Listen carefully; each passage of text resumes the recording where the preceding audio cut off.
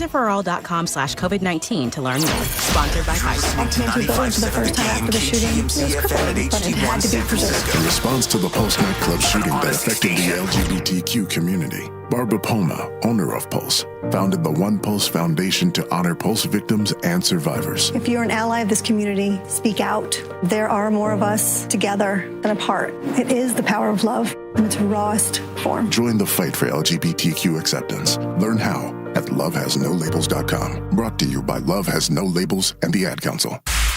You're listening to 95.7 The Game, KGMZ-FM and HD1 San Francisco on Odyssey Sports Station and the home of the Golden State Warriors and Valkyries. Always live on the free Odyssey app and now coming to you live from the Laughing Monk Studios.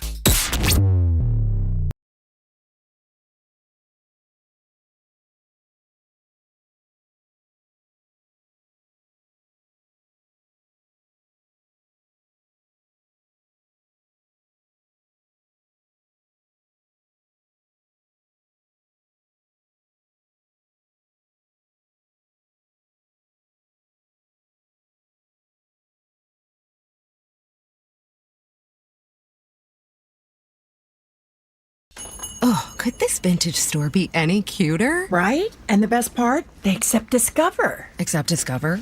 In a little place like this?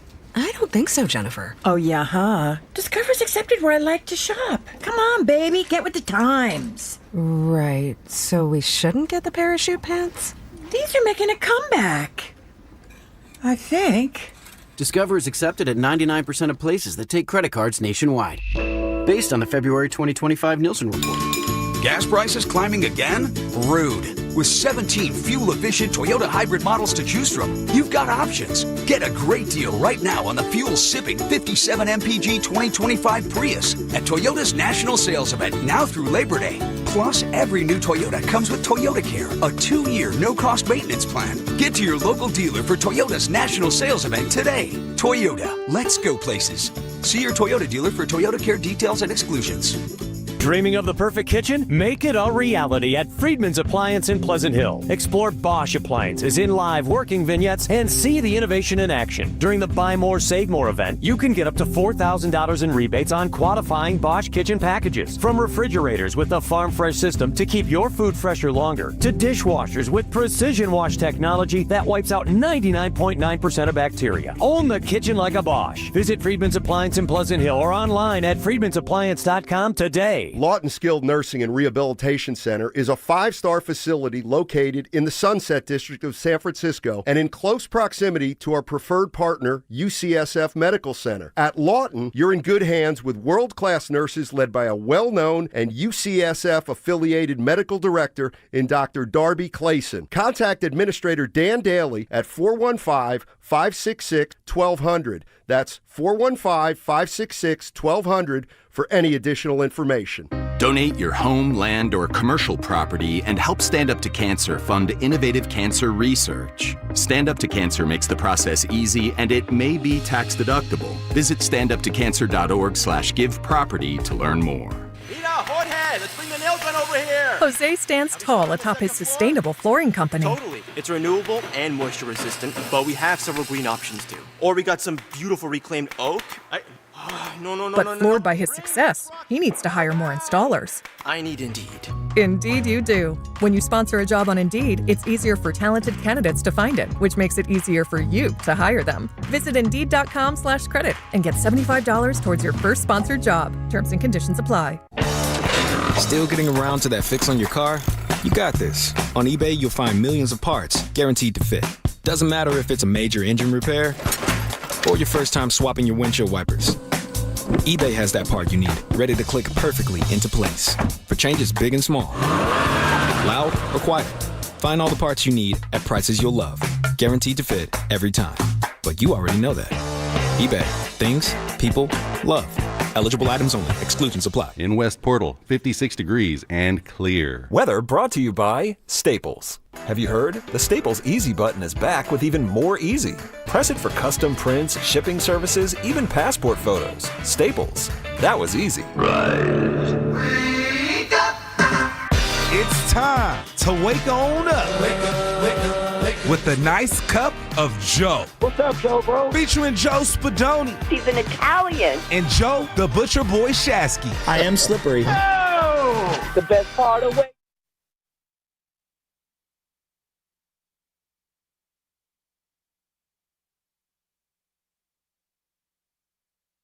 So 59 yards, Jake Moody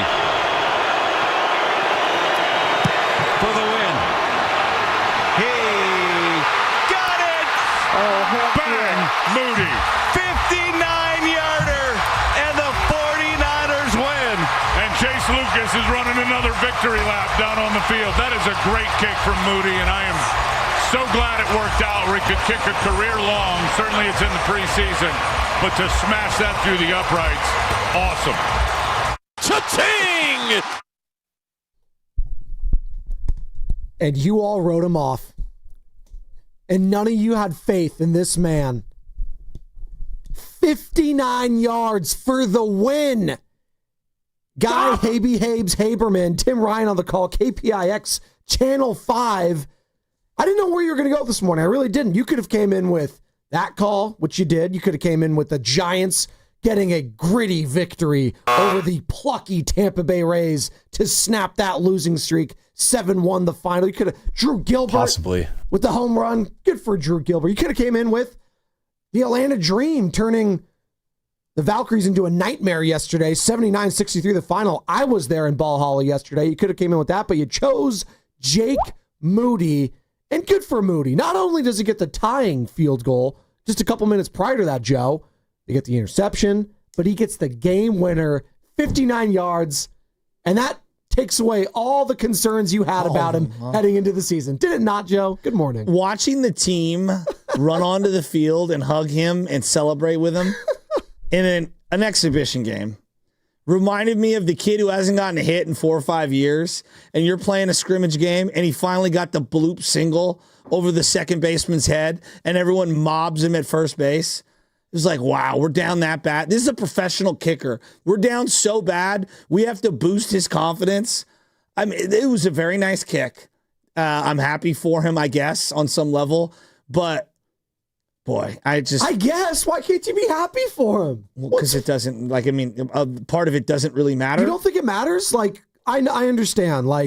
It is preseason. The game itself won't matter, but for the mentals and for his confidence going forward. For the mentals. This guy's going to be your kicker week 1. Don't you want to see that? No, well, that's on management. That's where I keep coming back to management. I don't. They're setting themselves up to be critiqued, period. When I see a deadpan of Jake Moody before, during, or after a game, I just see a soul that does not have confidence. It's just his face, though. I think it's just he just has one of those faces. Joe, if I just showed you the pan of him on the sideline, does he look confident? I don't know what his confidence face looks like. The answer's no. Yeah, but now you're not a psychologist. You can't just be breaking down body language like that. I'm watching the kicks. But you are. You're literally saying I could look at his face and see if he's got it or not. No, I'm saying I'm looking at a guy and I just don't think that he's very confident right now. When your shoulders are down and you're he looks like he needs a hug. Do you think he's got more confidence today than he did a couple days ago? I don't know. Prior to the game? That I don't know. I think he does. He had a game-tying field goal. Joe, I think he's living kick to kick. Well, I think that kick helped. It was a kick in the pants, if you will. Every kick is a referendum on if he's good or not, and I just think that is a tightrope to walk. And it's so unfair for the kid because it's just there should be a competition. Maybe he exercised some demons. Obviously, they lost in that building a couple of years ago and a couple seasons ago, technically last year. But maybe he exercised some demons there. Now, albeit in the Super Bowl, in the actual Super Bowl, it was just an extra point. But he made the field goals when it mattered then, and he made it when it mattered the other day. 888-957-9570. Do you feel more confidence in Jake Moody after what he did on Saturday in Las Vegas going forward? Or did it mean nothing? Did it mean nothing for you? 888-957-95. I think it means something. We can't come away from that having a game-tying and a game-winning field goal, a 59-yarder for the win, and for me to just say it meant nothing, I don't know. If we're going to keep breaking him down in the preseason, oh, that looked bad. Oh, he barely made that. Oh, and it was almost a doink from 20 yards out. We got to give him credit when he makes the ones that actually matter in the end, right? right? I just think my setting on preseason when it comes to these kickers in this situation right here is different than other positions. It's like, case in point, Brock Purdy is who he is. He's really good, right? So a series where he looks, well-oiled, which he did early on in this game, it's like, oh, well, that just kind of validates what we all kind of already knew. And had he played poorly, it wouldn't have been like, well, he stinks, because he has enough body of work and equity built up to where we kind of know he's really, really good, right? Mm-hmm. Ricky Pearsall, big unknown. Now, I thought he showed some stuff at the end of last year, so seeing him look well in a preseason game is a nice step forward. Jake Moody has been oscillating back and forth, and no, I'm not going to use 5 out of 6 in a preseason game to all of a sudden swing the pendulum over to, I feel really good about Jake Moody. It's a step in the right direction, That's it. But I have zero confidence come week 1. That's all you need if to this say. Performance is identical to week 1, we're having the same conversation. Like, Joe, we're 1 kick away from him not being on the team. That's how it's going to be all year. We'll Are see. we not? We're 1 kick away if they lose by 1 kick. But if that's what... No, but you're laughing like... 60% of games last year were decided by 1 score. I know. All right? How many of those were dictated in one direction or the other by a field goal kick? And how many non-one score games were dictated by a field goal kick one way or the other, making or missing? So, I mean, he like, did you miss do the one. math, He was and 5 of 6. So, and everyone's saying, "Get this guy off my team. Get this guy off my team." And now you're feeling a little bit better after what took place at the end of it. So, no, for me, I don't feel anything. This means nothing. You said it was a step in the right direction. No. To me, I'm telling you how I feel. Oh, okay. To me, it feels like nothing. I told you, nothing he does at practice. 6 of 6, 0 for 6.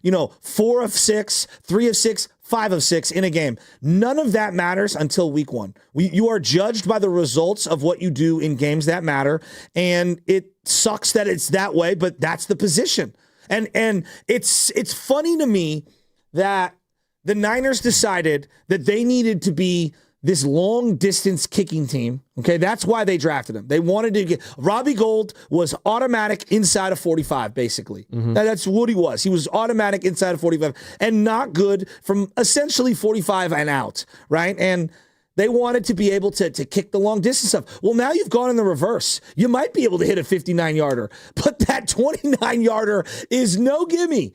And I would rather, if you're pressed with the two of them, I probably would rather have I'm automatic from 45, but I have no distance. That's what I would have went. I would have went old reliable at kicker. We're less than a couple weeks now till the start of the regular season for the 49ers taking on the Seahawks, week 1 in Seattle. And we've been doing this like little countdown, right? How many days are we at, Sam? You can let me know the days in my ear.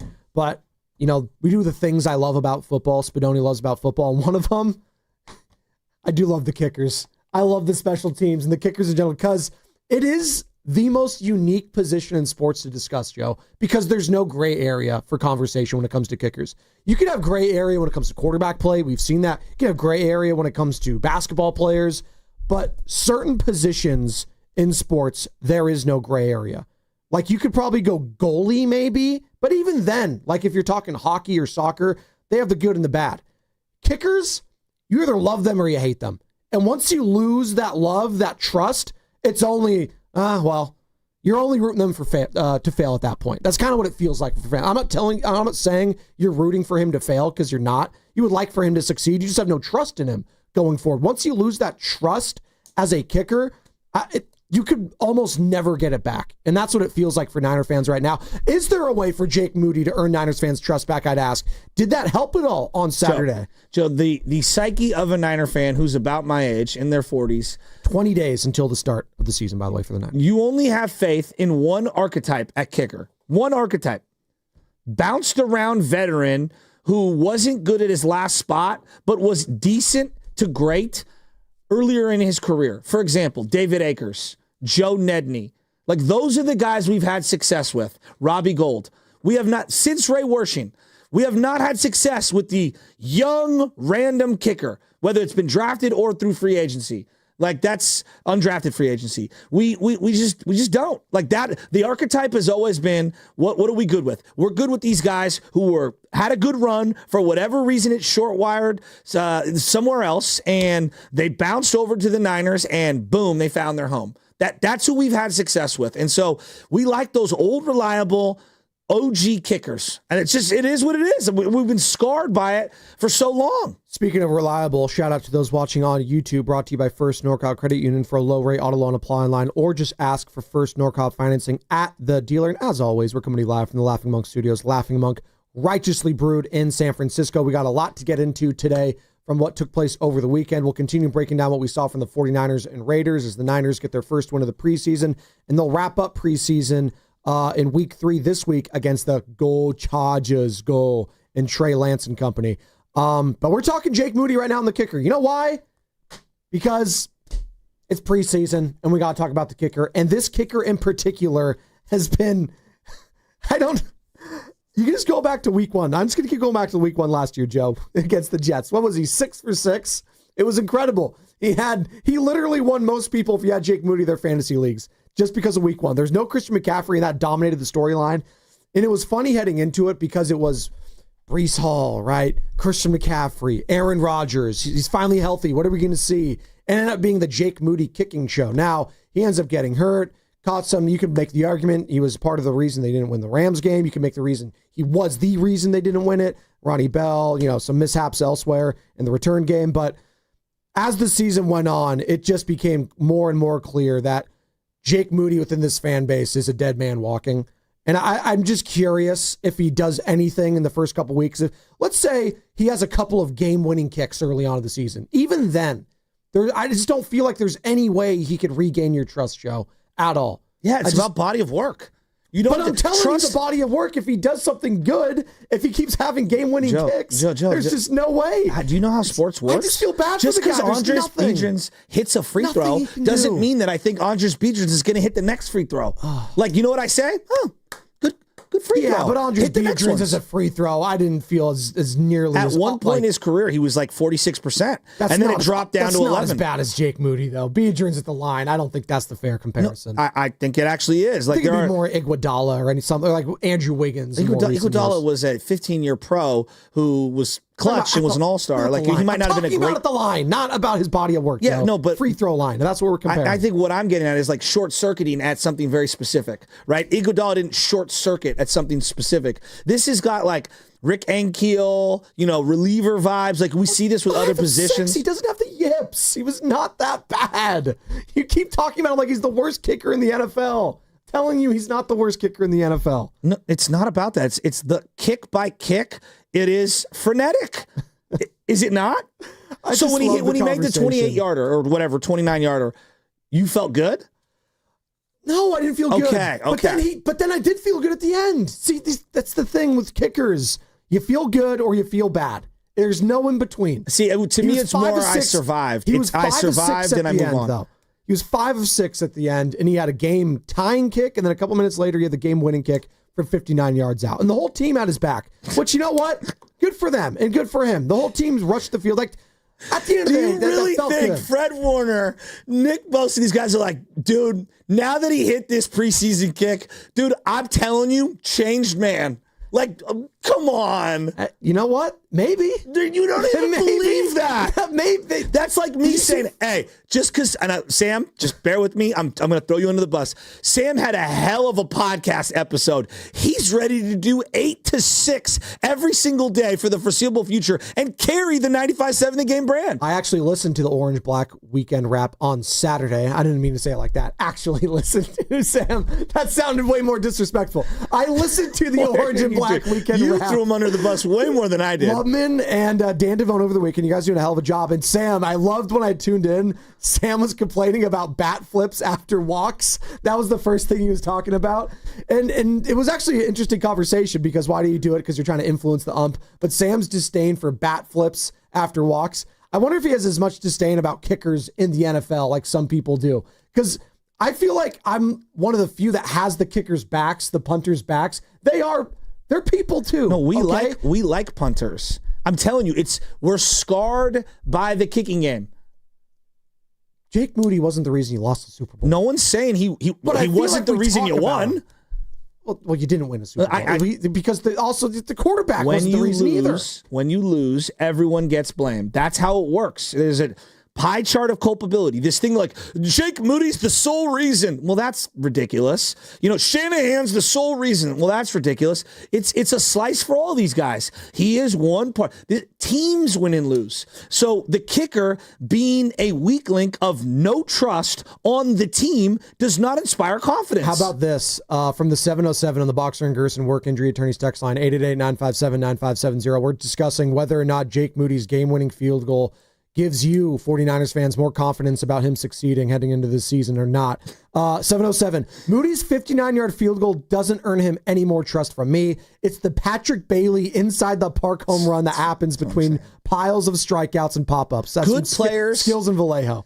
Good players get their reputation not just by a moment or a game. It's week after week after week, year after year. That's how you stack benefit of the doubt. One moment does not all of a sudden, we're good. We're good. We are good to go. Great example. But how can we give moments to maybe this is the moment it all turns around from? We do that with everyone else. Why can't we give Jake Moody that? Pick an example. Patrick Bailey right there. Patrick Bailey has sucked. No, I understand that, Joe, but at the time we talked about how good of a moment that was and good for him, and you say, you know what? Maybe that's a turning point for him. Because that was a regular season game, and this is a preseason game. Yeah, because that's the only thing we could, honestly, the preseason actually means something for kickers, does it not? Of all the positions, we could laugh at what it means for quarterbacks, what it means for running backs. I actually do think it means something for kickers. That's the only thing you can simulate of actual stress. Possibly. Is preseason for kickers. That's the only thing you can simulate. Because joint practices, it's not doing anything for anyone. That's the only legitimate pressure you could build for a kicker before the regular season is a preseason game. So I'm going to give him something for that. It's not nothing. Look, see, to me, this is more like a reliever as opposed to Patrick Bailey. To me, it's like Ryan Walker. Once you automatically put the fear of doubt into my head, it is up to you. It is incumbent to you to go time and time and time and time again to win me over. It's not one moment. It's not one game. It's over a large period of time. Ryan Walker right now, just from my setting, I'm up in the air on him. Felix Rodriguez was this way for a long, long time. Old school Giants fans.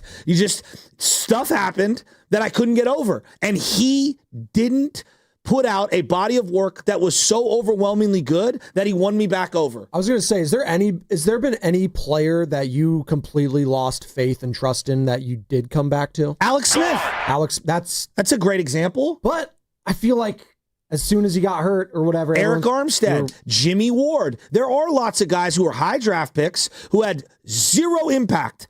Zero impact. We didn't even know what position Jimmy Ward and Eric Armstead were before Shanahan ended up getting here. And those guys ended up being really good Niners. And look, they were controversial in the sense that you signed them and had to say goodbye to other players. But everyone would agree, those are good players. And at one point in their time, not only did we think they sucked, we didn't think they were NFL players. Kaepernick's another one. 510. Kaepernick's a great one. At one point, I was like, yeah, he's awesome. Then at another point, I was like, no, he's one of the worst quarterbacks in the NFL. Cannot see the field. From the 510 on the Boxer and Gerson Work Injury Attorneys text line, my 8-year-old came in the room and said, Dad, Jake Moody saved us today. I laughed and said he missed a field goal early in the game. We should be winning. But he's right. Both could be true. He missed a field goal, but when you needed him, he showed up and you won the game because of him. There you go. So, okay, now, as my offseason setting has been since the beginning, he lines up. You're in Seattle. He hasn't kicked all day. You're in Seattle. It's 0-0. Okay? Yeah. Actually, no. It's 2-0. Seattle's winning. They got a safety. It's 2-0. Thanks, Brock. All right? It's 2-0. And this is a field goal to win the game. 48-yarder. You've got all the confidence in the world? Yeah, I have confidence in Jake Moody right now because of what he did on Saturday. I think I'm on the ground covering my eyes like this, kind of watching through my fingers as I'm I don't know about this one. I don't know. Don't get it blocked. Don't get it blocked. Don't get it blocked. That's what I'm thinking. I'm not dying on any hill, Carter, producer Carter, who's in my ear. It's incredible. There's no He's hill I'm Denzel dying. in glory right now. He's he's trying to climb the hill. Would I say he's completely in my circle of trust? He's tentatively in Spadoni's circle of trust, okay? All right? And we're going to unveil that this week because we're going to do a coaching and executive version because there's a lot of lack of trust right now when it comes to fans in the Bay Area, when it comes to upper management, when it comes to coaching, and clearly when it comes to kicking and Jake Moody. I'll just say this. Good for Jake Moody. Good for him. I don't think that's a hot take to say. Well, no, that's reasonable. Good for him. Yeah, that's reasonable. Because the guy has been absolutely eviscerated and crushed the last few months. You know what everyone else is saying? What are they saying? Do it in the regular season. Well, I saw a lot of that's the worst thing that could have happened to the Niners on Saturday. I saw a lot of that from people. I didn't think that. People literally were tweeting and saying that was the worst thing that could happen for the Niners because now they're going to stick with Jake Moody and they're going to lose games because of him. No, they're going to stick with Jake Moody regardless. Like people need to get that in their head. Like, and that's where forget Jake. Detach yourself from Jake. This is why it's on management. What were you doing? Like, you should go out and get a veteran. Like, just look around the league. These kickers that get drafted, usually they bounce around and then they find success. You can find a guy. The guy they cut, Chase McLaughlin, had a better percentage last year than Jake Moody, right? And that guy kicked one of the worst kicks I've ever seen in my life. Oh, against the Seahawks? It was one of the worst kicks I've ever seen in my life, right? But this position is unlike others. You can find random people. So, to me, as much as everyone's like angry at Jake, I'm directing my frustration at Kyle and John Lynch, and I'm saying you are setting yourself and this player and the team up for just getting absolutely skewered. Do you feel like Jake Moody has earned your trust back after Saturday's performance? 888-957-9570. We'll discuss that on the other side. We'll hear from the head coach himself on Moody's Day. Plus, we'll get into the most important thing I took away from Saturday wasn't Jake Moody. It was actually a connection between a quarterback and a wide receiver. We'll discuss that on the other side. Plus, we'll discuss the Giants stopping the skid. But, I mean, is Bob Melvin thumbs up? He's still the manager right now? Still? Okay. If anything changes, let me know. Hit the breaking news sounder because I'd be shocked if he lasts through this week. Plus, we'll get into what I saw at Valhalla last night in regards to the Valkyries' loss to the Atlanta Dream.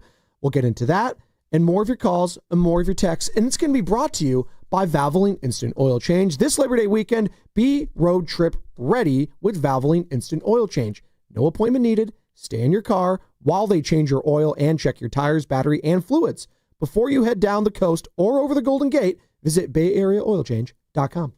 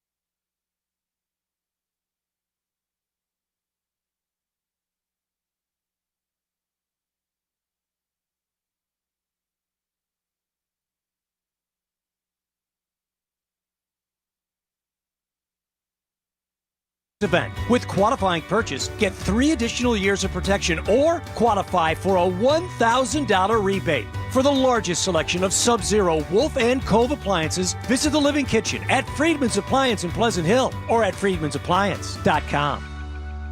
Brought to you by Stevens Creek Subaru. Custom order your next Subaru at StevensCreekSubaru.com. This Labor Day weekend, we're celebrating Bob's Discount Furniture's 200th store milestone with the entire Bob's family across the country. For more than 30 years, we've believed everyone deserves the home they love. That's why we brought our everyday low prices on furniture, mattresses, and more to over 200 locations from coast to coast and counting. Not to mention free treats for the whole family in our cafes. Celebrate Bob's Discount Furniture's 200 store milestone this Labor Day weekend. Oh, my Bob!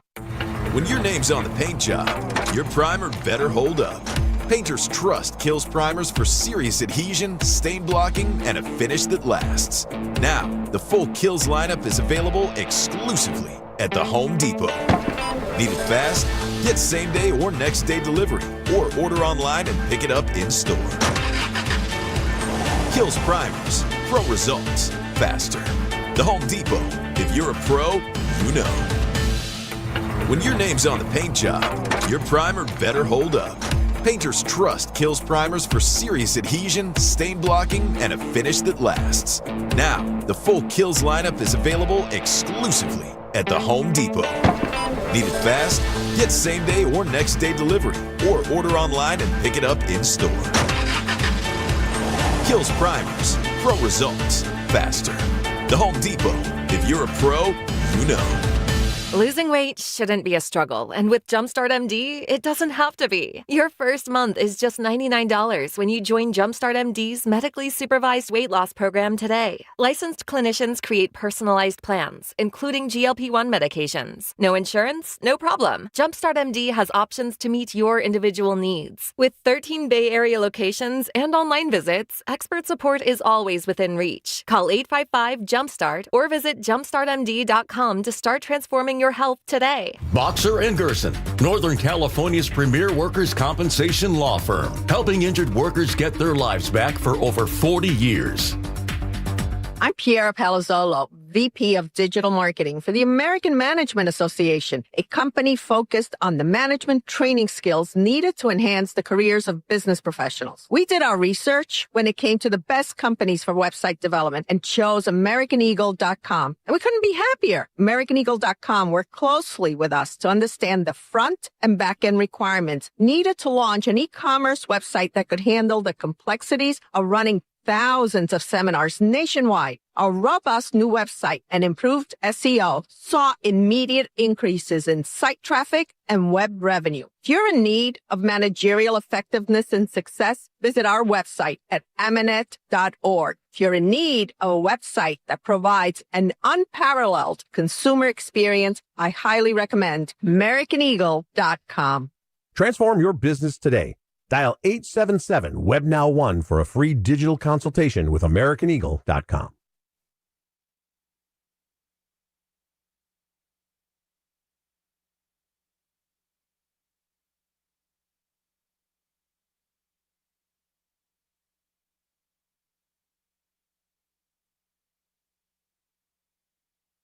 Cade Martin across the timeline. 10 seconds left. Can the Valkyries put a little lipstick on the pig here? Yes, Cade Martin hits the three with 6.9 seconds to go. Makes it 79-63, and that will be your final score as Tahina Paopao will dribble the clock out. So with the loss, the Valkyries snapped their four-game win streak, dropped to 18-16, while the Dream improved to 22-13, and they have won 7 of their last 8 following a loss to the Golden State Valkyries a couple of weeks prior.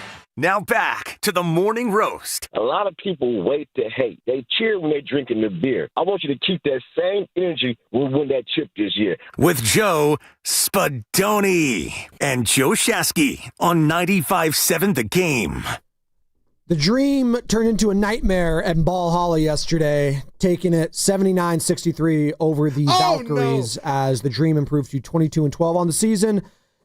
18-16, the Golden State Valkyries fall to, but that's okay. They're still in the playoffs. It's ended today, but they're clinging right now. You got to be careful here. And size was definitely a factor yesterday. Brianna Jones, absolute unit yesterday, just gobbling up rebounds after rebounds after rebounds. Second chance opportunities. Brittany Griner was out there. The Dream are for real. They are 10 games over 500, one of the best teams in all of the association. But it's all right. Valkyries, hey, you know what? They're playing with house money this year, but it would feel disappointing at this point if they did not make the playoffs, Joe, because of all the good vibes they built up. But you know what? They need the bodies. Just like the Niners, if people are going out left and right. Veronica Burton got shaken up yesterday. She got, I don't know if it was ribs. She got like the wind knocked out of her. She had to miss some time, and that definitely took all the air out of the building. I think the team, I was there yesterday, Joe, and the vibes are just immaculate yesterday. Kevin Dan on the call, obviously, right here on 95.7 The Game. You just heard the highlight there, but you've been to a game. Sam and Carter, I think, have been to a game. If not, you know, my mom called it. What you doing? Everyone's got to be out there, right? My mom called it one of the best environments she's ever been in. Says on par, if not better, than playoff games in the NFL. I would agree. In terms of just the vibe, of walking in. I would agree. The amount of people, and we were talking about this before the game, the amount of people that stayed till they were getting blown out the last 3-4 minutes. The game was over, but people just stood there. Usually it's a Sunday night, people. I'm trying to go home and start my week. They were staying. And then after the game was over, the merch lines. Unbelievable. That goes without saying. No, but I need to say it because it's unreal the amount of people that line up for their stuff. What's cheaper, the Valkyrie sweatshirt or the Olympic Club US AM sweatshirt? They're both so outrageous. You can buy like 3 Warrior sweatshirts for the price of one Valkyries. Had some good, they had some good deals yesterday. I'm just going to say that. Warriors. I went to buy a hoodie. It was $187. Hey, say that again. Went to buy a hoodie a couple weeks ago online, and it was $187. You know what? Look, I know that tariffs and the cost of goods and everything. I understand everything. There's no hoodie in the world. This is just my personal opinion. There's no hoodie in the world with $187. I mean, that's just wow. Completely agree. I mean, I'm not even trying to be that guy. Klarna or Affirm. There you go. 187. Like that's Miscellaneous. That's Miscellaneous patches. Like that, you don't even wash that sweatshirt. You get it dry cleaned. Like what? Like, and I'm look. Wow, that's outrageous. You feel better now? You good? 187. You know what? Good for the Valkyries. There was a beanie at the Olympic Club the other day for the USAM that I said it before you said it. I said it to the boss. I said it to you guys. It was $80, and I was like, "There's not a chance." $80. $80. Look, I can get 40. Okay, like I get it. You know, some of the money goes to like the USGA for some kids and stuff. Like $80 for a beanie. What are we doing? Bag alert! I need a fourth mortgage. Like, what are we talking about? Bag alert! Speaking of getting the bag, a home line of equity. Speaking of the bag, if Jake Moody keeps making kicks like he was doing on Saturday, he's going to get another bag from the 49ers. Jake, rent, don't buy. 888-957-9570. What? We pivot from the court back to the grass because John is in Foster City, and we asked the question before the break about Jake Moody, game-tying and game-winning field goal. Step in the right direction. To step in the right direction. Has he earned your trust now, Niner fans? Or are you saying, please, do it in the regular season? John's in Foster City, wants to join the conversation. Hey, John. What's up, John? Good morning, y'all. Game trust? No, he hasn't. Because like y'all said, it's a preseason game. But to see him miss that kick and come back and make a 59-yarder with only 6 seconds left, yeah, that's restored some faith. For us, I don't know. We're going to have to make it deep in the playoffs, and he's going to have to win a Super Bowl with that leg for the Niners fan base to trust him again. All right, John in Foster City. I hear you. I got a lot of people calling and texting in on the Boxer and Gerson work injury attorneys text line. They're kind of echoing the same sentiments that John was saying. It's like, hey, it was great. That's awesome. Now do it in the regular season. But again, I'm just going to celebrate the win because that's all I could do right now. And if he misses some against the Chargers this week, we're all going to be crushing him. And this is what's working against. It's just the most unique position we talk about in sports. I really believe that. It's just you're either good or bad. That's it. There's no in between. Well, we also had Robbie Gould for a while, and he was good. He was. But he has limitations. He did. But did he cost you games? Not in the playoffs. But you could make the argument. The regular season. You could make the argument like he forced them into some like uncomfortable situations if you're Shanahan because of the lack of distance in his leg. They won a ton of games. They did. I know. With him here. I know. And we never opened up a show the next day even bringing up the kicker.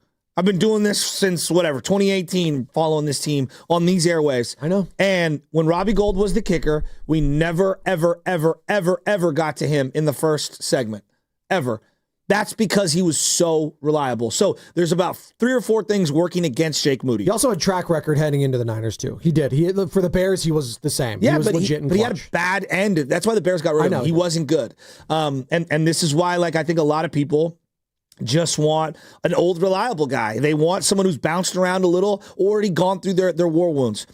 Jake Moody's draft status. Drafted him in the 3rd round. That's working against him, right? Just in general. People don't think that you should ever draft a kicker that high. If he was drafted in the 6th or 7th, we might be viewing him different right now. If he was an undrafted free agent, we would view him differently. Yeah. Absolutely. So there's the 3rd round thing, right? There's the team was set to win now when he's coming on as a rookie, which he can't control. Yeah. So, again, these are 2 things that have nothing to do with him, that are management selecting him in the 3rd round when they had lots of needs, and then him playing right away, plug and play, on a win now. He's replacing a guy who everybody liked. Everybody liked Robbie Gould. And he did a lot of, nonprofit stuff here in the area. That's a tough one. He was replacing a guy that most people felt good about. I'm not as here a person. I understand. In the 510 on the Boxer and Gerson work injury attorneys text line, Spadone Gold was perfect in playoffs. In other words, I understand that. No, I get that. He is getting compared to a guy that was literally perfection for the team when it mattered most. I understand that.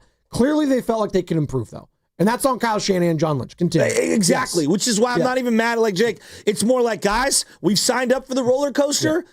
When the roller coaster like makes you lose your hat and knocks you around and maybe gives you whiplash, like that's on you, you know? So he's got the 3rd round tag, the win now mode, which is the team that he entered, replacing Robbie Gould. And then you have this entire element of this fan base. I know everyone does it. The Warriors do it. The Giants do it. I'm talking about the fans. We have always have to have a scapegoat who is in our crosshairs at every time. Mm-hmm. For a minute, it was Javon Kinlaw. For a minute, it was Brandon Ayuk. You know, Jimmy Garoppolo was it at one time. Brock Purdy was it at one time. The coach was it at one time. Sorensen was it at one time. Yep. Wilkes. He's one of the guys right now who is on the short list of in the crosshair scapegoat no matter what. And I just think we do this in sports as fans. Even a place that is deemed as soft as the Bay Area, we have to have a bad guy.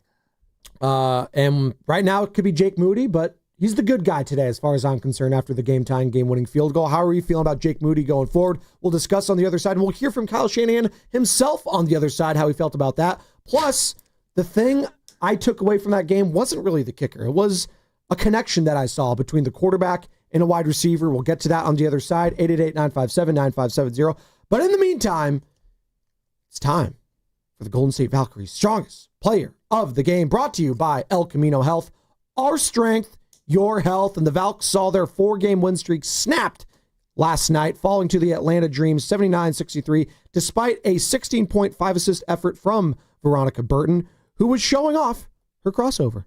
Nice box out of Bree Jones there. They've had some troubles keeping the Dream off the O glass in this game. Crossover Burton, working on Gray, throws the foul and scores off the window.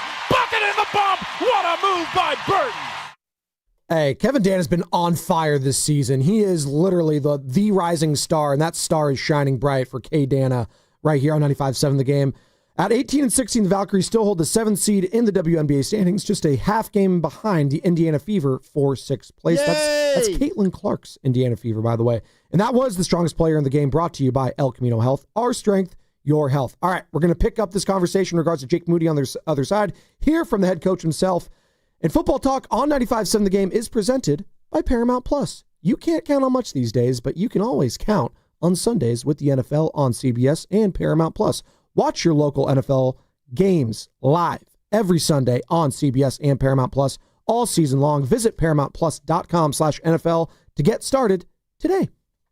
There's a party at your house, but some are uninvited. Yeah, it's bugs. You've got ants, spiders, maybe a mouse or two. It's a full-blown shindig. But don't let these party crashers ruin your good time. Visit GoPestControl.com and let them show those pests the door permanently.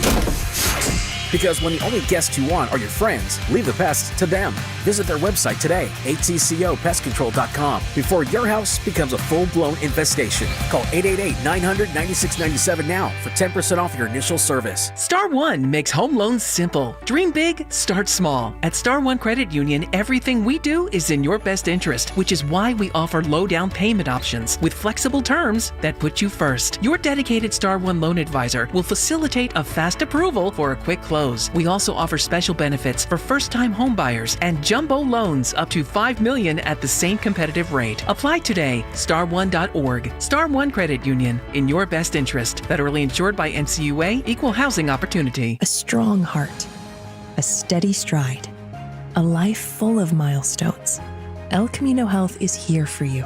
From advanced heart and vascular care that keeps you on beat, to expert orthopedic treatments that keep you moving, and innovative cancer care that fights alongside you, with expert care for women, men, and new moms, supporting you through every chapter of your health, because every life we touch is built on trust and compassion.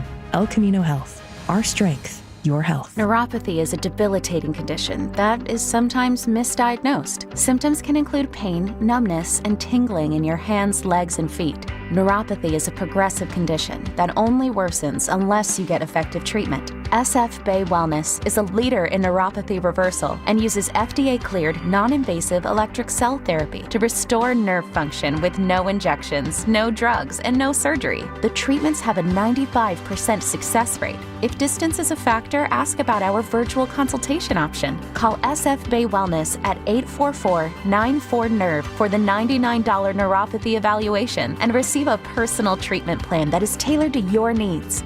Don't wait another day. Call 844-94-NERVE. That's 844-94-NERVE. Why keep suffering with the painful symptoms of neuropathy?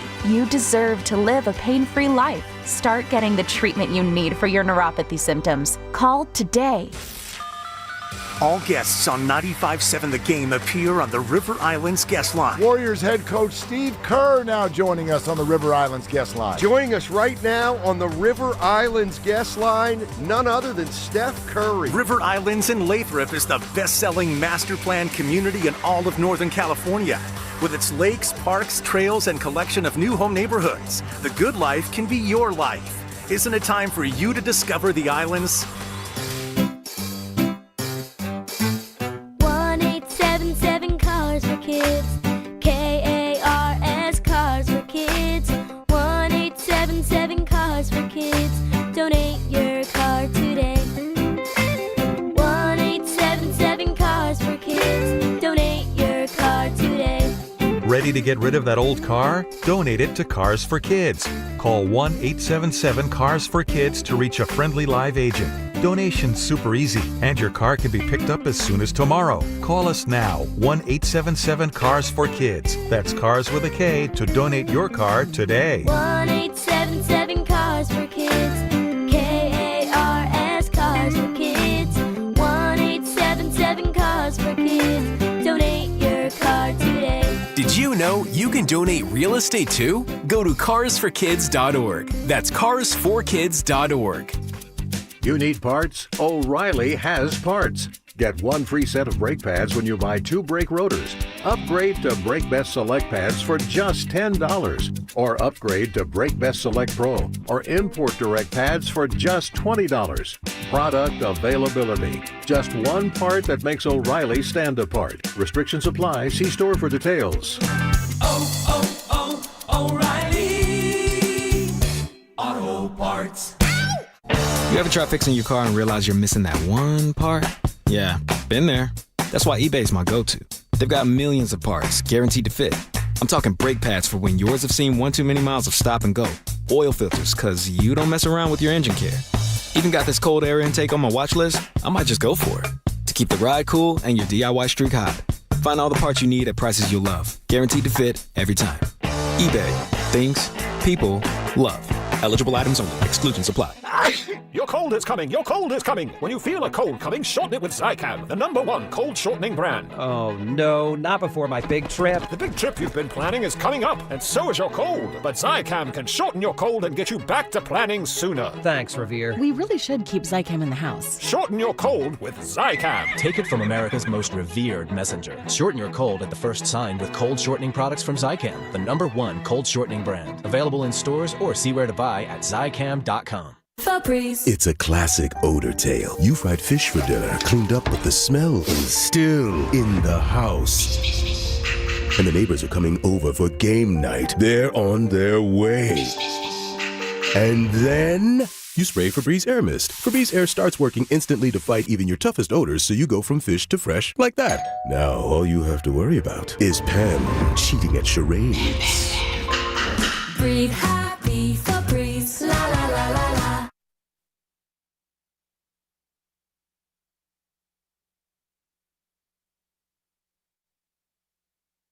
So here's a long field goal try from Jake Moody.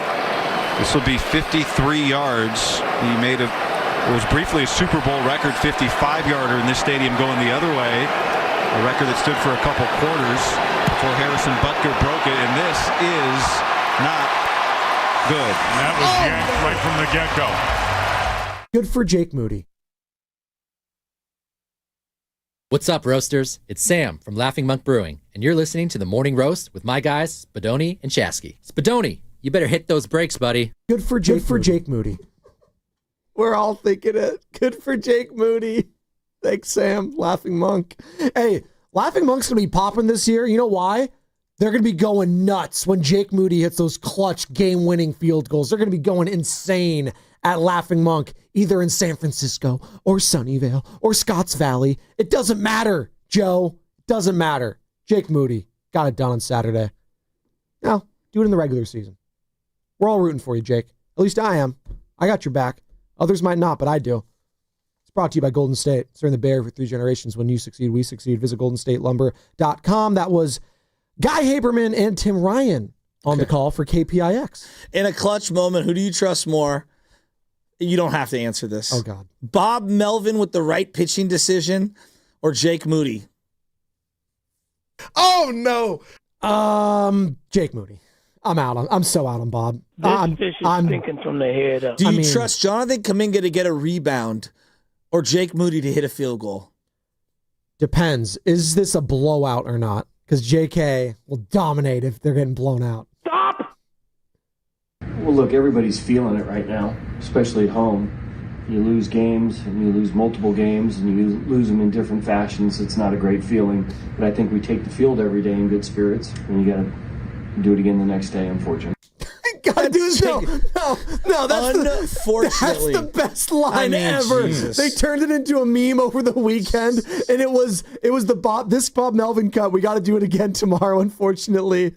And it was me after its betting season starts. I got to do it again tomorrow, unfortunately.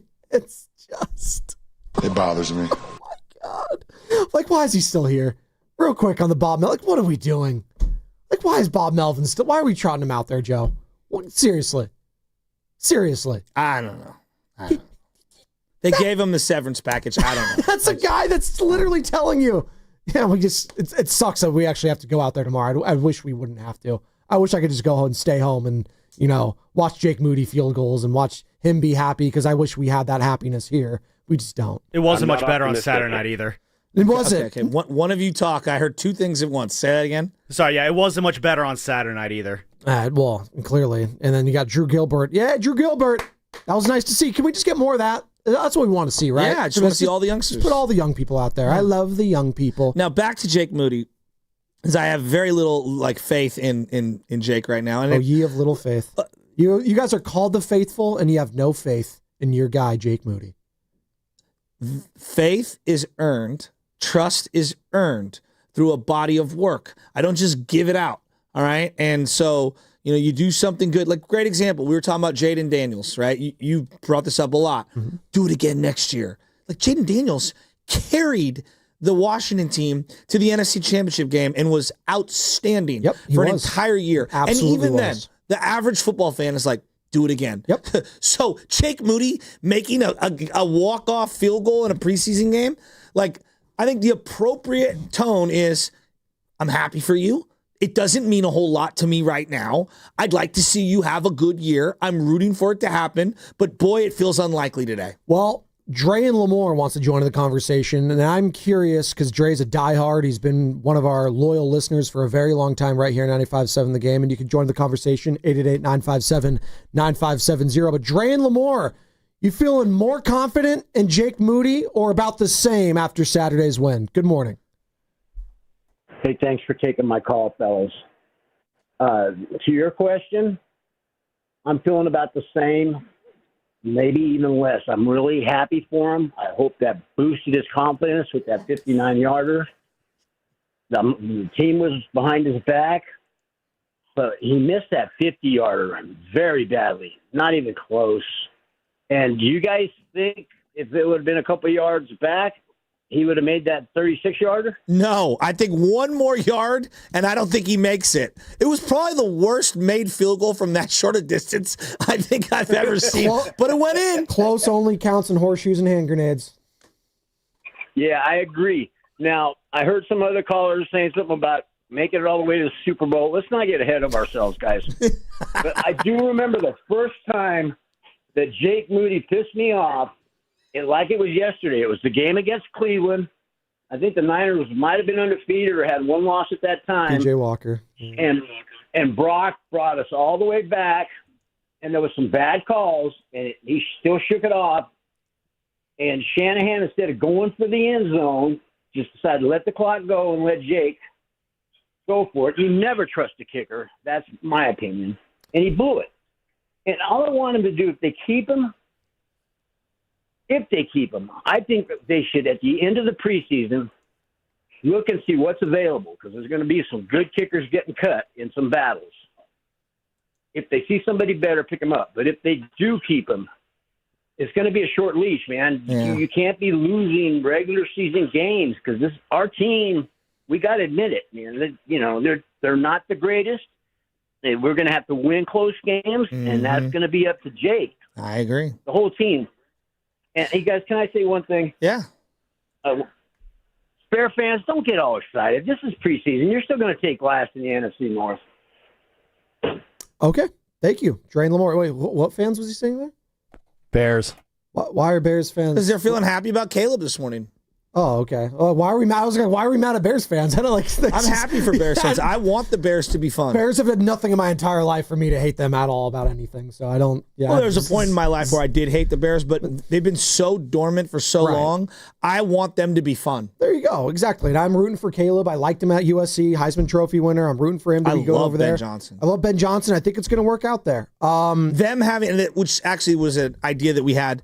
We're just talking, and we can kick this around for just a little while. Maybe not now, but whenever you feel the tease. The Bears having offense is like, it's so rare, because my whole life they've been defense, their identity, and no offense. Yeah, their identity shifting from defense to offense with their head coach is very new. It would be like the Yankees being all pitching and no hitting, like none.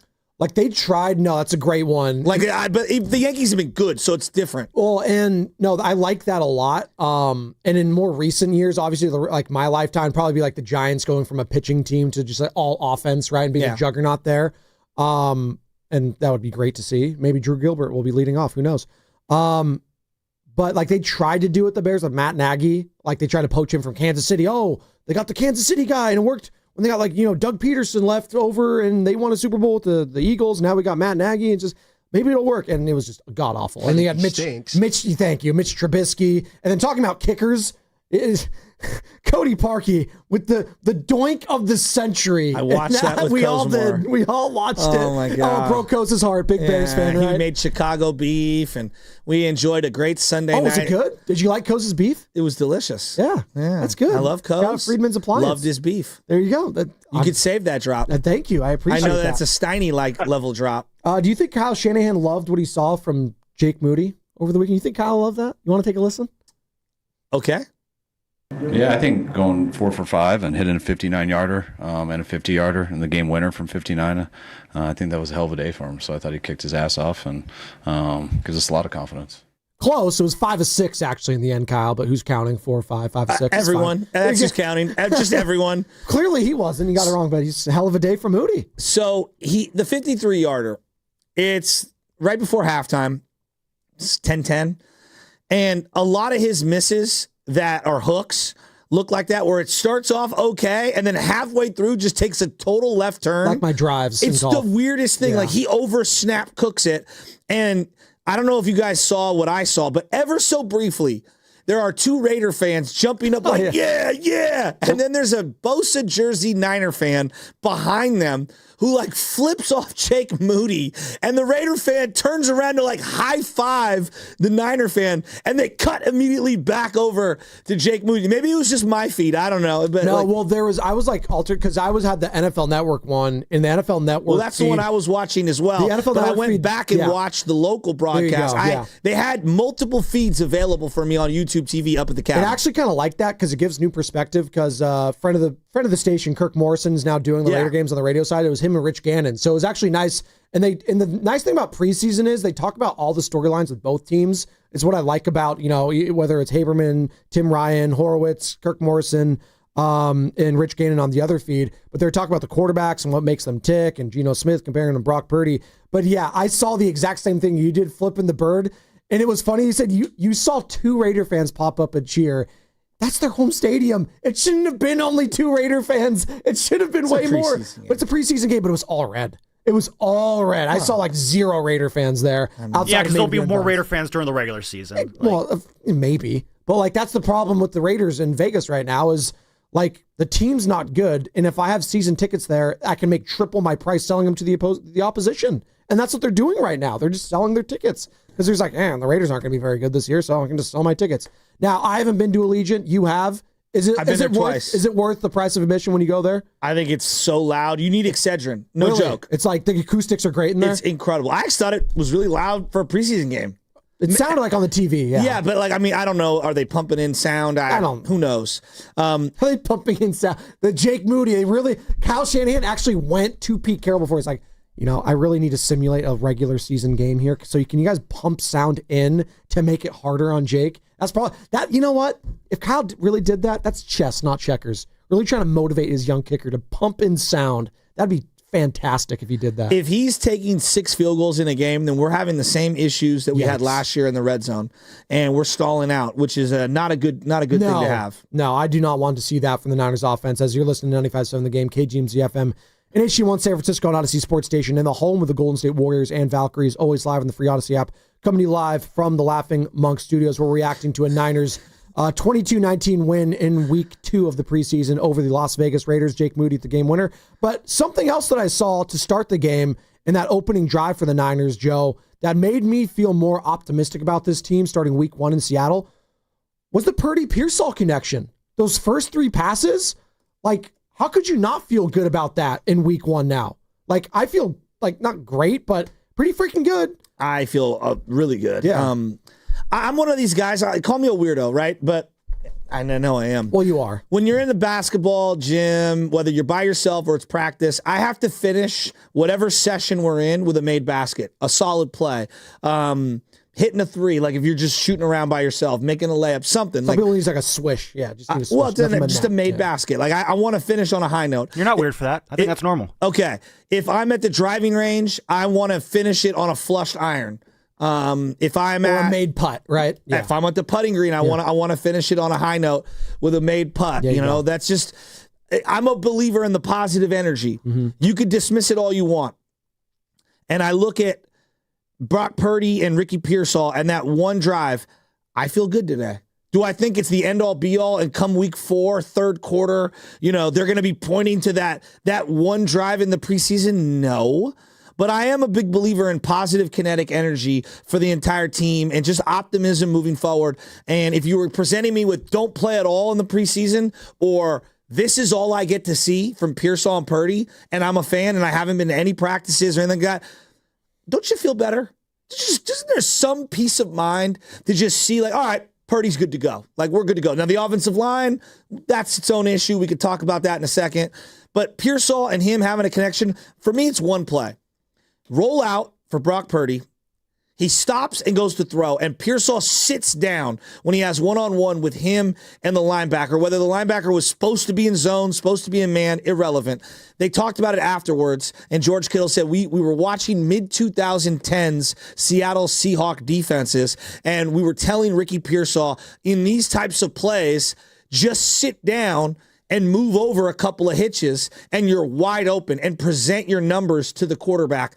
To me, clearly Pearsall studying, learning, and him and Purdy having that off-schedule, not just the rhythm timing play, but the off-schedule freelance play rhythm, that to me was like, okay, I think we got something here. Well, no, I felt great about it. I love that was the focus, too. I want to force feed that connection. Yeah. Because that's going to be the one this season that I'm going to be looking for more so than anything else. I don't know what's going on with Juwan Jennings. I don't know what's going on with the negotiation, the calf.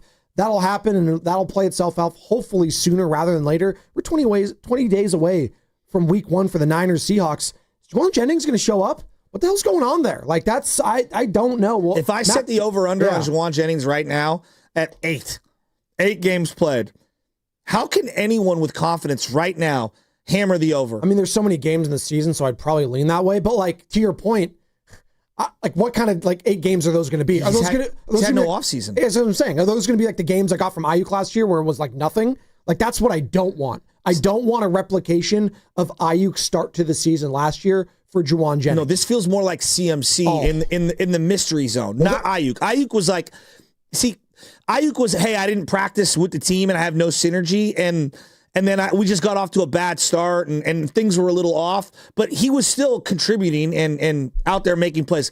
Rewatching those first, 6 games that he ended up playing before he got hurt, his route running was better, but he was just a step or two off, and they were off. Exactly. But he was ready to play. CMC was not ready to play. And that's why my biggest takeaway from this game, as we're talking about it right now at 888-957-9570, is the connection from Purdy to Pearsall and making that the focal point of the offense, because God knows, I mean, watching that first drive, I know Christian McCaffrey wasn't out there, Trent Williams wasn't out there. That run game, yikes. Just got dominated and swallowed up from those Raiders starters on the defense. Obviously, Max Crosby is one of the best in the NFL, but I'm not expecting much from that Raiders defense, and they just stymied the run game. Colt McKivitz got caved in a couple times.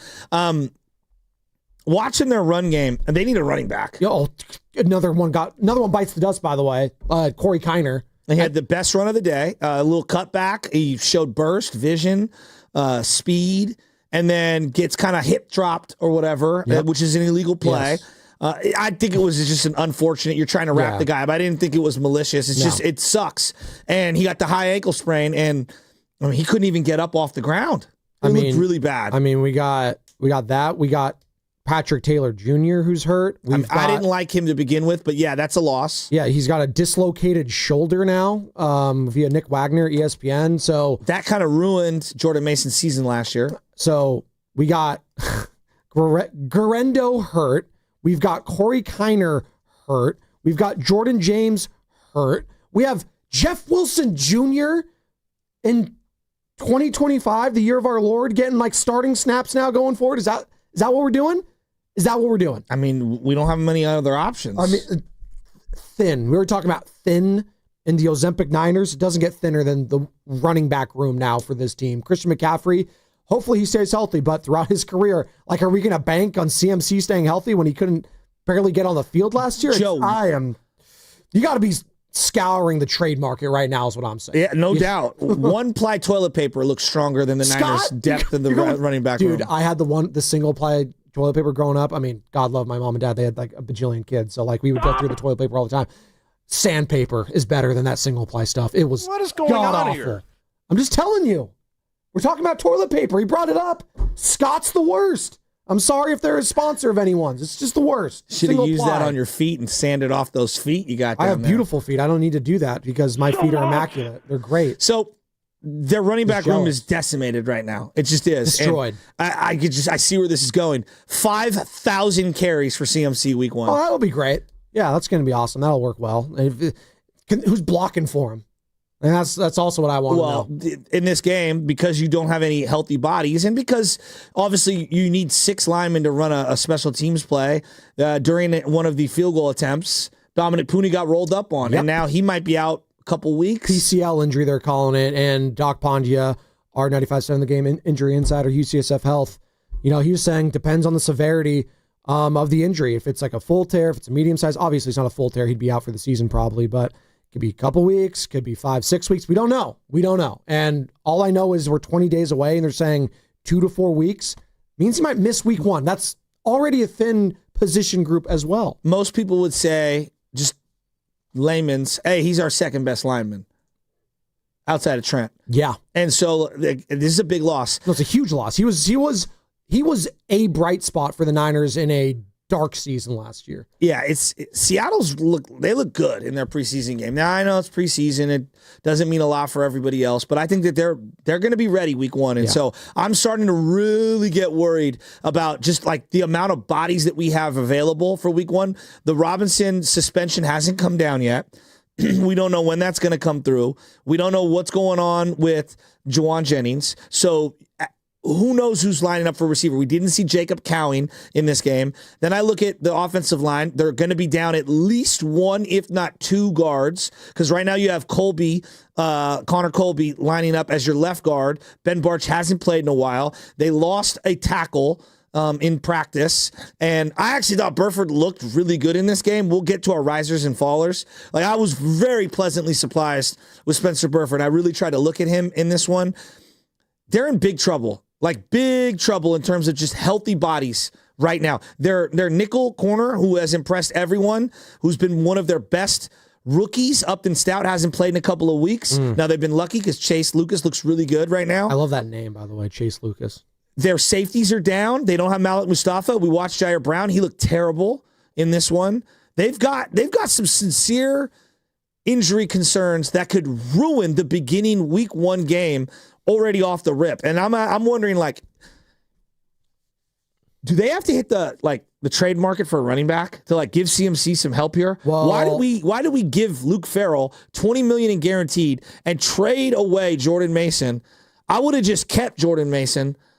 And I don't know, man. There's a lot of questions I have. I'm glad you brought that up because there is a running back that's available that did have a deep run in the NFC last year in the playoffs. It's one Brian Robinson Jr. out of Washington. Apparently, Commanders are fielding calls for him. Why? He's 26 years old. Like, is he that? Apparently, they feel good about Austin Eckler and whoever else they have over there.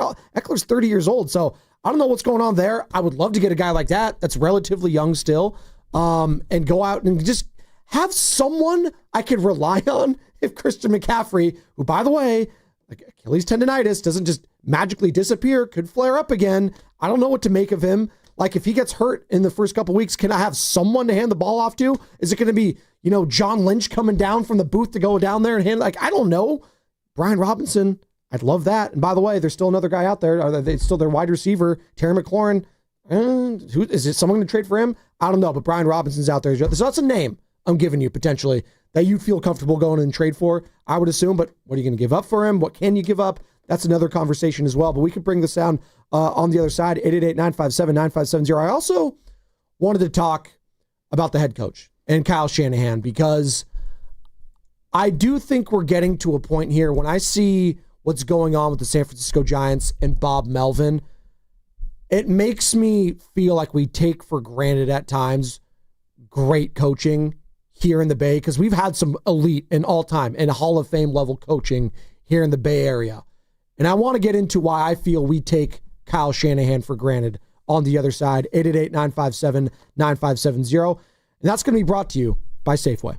Head to Safeway this week for these amazing deals for members. Mix and match 1 pound strawberries, a pint of blueberries, or 6 ounces of raspberries or blackberries for just $2.99 each when you buy 3. See you in the aisles. Your game day headquarters is here. Splash Sports Bar in the heart of San Francisco. They've got the largest LED screen in the Bay Area, immersive sound, and private or semi-private spaces for your crew. Host your fantasy football draft or watch every NFL and college football game in style with craft cocktails, elevated pub fare, and ice-cold beer on tap, not to mention golf simulators, pool, and shuffleboard. Fun for the whole family. College Saturdays kick off at 8:30, NFL at 9:30. Mention Willard and Dibs or 95.7 The Game to score an exclusive game day perk. Reserve your spot now at splashsportsbar.com.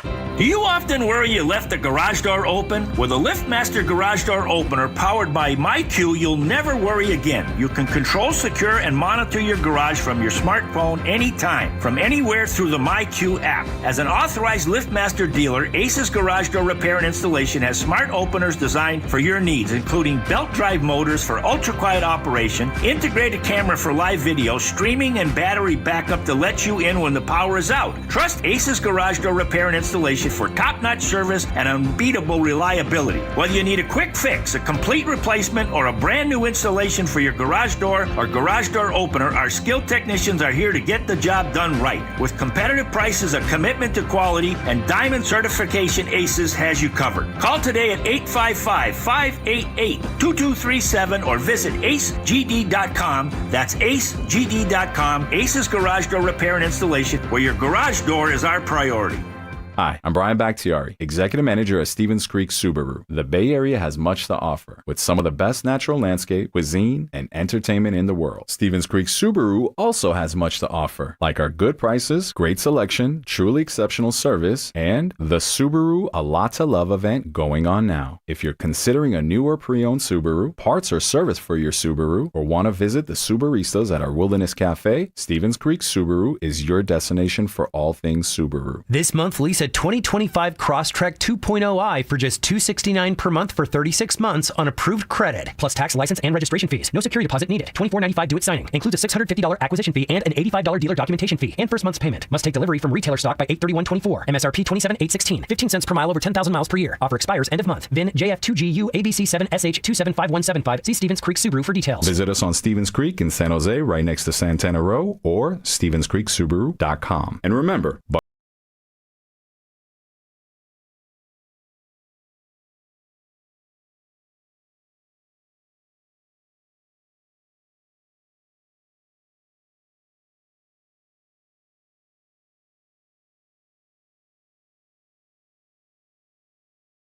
directions, texting Janine and shipping, on us.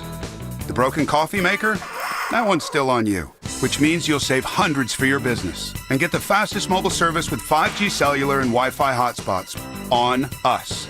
But hurry, this deal won't last long. Get a mobile plan and free up the budget to maybe, I don't know, fix that coffee maker? Get mobile on us for 1 year, you guessed it, on us. Comcast Business, powering possibilities. Ends 9/22/25. Restrictions apply. New mobile customers only with internet standard service or above. Limited to value of 1 unlimited intro-line apply via 12 monthly internet bill credits. 1 discount per account. Fastest mobile based on mobile Wi-Fi and cellular data in service areas. Ookla Speed Test Intelligence 2H24.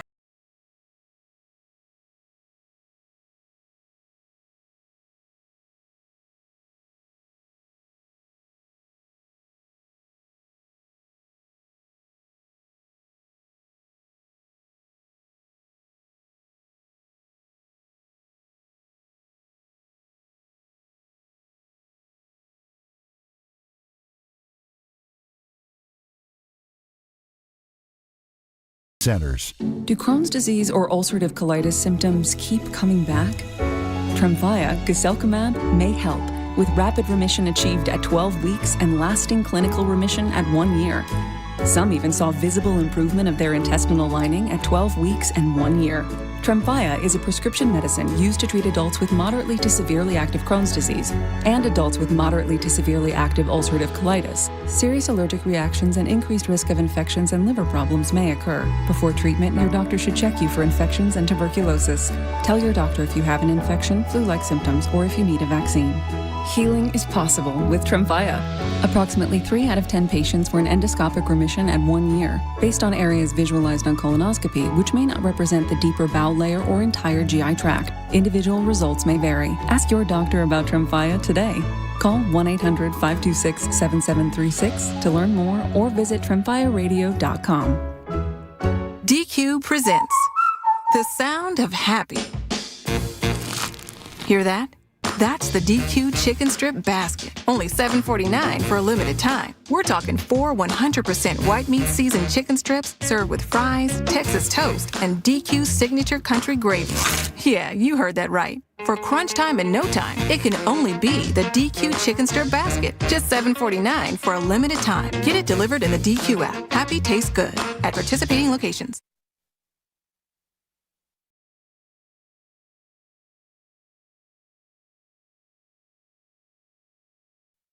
Third and 18, 3 receivers. Russell Gage, the third receiver. There's Pearsall for the first down. What a dime from Brock Purdy on an absolute rope to Ricky Pearsall with the pocket closing around him from the outside. Just perfect timing, sets his feet. Now back to the morning roast. Hey, Dunleavy, get on the phone, start making calls, dude. Why you sitting at the desk twiddling your thumbs, bro? With Joe Spadoni. Stop playing with the pencils and playing tic-tac-toe with yourself. Get out there and make some moves, man. Make it happen. Let's go. Let's go. Let's go. And Joe Shasky. Giants, Niners is on cracking. On 95.7 The Game. Yeah, I wouldn't say it's on and cracking with the Giants. The Niners, they get a win on Saturday. And Guy Haberman, Tim Ryan of the Call, KPIX, Channel 5. And I don't know what's going on with Kaminga and Dunleavy, quite frankly, Nick.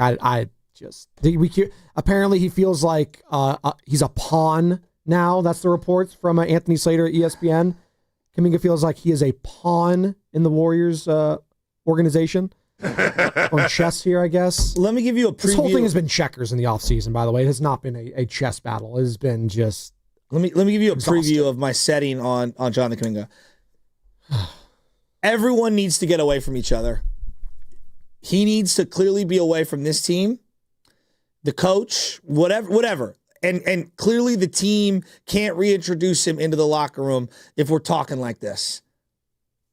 These are a bunch of people that have, what do they call it? Irreconcilable differences? Yes, that is exactly what they call it. Well, that's what's going on right now. All about that. I don't see how this can be repaired. Well, if they give him the qualifying offer, he's going to show up. And Joe, what I'm telling you is that it's gone too far. We've hit the point of no return. They cannot reintroduce him into the locker room if this is how he feels. Well, and I'm not mad at him for feeling that. I'm saying for all parties involved, you're literally playing with dynamite.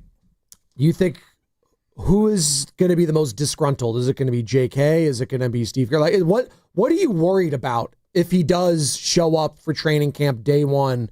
Like, what are you worried is going to happen? No, this is a circus. What's going to happen? What do you mean what's going to happen? Just go through it real quick, and we'll get to the Niners in a second. Just lay out why you're concerned. Well, did Jonathan Kaminga start? Why didn't he start? Well, why was he the second guy off the bench, not the first guy? Why isn't he passing the ball? Why isn't he rebounding? Why did you take him out when you did? Why didn't he shoot that? Why is he shooting that? What's he doing? Did you see him not high-five Steph Curry right there? How does Steph feel about him? Like, come on. Like, we so you're worried about people, like, not even the players. You're worried about the media. Unnecessary coverage and drama and things that don't have to do with basketball. I mean, we do that all the time. Like, we do that with any sport. No, we don't do that with everyone. We don't do that. Unnecessary drama. It's what Juwan Jennings, what the Niners have been doing the last few seasons. It's why Trey Lance isn't here. Kyle Shanahan talked about this. He's like, you know what? You can't be a good team without some drama. Like, there's going to be some drama. Okay. This is beyond drama. This is beyond drama. There's clearly a thing. Why is Trey Lance not here? Part of it is because he's not good enough. Because he just couldn't. Yeah, he couldn't get on the field first and foremost, and then he lost his position. They didn't need him anymore. That's literally why. Okay.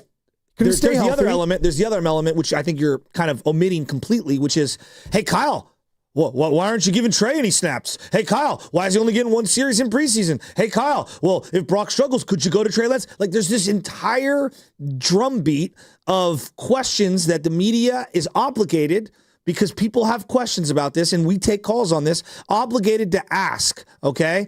And people bring these things up because this is how we think. When you have someone like Darnold or Mac Jones, there's just not that same inherent pressure because those teams didn't draft that player. It's just baked into it. And so, like, you could dismiss it. You know it's real. Well, I'm not dismissing it per se. I'm just saying at the end of the day, if he does show up, and there is a buy-in from him of some extent. I'm assuming he's going to buy in if he's taking the qualifying offer. They're going to play. The players are going to be adults about everything. You would hope the coaching staff are going to be adults about everything, and they're going to move forward, and we're going to see what happens. I'm not going to totally poo-poo the entire season. If Jonathan Kaminga is back on a qualifying offer, let's see what they do when it comes to Al Horford, D'Anthony Melton. I'm reserving judgment on the season in totality before I see it. So you and I disagree on this. If we had a guy in the crew that didn't want to be here, I wouldn't want them here. I'd want them gone. That's me. Okay. I don't want to walk in every single day and question, like, are you in or out? That's how I roll. Well, if he's showing up, I'm assuming he's in. See, that's not good enough for me. See, that's the difference between me and my work settings, and maybe others just disagree. Like, oh, I don't really care. No, I want to win at all costs. And so I want to surround myself with other people who are all in on what we're doing. That doesn't mean that we can't have disagreements and some creative tension and all that. If you don't want to be here, I don't want you to be here. And that's the way I view it, because I want everyone pulling the rope in the same direction. Again, we could argue about which direction that is, right? Like, I'm here for that one. Like, we could have philosophical differences on which direction should this rope be pulled in. I'll win it. But if you're like, I don't even want to hold the rope. Like, I want you out. That's just me. You don't think he's going to be playing hard for his teammates, though, when he's out there? I don't think that Jonathan Kaminga is going to be like that. Once he's on the team and he's playing in actual live games with the likes of Steph Curry, the likes of Jimmy Butler, Draymond, he's going to try hard for those guys. He's going to put his best effort forward. That's not what I'm saying. I believe that. Yeah, that's not what I'm saying. No, but you're saying he's going to be toxic in the locker room and he's not going to want it. He's telling you he doesn't want to play with these guys and that coach. So to me, like, it's baked into the back of his head. He's not saying that. He's saying he doesn't. He says he doesn't feel like he's appreciated from the organization. Is what he's saying. He never said he couldn't play with those guys. He can feel however he wants. Yeah. I don't think you're getting the optimal version of him or the optimal version of what your team is if he's not happy. Well, what you're getting at, he's got to be happy to some degree. What you're getting at here is actually one of the things that I want to get into with Kyle Shanahan and the 49ers is team culture and buy-in, right? Like, I think that's an underrated element. We don't talk about that enough, about culture and buy-in with some of these organizations. I think the Warriors have done a very good job when it comes to building a culture at times when they were winning. But we saw, that culture, I think, take a hit the last couple seasons prior to Jimmy Butler when it came to Jordan Poole, when it came to Draymond Green, when it came to handing out punishments, right, for certain actions that, they didn't do, right? Like, I think that's going to be a stain when it comes to talking about the Warriors and when it comes to Bob Myers and Steve Kerr and not handling that Draymond Green, Jordan Poole situation correctly. I don't think that was a great culture-setting tone for that season and the season after that before they got to Jimmy Butler. But hold on, I want to move past the Warriors thing. I want to get into, Kyle Shanahan and the 49ers and the culture that they have set the last few seasons and the culture that has been bestowed with John Lynch, with Kyle, when they got here. What was the culture, Joe, when the 49ers... what was it? They didn't have one. They didn't have one. They were completely starting from scratch. Ground up, right? Yeah. The foundation, right? That's kind of what we're talking about with the Giants. They don't really have a proper foundation, is what I'm getting at. And the foundation has been pretty freaking sturdy from start to finish with Kyle Shanahan and John Lynch up to this point. Would you agree? Yeah. I would agree.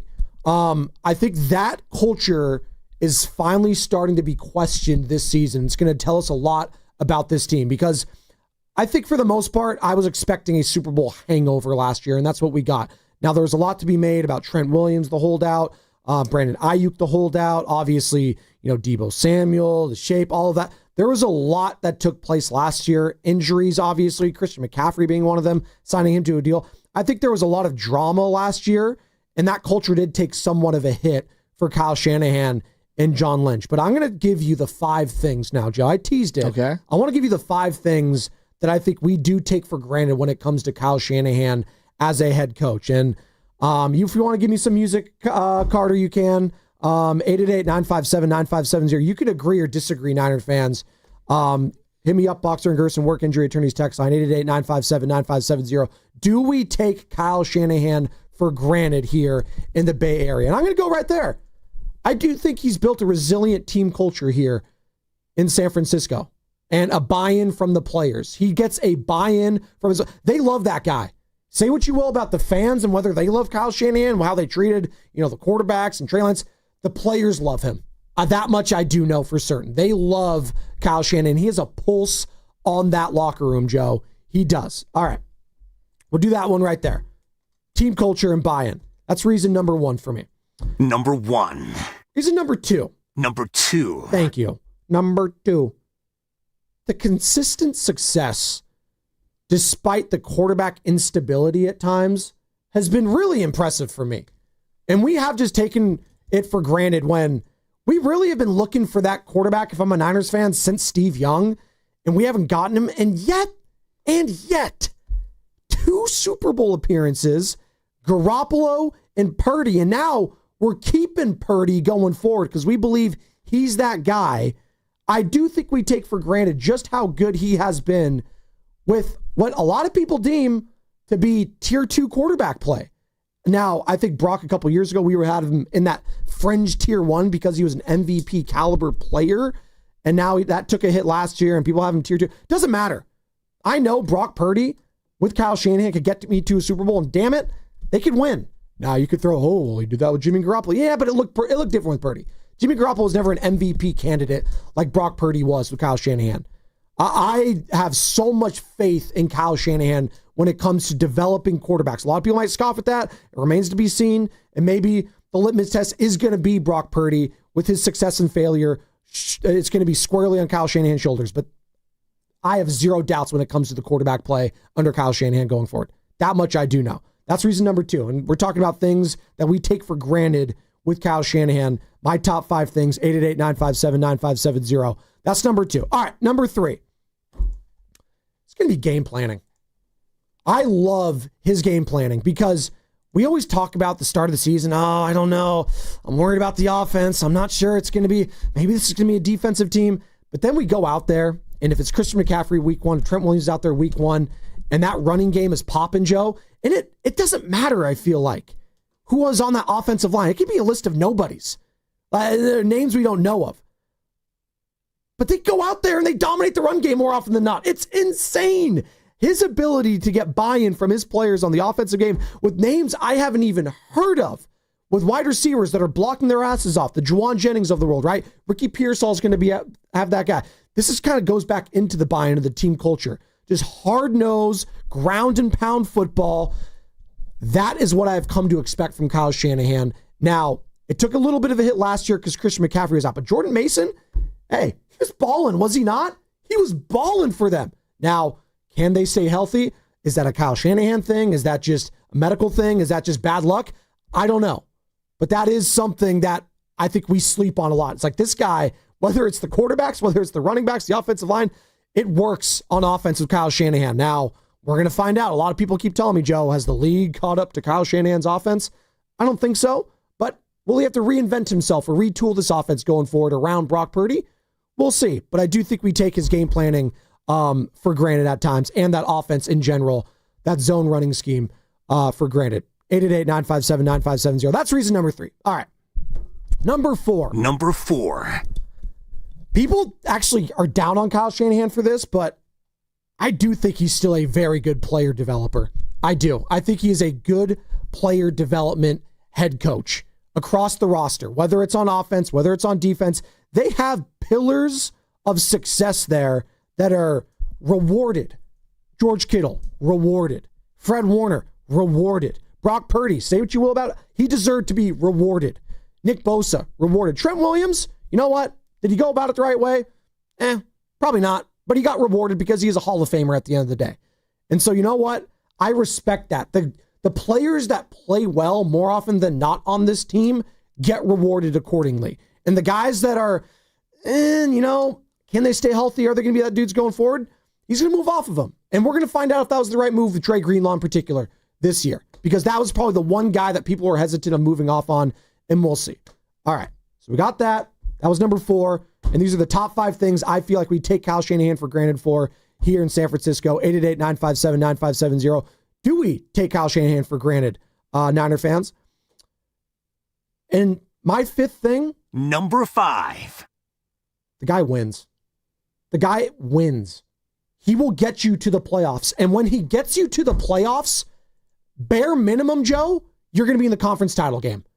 Bare minimum. He is not a one and done. He is not a 2 and done guy. No. He will get you there. He knows how to win come playoff time. And that is a big thing. When I've seen the Marvin Lewises of the world come up short, time in and time out, when I look around the NFL, there's not many other guys I take above him when it comes to a playoff game for my life, Joe. And more often than not, the only reason I'm taking those other teams is because of the quarterback. Like Andy Reid for the longest time was the guy that couldn't get it done. He was one and done a lot when it comes to those Kansas City days with Alex Smith, when it comes to some of those Eagles teams. Now, he did get to a lot of the conference title. Was it 4 straight NFC Championship games? He did do that. But I look at Kyle Shanahan, and outside of a handful of other coaches, who do I trust more in a playoff game? It's not many. Hell, Nick Sirianni has had his number. Okay. Nick Sirianni's had his number. But when it comes to player development, when it comes to the X's and O's, I'm not taking Sirianni over Shanahan. So those are the top 5 things I feel like we take for granted when it comes to Kyle Shanahan. Do we take Kyle Shanahan for granted? Niner fans, 888-957-9570. That was a lot to bestow on you, Joe. I appreciate you letting me have that opportunity. Now, your retort, your rebuttal. What say Joe Shasky?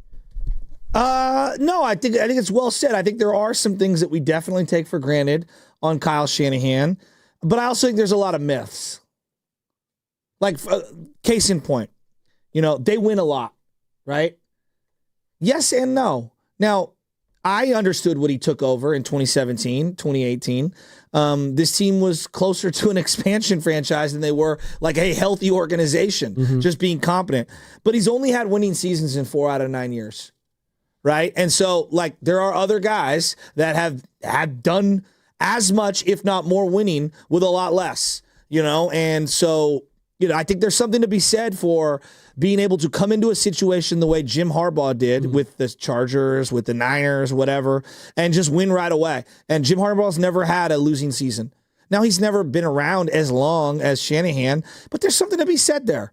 Well, I'm glad you brought that up because I wonder if you'd rather have the Pittsburgh Steelers, their whole little run, if you will, the last 5 years? Would you rather be a Pittsburgh Steelers fan and just have those winning seasons and just making the playoffs and knowing you're going to get clapped every single time when you're there? Or would you rather be the Niners? And you know what? Maybe we'll have some losing seasons here or there, but I know once we get in, we're at least going to make the conference title game. Yeah, I'm just so desperate for a Super Bowl win that I probably sound insane. I just want to win one. No, it's a fair I'm so tired of losing the big one. I just want to win one. It's a fair counterpoint. And it drives us crazy. Yeah. And that's I think the number one reason why people are so hard on Shanahan, just in general, is because we're paying for the sins of the last 30 years of knocking on the door and not finally cashing one. And you're putting it all on him. Yeah, well, and it's this organization. Like, this is not the Jags, right? And you can say, well, you were like the Jags when he came here.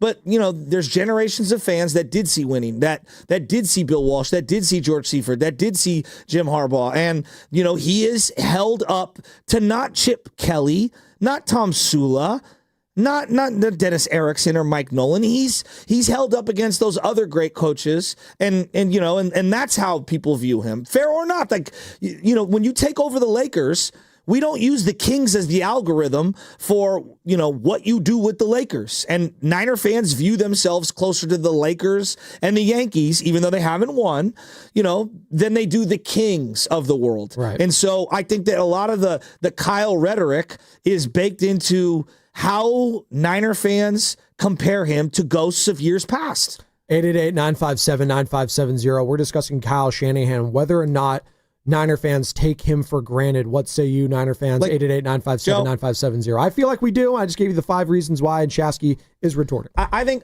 everything you said is I do think there's a segment of us, myself included, that takes certain things with Kyle for granted. I think there's other aspects that I deem to be like myths. Like, for example, Kyle, you were wrong.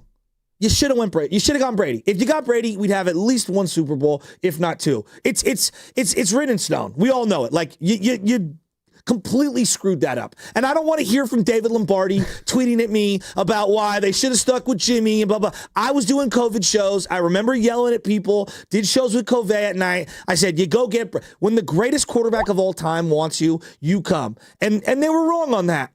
And a lot of people were wrong. You should have took Brady. That's number one. Okay? That's a misnomer. He screwed that up. Obviously whiffed on Trey Lance. Like, duh. Like, they whiffed on him big time. That made it worse. You stiffed the GOAT, and then you got a guy that was a complete flop in Trey Lance. Like, he was for you. That whole sequence they screwed up. And they were very lucky to find Brock. And they've made sweet love with Brock, and it's been great. And Brock's been excellent. Oh, and they also... And thank God they pivoted. Well, they also flirted to try to get Aaron Rodgers. Remember that? And Matt LaFleur, who was tight with Shanahan, got all pissed off about it. Like, they kept flirting with these guys, or, maybe they're interested in Matt Stafford. And then they just didn't get him. And then you watch those other quarterbacks have success. Like, that's the problem. You saw Aaron Rodgers have an MVP season after you were flirting with him. You saw Stafford win his Super Bowl. You saw Brady win his Super Bowl. And that kind of drives the knife in more if you're Joe Shasky Niner fan. Yeah, and like, I was kind of wishy-washy on Stafford at the time. Yeah. But in retrospect, I was way wrong. There's just no other way around it. Oh, by the way, we're going to get an announcement today, I guess. They were talking about over the weekend. Sean McVay's talking to the media at some point today in regards to Matt Stafford's back. I don't think it's going to be good news for them, just quite frankly. Just keep that in the back of your mind, Niner fans, when it comes to this division. Maybe wide open come week 1 if Matt Stafford's not out there. So, but like, the whole thing on the winning seasons and like taking over an expansion team, like, we all agree, like, that was basically what they did. What did Dan Quinn take over last year? Was that an expansion team? It's pretty close. Wasn't very good. It was not a very good team. Now, they did have a stud wide receiver in Terry McLaurin. They brought in a guy that was a stud for the Chargers, but who knows how much tread was on Austin Eckler. You got a Bobby Wagner, but long in the tooth. No, he did not take over the 85 Bears. There you go. And look, they got lightning in a bottle. We'll end up seeing. But there are 15 other coaches in the NFL with higher winning percentages currently than Kyle Shanahan, which is kind of a jarring stat. Like, early on, first 4 or 5 years, hey, you're paying the penance on those first couple of years and resetting it. But, like, 15 other coaches with a higher winning. Now, that doesn't tell everything. No, you're not taking 15 other coaches over Kyle Shanahan. Well, let's do that exercise. Sure. Let me ask you this. I would love to do that. Let me ask you this. This thing that I hear all the time, a myth on Kyle Shanahan. 30 other teams would fire their coach and get Shanahan. I think a lot would. Oh, okay. I agree. A lot of teams would, but I don't think it's 28. I think it's less than that. Okay. Would Houston hire Kyle Shanahan over D'Amico. Fire D'Amico right now over Shanahan. That's a fun one. Because of what D'Amico means to that organization, he played for the team. I don't think they would, but I would if I was running Houston. Because would they? I'm asking the question, would they? Because that's the way people phrase it. Actually, you know what? I think they would, because they look at CJ Stroud and they need an offensive guy going forward there. I think they do. I think that's ultimately what's going to hold them back, is having a defensive first head coach there in that conference. They need an offensive guy. So yes, I'm going yes. Would the Buffalo Bills fire Doug McDermott for Kyle Shanahan? Absolutely. Yes. McDermott's won way more division titles, better winning percentage. But no. Done it longer. No. I'm just asking. No. I think they'd go for Kyle Shanahan. What about the instead. Lions and Dan Campbell? I disagree on D'Amico, but that's fine. That's fine. No, that's fine. No, they don't do it. Dan Campbell he's different there. I agree. He's different there. Would the Bears fire Ben Johnson right now for Kyle? No, because there's the mystique right now of the unknown of Ben Johnson. I agree. That's the only reason. Okay. Yeah. What about the Vikings, Kevin O'Connell? He is 34-19. He's gotten multiple quarterbacks to the playoffs. And look, he's lost horrifically in the playoffs to Daniel Jones, one of them. And last year, obviously, Darnold fell foul on his face. He's one of the, up-and-coming play callers in the game. And again, 34-19 in a very short period of time.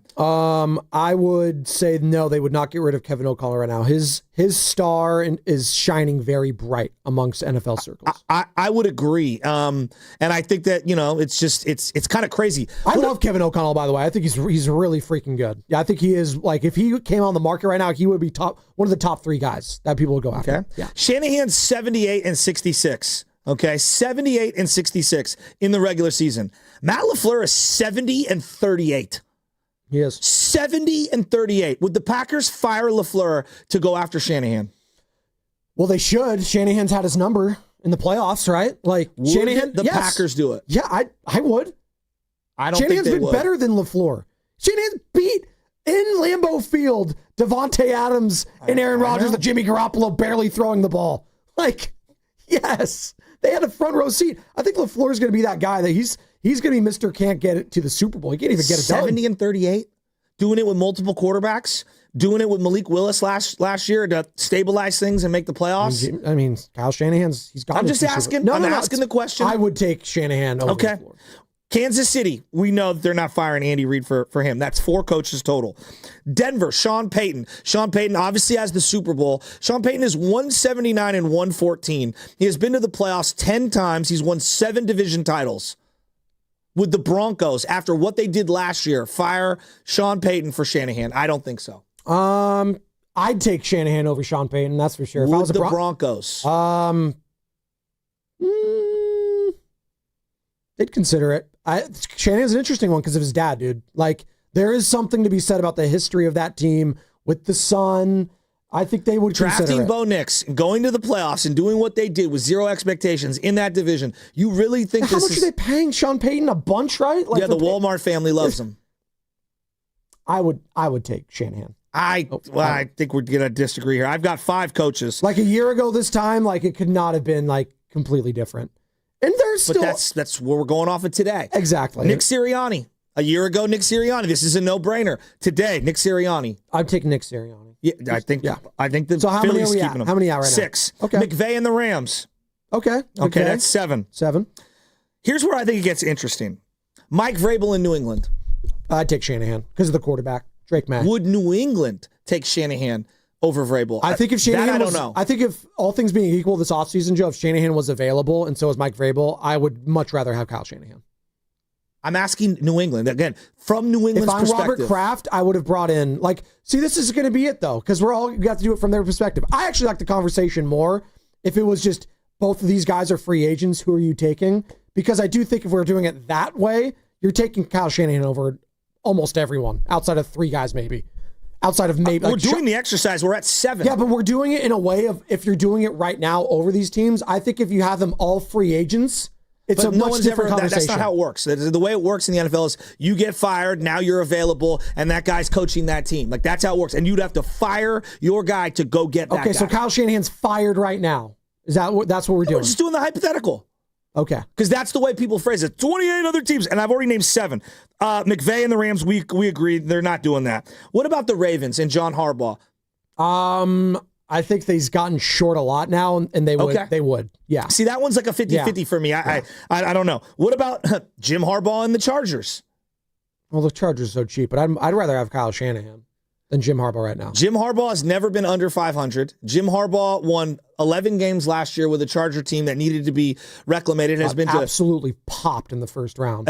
No doubt. Destroyed. I mean, you didn't even make the playoffs. Doesn't happen to Kyle Shanahan when he gets there, though. Doesn't happen when he gets there. You really think that they would fire Jim Harbaugh for him right now after coming off the national title, coming in, winning 11 games? Again, a lot of these scenarios are these guys have been there for a year. So, like, in that regard, they're not going to fire them because that's how these things work because of the optics and because they want to look cheap or they want to, they're not doing it. The way you're presenting this argument is going to be more favorable to you. I understand it.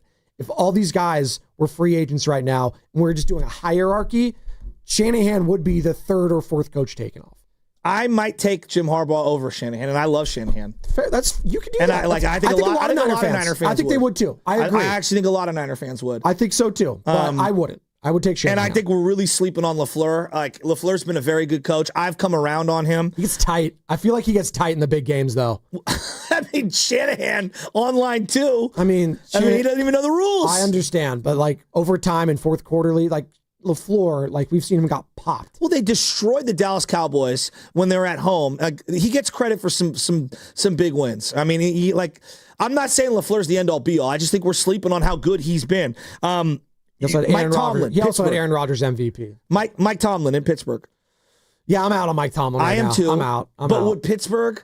Yeah, I think they're done. I think they're done. I think so too. I kind of do. Yeah. See, I'm with you on that. I mean, I think we're at minimum 8 teams. At minimum, 8 teams are keeping their current guy over Shanahan. We could argue about some of these other newer coaches and whatnot, like Todd Bowles. I think that they would probably go with Shanahan. You know, Brian Daboll, they're probably going with Shanahan. That's pretty obvious. You know, there's a lot of... I think the Raiders get rid of Pete Carroll for Kyle Shanahan. Yeah, I think so too. I mean, Chip Kelly as your OC or he'll keep Chip. They'll make sweet love on the football field together. They will. Shanahan, Chip Kelly. Would the Seahawks take him over McDonald? Yes. See, I would, but I don't think the Seahawks would.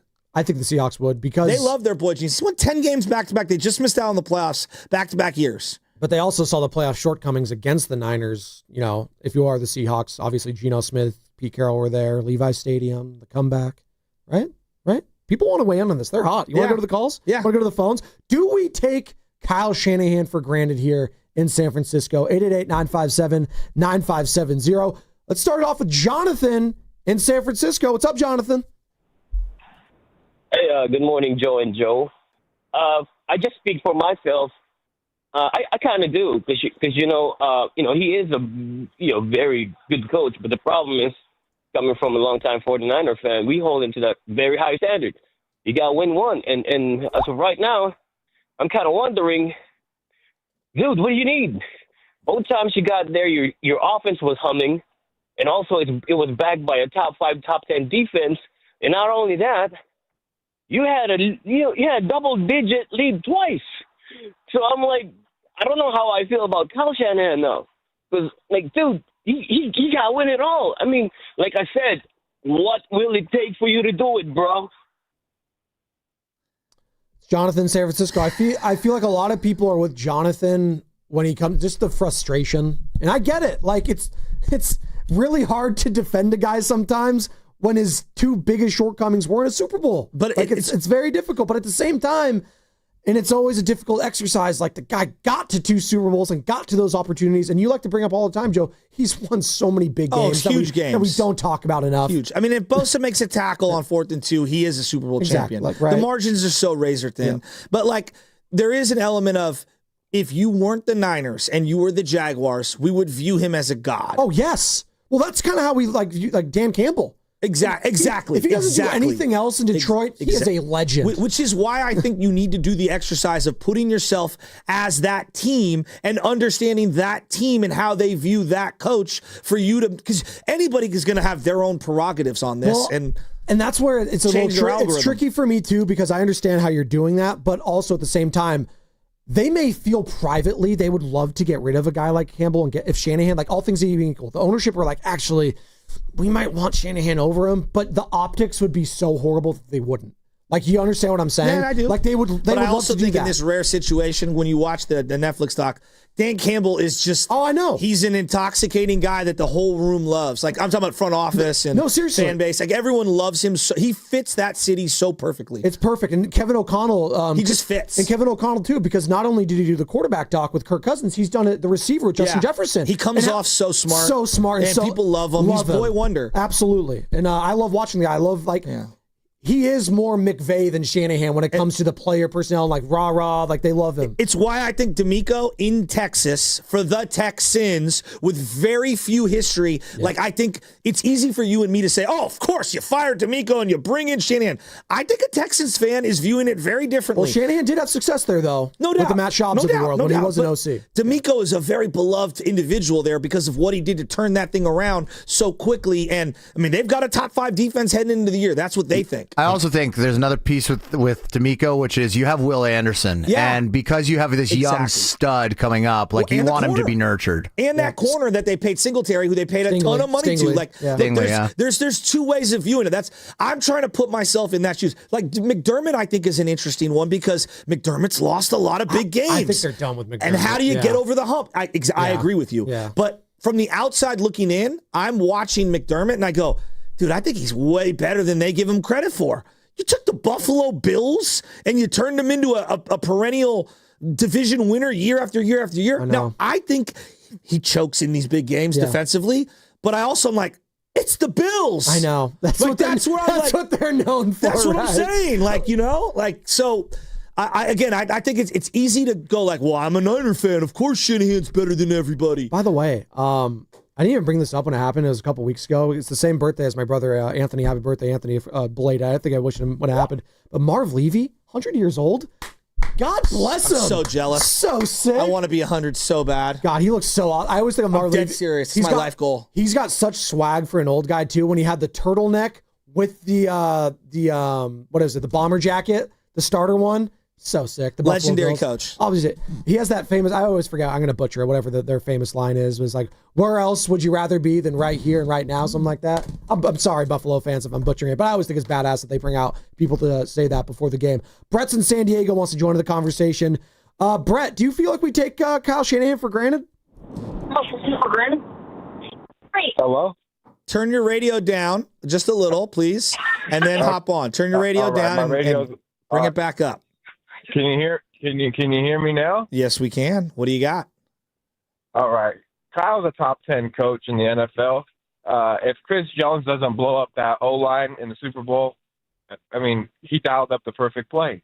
Somebody do me a favor and call Robbie Gould, get him out of that head coaching job that he's got in high school somewhere in Ohio and get him back on the field. I'm not sold on Moody yet. And as always, bang, bang, Niner gang. It's Brett in San Diego. I should have asked Brett if he's a Padres fan or not and how are things going down there. They got swept, by the way. They see the levels of the NL West. Padres own the Giants, and the Padres get owned by the Dodgers. And it's just getting back to Shanahan. It's funny. Like, we went from top 3, now we're down to top 10. Well, I still think if we were doing free agents across the board, you're starting a team and you have all these different head coaches to pick from. I do think Shanahan would be in the top few still. Well, I have a question on that. Is he running my entire organization, like in terms of the draft? You get to hire him with a GM, just like you did. It was a package deal. Well, he John runs Lynch. the Niners. He runs it when it's convenient for us to say he runs it. No, he runs it. I think he runs it. It's what is John Lynch then? Just the figurehead? John Lynch works for Kyle on some level. However you want to parse it. Like, Kyle's the head guy. I think it's pretty clear. Okay. So, yes, he would be in this scenario. He would have, the say of certain things. But you would have your own, you could attach him to a John Lynch type or someone else around there. Yeah. No, who else? I don't even know. Can't even think of a GM that you tie him to right now. But we have a lot of people that want to call about this, and we can continue it on the other side. It's pretty pretty hot. I think it's just a fun exercise. Well, it's just an interesting one because I think he's really good, and I think he's also really controversial, and he's got some, like all coaches, he's got a specific set of flaws that annoy the hell out of people. Like Harbaugh used to choke in late games. Yeah. I loved Harbaugh, and he won a lot of big games, by the way. He did at Michigan. Would panic. He'd do literally it in Michigan. panic on the sidelines. Yeah, no. And I know time has kind of forgotten that, but we lost in some horrible ways. 888-957-9570. Jose, Dave, Keith, I promise we will get to all of you. We got the injury report coming up here. More of your calls, more of your texts. 888-957-9570. Do we take Kyle Shanahan for granted? Call or text. In the meantime, it is time for the injury report.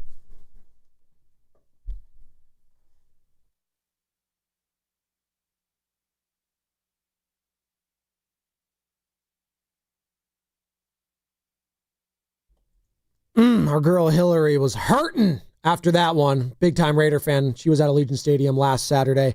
Tough scene. I'm also hurting for this guy, Matt Chapman, who went on the injured list over the weekend due to continued inflammation in his right hand that he injured back in June. Chapman got a pair of cortisone shots in his hand on Friday and feels confident he can come back after missing the minimum of 10 days.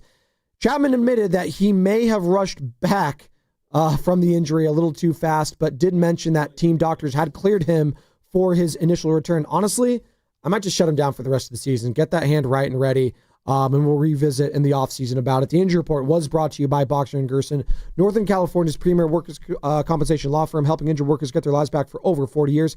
What's coming up in the game is brought to you by Fremont Bank, here for you, here for good. Do we take Kyle Shanahan for granted here in San Francisco? Jose, 2 Daves, and Keith, we'll get to you on the other side on 95.7 The Game. We finally switched to T-Mobile because with them, we can be connected here and there. ¡Listos todos! Estas son las mañanas. Now we just need to harmonize.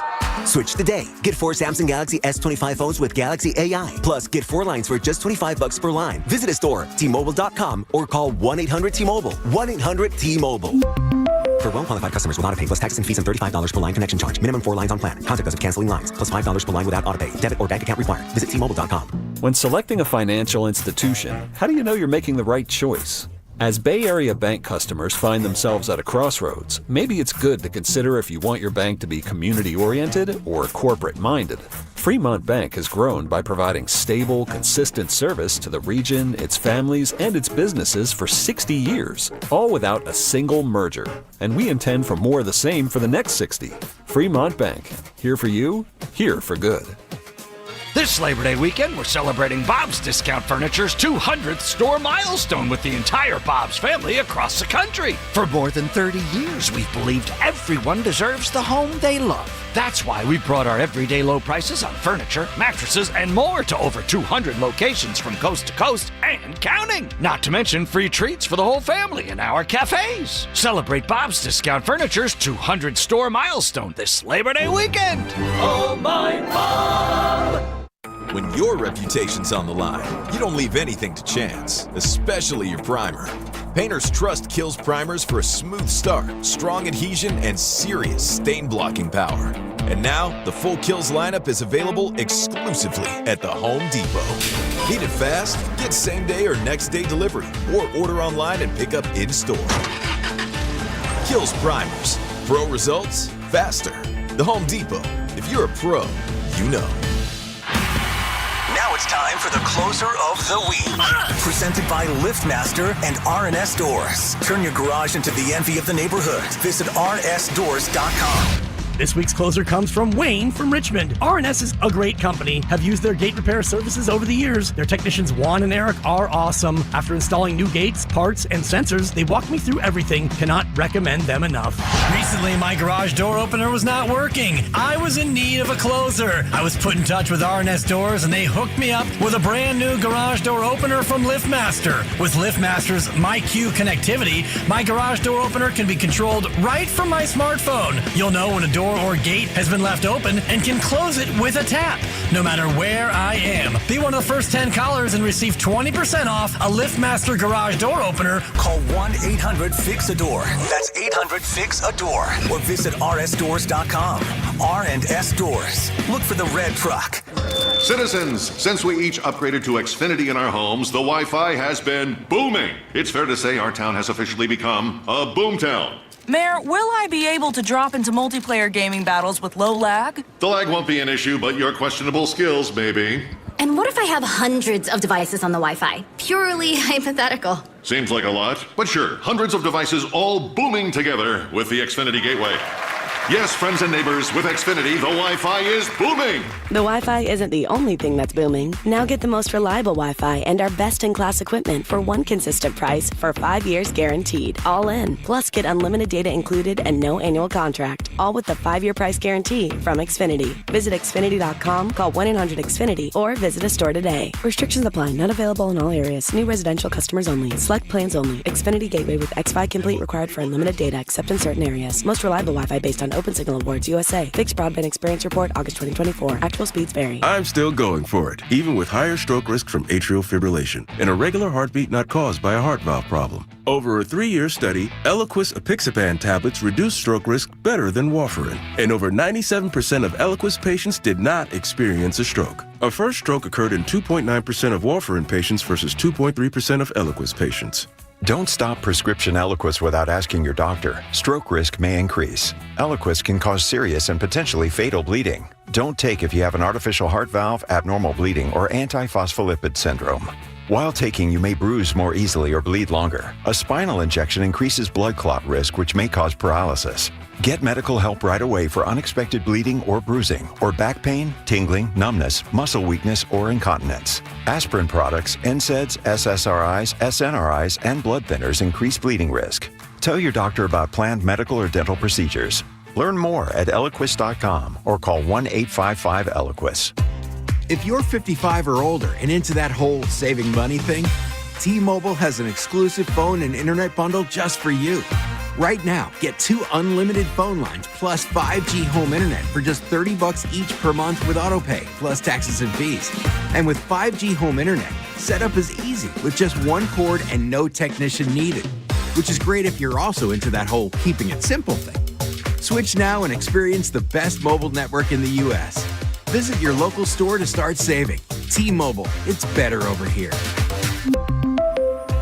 Based on analysis by Ookla of Speed Test Intelligence data Q4 2024 to Q1 2025. Ookla trademarks used under license. Unlimited on our network. Customers on voice plan may notice speeds lower than other customers and further reduction if using more than 50 gigs a month due to data prioritization. Video streams and SD on this plan. Home internet pricing after $20 a monthly bill credit plus $5 per line without autopay. Debit or bank account required. See 5G device coverage and access details at T-Mobile.com.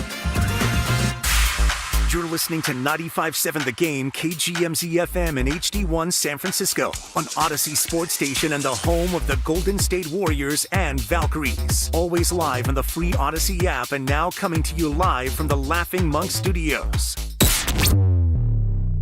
Rise. Wake up!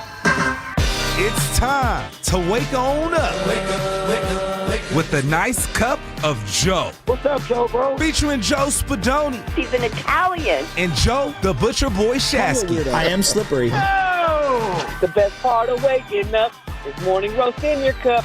It is the morning roast, man, on 95.7 The Game. See what Moody's done today to try and tie it. Pressure kick, 44 yards away from the middle of the field.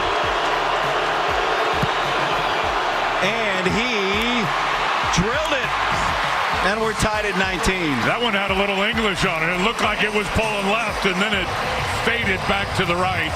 Good job by Jake Moody. That's got to feel good. Smile there from Moody and Thomas Morstead. Jake Moody pissed me off. Hey, Guy Haberman, Tim Ryan on the call, KPIX. And no, he's not going Harris English. Got out golfing. There was a little English on the ball, though. Good for Jake Moody. Game-tying and game-winning field goal in Las Vegas in that house of horrors for Niner fans, Allegiant Stadium. And I'm back in. I was never out, Joe. I was never out on Jake Moody. But I'm in right now. How could you not be? How could you not feel good for the guy in that moment when everyone was doubting him, when he had a near miss earlier in that game too? But when push came to shove, Jake Moody got it done. What will it take for you to do it, bro? I love Jonathan in San Francisco. Did we take Jake Moody for granted? I'm kidding. Good morning, Joe. We all have smiles on our faces. Hey, a preseason win, although it means nothing. Let's just say it means nothing. It feels good, though, to win. I don't care. Even in preseason, it feels good. Meaningless one way or the other. It wasn't meaningless. We're taking preseason wins for granted. No, yes. No, we're taking Jake Moody winning a preseason game for granted, though, a little bit. That means something. Not everything. It doesn't count for anything. It means a little something, though. It means a little something. For what? His confidence. And Niners fans' confidence in him. I believe that. For now. I do. Yeah, good for Jake Moody. I don't believe it at all. We're bringing up Shanahan this morning. And you laid out 5 different reasons, which were pretty eloquent, about why you believe Kyle Shanahan is taken for granted. I had top 5 reasons why Kyle Shanahan is taken for granted here in the Bay Area. And I listed those. And if you missed any of them, you can go back and hit the rewind feature on YouTube or the Odyssey app. And it's going to be brought to you by First NorCal Credit Union for a low auto loan. Apply online or just ask for First NorCal financing at the dealer. I think Kyle and Brock actually share a similar arc heading into this year, which is we had a down year last year. It wasn't as bad as the record might have looked or the numbers might indicate, but we need to bounce back. Mm-hmm. And we can ill afford to have another bad year together again. And I think that both guys are really good, not the best at their craft currently, can X their way back and march their way back into that top 5, if you will, or toward that top 5 at their respected craft if they have a bounce back year. But if you have another 6-11 year, all right, for X, Y, and Z reasons, we're going to be looking at this whole operation a little different. Now Kyle has actually paid the quarterback. It's given him a ton of money. We all think he's good. Now the question is not, is he good? Can you win a Super Bowl with him making this amount of money? And are you good at building the team around him? Now that's the question when he's making that much money. We know that you were really good at building a team around a quarterback making not a lot. You were excellent at it. And you got right on the doorstep of winning it all, could have won it all. And now, like, the algorithms changed a little. You're paying the quarterback a lot of money. You've had to say goodbye to some good players. Now it's really incumbent that all your draft picks hit and look good. And you can't be 6-11 this year. You've got to be better than that. Well, they have to be better than that. And that's why we were talking about it last week. And we're going to continue to talk about it. The expectations of this team are what, right? If we're on it, a lot of people are in agreement like, hey, they may make the playoffs, but they might not. And if they don't make the playoffs, is that an indictment on coaching? Is that an indictment on the roster? Does it all fall on Kyle Shanahan? Those are going to be questions we're going to be having throughout the season. But I just feel like when I compare and contrast what's going on here with the major sports teams in the Bay Area when it comes to how we feel about Steve Kerr, minute allocation for the young players, rotations, all of that. When it comes to Bob Melvin right now, there's no stock lower amongst coaches in any major sport right now, I believe, than one Bob Melvin in San Francisco. I mean, I could just play this right now real quick. Well, look, everybody's feeling it right now, especially at home. You lose games, and you lose multiple games, and you lose them in different fashions. It's not a great feeling, but I think we take the field every day in good spirits, and you got to do it again the next day, unfortunately. Do it the next day, unfortunately. That's the mantra of the Giants the rest of the season. Like, that's the manager of the San Francisco Giants right now. So I am appreciative, and I'm appreciating today a guy like Kyle Shanahan, what he has meant for the 49ers. That being said, this is, a season now with Kyle Shanahan, with John Lynch, coming up on a decade here. You can't have 2 losing seasons in a row. Because if you do, that's when the word and the term hot seat start to come about. Now, how does it look? If your quarterback goes down, you get a backup. It's a no excuse business, and the NFL stands for not for long, and I feel like we even use that too much now. But Kyle Shanahan feels like we're getting to a point within the fan base. All right, it was cute. It was nice. It was fun. We've had a lot of good moments. Let's see it now with Brock Purdy. I'm not allowing you, Kyle, to now shift to another quarterback. Either get it done with Purdy or you're out of here. I just think we're restless. Is that too strong? No, I think we're just restless, right? Like, we kind of know going in, like, really unlikely to win a Super Bowl this year. So you better just be good. Really unlikely. But It would be the craziest thing I've ever seen. Like, because I have seen this team get there. They have like pieces. You're looking at me like I'm. I just don't think they're going to win the Super Bowl. That's fine. I don't think it would be insane. Like if I like. No, I think it would be. I think it would be. No, because I didn't think the Niners were going to get to the Super Bowl with freaking Brock Purdy. I thought the season was over then. Like this team is somehow. Yeah, but that team had all pros everywhere. Like you knew the whole. There lineup. Still are some all pros here. Like, look, the part where Purdy went down is okay. The part that everyone forgets about that season is that Jimmy Garoppolo actually played the best football of his life the 3 or 4 weeks prior to him getting hurt. Because they got CMC. Because they got Christian All right. McCaffrey. So, I know, it's unlikely that a third stringer or whatever got them to the Super Bowl. But the reality was, Jimmy was playing a really good football. You could make the argument he was playing the best that he's played in years. So, I get what you're saying. That team was loaded. I understand. I'm also looking through this, and I'm going to keep talking about this. The NFC, outside of the Eagles, who are the top dog in all of the National Football League, but specifically in the NFC, right? That's what you got to worry about first and foremost. It's division and then it's conference. I'm saying it's wide open outside of the Eagles. There is no fear factor for me if I sneak into the playoffs. And as we've mentioned, another reason why we take Kyle Shanahan for granted here in the Bay, when he gets to the playoffs, he wins. Now that's going to be the question: can they get there? And right now, there's major question marks within the division and the Rams and their quarterback situation. What the hell is going on with Matthew Stafford? Because if he's compromised and he doesn't go this season or at the start of the season, and they have to pivot to Jimmy Garoppolo or old man Stetson Bennett, who's going to be 28 years old in a couple months. Yeah, that's crazy. I looked up his age. Stetson Bennett, it's almost 30 years old. He's even had a snap in the regular season in the NFL. It's crazy. And then you got Kyler Murray, Sam Darnold.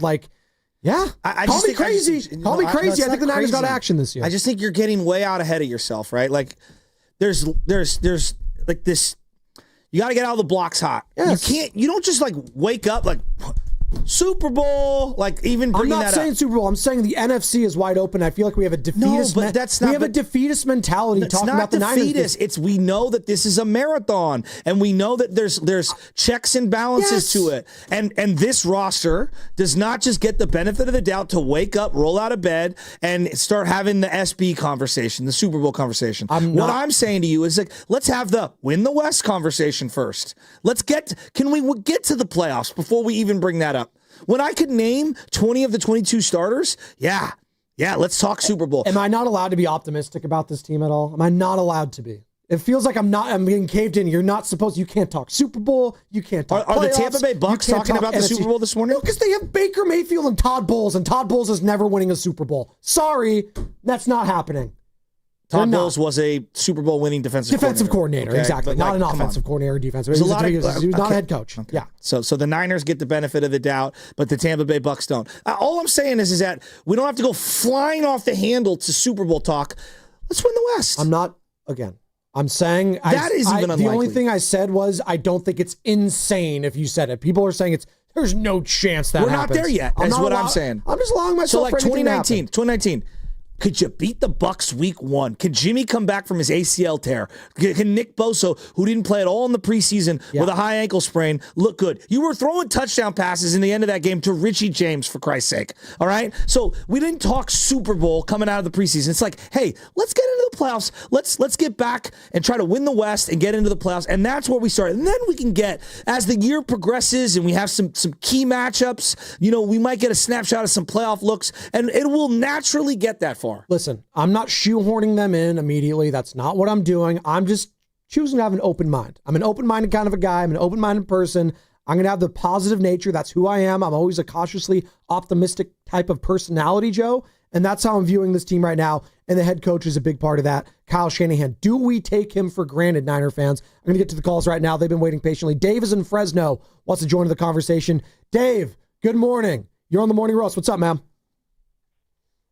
Good morning. The thing about Kyle Shanahan is that, it's I think some people, I think they live in fear. I think they live in fear of, because we went through Tom Sula and Chip Kelly, that, for whatever reason, Kyle gets fired or let go or leaves, you automatically go back to that. And I think a lot of fans, they don't want to go back to that.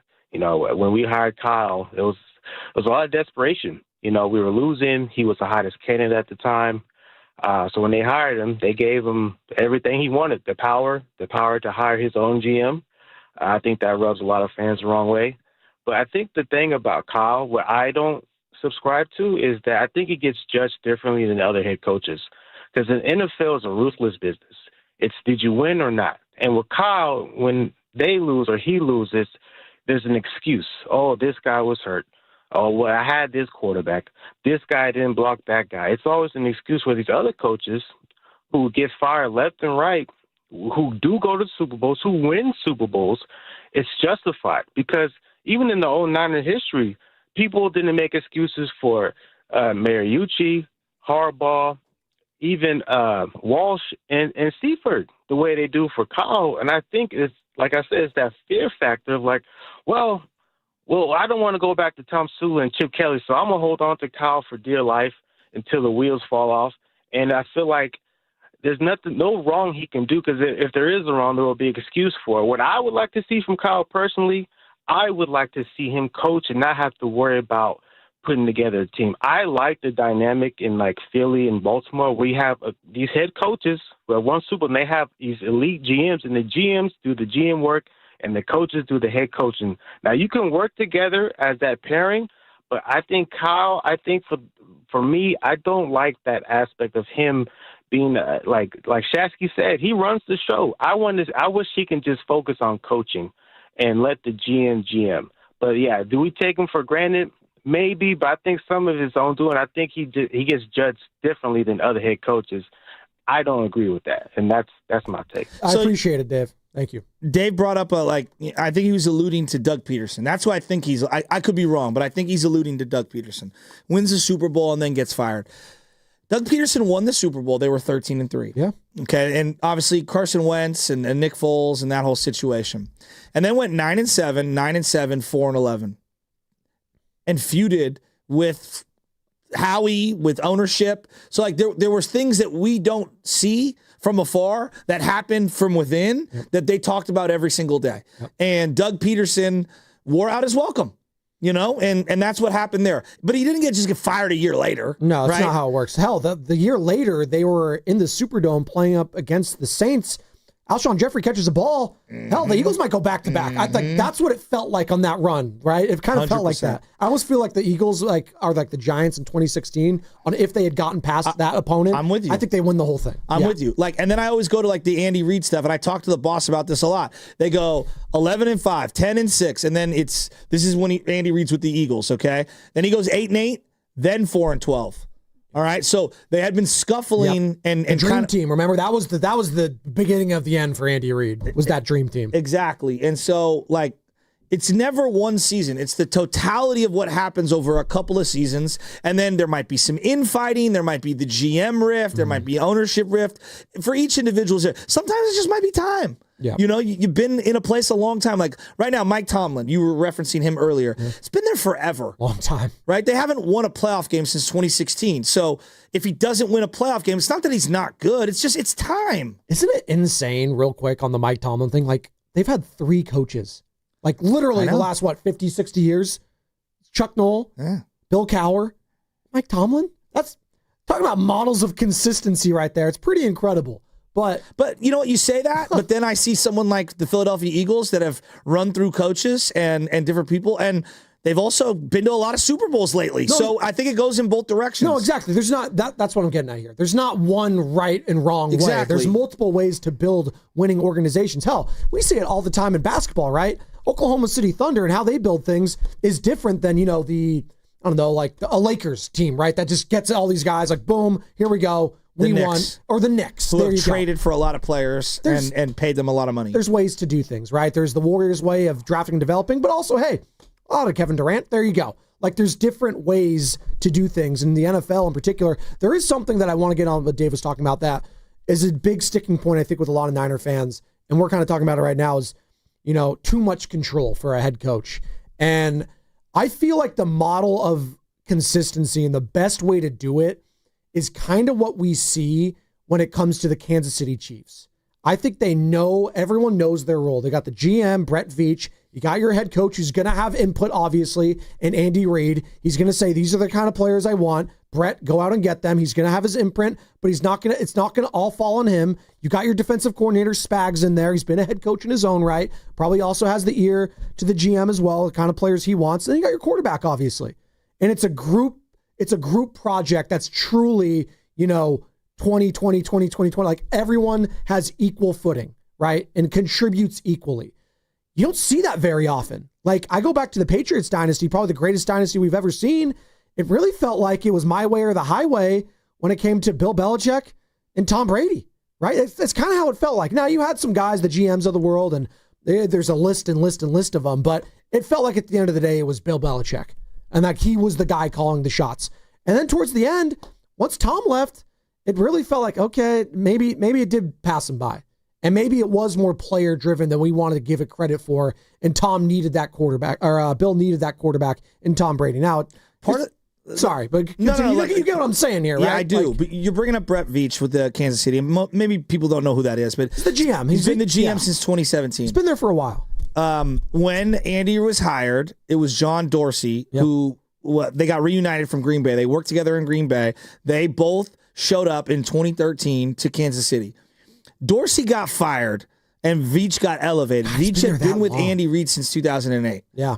So, like, there's an important factor there. Like, they did move off the guy who helped bring in Andy Reid. Yes. Andy didn't want to have player control, and he really, really, really, really trusts Brett Veach. And also there was this kind of like, hey, I brought Brett Veach up, and so he already knows my system for 20-some-odd years, and he knows the kind of players that I'm looking at. That's a great point because, I want to get into it. Wasn't just some like guy that was there, and he's like, oh, Andy doesn't know, and he was forced to know him. This is a guy that he handpicked from a previous organization. And left Philly and came with him to run player personnel, whatever his title was. He wasn't the GM. Originally, it was John Dorsey. He was pro and college personnel analyst and then co-director of player personnel. There we go. Yeah, there you go. And so, like, the one thing that Andy has done a good job of is stepping back and saying, I trust you to pick the guys that I like, I will like, and I'll put my input when needed. Like, if you don't think Andy's fingerprints are all over the Xavier Worthy pick, like, you're tripping. Absolutely. I mean, it's right up his alley. I'm not saying that. I'm saying he is like, they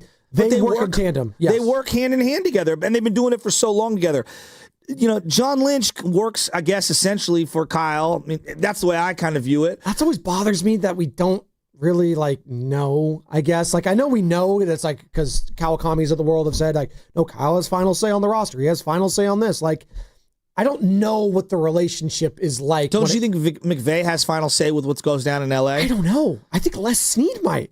Right? Like, I don't think Les Snead is trading for Matt Stafford without full waving approval from Sean. But we give him all the credit when it comes to the F them picks, right? And it's Les Snead. It's Les Snead. Yeah, he's the guy. So I'm not sure. Like, there is a conversation to be had when it comes to the player, not development, but the player like selection in San Francisco. I don't know where it starts and where it begins. Keith's in Dallas. He's been hanging on tight. Wants to join the conversation. Do we take Kyle Shanahan for granted is our question today. 888-957-9570. What's up, Keith? K-Bone, you there? Gone. Dallas. Those Dallas Airways, man. They'll get you. Dave's in San Leandro wants to join the conversation. Hi, what's up, Dave? What's up, fellas? Good morning. Hey, so I just wanted to bring up, I think he is not underrated. Basically, my whole point is when you don't know what's going on in the rules in the Super Bowl in the fourth quarter or in overtime, that automatically drops you some notches there. The other thing is, I think he got smart without admitting it that having Saleh and the other guy, Brandon Staley, still there covers his deficiencies as a head coach. We are so lucky that Dominic Pooney did not get an injury because without him, our season was over. That's all I got. All right. That's Dave in San Leandro. PCL injury, they're calling it for Dominic Pooney. Going to be out for the next couple weeks. Hopefully he's back for week 1 in Seattle, which is, again, 20 days away from that. We're reacting to, obviously, a Niners win over the Raiders. Jake Moody with some clutch kicks there. Does that do anything for you? 888-957-9570. But do we take Kyle Shanahan for granted? You can also hit us up there. One thing I think that they've done a really good job of, just Kyle, the organization as a whole, is replenishing their coaching ranks. They've lost a lot. It's really difficult. And when people keep poaching you year after year after year, it's just hard to to reinvent your team on the fly with young, ready to go guys. Like they've lost so many coordinators who were assistants for them. They've lost so many coordinators for them that eventually became head coaches. Like the well can only go so deep. And you saw with Belichick, I think he ran out of people that he trusted. Dude, he was going to Matt Patricia on offense. That's what I'm saying. Like, what are we doing here? Well, and that's Joe Judge, like 30 years of being poached. Right. And Saban went through this too. And then he eventually was like, I have to bring in Lane Kiffin or Sark. Or Sarkisian, yeah, exactly, like guys that are outside my bubble and bring those guys in. Bill O'Brien. Exactly. Right? Yeah. Well, Bill O'Brien was with Saban way back when. That's true. Was he? Yeah, at one point, I believe they were together. It wasn't Cleveland. They have some connective tissue from back in the day. But you're right. Like bringing in guys from outside in, like Lane Kiffin was out of left field. Sark was out of left field for him, and it worked. It did. 888-957-9570 is the number. Speaking of Kyle Shanahan, people are concerned right now when it comes to the current team with the depth. And I'm not here to say that you can't be concerned about that, because it's a concern for mine too. Here's Shanahan after the game Saturday, talking about losing 3 guys on offense, that being Pooney, Taylor, and obviously Corey Kiner. I mean, you just deal with it. Hopefully we'll get a bunch of guys back here. I mean, we didn't lose anyone for the year or anything like that. So we had pretty good luck on defense and special teams today, so that was good. But losing those 3 guys on offense was tough. But they won't be out forever. So hopefully they'll heal up fast. The one thing I will defend him on, we way over criticize Kyle Shanahan for injuries. Do people know that the sport is violent? I hate that we blame coaches for injuries. It's ridiculous. Too. Yeah. It's ridiculous. There's something to be said sometimes when the guy's clearly not healthy and you thrust him back out there. Protecting the quarterback as a whole over the whole season. Yeah, we can criticize play calling, protection, personnel that you've invested into the offensive line. That I'm here for. Individual injuries in a game, it's ridiculous. Like, it's absolutely absurd. You think it's Corey Kiner? His injury is Kyle's fault? Right. And that's absurd. I guess it gets to a point with the fans where it happens so often and so much where we're like, this only happens to us, no one else, when in reality, it happens every team. Now, every team deals with it. Now, to the degree of Kyle Shanahan, I'm not sure. Someone will have to show me the stats when it comes to that. But to blame him for injuries in general, I think is laughable. People do, though. People blame like the training staff. It's like, he's the training staff. He puts those people in place.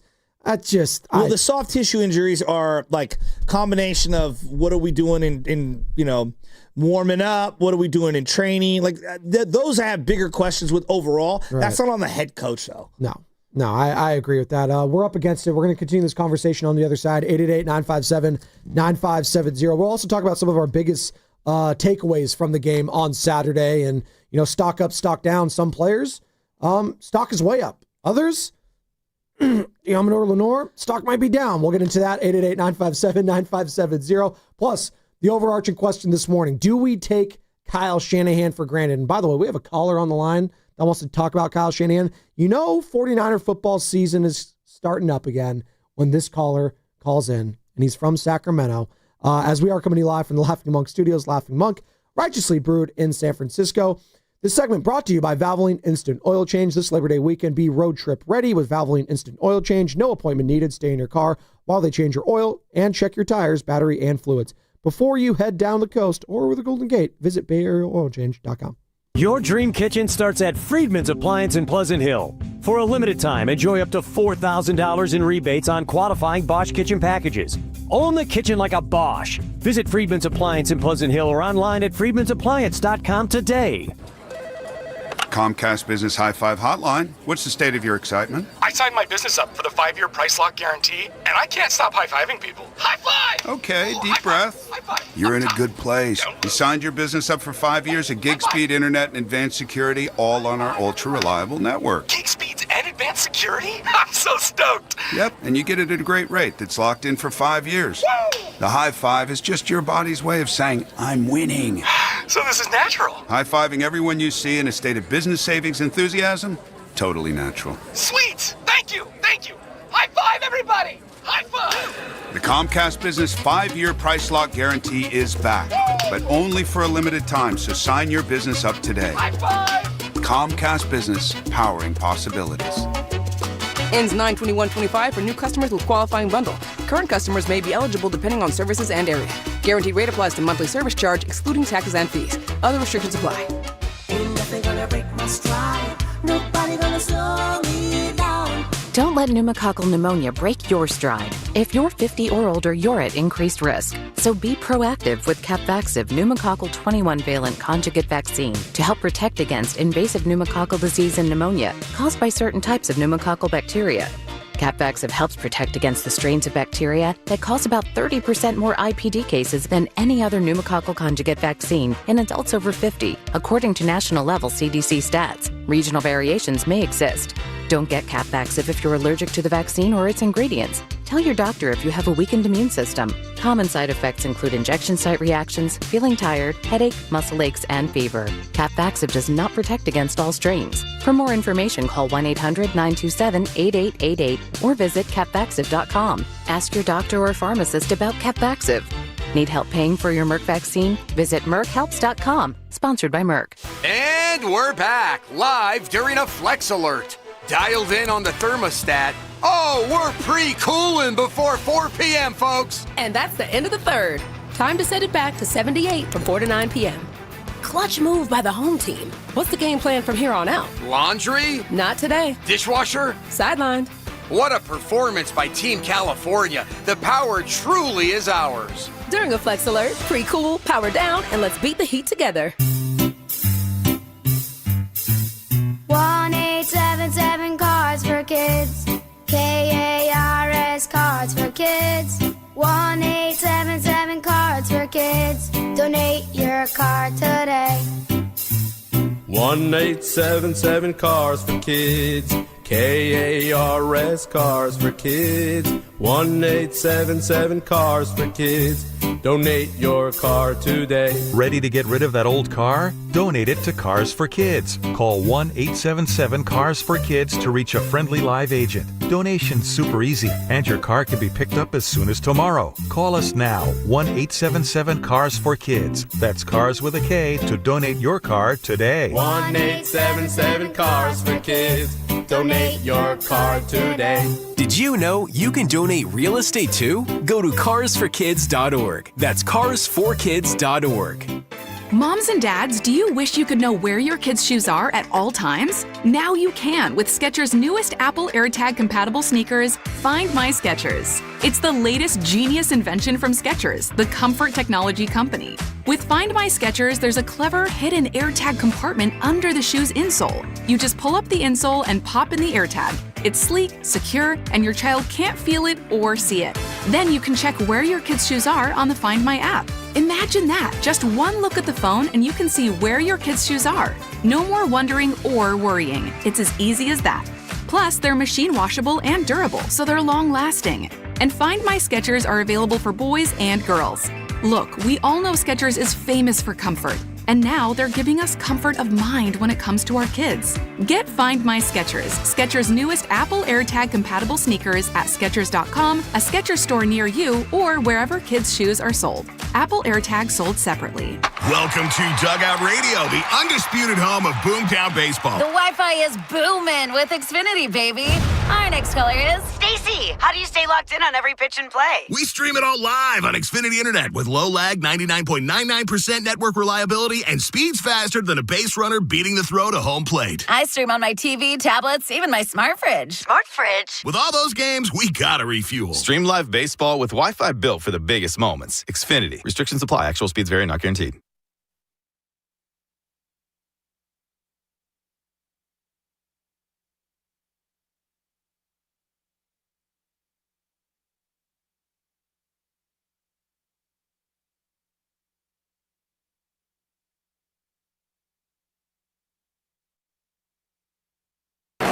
Lined up against Tyree Wilson and standing up strong, and Wilson throws an interception. Jones is picked off by Jeremy Chin, who had a good practice against the Niners on Thursday.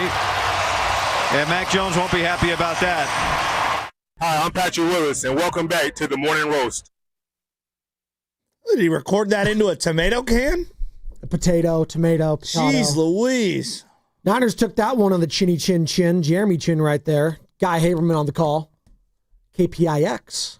As the Niners, though, they go on to win the game. Mac Jones, bit of mixed bag. Oh, he hasn't looked good in the games. I mean, we can just call it what it is. This is not good. He's telegraphing his passes. He's been Whack Jones these days, not Mac Jones. Max Crosby really wanted to win that game. That was bizarre to me. Really wanted to win. He just wants to make plays. That's Max Crosby. That's who you're going to get. He gets 100%, 110% every single time he goes out there. The effort level of a Max Crosby, I will never question, preseason or regular season. And I appreciate that about certain players. I do.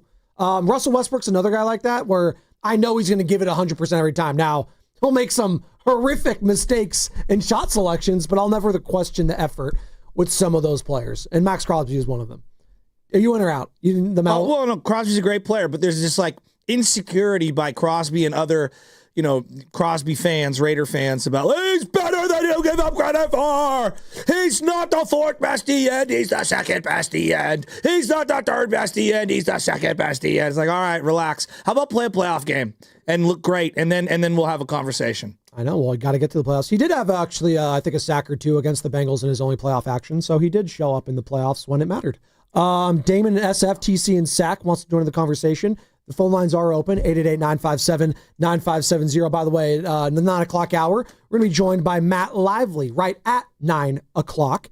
He's going to be joining us courtesy of the River Islands guest line. As all guests on 95.7 The Game appear on the River Islands guest line. Isn't it time for you to discover the islands, River Islands in Lathrop? And obviously, Matt has been covering the team KPIX, where the game was, and all these preseason matchups have been on KPIX, and the fifth quarter on KPIX you can check out with Matt. Also, Valkyries pre and post we could get into with Matt, as well as the Valkyries fall yesterday to the Atlanta Dream in Valhalla, snapping their 4-game losing streak. Right now we're talking about whether or not we take Kyle Shanahan for granted here in the Bay Area. 888-957-9570, Joe. Max Crosby withstanding. Was there anything else you liked from that game on Saturday? Well, Genty, who I was all over in the draft. It sucks seeing their top pick play and ours on the sideline. Yeah. I'll give you some risers and fallers. You want some of those real quick? Give it to me, brother. Give me some NFL music. Give it to me. And I'll give you who I thought rose in this game, and now the stock is up a little on them, and guys whose stock fell a little. All right. I'll just rat-a-tat-tat them. Give it to me. Chase Lucas. This is week after week now where this guy's just making plays. If Upton Stout has to miss some time, could this guy be your starting nickelback?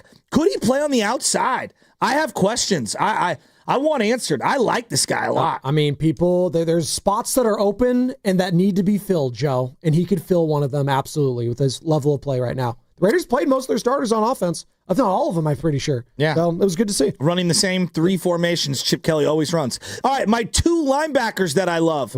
Tatum Bethune and Nick Martin. Both look excellent in this particular game. Nick Martin laid hat in this one. He looked incredible. The blitz for the sack where he kind of delayed and showed patience. Love that. But to me, it was the thump. He came and brought the thump. Nick Martin looked amazing. Tatum Bethune, he's just a player. There's just a player in that guy. I love the way we're developing these young linebackers. Not that you can replace this guy, because you can't. And what he meant on this defense, the heart and soul, the level he played, he was an all-pro guy. But can someone emerge with the absence now of Dre Greenlaw? Can someone take that spot over? Not be Dre Greenlaw, but be pretty freaking good. Can they be good? Because we have great already with Fred Warner. Nick Martin. We all seem to think is D. Winters is going to be slid right in there. We'll see. I would like to have some depth, though. And right now, it does feel like we actually have some depth that we can be excited about. Yeah, I love what I see from him. And then I'm going to go to a guy that I absolutely destroyed last week. I thought Spencer Burford looked great. Not good, great. Yeah. I really went back and watched all of his snaps at tackle, and he was a pleasant surprise. I thought Pleasant looked okay as well. So I'm feeling a lot better about the tackles, but I also don't know how much of that is I don't know anyone on the second line for the Raiders, and I don't know what to make of it, but he looked great, and I want to give him his kudos. So he's rising for me, Spencer Burford. Well, and I'll say this, because when we talk about preseason, who's in, who's out, we don't know any of these names. A lot of these people might be cut, but when it comes to the run game versus the pass game, that is something that I could kind of take a little bit from. And in the passing game, at least, it did feel like Brock Purdy did have enough time to make some plays, and he did that with Ricky Pearsall. Just enough. Now, is it going to be great? You're going to have Trent Williams out there.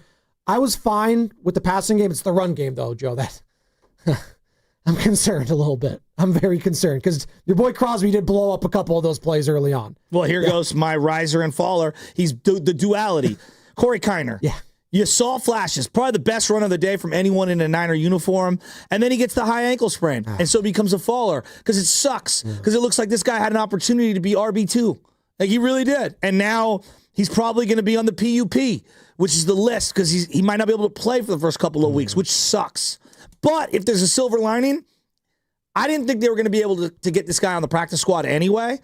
So this gives them an opportunity to be able to keep him and have him ready, but they need him. I mean, is it forcing the Niners' hand to go out and trade for someone else right there? As reports come out of Washington that Brian Robinson Jr. is available to trade, they're making him available. Do you sniff around a guy like that, 26 years old? Think he's in his prime?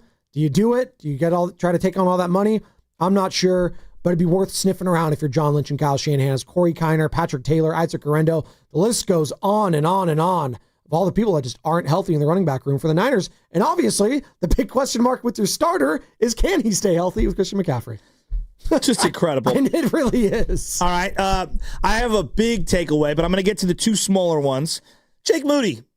He's rising just a little, little inch. Good inch for here Jake or there. Moody. Just an inch? It's an 8-incher right there. When Jake Moody, let's when I go. had you 6 feet. He's rising, baby. Okay, when I had you Let's 6 go. feet deep, going up an inch is a long way. I mean, we were like, the nail was in the casket. Oh, I think we're talking about two different analogies here. But I don't know where your brain's going. Sam's looking at me like, please move on. Yeah, I don't know where you're going. We're in trouble here. It's all Brock right. and Ricky Pierce saw the connection. Pitch intense. It's fabulous, and it's real. It's spectacular. Great. I'm excited about Ricky Pearsall and what he could be this year. I told you, Joe, I'm looking at that to be the number one connection after this season. If it's Brock and it's Ricky, I mean, you need to hit on a first-round pick here. And wouldn't it feel great to hit on Ricky Pearsall after all? And just for Ricky as like a person and as a player on the team, I'm rooting for him because of all the stuff that took place last year. What a story this guy's already had, and not in a great way. I would like for it to be in a good way going forward here now. All right, and then shot last year. Like I can't get shot before the season started. Insanity. I think for the Niners on the field, this is going to be the most impactful rookie, in my opinion. It's the free safety we've been looking for forever, and he made multiple plays. The one for me was the third down tackle in space. It was just unbelievable. Marquise Siegel. Marquise Siegel looks not like a good player, like an absolute stud. He looks like the starting free safety week one. Just put it in marker. Let's roll. And it's something I want to talk about. It's an overarching point, and Siegel being a part of that. I did feel like I felt like a physicality finally from that Niners defense, from players. I was feeling, the hits on the TV screen, whether it's Bethune, whether it's Marquise Siegel. Like when you pop a guy like Ashton Genty, like they did on defense, Bethune that is, and I'm going all over the place, but Siegel's a part of it. Just that is an aspect that I didn't see from the Niners last year on defense. Yeah. Laying the wood and setting the tone with physicality, because the Niners the season prior did that. Remember, it was Fred Warner against Najee Harris, just lighting him up. Tone was set for the season right there, Joe. Tone was set there. Last one, and this is more on my broadcaster big board. I thought Guy Haberman did a really good job again. Back-to-back weeks. I think he's in a really tough spot trying to replace someone who's, firmly established as one of the better Bay Area broadcasters in this region. I think you can call him a legend at this point. He's been around for a very long time. He's not a Niner legend, though. I would stop you there. He's not. He's a Raider legend and an A's legend, but not a Niner. To me, I have so much respect for Ted Robinson and for Joe Starkey and what they've done, and Lon Simmons prior to that. I hold that position in high regard, and I don't just call anyone a legend. I say Bay Area sports broadcasting legend. That's what Greg Papa, and again, we're all rooting for Papa in his fight against cancer. And Guy Haberman stepping up the way he's doing, Joe. Guy's good. Yeah. Guy does a really good job. And so I think that I thought that he, once again, second week, just sounds like he belongs. And he's a really good play-by-play guy. I think he does a really good job. Here at 95.7 The Game. All right. Here we go. Let's go to our fallers, okay? Oh, no. On that same note, I love you, Tim Ryan. I do love some Tim Ryan. Tim Ryan, not everything needs to be cliche. Boom! He got it right here. Boom! Dude, we know. We know you're the bootleg John Madden. We get it, all right? I'm asking you to just dial the propaganda down a little. Just a little. We needed to pivot. Mac Jones right there. Yeah, telegraphing intercepted passes to linebackers I've never heard of. Just everyone take a deep breath. We're doing risers and fallers. If you want to have your own, 888-957-9570. I love T-Rock, but I mean, I don't need the cliche propaganda in the preseason like this sometimes. Joe. I do love the propaganda, though. Again, we have in the 9 o'clock hour the things that Spadoni loves about football. I love T-Rock. We're in the top 20 now as we're 20 days away from Niners Seahawks week 1. I feel like if we're doing falling, we should pivot to, Living Legends, Never Falling Down. That's a sick beat. Come on, that's a pretty good one, right? You know what I'm talking about. Have you ever heard that song? You know what I'm talking about, right, Carter? Maybe I do. I don't know. No idea. It's fine. Whatever. I'll just go, whatever. It's fine. Continue. Now they're just going to go like Tom Petty. I'm free falling. So these are the guys who didn't look good in this game, and their stock is down. Let's start with the guy who got $20 million guaranteed. Luke Farrell. I mean, somebody who watches the X's and O's on the film and breaks down inline blocking. Yeah. Can someone explain to me why this guy got $20 million in guaranteed money? And we couldn't afford to keep, a running back like Jordan Mason? Like, maybe they were just done with Mason. That's fine. But like on a team that's penny pinching, who was beating you in the line with $21 million of guaranteed money to go after Luke Farrell? See, Luke Farrell is playing chess, not checkers right now. He's not revealing everything that he's going to put forward to this regular season. He's biding his time. He's not revealing his hand. It's very smart. Chess, not checkers for Luke Farrell. Tonges, or what is it? Tonges? I don't even know how to pronounce. Tonges. Okay. I've seen more pass catching ability from him than Luke Farrell thus far, and I've been underwhelmed with Luke Farrell's blocking on the isolated plays where I've identified him. These are just my opinions. All right, Jair Brown, this guy cannot play for you. If he is playing on the field, they are going to pick on him. Jair looks not good right now. I don't think that's an understatement or an overstatement. I think that's just an accurate statement. What are we like? Wow, I mean, the play with Brock Bowers is a stud. He mossed him, no doubt about it. He mistimed it. He didn't get up. I thought he saw the ball the whole way, couldn't make a play. Wow, what are we doing? So did we come away from this game feeling better or worse in the totality of the Niners defense? Because I'm with you on that one. Jair Brown, who started off so hot, like, and Baldy was telling you, and Bonte and myself, like, he was really high on Tig Brown coming out of Penn State. Very high on this guy. It just hasn't come to fruition. And it just hasn't. He got a pick in the Super Bowl, and it's just like, oh my God, right? And then it just, it's fallen down. Let me throw a name at you, Niner fans. That doesn't happen very often where it starts off like, damn, this guy's good. Adrian Colbert, same thing happened. Do you remember Adrian Colbert? That's true. He came out of nowhere. He was like a 7th-round pick at safety. He played every game, and then all of a sudden just wasn't good. Out of nowhere. So I don't know. Joe, I legitimately don't know if this guy's going to even make the team. He's that bad right now. That would be something. He if gets he picked on. He does. The other guy, Bowers, in fairness to your point, he picks on everyone. Bowers is a stud. Yeah. It's not about an individual play, but like he's just not good. Alfred Collins. We're hitting the Javon Kinlaw question marks here. Now Kinlaw was a 1st-round pick. You're a 2nd-round pick. It's been like last week. I thought Collins was okay, just okay. This week, I was like, he gets stood up. He doesn't have a move. He's slow. His hands aren't heavy. I don't know what to make of Alfred Collins other than I don't think he's going to help much this year. I haven't really seen him flash. I mean, for a guy his size, 6'6", 330 pounds, Joe, I don't feel the size. And that's part of these things when we're watching that, and it's an adjustment for players that are playing college that are used to just leaning on their size. You can't get away with size alone. No. You got to have technique. And the great ones figure it out, and maybe it'll take him some time, and hopefully he figures it out. But the problem is, Joe, they kind of need these guys to step up immediately. Yeah. They need to hit the ground running, and right now it's just not happening with Alfred Collins. All right. The running back room, everyone's going to talk about the health. I'm going to go to, they just have a lack of physicality, lack of speed, burst, broken tackles. I don't know if that's a byproduct of the zone blocking scheme where at times it can look very finesse, but they just don't have a physical run game right now. And I'm very concerned about the run game as a whole. I think the offense is going to be a work in progress. I'm actually probably higher on the defense than the average fan. That has me concerned. But my number one concern is this. Number one. It's the injuries. And it's specifically about the guys that I haven't gotten a good look at. Jacob Cowing. Why did he not play in this game? Does anyone have an answer? Maybe they're being, cautious with him, but I don't know. I mean, the soft tissue injury, the hamstring, I'm not sure. I don't have an answer for you, Joe. I don't, because you need to see this guy. You need a speed element on this team. And God love Ricky Pearsall. He's been flashing. He's looked good, but when Jennings, if he does come back, like they don't have a speed element on offense that they desperately need. I mean, how long have you been saying that? Like it's almost like the Warriors we need a young athletic big that can do a stretch. No, we just need a fast guy in the Niners offense. Like God, love Kyle Shanahan in his offense. Can we get someone quick out there that could run like a sub 4.5? Yeah. Can we get someone that could do that? I don't know. And then your defensive line, the two guys that got hurt, obviously CJ West didn't play in this game, which sucks. No, but to me, it's Michael Williams. He hasn't played in either game. Not that it's the end-all, be-all, but he's been out a week and a half now. He got hurt not this previous Thursday, but the Thursday before that. Does he return to practice this week? I hope so. He's a guy that needs to play a lot in that third preseason game. I don't need to see the offense. I need to see Michael Williams. I think he needs the reps, inside, outside, just the continuity.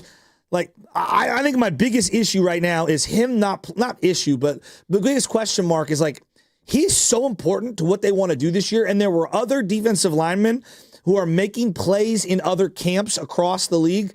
Shamar Stewart is an example where you're like, did we take the right guy? And that's always going to be a question. 888-957-9570. I like that. What's the biggest question mark coming out of the second preseason game for the 49ers for you Niner fans?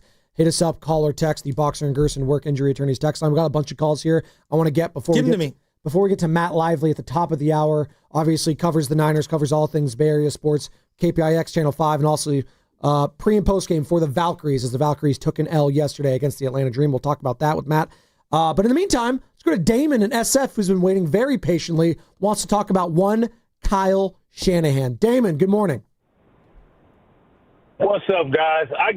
Actually, you know what I want to do is I want to flip that question and ask you guys, all right, so did Kyle Shanahan take for granted how hard it was going to be to win a Super Bowl going forward after that 2019 season? When he had the opportunity to grab Jimmy Garoppolo and he passed on it, I feel that he did so because he felt that that if he had won with Brady, that kind of would have, if he would have won with Brady, that would have kind of taken away a bit of his shine as far as Brady got this Super Bowl rather than Kyle Shanahan's play calling. And also one more thing with how you guys have mentioned that Kyle is kind of the de facto GM. If Lynch had been a legit GM, would he have made the call to bring in Brady? I just want to hear what you guys think about that. I think Lynch would have brought in Brady. I think so too. I think John Lynch, obviously kind of a similar pathway to Brady, right? Being a broadcaster now, he's going to be involved with the team. They love winning. That's the Hall of Fame mentality. And he looks at a guy like Tom Brady. All his whole career has been about winning. Hell, John Lynch, did he play against Tom Brady? He might have. Like that's the thing, the cross-pollination of all these things. And in hindsight, you never know. Like, did Shanahan immediately regret it? He might have. But you know what? He might have just taken the pulse and said, you know what? I'm not going to do this to Jimmy Garoppolo, a guy that took us there and we were so damn close for winning. I'm going to give him the respect that I think I have for him. And now in hindsight, it's kind of funny because those guys can't stand each other. The rumor was that he watched the tape, him and the whole group of his staff, and they didn't think Brady was good anymore. That's what he put out there. Whether that's real or not, that's what was told. And in fairness, a lot of people had question marks about Brady at that time. It didn't end well. They lost to the Tennessee Titans. Lost to Ryan Tannehill. His final game as a New England Patriot. Lost to Ryan Tannehill in the Tennessee bleeping Titans. Brady's kind of in that LeBron zone where it's like when that guy wants to come with you, like until they are 6 feet deep in the casket, you take that individual. Well, it was the ultimate, thanks for writing me off season. He had literally season after with the Bucs winning it all. His first year, just, night, see you later. Then the year after that, I think he should have won the MVP. He had an unbelievable season. Aaron Rodgers ended up winning it, but Brady and the Bucs were unbelievable. Yeah, but that win against Green Bay of Tom Brady, we all knew once Brady got the ball back, he was going to win. We all knew it. Yeah, everyone did. Everyone knew it. And then in hindsight, it was laughable thinking Mahomes with no starting tackles left or right was going to beat that Bucs defensive line in Tampa. They were favored. The Niners would have got Gronk out of retirement. I mean, it would have been just. Maybe they would have gone Antonio Brown too to join him. I know it sounds insane. I don't know. That's still. Is he still wanted, by the way? I think he is. He's just out there, Antonio Brown. TC is in Sacramento, which means 49ers season is approaching. TC, what's up, buddy? What's up, buddy? Yes, sir. What's up, bro? How y'all doing? Doing fantastic. Yeah, for sure. So listen, to answer the question, right? To answer that question, are we taking this dude for granted, right? Kyle Shanahan, no, and no again. The reason, if anything, we take it for granted is not hiring Robert Saleh or hiring D'Amico Ryan to replace Kyle and putting Kyle as a coordinator. That's what we're going to look back at the end of all of this, right? When we don't get a ring, right? We're going to look back and say, man, why we didn't do that, right? Then we also going to look back at it like, man, this dude really can't develop quarterbacks. When the boy Lance, this ain't got nothing to do with Lance. Lance is gone, right? But when he gets with a real coach, right, and Jim Harbaugh, the guy looks half decent. Is he an MVP? Do we know that he's a starting quarterback? No. But he looks better than he was when we drafted him, right? So, that's what I'm saying about the granted part with Kyle Shanahan. We're not taking this dude for granted, right? We're in the right state of mind. So I'm going to fall back. I'm not going to call in every day after every Sunday. I'm just going to let it play out how it's going to play out and let everybody see what I was talking about, dog. But to answer y'all question, no, we're not taking that dude for granted, bro. That's all I got. TC, no. How much faith you got in Jake Moody? How much faith you got in Jake Moody? Jake wasn't really the problem. We drafted Jake in the third round. To be honest with you, I kind of like the pick because I liked him from Michigan. Mm-hmm. I'm like, damn, we got a kicker that's kicking 60-yarders. Bro, we kind of need that guy. So this is not all on Jake Moody like Shasky and Spadoni. This is on Kyle. Niner fans, quit running from thinking about Kyle. Quit trying to put it on Jake Moody. Quit trying to put it on Ricky Pearsall, Brock Purdy. Bro, this is on Kyle Shanahan from the jump, what we've been saying, bro. So I don't have any thoughts about Moody. Moody is Moody. This is about Kyle Shanahan, bro. Hey, TC. Call. Hey, one of the Kings getting Kaminga. What you guys giving up? Man, we already have that deal on the table. Do y'all want Monk in the unprotected? Do y'all want Devin Stars in the unprotected, bro? That's God. It. If it was me, hey, listen, hold on, Joe. If it was me, I will unprotect that pick. But at the same time, Scott Perry's like, why do we have to do it, bro? Because we in a win-win. Either y'all going to trade him to us or we going to sign him in the offseason, bro. That's all I got on that. Always wear protection. He dropped out, just didn't have anything. That call was brought to you by River Islands Gas Line, but also Durex. There you go. We got BPA and we got Dennis in San Francisco here in just a second before we get to Matt Lively, KPIX, Channel 5 in about 5 minutes. We'll Kyle's talk some a very complicated individual, Joe, when it comes to... Is he? Yeah, I think he's when there are certain guys, like once you win the ultimate prize, you silence a lot of the doubt and you've earned the benefit of the doubt. I think getting so close and losing the way that they have, it opens up so much criticism. It's probably the worst place to be in sports. Like if you just suck and you're awful, nobody thinks about you that much other than like get him out of here, he needs to go. But if you everybody's feeling it right now, especially at home.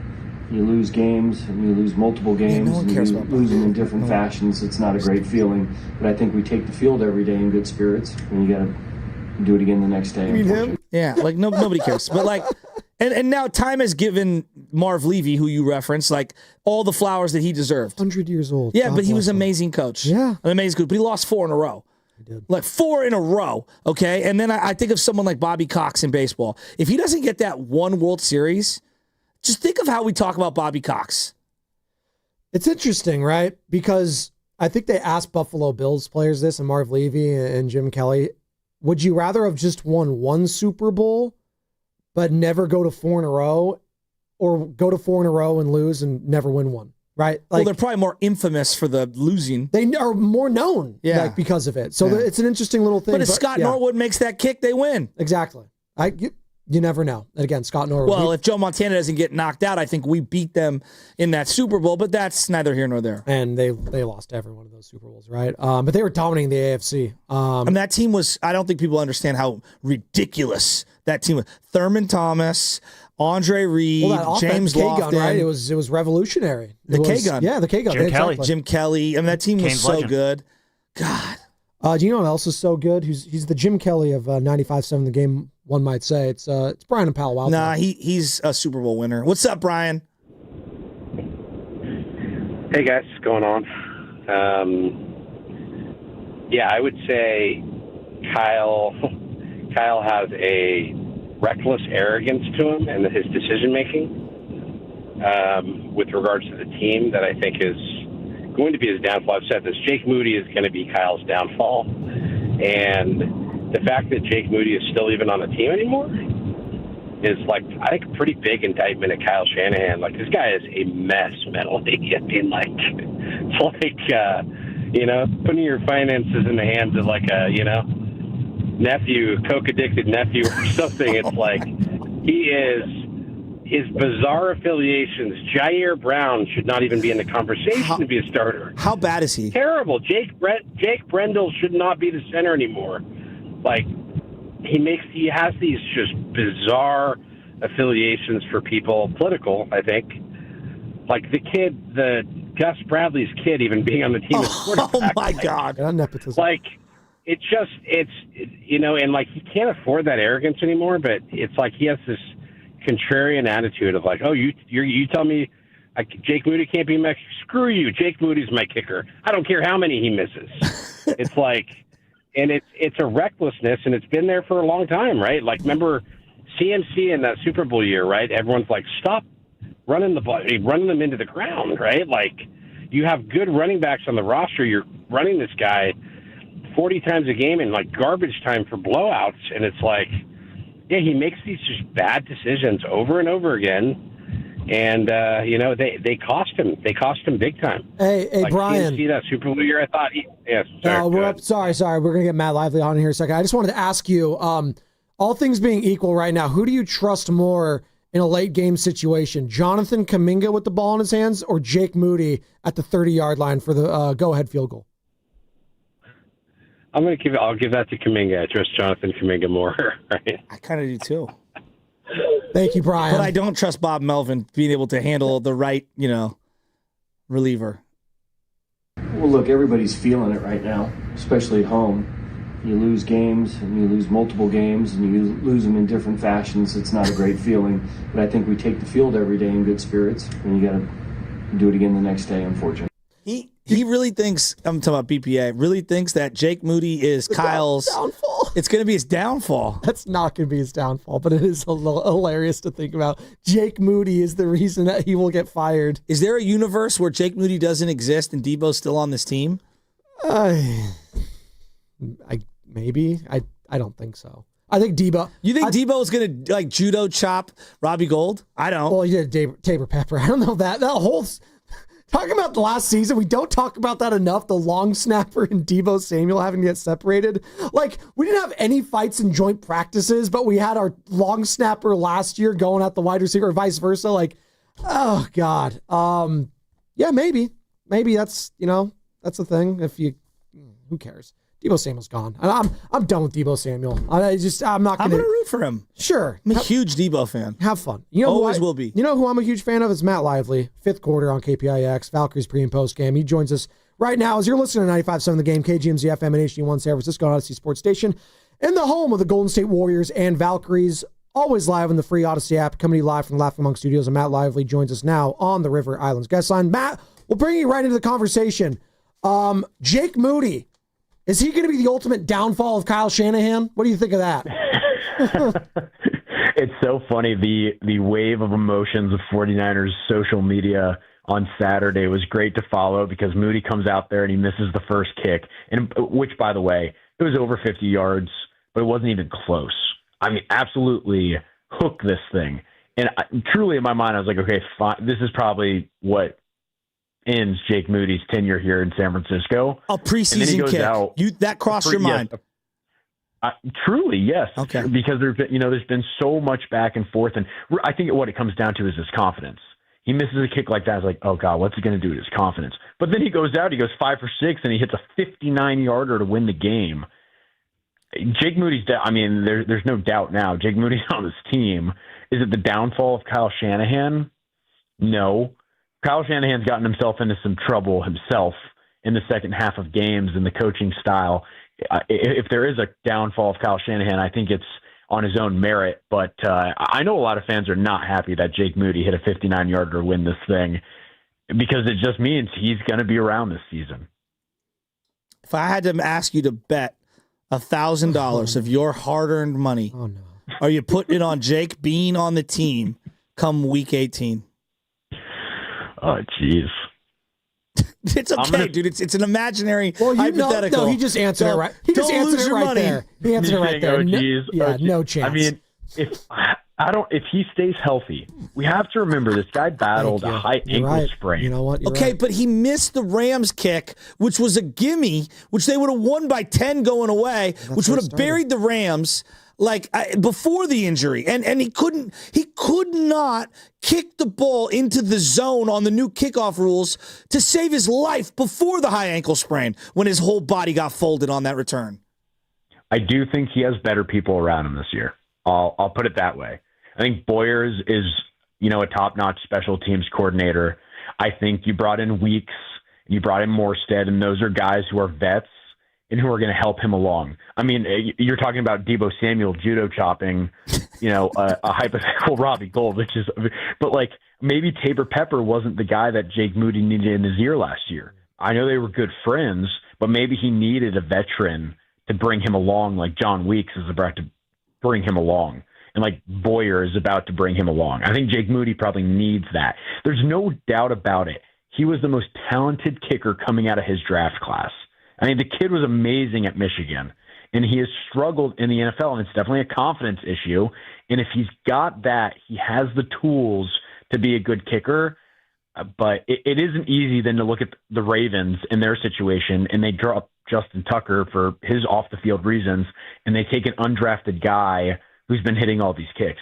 It's not easy to look around the league and go, okay, you can get an undrafted guy, and he can come in here and compete on day one. I love preseason football and football in general. When we're talking about the mental side of a long snapper with our kicker, this is like we're bringing in Chubbs Peterson for Happy Gilmore is basically the equivalent. We need a caddy for our kicker but it's not the craziest thing. That's why again, I love football. I love how we talk about kickers. It's such a unique position. Well, kickers aren't football. No, it is. All right. Because you love them when they make it and you hate them when they don't. And it's football personified as far as I'm concerned. We're talking to Matt Lively, KPIX, Channel 5. The fifth quarter on there. You can also check him out on Valkyries pre and post game. I'll get a Valks question in here too, because tough loss yesterday to the Atlanta Dream and expectations for them so far this season. Obviously shot them out of the water, but I want them to make the playoffs, Matt. I think it'd be disappointing at this point, which just speaks to the season that they're having. Some of the risers and fallers for you after the second preseason game, though, Matt, in regards to the 49ers. The guy that's probably risen the most is Chase Lucas. It's such a deep secondary, though. It's going to be interesting to see what the 49ers do there. But through two games, obviously, Chase Lucas has been rising up the charts.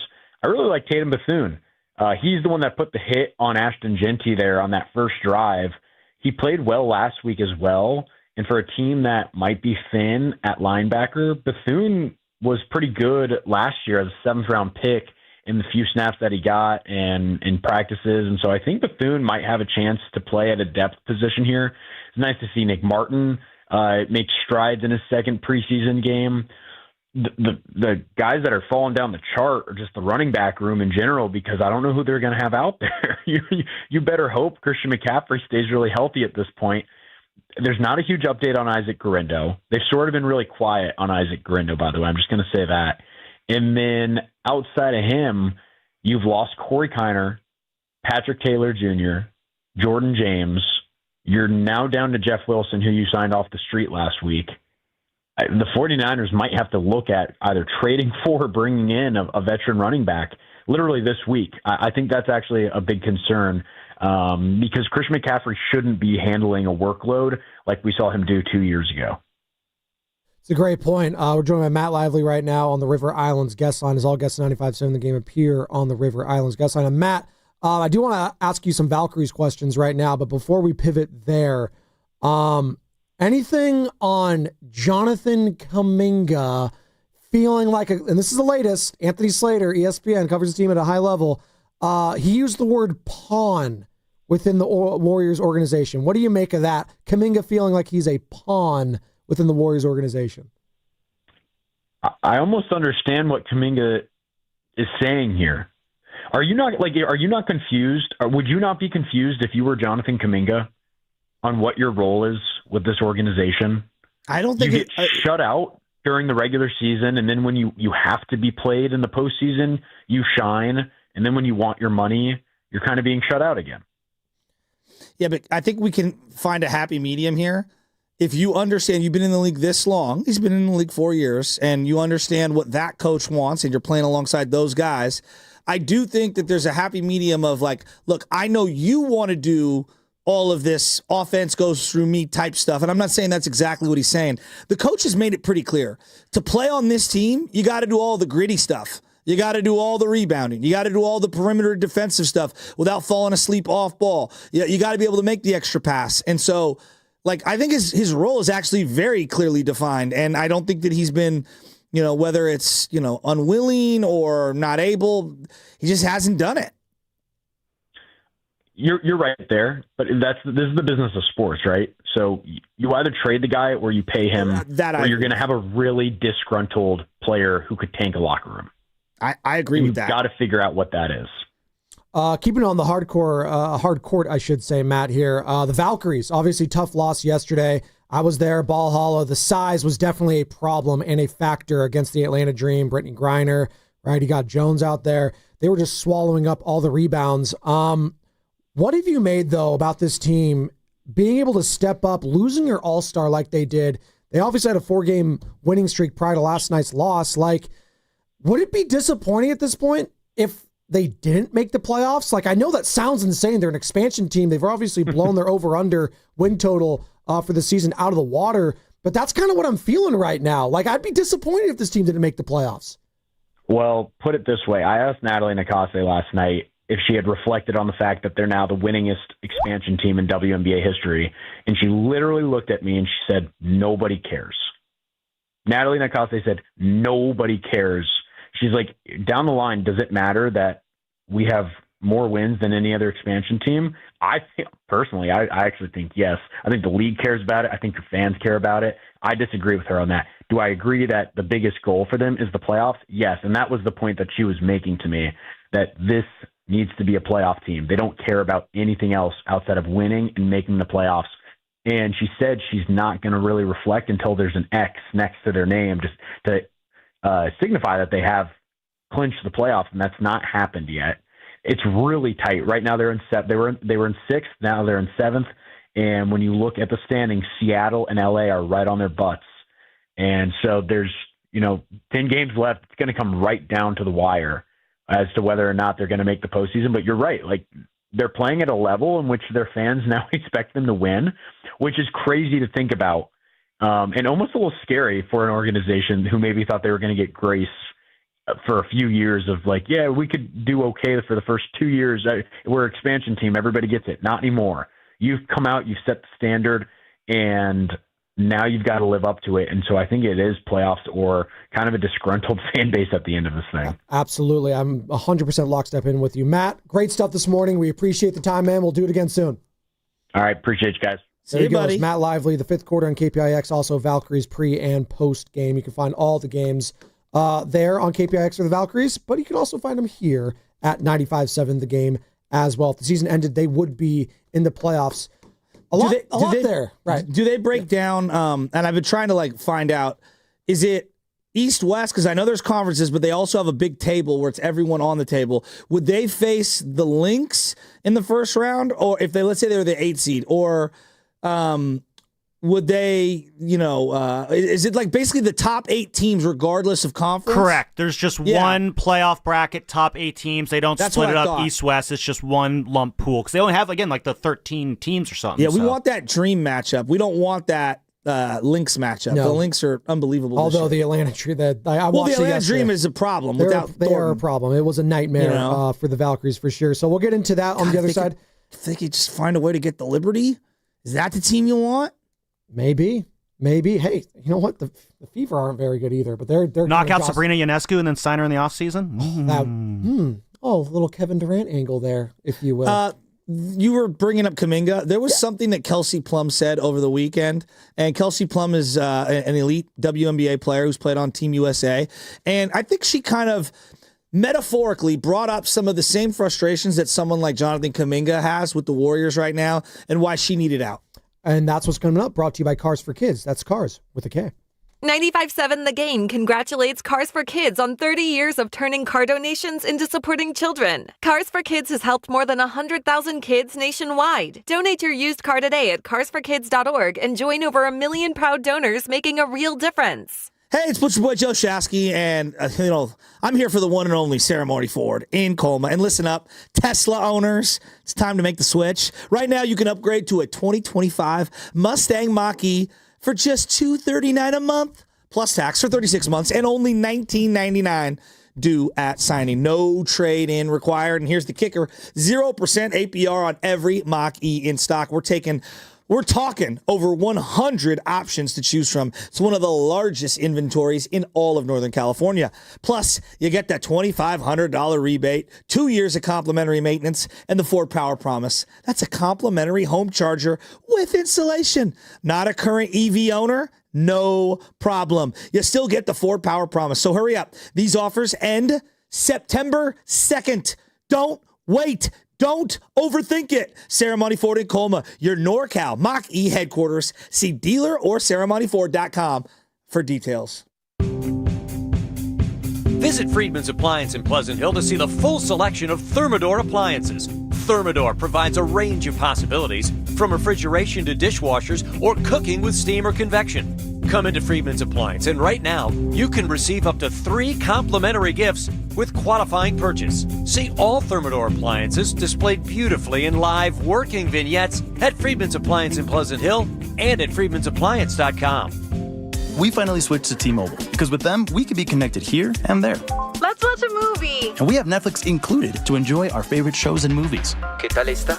Bacanísima, pero ya la vi. Now the hard part is getting them to agree on a movie. Switch today and get the new Samsung Galaxy S25 Plus with Galaxy AI, all on the best network in the U.S. Visit a store, T-Mobile.com, or call 1-800-T-Mobile. 1-800-T-Mobile. Best mobile network in the U.S. based on analysis by Ookla. Speed Test Intelligence Data 1H 2025.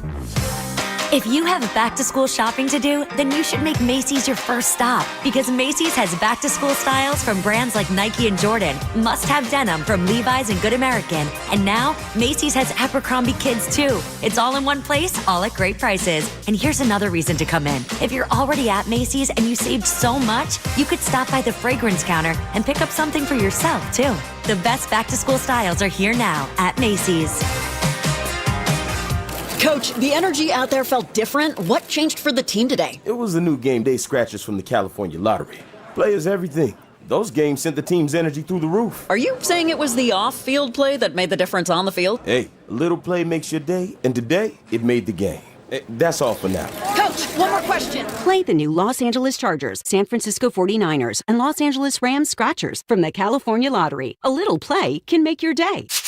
Please play responsibly. Must be 18 years or older to purchase, play, or claim. Lton Skilled Nursing and Rehabilitation Center, under the medical direction of UCSF-affiliated physician Dr. Darby Clayson and Administrator Dan Daly, would like to congratulate Lynn Hamakawa as 2024's Caring for a Lifetime recipient. Lawton, located in San Francisco's Sunset District, is a 5-star facility and is also a U.S. News and World Report, as well as a Newsweek's top-rated nursing facility. If you or a loved one are in need of physical or occupational therapy, don't hesitate to call Dan Daly at 415-566-1200. From carriage house to glass aluminum doors, R&S Doors has a full line of commercial and residential garage doors and gates to suit anyone's taste and budget. Visit rsdoors.com. R&S Doors. Look for the red truck. If you could hear Old Spice Fiji Antiperspirant, what would it sound like? First, you'd start with Fiji Antiperspirant's amazing scent of palm trees. Add pure notes of fresh coconut and layer on 24/7 odor and sweat protection. You won't hear any dyes or parabens because with Fiji, you won't have any. So while your regular antiperspirant sounds like this, Old Spice Fiji sounds like this. Sounds like it smells amazing. This is the story of the one. As a safety manager at a manufacturing plant, he does everything he can to keep his coworkers safe. From finding ways to reduce risks to keeping safety supplies in stock. And for that, he relies on Grainger. Grainger offers a broad range of quality products and next-day delivery, so he can always play it safe. Call 1-800-GRAINGER, click Grainger.com, or just stop by. Grainger, for the ones who get it done. Your cold is coming. Your cold is coming. When you feel a cold coming, shorten it with Zicam, the #1 cold shortening brand. Oh, no, not before my big trip. The big trip you've been planning is coming up, and so is your cold. But Zicam can shorten your cold and get you back to planning sooner. Thanks, Revere. We really should keep Zicam in the house. Shorten your cold with Zicam. Take it from America's most revered messenger. Shorten your cold at the first sign with cold shortening products from Zicam, the #1 cold shortening brand. Available in stores or see where to buy at Zicam.com.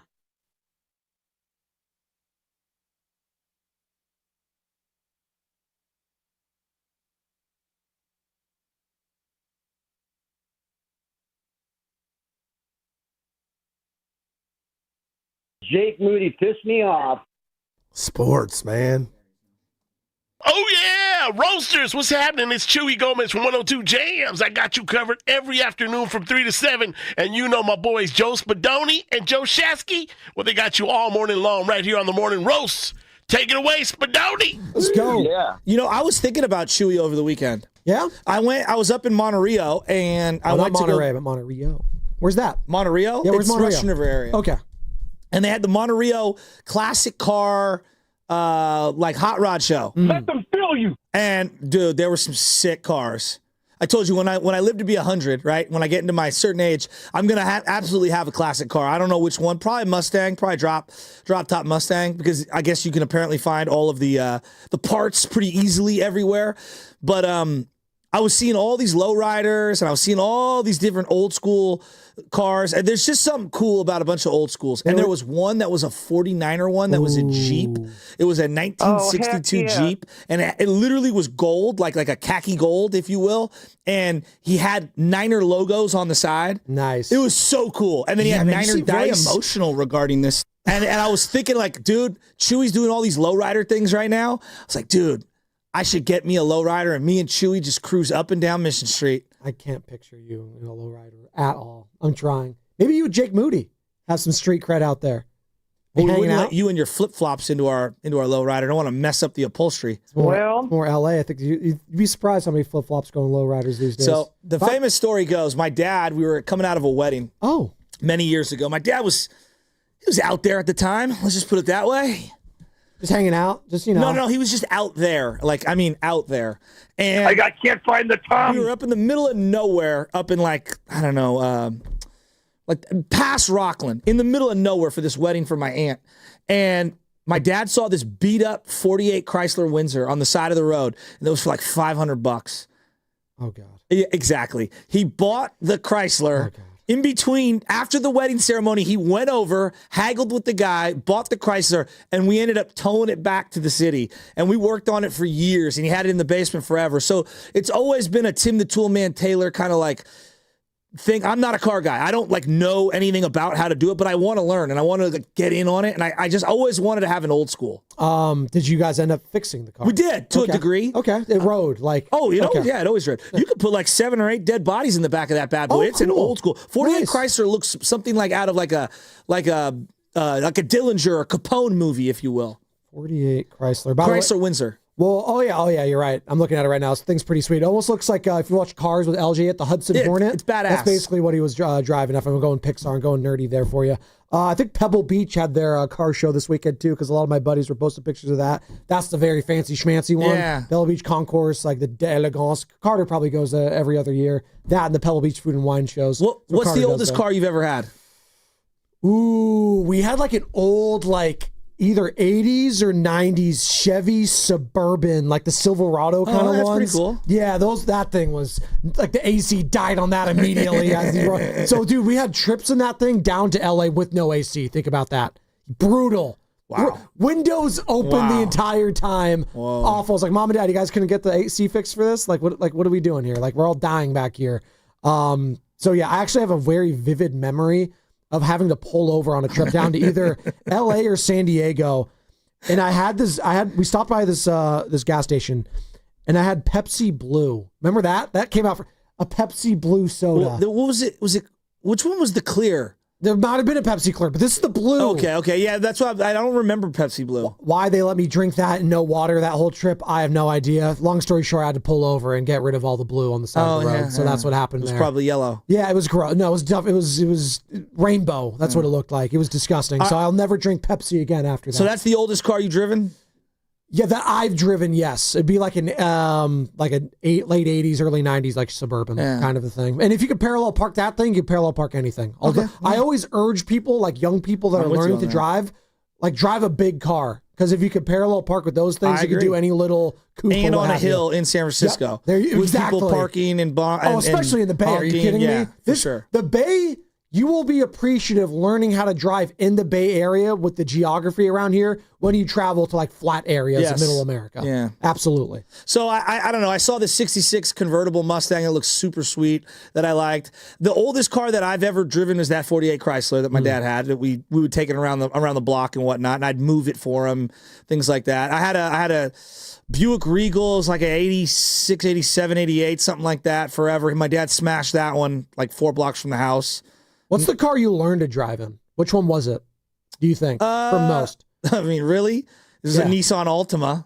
Because that was the car I like burnt, Michelle. I like destroyed that car. I mean, that's the car I just drove till the wheels fell off. I don't hate the Nissan Altima. I see those a lot. Those are very economical, if you will, very affordable these days. I'm not mad.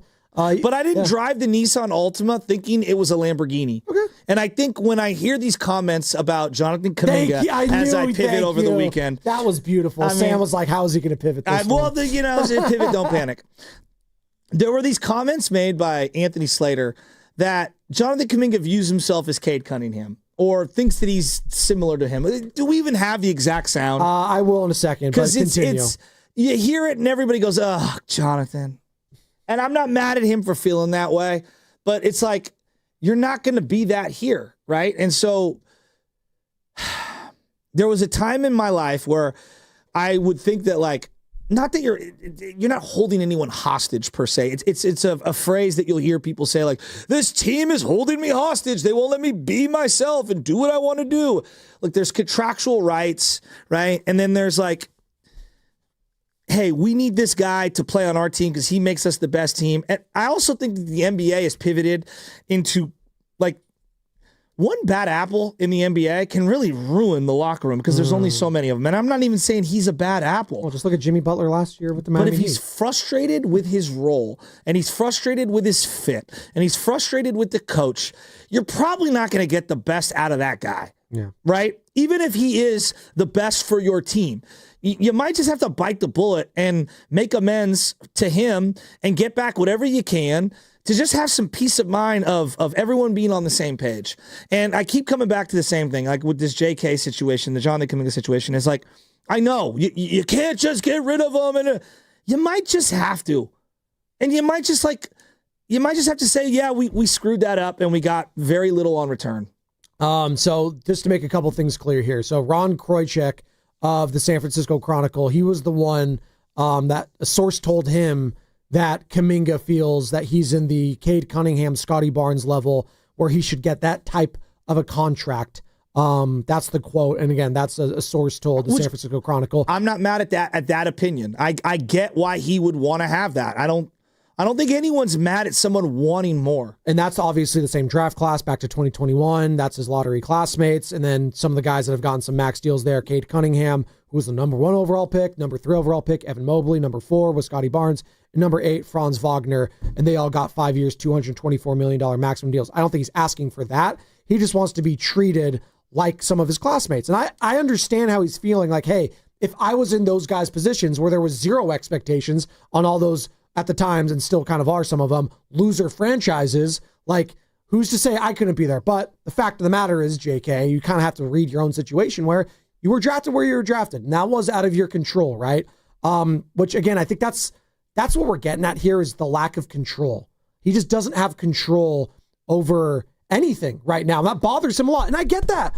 Like, you want to have your own say when it comes to these things. I fully understand that, and he doesn't have that say, and that's why he's telling him basically, like, I'm going to get this qualifying offer. I'm not signing any 2-year deal because at the end of this, I want to control where I can go.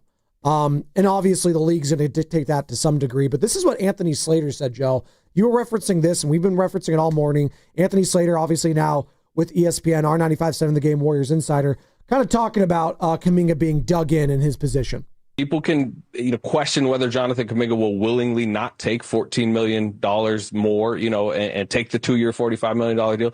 But you talk to people around him, and he's pretty dug in. Like, if this is going to be the best offer, if 2 for $45 with the team option is going to be the best offer, he will see them in training camp on a $7.9 million expiring qualifying offer, which includes a no-trade clause, because he wants either to be viewed as more of a building block, or he wants his freedom, his control of his future. And the qualifying offer, while less money, gives him control of his future.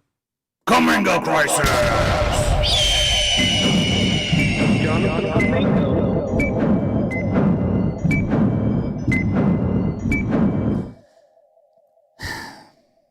I would love to sit down with Jonathan and just say, you do realize that if you become, let's just say in this hypothetical world where you're a free agent and you get to choose where you want to go, even then, you're not going to have 30 teams vying for your services. No. You're just not, right? Like, only so many teams view you as a fit. Before we even get to money, only so many teams view you as a fit. That number, I don't know. Is it half the league? Is it a third of the league? Is it 3/4 of the league? Is it 5 teams? Is it 1 team? I don't know. Then you get to the second part of it. Of the teams that view you as a fit, how many of them view you financially and on the basketball court the way you view yourself? I bet that number's lower than he thinks it is. Now, all you need is 1, which I understand, and I'm not mad at anyone for thinking that they're better than the opportunities that they've been given or think that they deserve more or whatever. We've all felt that way. Everyone can relate to that in every single way. Mm-hmm. I also don't think that he's taking enough culpability in why he's in the situation that he's in, given the circumstances of the team. So I think both are true. The Warriors have made some mistakes in terms of how they've handled this, having other people play in front of him, which kind of ruined and stunted his development. But also, he has to see that on Detroit, Cade Cunningham's going to get 35 minutes for 4 straight years or 3 straight years. They don't only have anybody that's going to push him. But on this team, if you want to play, the coach has told you, you got to do these little things that you don't really want to do, but you got to do them to be able to get onto the floor. And that's why, Moses Moody has gotten opportunities before him or at his expense, or Podziemski's had more opportunities than him, and they play different positions. But these are why these things keep happening. So I think both things are true. I understand his point of view. I also think that he has not done a great enough job to make it overwhelming that he needs to be viewed a certain way here. Because to play here, you got to do what this coach wants. It would be the same for Spoelstra. It would be the same for Thibodeau. It would be the same for J.J. Redick. There are a lot of coaches around the league, Popovich, the same thing, who are saying, no. You're going to play this way within my particular system. I remember a young Popovich benching Tony Parker at the end of games in the fourth quarter, and he said, you're not going to play that way on this team. And we're gonna nip this in the bud right now. And he got the best out of Tony Parker. And to Tony's credit, he evolved and kept going. There were times when they flirted with Jason Kidd, and Tony Parker was furious that they did that. And they had to repair the relationship, and they went on to win a lot of championships.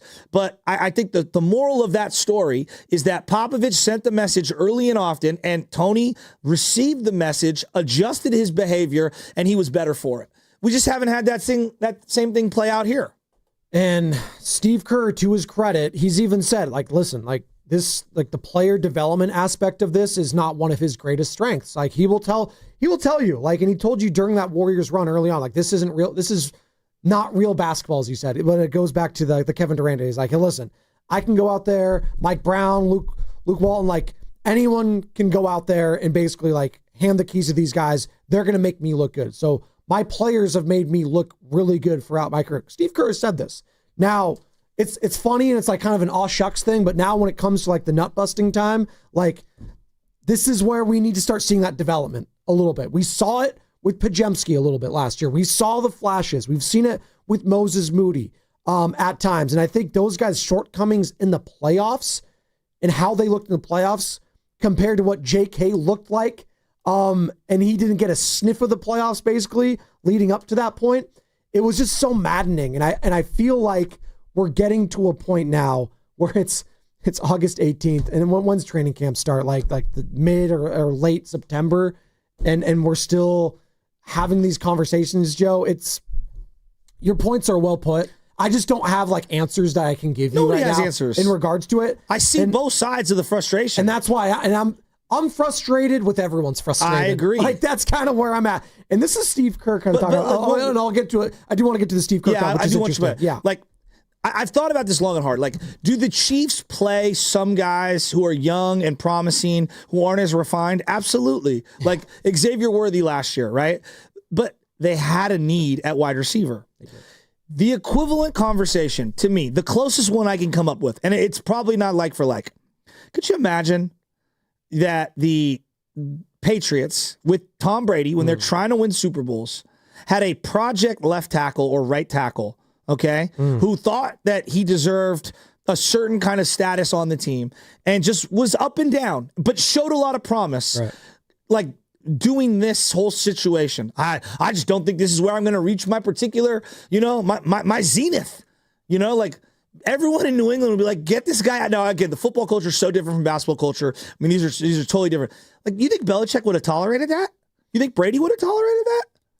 No, but I want to say Trent Brown was like a 7th round pick and ended up starting for him one year, right? He was a Niner player first. We traded him on draft day. Yes. When we drafted McGlinchey and traded him to the New England Patriots. He a project He still was at in that his point? final year of his contract, and he ended up playing for New England, and then they gave him money, and he ended up winning a Super Bowl. He did, but he was a project, was he not? A little, even I know he was there with the Niners. He but he didn't do like the, hey. I know. It's not, I'm trying to find a comparison. There's a happy medium here. I'm trying to find, No, I know. There isn't a like for like. This is a very unique situation.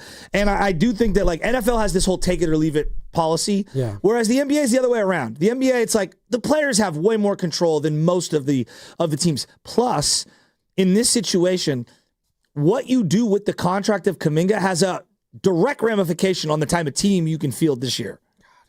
I am so damn fascinated with this Warriors team heading into the season, only because the JK situation, but also once that dominoes fell, and I do think we're at this point right now, I think he's going to take the qualifying offer. I think they're going to get their boys, Al Horford and D'Anthony Melton. This is going to be the team. You're going to have Jimmy Butler. You're going to have Steph Curry. You're going to have Draymond Green, Pajamski, Moody, Al Horford, D'Anthony Melton, Jonathan Kaminga. Like, that's what it's going to look like. You got Steve Kerr coming back, and we'll see if they get favorable matchups in the Western Conference. And then we're going to, go from there. It's similar to like the Niners in a way, but I do think the Warriors, I am plugging them into the playoffs before I'm plugging the Niners in right now, which a year removed from that actually kind of sounds insane, as they were coming away from a Super Bowl loss, Joe. And the Niners the Warriors were just trying to get back to the playoffs. So they're trying to be a playoff team. It's just crazy how things can shift year to year. But as we're talking about Steve Kerr and all this and the development and the player development, as we were kind of talking about Kyle Shanahan, that's the big bugaboo around him, right? Player development. This is Steve Kerr, talking about, and this is with the Glue Guys podcast, Shane Battier, Alex Smith, Ravi Gupta. This was from a couple days ago. I know Shane Battier. I didn't recognize. Alex Smith is on this podcast. That Alex Smith? That Alex Smith, Ravi Gupta. It's the quarterback, Alex Smith? I believe so, right? The Glue Guys, right? That is Alex Smith. I don't know. You're the one who teased it. I mean, I'm just telling you, Glue Guys podcast. But you got to get on it. That Alex Smith.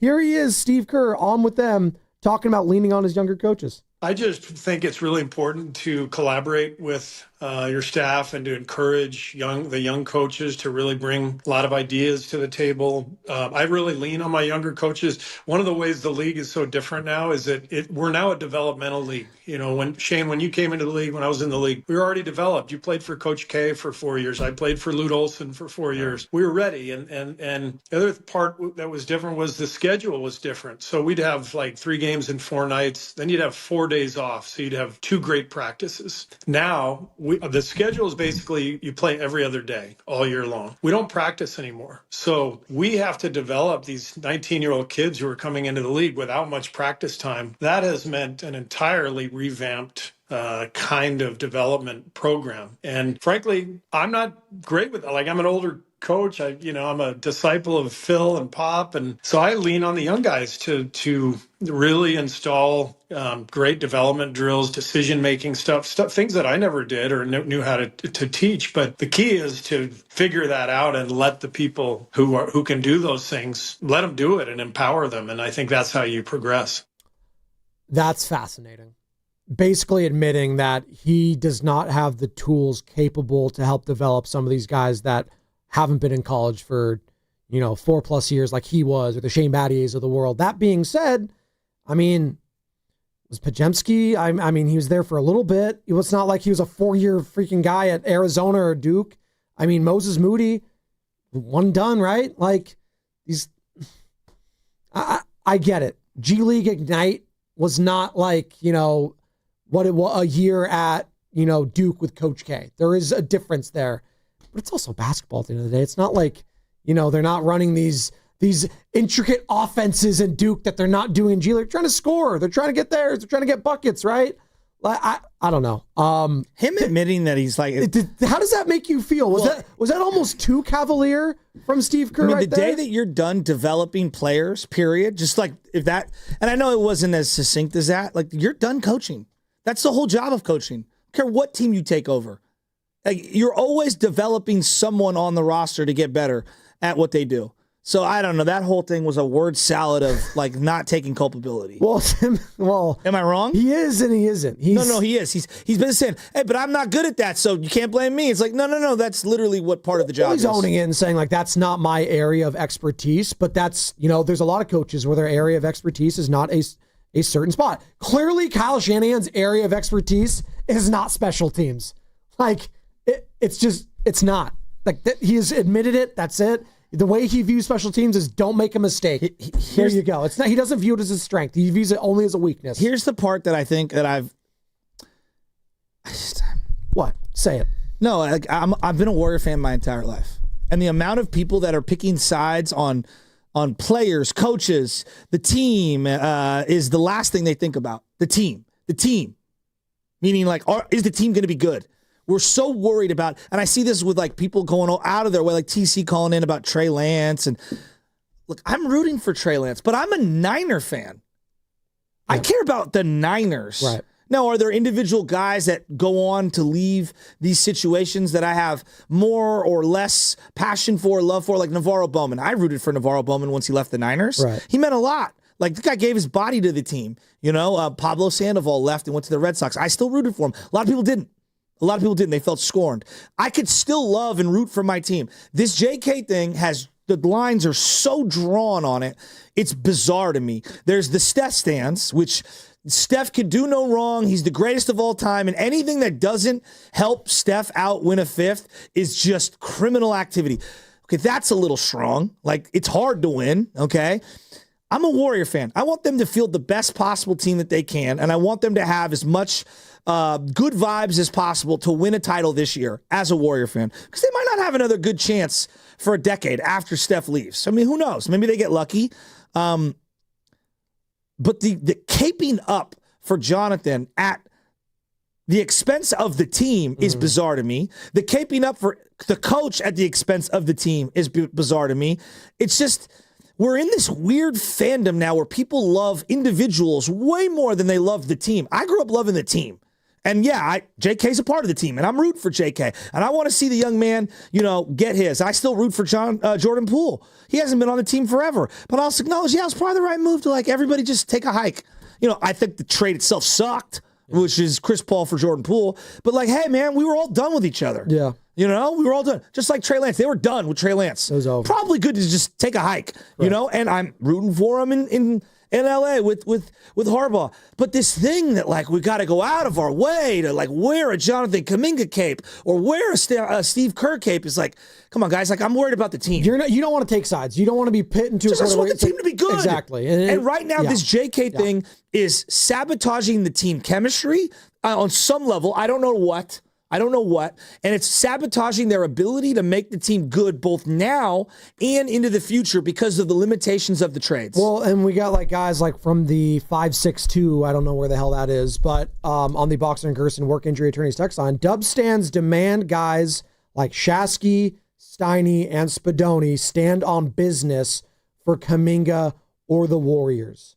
Like, I don't even know what that means. It's like just, stand on business. And by the way, that's a term I saw. Shout out Love Island. They use that term a lot. This next generation, these young kids these days, these whippersnappers, stand on business. What the hell does that even mean? Stand. Is that your new speak your truth? Is that the stand on your business? Well, it's just, this is my truth. This is how I feel about this. Well, how I feel about it is how I feel about it. And how you feel about it is, I'm not going to be put into a corner. Both sides could be wrong. Both sides could be right. And there you go. It's not black or white. It could be gray sometimes, people. And this whole negotiation has gone away in which I'm sure Kaminga's not happy about, Dunleavy, Lacob, or Steve Kerr isn't happy about. No one's happy about it, okay? What's the most extreme disconnect between player and front office in this area of all time? Is this a trick question? It's Montana. Okay. Right? Montana thought he was still the man, right? Yes. Steve Young was getting the MVP trophy. He didn't play for 2 years. All right? My dad is in the stands in the NFC Championship game in 1992, January 93, saying, you got to sub in Joe Montana right now. Yeah. They're losing to the Cowboys. Like, that's how my dad felt. Yeah. All right? He's one of the biggest Montana fans of all time. Of all time. Okay? When Joe went to the Chiefs, he still rooted for Joe. It's been 35 years, right, since Joe got traded to the Chiefs. Okay? Everybody's fine. Now, Joe's pissed still to this day, and he harbors sentiment, and that's his own prerogative. Do Niner fans love Joe any less than they did back then? No. You could still love the Niners, still love Steve Young, still root on Joe Montana and wish him well, and some people still think it was the wrong decision. Some people think they would have won 2 Super Bowls instead of just the one with Steve Young. And the reason why I bring that up is because I go like 35 years from now, are you really a Warrior fan or not? You're not going to be still mad at the Warriors for the Jonathan Kaminga thing if they go on to still win and do good things. I guess a more recent example would be like, because some people felt some type of the Klay Thompson and how it ended there. That wasn't great. Klay should have been a lifer sort of thing. Yeah. So like, I guess that'd be a more recent example. Ronnie Lott didn't finish with the Niners. Exactly. Roger Craig didn't finish with the Niners. If Joe Montana can't finish with the Niners, then no. Yeah, exactly. Right. Like we've seen this. Tom Brady. Chris Mullen is one of my favorite players ever in any sport. Yeah. And I remember basically it was like, hey, we got to trade him to Indiana. Give him a chance to win one. Right. I'm rooting for him. So this thing that we have to take the player's side and the organization is evil.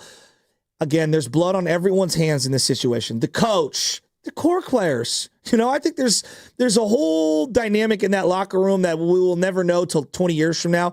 Who knows how they view Jonathan, or if they love him or they don't or whatever. I don't know. Jonathan bears some brunt. The coach bears some brunt. Lacob bears some brunt. Dunleavy, Bob Myers, everybody does.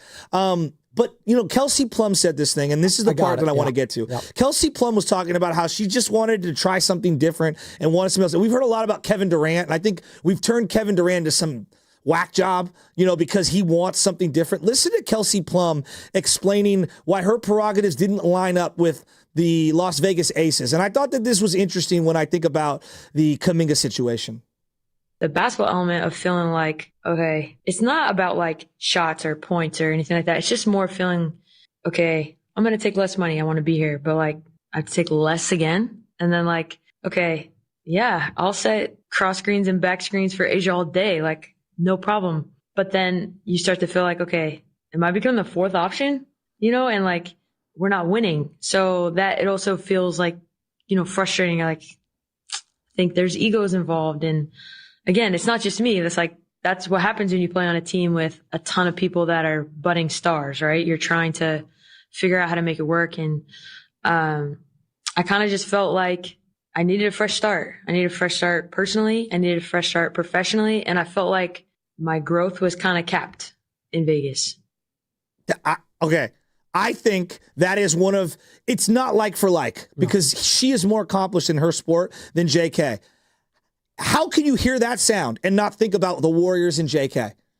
Is that that's as good of a summary from somebody who's going through it? She's like, my situation was capped and I wanted something different and I think I can do more. That's reading between the lines, is it not? I thought it was a brilliant comment by her, and I think it triggered a lot of people because I saw the comments underneath it and everyone's like, she's only averaging 2 more shots a game and the ball's still in her hands. They're like going crazy on her.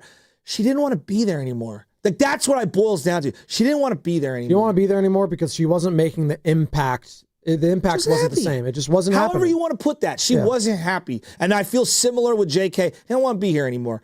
And so, yeah, it sucks that he doesn't want to be here, and they've made a lot of mistakes along the way. And I think everybody just needs to do, I call it the Pontius Pilate, just go their separate ways. Wipe your hands. Well, also, I'll say this. Like in Steve Kerr's on, again, another podcast I've never heard of. There's a lot of them. There's just so... Is that good sound? No, the Kelsey Plum stuff is great. I'm getting back to that Steve Kerr sound too because there's too much talking. It's just that's what I'm saying. We're in an era where we didn't have this much talking or this many sound bites or clips or all of it. And maybe we did, and maybe I was just ignorant to it, but I don't remember a time where we talked about a certain subject matter all the time, and every single week it felt like there was a new soundbite or a new clip that we were constantly reacting to. And it is the society we're living in, and we are an auditory medium, and this is what we do for a business. But there is a point where it's either one of my players, one of my coaches, and I'm not telling anyone to shut up and dribble. I'm not saying that. But sometimes less is more. This whole situation is just, it's gone on too long, and everyone's unhappy. And now JK may not, he's too professional to come out and say, oh, I'm unhappy. But like, come on, man, read between the lines, people.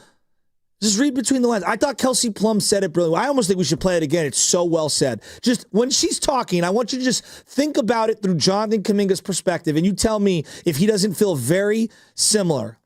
The basketball element of feeling like, okay, it's not about like shots or points or anything like that. It's just more feeling, okay, I'm going to take less money. I want to be here, but like I have to take less again. And then like, okay, yeah, I'll set cross screens and back screens for Asia all day. Like no problem. But then you start to feel like, okay, am I becoming the fourth option?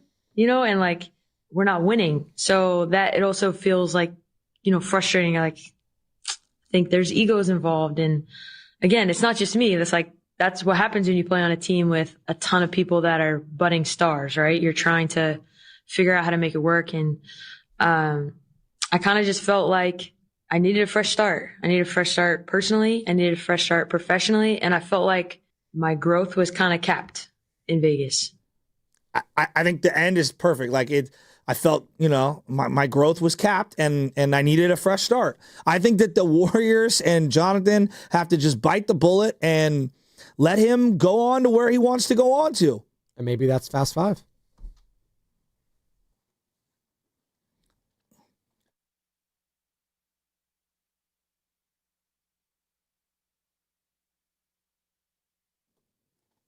Good for Jake Moody. Good for Jonathan Kaminga. Yeah. I watched a movie over the weekend. What movie? Superman. Oh, how was it? I don't know how I feel about it. I started the new one, I assume, right? Yes, the new one. I started to rewatch it. You have to understand, Christopher Reeves was probably one of my first heroes. By the way, the original General Zod, Terrence Stamp, passed away today from the OG Superman that you love all the time. Yeah, the guy that played General Zod. Well, one of the greatest villains of all time, General Zod.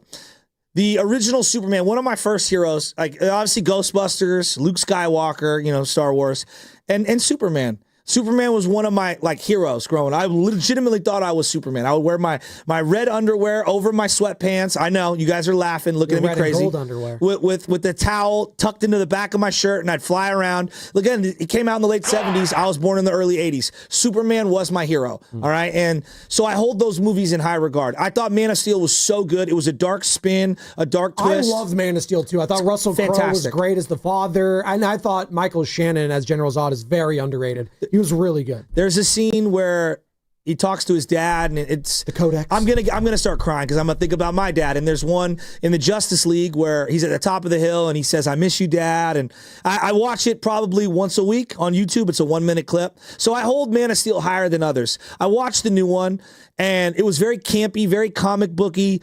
I liked it more than I wanted to admit out loud. I don't think it's the best thing ever, but there's a scene with him and his dad, and it's about parenting, and it got me in my soul, and I just want to say, well done. I don't think it's the best superhero movie of all time. I don't think it's the worst. It's growing on me. I've now watched it 2 times over the weekend, but the scene with Clark Kent and his father, man, it hit me in the soul, and good job. Good job. Well done. That's good. All right. So Shasky, who is his favorite, again, this is his favorite superhero, is giving the thumbs up on Superman. I got to go check it out. Sam, what are you giving the thumbs up on or down?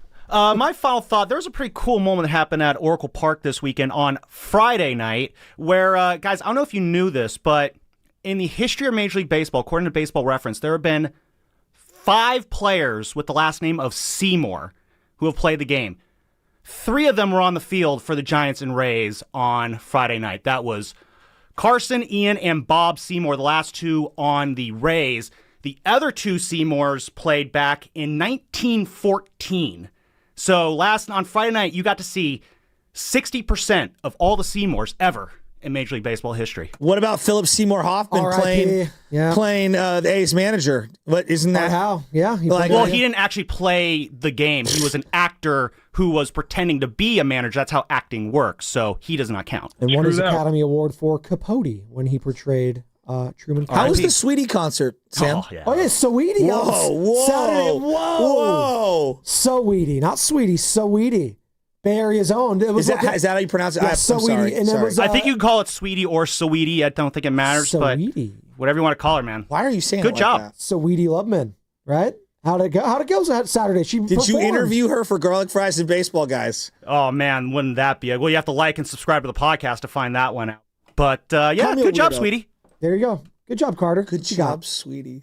My final thought of the day is congratulations to Mason Howell, who won the U.S. Amateur, the 125th U.S. Amateur at the Olympic Club this weekend. It was an unbelievable event, and he just dominated the last round. It really was not close. So congratulations there.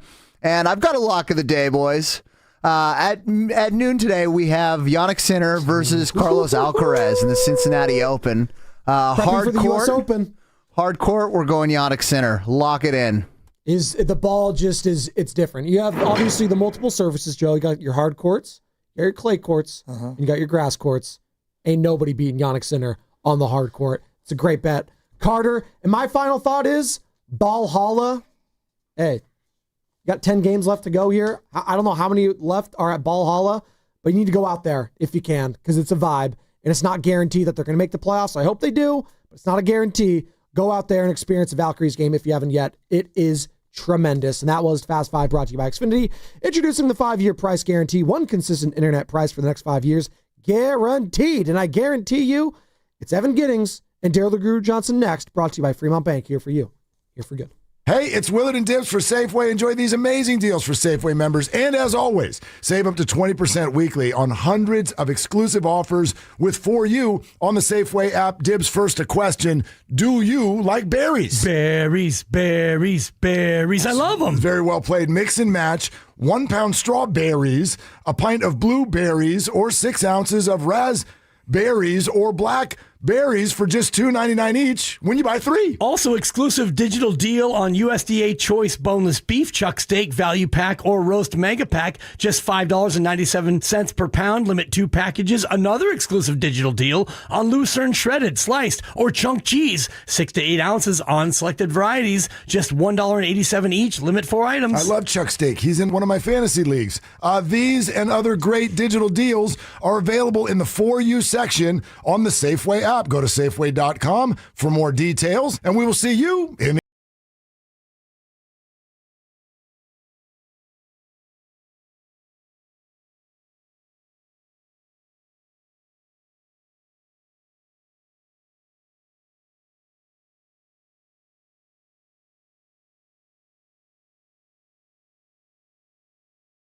the need in shipping on us. The broken coffee maker? That one's still on you, which means you'll save hundreds for your business and get the fastest mobile service with 5G cellular and Wi-Fi hotspots on us. But hurry, this deal won't last long. Get a mobile plan and free up the budget to maybe, I don't know, fix that coffee maker? Get mobile on us for 1 year You guessed it, on us. Comcast Business, powering possibilities. Ends 9/22/25. Restrictions apply. New mobile customers only with internet standard service or above. Limited to value of one unlimited interline apply via 12 monthly internet bill credits. One discount per account. Fastest mobile based on mobile, Wi-Fi, and cellular data in service areas. Ookla Speed Test Intelligence 2H24. Cool cars, cool people, good times. It's the Good Guys 38th West Coast National. Happening all this weekend at the Alameda County Fairgrounds in Pleasanton. Check out over 3,500 classes. An earth-shaking Nitro Thunderfest. Tire smoking burnout competition. Good Guys autocross racing competition. Plus an indoor car show celebrating 70 years of the Tri-5 Chevy and more. Happening all this weekend at the Alameda County Fairgrounds. Details at good-guys.com. Do you often worry you left the garage door open? With a LiftMaster garage door opener powered by MyQ, you'll never worry again. You can control, secure, and monitor your garage from your smartphone anytime, from anywhere through the MyQ app. As an authorized LiftMaster dealer, Ace's Garage Door Repair and Installation has smart openers designed for your needs, including belt drive motors for ultra-quiet operation, integrated camera for live video, streaming, and battery backup to let you in when the power is out. Trust Ace's Garage Door Repair and Installation for top-notch service and unbeatable reliability. Whether you need a quick fix, a complete replacement, or a brand new installation for your garage door or garage door opener, our skilled technicians are here to get the job done right. With competitive prices, a commitment to quality, and diamond certification, Aces has you covered. Call today at 855-588-2237 or visit acegd.com. That's acegd.com. Aces Garage Door Repair and Installation, where your garage door is our priority. Injured at work? Don't wait. Every moment counts. You may be entitled to medical care and financial compensation, but time matters. The attorneys at Boxer & Gerson are here to protect your rights and fight for the treatment and support you need. Boxer & Gerson have helped thousands of people across Northern California who were hurt on the job. Don't wait, don't guess. Get answers. Call Boxer & Gerson today at 510-835-8870 or visit boxerlaw.com for a free consultation. Boxer & Gerson, your life is worth the fight. Odyssey San Francisco is proud to present our 2025 Quarter 3 Game Changer, Frankie Fan. She's the go-to pro for fast answers, flawless support, and always going above and beyond. Frankie doesn't just help, she leads. Frankie, you truly are a game changer. Cars for Kids. No more stressing over your old vehicle. Donate it today and get it picked up tomorrow. It's the easiest service out there. Donate online at carsforkids.org. That's cars with a K. Hey, what's up, flies? This is David Spade. Dana Carvey. Look, I know we never actually left, but I'll just say it. We are back with another season of Fly on the Wall. Every episode, including ones with guests, will now be on video. Every Thursday, you'll hear us and see us chatting with big-name celebrities. And every Monday, you're stuck with just me and Dana. We react to news, what's trending, viral clips. Follow and listen to Fly on the Wall everywhere you get your podcasts. Oh, no. Ah, that's the sound of someone who's misplaced My debit card. their debit card. Where'd I leave that thing? Not at the gas pump, or the checkout counter, or the roof of your car. Now, if he has the Chase mobile app, he can use Card Lock. Wait, I could just lock my card. Yep, just a few tippy taps on his phone, and that sound? That's peace of mind from Chase. Chase mobile app is available for select mobile devices. Message and data rates may apply. JP Morgan Chase Bank N.A. member FDIC. Oh, hey. Hey, thanks for meeting me here. It's just, you're my only lawyer friend, and I need your professional opinion. Do you see that brand new Hyundai Tucson out there? That's all I paid for it. Let me get back to you on that. Deal's so right, it almost feels wrong at the Hyundai Getaway Sales Event. Get 0% APR for 60 months, plus 0 payments for 90 days on all Hyundai Palisade, Santa Fe, and Santa Fe hybrid models. And check out our other great deals at your Hyundai dealer today. Offer ends September 2nd. Call 562-314-4603 for details.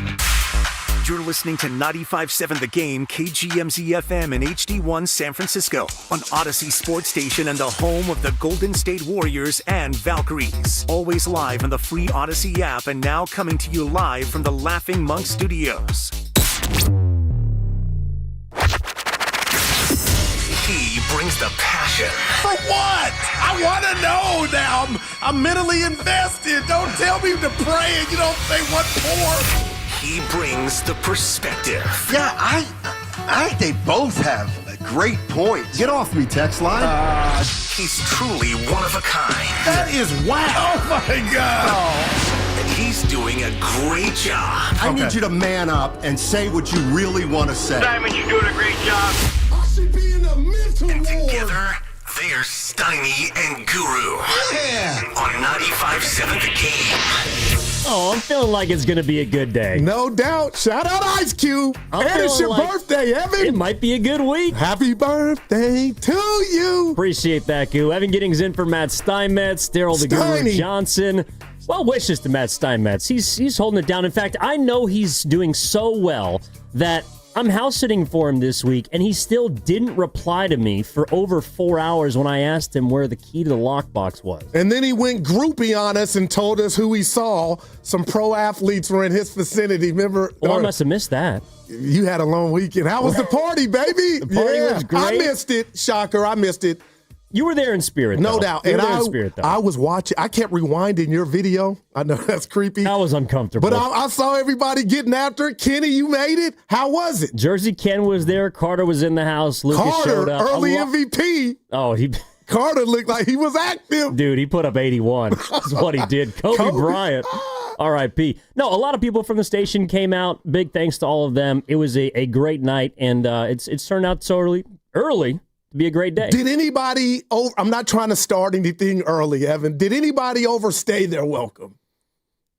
Actually, yes, but it didn't hit me until well, I don't know how to say this, but right. No, a lot of people, dude, it was like 1:30. Everybody's looking around. Starts to get a little quiet. And then you say, hey, it might be time to hit the showers. Oh, boy. It happens. Yeah, Ken, don't worry, though. I'm not going to charge you for the chair you broke. Don't worry, buddy. Chair? This isn't my fault. Okay? Abundant life on the line one. Chair. No. Kenny, you're Because lying. Goo, at the party, A chair I'm was sitting broken. in one of the most rickety chairs that Carter Chickering was sitting in for the last 2.5 hours, just loosening it up for me. And then I sit down, all of a sudden, snap. Right through. I'm really disappointed that you threw Carter under the bus. You couldn't just take accountability. I'm not going to lie. I did that on purpose. Oh, look, Carter snitching early. I got set up. But sound like, did Lucas show up? Jerome Bettis, he was the bus on Saturday. That is a 4. Did Lucas show? No. He did show. Look yes, at Luke. he did show. He was I'm in the jealous, house. man. I'm glad. And today's your day. It is. Yeah. I got some sandwich for you after the show. Oh, appreciate you. Yeah, down at the cafeteria. Let's do it. Well, and kind of feeding off of that. Look, I'm sorry, Ken, but it is a results-based business. You break the chair, you break the chair. Kenny! And that's where I think this weekend... Bill me. Yeah, I'll send you Venmo, buddy. What are you making of the ending of the San Francisco 49ers preseason game, Goo? It is a results-based business, but I'm not really feeling like that today. And we're going to talk about a lot of things that have to do with distractions, silver linings, and to me, I don't know, maybe a bit of fussle from this weekend because there was a lot of that at the party. There was a lot of that in sports this weekend. But how are you feeling about the results-based business? Right, okay. And really just where you're at right now with the 49ers, and I think what everyone came away from that game feeling about its kicker, Jake Moody. You know what? On your birthday, Evan, you John Stockton, you set me up and I'm ready. As far as the game Saturday, and it being a preseason game, obviously, that was entertaining to the max. Shout out HBO. I enjoyed that football game that was, at the end of the day, meaningless, but it gave us everything we wanted. And before Steiny left on his trip, Evan, you can back me up as my producer, our producer. I've defended Jake Moody. I don't know what it is. It's like, dude, they got bigger fish to fry than just Jake Moody, and maybe it's because we were in Vegas and he hit that 50-yarder in the clutch in the Super Bowl and where he was drafted that's buying him time, but I'm not going to get mad at the player if Kyle and John are still saying he's good enough to still be on the team. But, Evan, here I go, motor mouth. Social media has taken over because you would have thought Jake Moody's a kidnapper. Like, what has he done to everybody? I know he didn't have the best year. Missed a kick against the Rams, but the fact that he was mobbed by his teammates, Evan, what if I told you, Goo, because I was rooting for him, 4 or 5, but I got to tell you, I kind of didn't like how they mobbed him after as if it was, dude, you are just a flip of the coin. I didn't like that part, Evan. It felt like a different message was being sent to me from his teammates and Kyle turning red after every kick. That's the fussle. That's the fake hustle. Fred Warner, Nick Bosa, Trent Williams, Brock Purdy, everybody, George Kittle mobbing him at midfield after hitting, to his credit, a 59-yard field goal to win the game. Yeah. But that's where I'm left feeling like, and it's not even about preseason, Goo. I just don't think this kid can win. I really don't. What gives you that, Evan? Like what? That's like a drink you had over the weekend. That's strong. More than one. Everyone's made up their mind about him. And I look, in a season in which you don't really have, I think, a grasp on who everyone's going to be. There's a lot of question marks on the 49ers. No doubt about it. In a way, Jake Moody is one of the few people that I'm listening to Grandy and Sterling on the way back on Saturday. They did a great job on overtime. I'm reading some of the comments on social media. And I understand the internet's a toxic place, but like this guy, Jake Moody, is not going to be able to win unless he hits. I don't know if it's a playoff game winner, if somehow he can go back in time and make that extra point in the Super Bowl and they walk away champs. You know, Jake Moody is somebody that because of his draft status and because of his inconsistencies, I just don't feel like the fan base is going to be able to trust. And Evan. And yesterday was exactly why. He goes 5 for 6, even though he misses one early. He has the wobbler on the second to last one. People were barely makes the 26-yarder. Come on, I didn't want to go to work, but I went. Like Evan, that's when I'm like, oh, he's shout out Chuck D and Flavor Flav. He is public enemy number one. And Evan, you said scholarship. You didn't say it, but that's how I took it. They did bring in a kicker allegedly for some competition. He didn't even kick in the preseason game. The first one against the Broncos. Okay, let me ask you this, and I'm not Jake Moody's daddy, old enough to be, but at what point do you put the onus on management if they didn't make the move or just him yet? Like, he's still your kicker because, and I think it's where he was drafted, and I'm just not ready to give up on him. But I'll tell you this, if Jake's listening, Evan, when fans of your own start critiquing the makes, then boy, you got a pro. You know what I mean? Like, he's got to almost be perfect, and I feel bad for him. And you talked about management, because to me, that's kind of the theme of today's show. What is management's role in some of these decisions that put players in tough spots? Like, if they fail, if Jake Moody fails this season, which is inevitable, he's a kicker, he's going to miss kicks. Yeah. I actually don't know if he's ever made a game winner technically before a walk-off buzzer beater before the preseason game yesterday. If he has, please call in and correct me. I would love to hear it. But that's kind of where we're at. If Jake Moody messes up in the regular season, I don't want to come down Jake Moody's road. The Niners drafted him in the 3rd round. Kyle Shanahan, and we're going to hear from him in just a second, is continuing to empower him because they're in a position where they have to. They didn't really bring in another kicker to compete against him. It doesn't look like they have a guy that's going to back him up. And it doesn't look like Jake Moody is somebody who has to fear for his position, has to fear for his job. What is management's place in that? What is management's place in this Jonathan Kaminga saga that continues to unravel and continues to stack up notes like from the SF Chronicle this weekend? What is management's place with the San Francisco Giants, who got a 7-1 win yesterday, had a 38,000 crowd at their feet, clapping, standing? You know, what is their place in this season that has completely gone off the rails? Man, Evan, I'll say this to that as we're up against it, and this is no diss to any player, but what if I told you management are the parents and the kids are your responsibility, the players are your responsibility? So Jake can't fire himself, and obviously he wouldn't do that, So if I see him out there, I do wonder how much of his draft status and the fact that Kyle may not want to admit he made a mistake plays a part in him still being here. But, Evan, I just was having fun as I was solo Saturday, couldn't get to you. Like, man, the vitriol this kid's getting, and he made 4 or 5, and I just hate they celebrated like it was him winning the playoff game. Like, you could have dialed it down just AT&T just a tad bit, but it is what it is, Evan, and he's their kicker, and 24-34 last year. And maybe this is it. 6 of 11 for 40 from 49 yards and 4 of 9, 50 plus. He's got the leg, but man, you got to make. I don't know what he can do. Well, he made 5 field goals yesterday, and he made the most important one from 59 yards, which, if it was in the regular season, would have been a career long. What did Jake Moody leave you feeling about, I don't know, his spot on the team? or just about the 49ers in general. And also, again, when he's the kicker this season and something wrong happens, inevitably, which is it's going to, who's that on? Are you going to walk in on Monday and blame Jake Moody?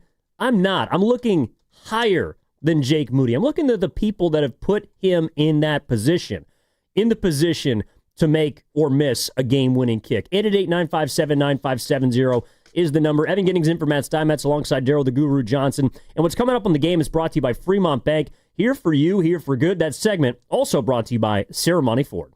Butcher Boy here. Hey, Tesla owners, it's time to trade in the hoodie for a jersey. Get into a Mustang Mach-E at Ceremony Ford Colma for $239 a month, plus $2,500 rebate, 0% APR, and a free home charger installer. Over 100 in stock. Offer ends September 2nd. CeremonyFord.com.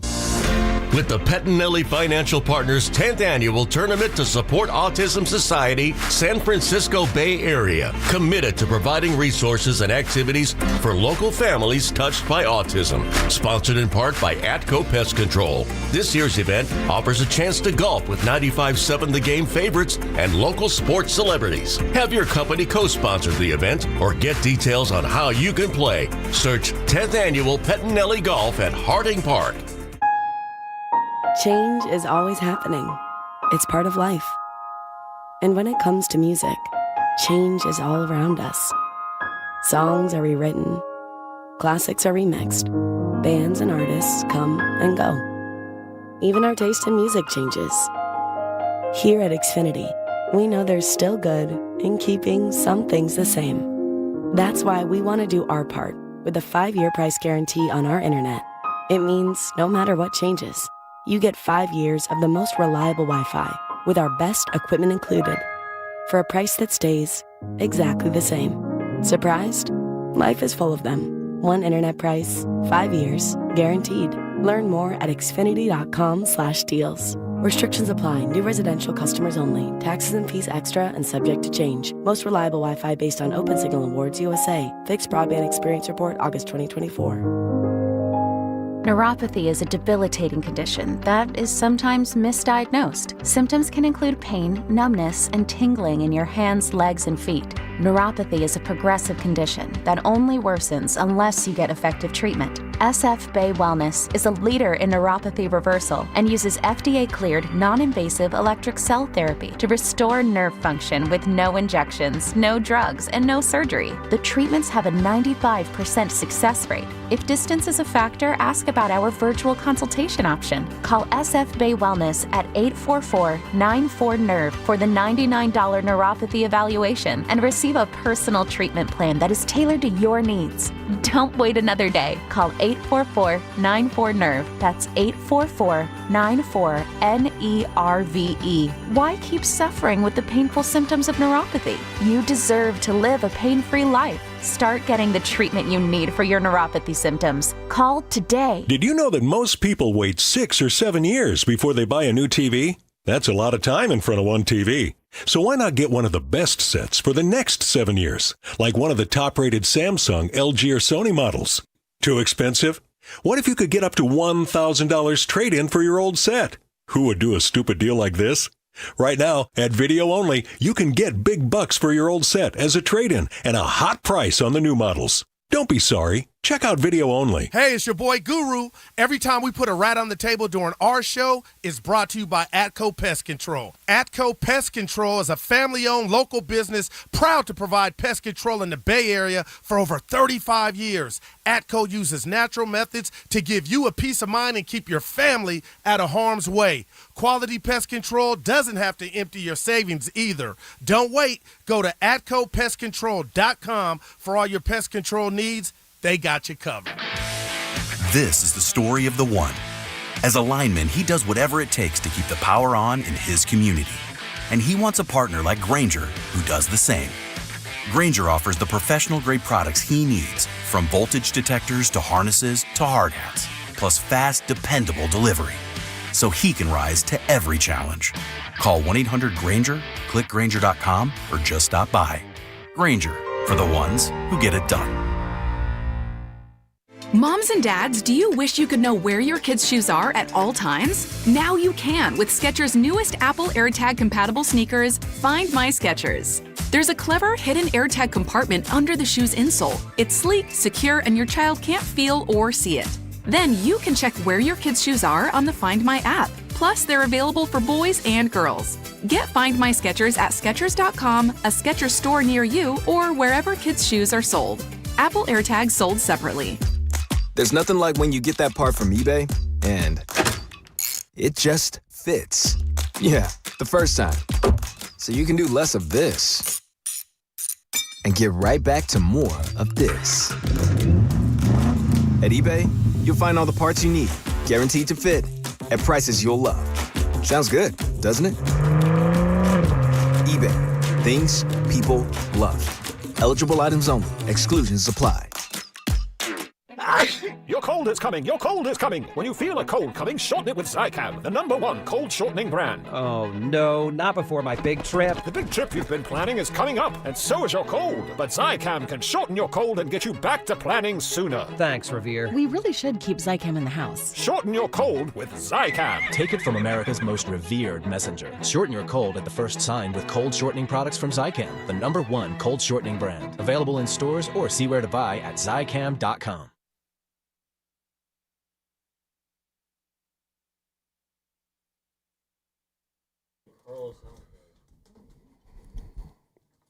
So 59 yards, Jake Moody. Come on, Jake. For the win. He got it! Jake. Moody, 59-yarder, and the 49ers win. And Chase Lucas is running another victory lap down on the field. That is a great kick from Moody, and I am so glad it worked out where he could kick a career long. Certainly it's in the preseason, but to smash that through the uprights, awesome.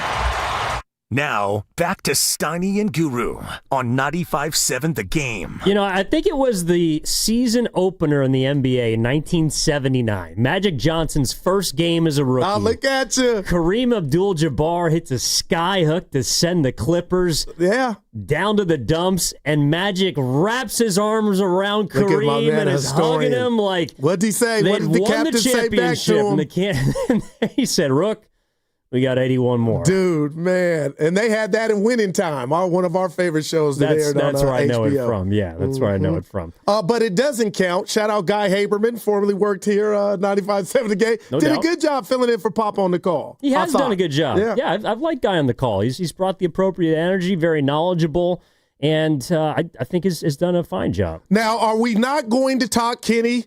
We got to keep it real. That's what we do here at 95.7 The Game. 10 to 2. Somebody got trucked on the Niners at Lenore. He got hey, and Evan, what did you see? They said Genty has the power of Emmett. You got to stop. This is Marcus Allen saying it. The power of Emmett and the balance. I love it. The balance of Barry Sanders. Think about that. And he trucked Lenore. But it's just like getting dunked on. I've had that happen. Nothing against Lenore. You still a baller, but he trucked you. Evan, he like a deer in the woods. Oh, my God. Wait a minute. You got dunked on? Evan, I go up. I ain't trying to just, you got to pay the price. Alonzo Mourning? Oh, you got dunked on? Evan, a few times. Then when we're driving home with my friends, then they laugh. Don't laugh in real time. No, you could go right by me. Yeah. I'm not going to put on a poster. But Genty, that's high praise for Marcus Allen. It's a preseason game. God, respect the Hall of Famer. Marcus Allen is an all-time great. But the strength of Smith with the speed of Barry? The balance of Barry. The balance. Yeah, he put Diamador Lenore in the turf, and that was a very impressive stiff arm. But can we let him play a game before we crown him one of the greatest of all time? Nobody said that. I was just telling you and Kenny. Now, Boise State, that dude was a bad man. Yeah, he was unbelievable. You think? And so was Barry at OK State. Remember that? I remember. You were too young then. He was running on ESPN like a deer in the woods. No, I never saw Barry Sanders play in college, but I did see Christian McCaffrey play at Stanford. He was a bad And that was one of the best players I have ever seen. Shout out Andrew Luck. I'm rooting for him. The one thing Jenny didn't return kicks, though. Now, Barry Sanders did that. I will say this about the game. Okay. I've been hearing a lot, and I got to be careful here, and you help your boy out. I've been hearing a lot about the rapport between Pearsall and Purdy. Evan, I know it's one drive. It's a preseason game. But what if your boy told you, I saw it too. A big 3rd and 18, couple completions. I don't know what the Raiders were doing, but I will say this, and you throw something at me on your birthday. I just didn't like that series didn't culminate in a touchdown. That was like last year's Niners, in the red zone. No McCaffrey. No, I get it. But, Evan, they were moving. Brock just seemed relaxed. I like what I saw. It's a preseason game, week 2, but they didn't get in the end zone. No, you took the words right out of my mouth. I literally wrote my notes right here. Brock Purdy looked great between the 20s. Red zone, 2024. All right, nothing to see here, though. Kittle, McCaffrey, and Pooney got hurt. That was the biggest takeaway, right? Well, there's not only Dominic Pooney, Jake, Patrick Taylor and Corey Kiner basically go down on what feels like back-to-back plays. You're down to your 6th and 7th running back behind Christian McCaffrey. Keyshawn Vaughn is going to be, one of the backups moving forward. Man. Well, it's a good thing you got depth at that position. And Jeff Wilson Jr., old friend, you brought him back. You're going to need him. Got back in the end zone. Yeah, no doubt. I mean, I think in what we're talking about today is the idea that, look, Jake Moody makes a game-winning kick, 59-yarder. He gets mobbed, as you heard on the highlight, coming back from break. And I'm feeling like not much has changed in regards to people's feelings towards the kicker. Whether you believed in him, the majority, I think, doesn't believe in him. My big takeaway from it is I don't think this kid can win. And it's not because he's not good. It's not because he's done anything wrong, but because he's been inconsistent from the moment that he was taken in the 3rd round. And with those kind of expectations, you're looking for a guy that you don't have to worry about. If we're talking about the kicker in any situation outside of a game winner in a big game, it's not a good thing. And I just feel like everyone this year, because I can see it now, if Jake Moody makes a couple of kicks in the regular season, they'll be saying, oh, well, he hit that one in the preseason.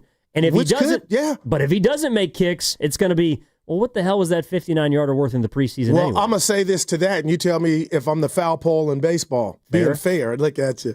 I'd recycle that. Either bottom line is, at this juncture, isn't it on management and the head coach? They had ample time to replace Moody or be done with the Moody experience.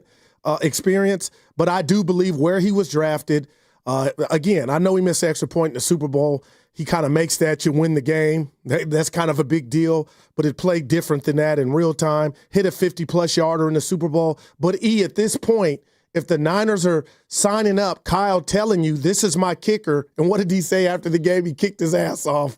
I was kind of, all right, Kyle, give him his credit, but that's not on Jake. It's bigger than Jake at this point if the Niners say and designate, this is our guy going into the season. That's on you. Here's what Kyle Shanahan said after the game in regards to Jake Moody. Yeah, I think going 4 for 5 and hitting a 59-yarder and a 50-yarder and the game winner from 59, I think that was a hell of a day for him. So I thought he kicked his ass off and gives us a lot of confidence. He kicked his ass off, Goo. Yeah, and again, you're looking at me right now like, okay, what's going to happen week 1 in Seattle? I have to believe only Jake knows where he's at. So he's got the bubble guts or the yips. If it's not preseason, that pressure, how people deal with it. But, Evan, if he shanks the first couple in Seattle, then I'll say and double back like I always do, okay, that one in Vegas on week 2 of the preseason didn't mean much because obviously he didn't grow from it. But if he runs 10 in a row, 10 for 10, I think it's fair we look back and say, oh, boy, that confidence builder in Vegas got him going. Well, I'm happy for him. You want him to succeed. You want the Niners to succeed. It's a preseason game. There's relatively no pressure on the line. If you lose, it doesn't matter. But this is what I'm feeling again from the Boxer and Gerson work injury returnees text line from the 415. It's because he missed a 53-yard kick just earlier in the game. I would also say the one that he just snuck in from 26. What does that mean, snuck in? It means if he kicked it from 27 yards, it would have gone left. So it's almost like to you he missed it because it was so close. That's how fans will react. I'm like, it went in. I don't need to hold my breath every time a kicker goes out to the field because I don't think I'm going to get 3 points. Jake Moody is far from automatic, even though he went and knocked down the biggest kicks. Also from the 707, they're suffering from a sunk cost with Jake Moody. They won't move on from him as a third-round pick. Evan, and I'm looking at you, I kind of get that. Well, what Brock Purdy deals with, and Mark Willard, I think, talks about it a lot, the draftism against Brock Purdy. Yeah. It's held against him because he's the last pick of the draft, and people keep expecting him to turn into a pumpkin. Yeah, no doubt. In a sense, Jake Moody also deals with the same thing because he has the expectations of a third-round pick. I believe one of the two in the last 2 decades that has been taken that high. And certainly the one that's been taken the highest in recent memory. So people are expecting Jake Moody to be one of the best kickers, and he's just not. I got you. He's too inconsistent to be one. And I'll do this for you. Tell me what you think. Austin and San Jose kind of pointed it out, but is it symbolic, the fact that it was a preseason game, and if we just went around the league to where you got some kickers or kind of made kickers, if they're in that situation, maybe the celebration is kind of tempered. The fact that they mobbed him, is that symbolic of kind of what he's been as a kicker here in his young career with the Niners? You know who wouldn't have gotten mobbed? The guy on the other sideline, Daniel Carlson. Oh, all right. Because he's an all-pro kicker. Yeah. Aubrey in Dallas. Every time he walked to the field in the middle of that, during the preseason game, Carlson, it was going in. All right. Like, it's going up and it's going in. Doesn't matter if it's from 50, from 55, from 35. Daniel Carlson is a walking bucket as a kicker. Damn. And Jake Moody just isn't. And hasn't been, still has time, especially this year. You're right. He hasn't been. That's my bad. But what's it going to take, Goo? To me, it's going to take a postseason moment. It's going to take doing it over and over and over again. And I think, honestly, that the playoffs might be the only place that he could redeem himself. Wowee. Like, I'll say this to that. They got to get there first. Yeah, no doubt. But if week one comes down in Seattle and, it's a tie game or they're down 2 and he kicks a 48-yarder, 45, whatever field goal, and they win the game, that's where I want it to start. Hopefully, you know what I mean? Then you get that momentum. But dude has the leg. It's just right now, Evan, we know what it is. The yips. I always think, take this for what you want. You don't have to buy it, but I take a field goal like a free throw. It's in between the ears. It's you gotta have the kahunas to know what to do. You can kick it, but can you mind over matter in high leverage situations? I think it's also akin to being like a golfer. But that's kind of the issue, is that there's some golfers who just really struggle in big moments. Not Scotty Scheffler. Yeah, but he ain't Scotty Scheffler. He's more like Tommy Fleetwood. Look at you. And you don't know who Tommy Fleetwood is because he's got about 5 or 6 runner-up finishes in which he's blown leads. Yikes. That's not where you want to be. And it's, again, my larger point is this isn't on Jake Moody. Is it a distraction-y? No, and we're going to get to distractions. I don't think it's a distraction, but when you put someone in a position of importance, you have to have confidence in them. In any line of work, Bosch puts us on the air, it's because he's got confidence in us. If he didn't, wouldn't be on the air. And you got to earn that too. Yes, you do. I mean, you have to be given a chance to succeed. You also have to be given a chance to fail. And I think in a lot of people's minds, Jake Moody has failed in the bigger moments in which you've needed him. And so if he comes out in this regular season and he fails, which is, more than likely going to happen. It happens. That's not on him. That's on the San Francisco 49ers. Because the moment they've moved off their past veterans, Robbie Gould, my personal favorite was Phil the Drill Dawson, Akers, David, like all of these guys. The moment you decided to replace Robbie Gould with a rookie, you put yourself in a position to possibly fail. And I believe that's, if you believe it or not, Evan, I believe that's why, if you want to deem Jake Moody on his 10th or 11th life or even his 9th life, I believe it is draftism. The fact that they purchased him higher than a lot of teams would, and our eyebrows raised when Kyle did what he did. So we'll see if he can turn that into momentum. And I know that was a bit strong with distraction, but it's obviously, and I'm talking to you right now, a lot of Niner fans don't have confidence in Jake Moody at this point. I think you would agree with that. And that's why we saw this, and Kyle Shanahan talking about Jake Moody's post-game speech. Yeah, it was cool. We had him give us a speech, break us down. It's a little anticlimactic, but he did a good job. Guys are happy for him. A speechy? I don't like the guy, but Harrison Butker is not giving a post-game speech after a preseason game because he's one of the best kickers in football. Now, okay, the celebration, the fun police were at my door. I didn't answer because they're like, come on, Goo, let's have, all right. But a speechy, you do that when it counts.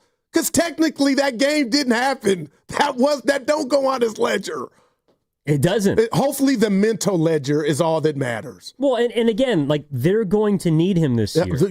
Let's hope less than last year because that offense had a problem in the red zone, I believe. I'm totally with you. But you need your kicker to clean up drives that don't result in touchdowns. The Niners are not as talented as they have been in years past. Facts. That means they're probably going to be in a lot of close games. Mm-hmm. Games decided by a kick here or there, by a big throw here or there, by a big run, by a big tackle, by a big turnover. You need everyone on the same page. So again, if the Niners don't win a game and Jake Moody misses a big kick, I'm sorry. That's on Kyle? That's not on him. Right. That's on Niners management. That's what we're talking about today. Where do they come into play for the decisions or for the positions they put some of these players in? You know, you're going to need Jake Moody, and yesterday was a big kick for him. I hope that can boost his confidence to help the Niners in the regular season. Perfect. It was perfect. You would think. And I'm wondering how people feel about it. Again, 888-957-9570 is the number. Leroy is in Oakland. Our man. Leroy, good morning, man. What's going on? How are you? Hey, what's up, Evan? What's up, Goose? You got it? Hey, look, to me, hey, happy birthday, brother. Happy birthday. Thanks, Leroy. All right. So to me, a management team has to balance how much they're relying on potential, talent, and character, and which way they're going to go with it, right, Goose? So say, for instance, Jonathan Kaminga, Evan, Steve Kerr in the organization, they knew that Jonathan Kaminga didn't have the college experience that Kerr spoke of and made an excuse why he couldn't coach JK, but that's neither here nor there. But the organization had to know that they were more on Jonathan Kaminga's potential than they were his talent. And, of course, they liked his character, right? But now I'm wondering how they feel about it considering what they've been going through.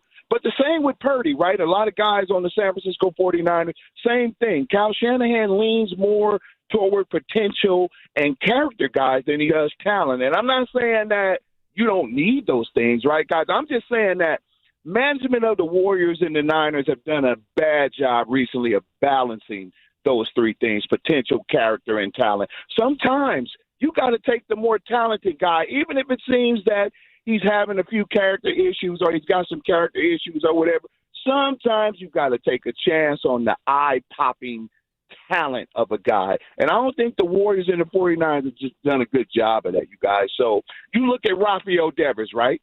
He was looked at as not being such a character guy, but they pulled the trigger on him anyway. And, I liked him. I thought we needed a left-hand pitcher, but, I liked the move. He was considered to be, not such a good guy, but they pulled the trigger anyway. So I just think, the Warriors and the Niners need to do a better job of balancing that potential, character, and talent, and not always going with the potential or the character. Hey, Leroy, I got to say this before you go, not that you care. We had a show meeting, and those three guys, their names came up, so that's funny. When he did the roundabout like he was in on the meeting. Yeah, strong call, birthday. Leroy. You're sniffing something here. Man. And thanks for the birthday wishes. When I think of Niner kickers, it's only one. I'm older than you. Shocker. Ray Wershing. That ring a bell? It does, only from his name. Okay. I never saw him kick. Yeah, gotcha. No, but kickers are guys that you shouldn't be talking about.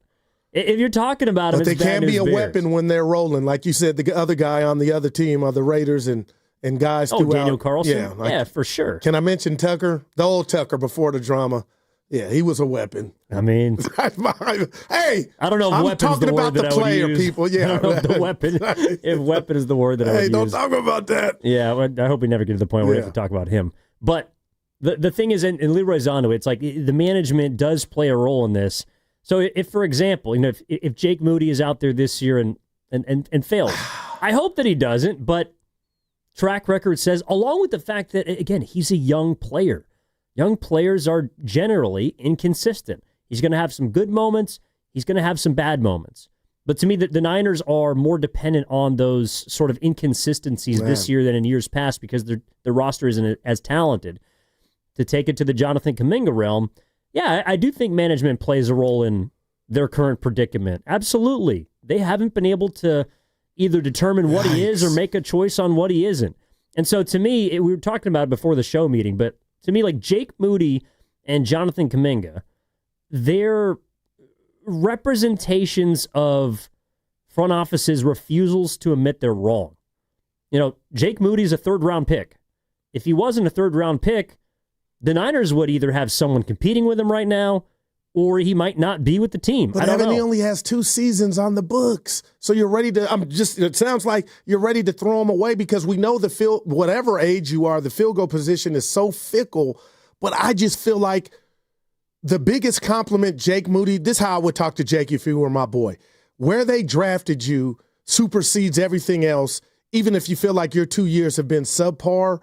But if you have, and I'll say this to you, Evan, and the listeners, I believe if Moody has the same season he had last year, he would be out of here. So there's got to be improvement. But, Evan, I'm just like, you're strong as any vodka with only 2 seasons you're ready to wash your hands. Like you wouldn't have been shocked, or if you were running it, he might not be your kicker this year. He might not be. Man. But I would bring in someone else to compete against him. Again, it's not his God-given right just to be the kicker of the 49ers, but he's a third-round pick.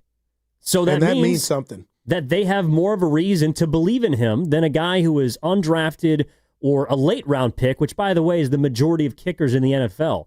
You know, I think you can go find another kicker to be inconsistent. But it makes that pick that much worse, when you look at a team that's going through transition, if I could call it that. And it's like, damn, Kyle, what were you thinking? And that pick that you use, that dude's out of here in 2 years. I think that plays a part into, we'll give him one more. Well, that and combined with the fact that you drafted a rookie kicker in a season in which you were competing for a Super Bowl. There are a very few amount of young kickers that are dominant right off the bat, nevertheless ones that kick for teams that are playing in the biggest of games. Yeah, I mean, I think that they might regret that choice. Yeah. You know, obviously, I think at the time they didn't want to spend money on Robbie Gould. They wanted a guy with a bigger leg. They wanted someone to be able to make 50-yard kicks because that's the norm now in the NFL. No doubt. And Jake Moody hasn't done that as much as he hasn't, at least for me, to feel confident in him this season. You know, The Niners are going to need him, though. I'll say this, no doubt about it, E, and I don't know what they did if the Niners flew back right away or if they stayed in Vegas, preseason or not.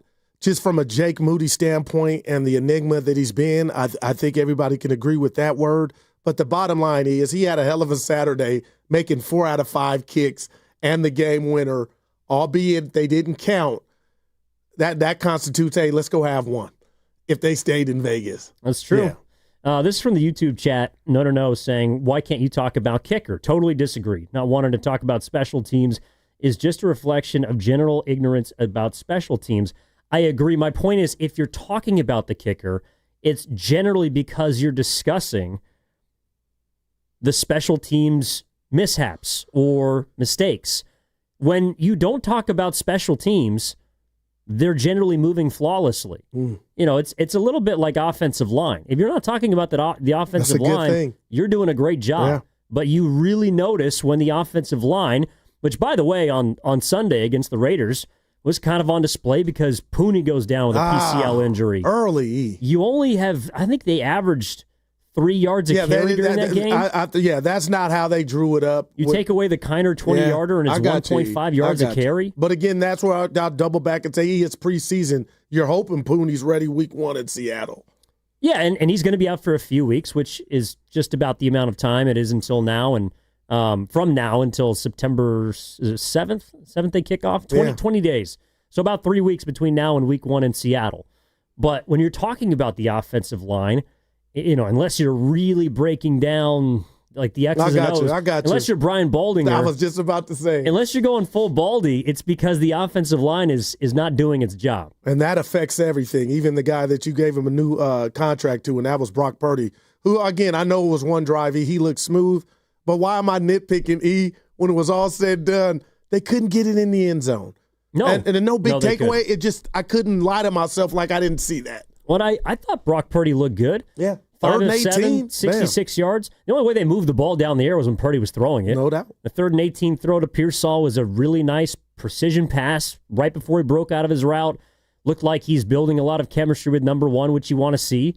Yeah, like those are positives from the preseason. There's no doubt. Do you play him in this last final one? No. Okay. No. Against Chargers? I think it's the Chargers. Yes, it is the Chargers. Chargers? No, you don't play Brock Purdy. You don't play Kittle. You don't play. And I think, look, it's go time, scratch. Yeah. It's go time? Yeah. Well, last time we heard those words. Oh, my goodness. I was like, what is he? It was not go time. Happy birthday to you, E. It was no time. 888-957-9570 is the number. I do want to kind of broaden this again. We're talking about management's choices and the players that, if they're inconsistent, if they fail, if they succeed, how much of that is on them? How much of it is on management? I'm looking at someone like Jake Moody, and if things go wrong this season with him, I'm looking at management. I'm not going to blame Jake Moody. At what point does it become a distraction if you're saying it's not there? Because I kind of feel like it is now. I mean, if he misses a kick or two in week one that costs you the game, or even if he just misses in general. 5. Yeah, if he misses a couple of kicks and the confidence doesn't bleed over from week 2 in the preseason to the regular season, yeah, it is going to be a distraction. I'm sure Kyle Shanahan doesn't want to talk about kickers. Well, we got too many of those in the Bay. No, I don't talk to the guys. I don't talk to kickers very much. Just tell them to make it. I mean, you heard the man right there. You heard the man. What's that? Oh, you got to play that on the way back. Yeah, we're going to come back with it. What? Evan Giddings in for Matt Stein, Matt Sterl, the Guru Johnson. I see you marking the city. We're going to take your call on the other side. I want to hear from you at 888-957-9570. That segment brought to you by Cache Creek Casino Resort. For 40 years, Cache Creek Casino Resort has redefined luxury. This summer, play for your chance to win a breathtaking 2025 Porsche. Luxury isn't just seen, it's felt. Cash in at Cache Creek Casino Resort. Hey, it's Willard Dibs for Safeway. Enjoy these amazing deals for Safeway members. And as always, save up to 20% weekly on hundreds of exclusive offers with For You on the Safeway app. Dibs, first a question. Do you like berries? Berries. I love them. Very well played. Mix and match. 1 pound strawberries, a pint of blueberries, or 6 ounces of raspberries or blackberries for just $2.99 each when you buy 3. Also, exclusive digital deal on USDA Choice Boneless Beef Chuck Steak Value Pack or Roast Mega Pack, just $5.97 per pound, limit 2 packages. Another exclusive digital deal on Lucerne Shredded, Sliced, or Chunk Cheese, 6 to 8 ounces on selected varieties, just $1.87 each, limit 4 items. I love Chuck Steak. He's in one of my fantasy leagues. These and other great digital deals are available in the For You section on the Safeway app. Go to Safeway.com for more details, and we will see you in the aisles. Dreaming of the perfect kitchen? Make it a reality at Friedman's Appliance in Pleasant Hill. Explore Bosch appliances in live working vignettes and see the innovation in action. During the Buy More, Save More event, you can get up to $4,000 in rebates on qualifying Bosch kitchen packages. From refrigerators with the Farm Fresh system to keep your food fresher longer, to dishwashers with precision wash technology that wipes out 99.9% of bacteria. Own the kitchen like a Bosch. Visit Friedman's Appliance in Pleasant Hill or online at friedmansappliance.com today. Moms and dads, do you wish you could know where your kids' shoes are at all times? Now you can with Skechers' newest Apple AirTag compatible sneakers, Find My Skechers. There's a clever hidden AirTag compartment under the shoe's insole. It's sleek, secure, and your child can't feel or see it. Then you can check where your kids' shoes are on the Find My app. Plus, they're available for boys and girls. Get Find My Skechers at Skechers.com, a Skechers store near you, or wherever kids' shoes are sold. Apple AirTags sold separately. Some people just know they could save hundreds on car insurance by checking Allstate first. Like to check for your wallet first, before hitting the drive-thru. $6. Sorry, forgot my wallet. I have change, though. Here's 40 cents, another 40. Ooh, a bicentennial. What's that? Oh, gosh. Checking first is smart. So check Allstate first for a quote that could save you hundreds. You're in good hands with Allstate.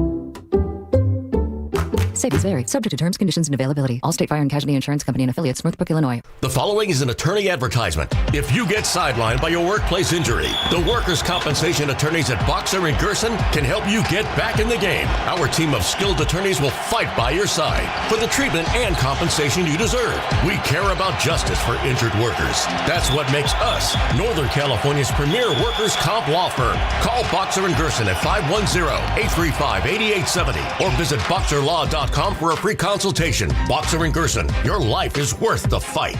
This is the story of the one. As a safety manager at a manufacturing plant, he does everything he can to keep his coworkers safe. From finding ways to reduce risks to keeping safety supplies in stock. And for that, he relies on Grainger. Grainger offers a broad range of quality products and next-day delivery, so he can always play it safe. Call 1-800-GRAINGER, click Grainger.com, or just stop by. Grainger, for the ones who get it done. I'm Kristen Press. And I'm Tobin Heath. We're World Cup winners, Olympians, and the hosts of the Recap Show. Every week, we sit down with the icons, disruptors, and game changers on the field and beyond it to talk victories, heartbreaks, and everything in between. We've built a space where athletes, change makers, and people creating the future of women's sports can show up and show off as their full, unapologetic selves. Follow and listen to the Recap Show wherever you get your podcasts. If you're 55 or older and into that whole saving money thing, T-Mobile has an exclusive phone and internet bundle just for you. Right now, get 2 unlimited phone lines plus 5G home internet for just $30 each per month with autopay, plus taxes and fees. And with 5G home internet, setup is easy with just one cord and no technician needed, which is great if you're also into that whole keeping it simple thing. Switch now and experience the best mobile network in the U.S. Visit your local store to start saving. T-Mobile, it's better over here. Based on analysis by Ookla Speed Test Intelligence data Q4 2024 to Q1 2025. Ookla trademarks used under license. Unlimited on our network. Customers on voice plan may notice speeds lower than other customers and further reduction if using more than 50 gigs a month due to data prioritization. Video streams and SD on this plan. Home internet pricing after $20 a monthly bill credit plus $5 per line without autopay. Debit or bank account required. See 5G device coverage and access details at T-Mobile.com.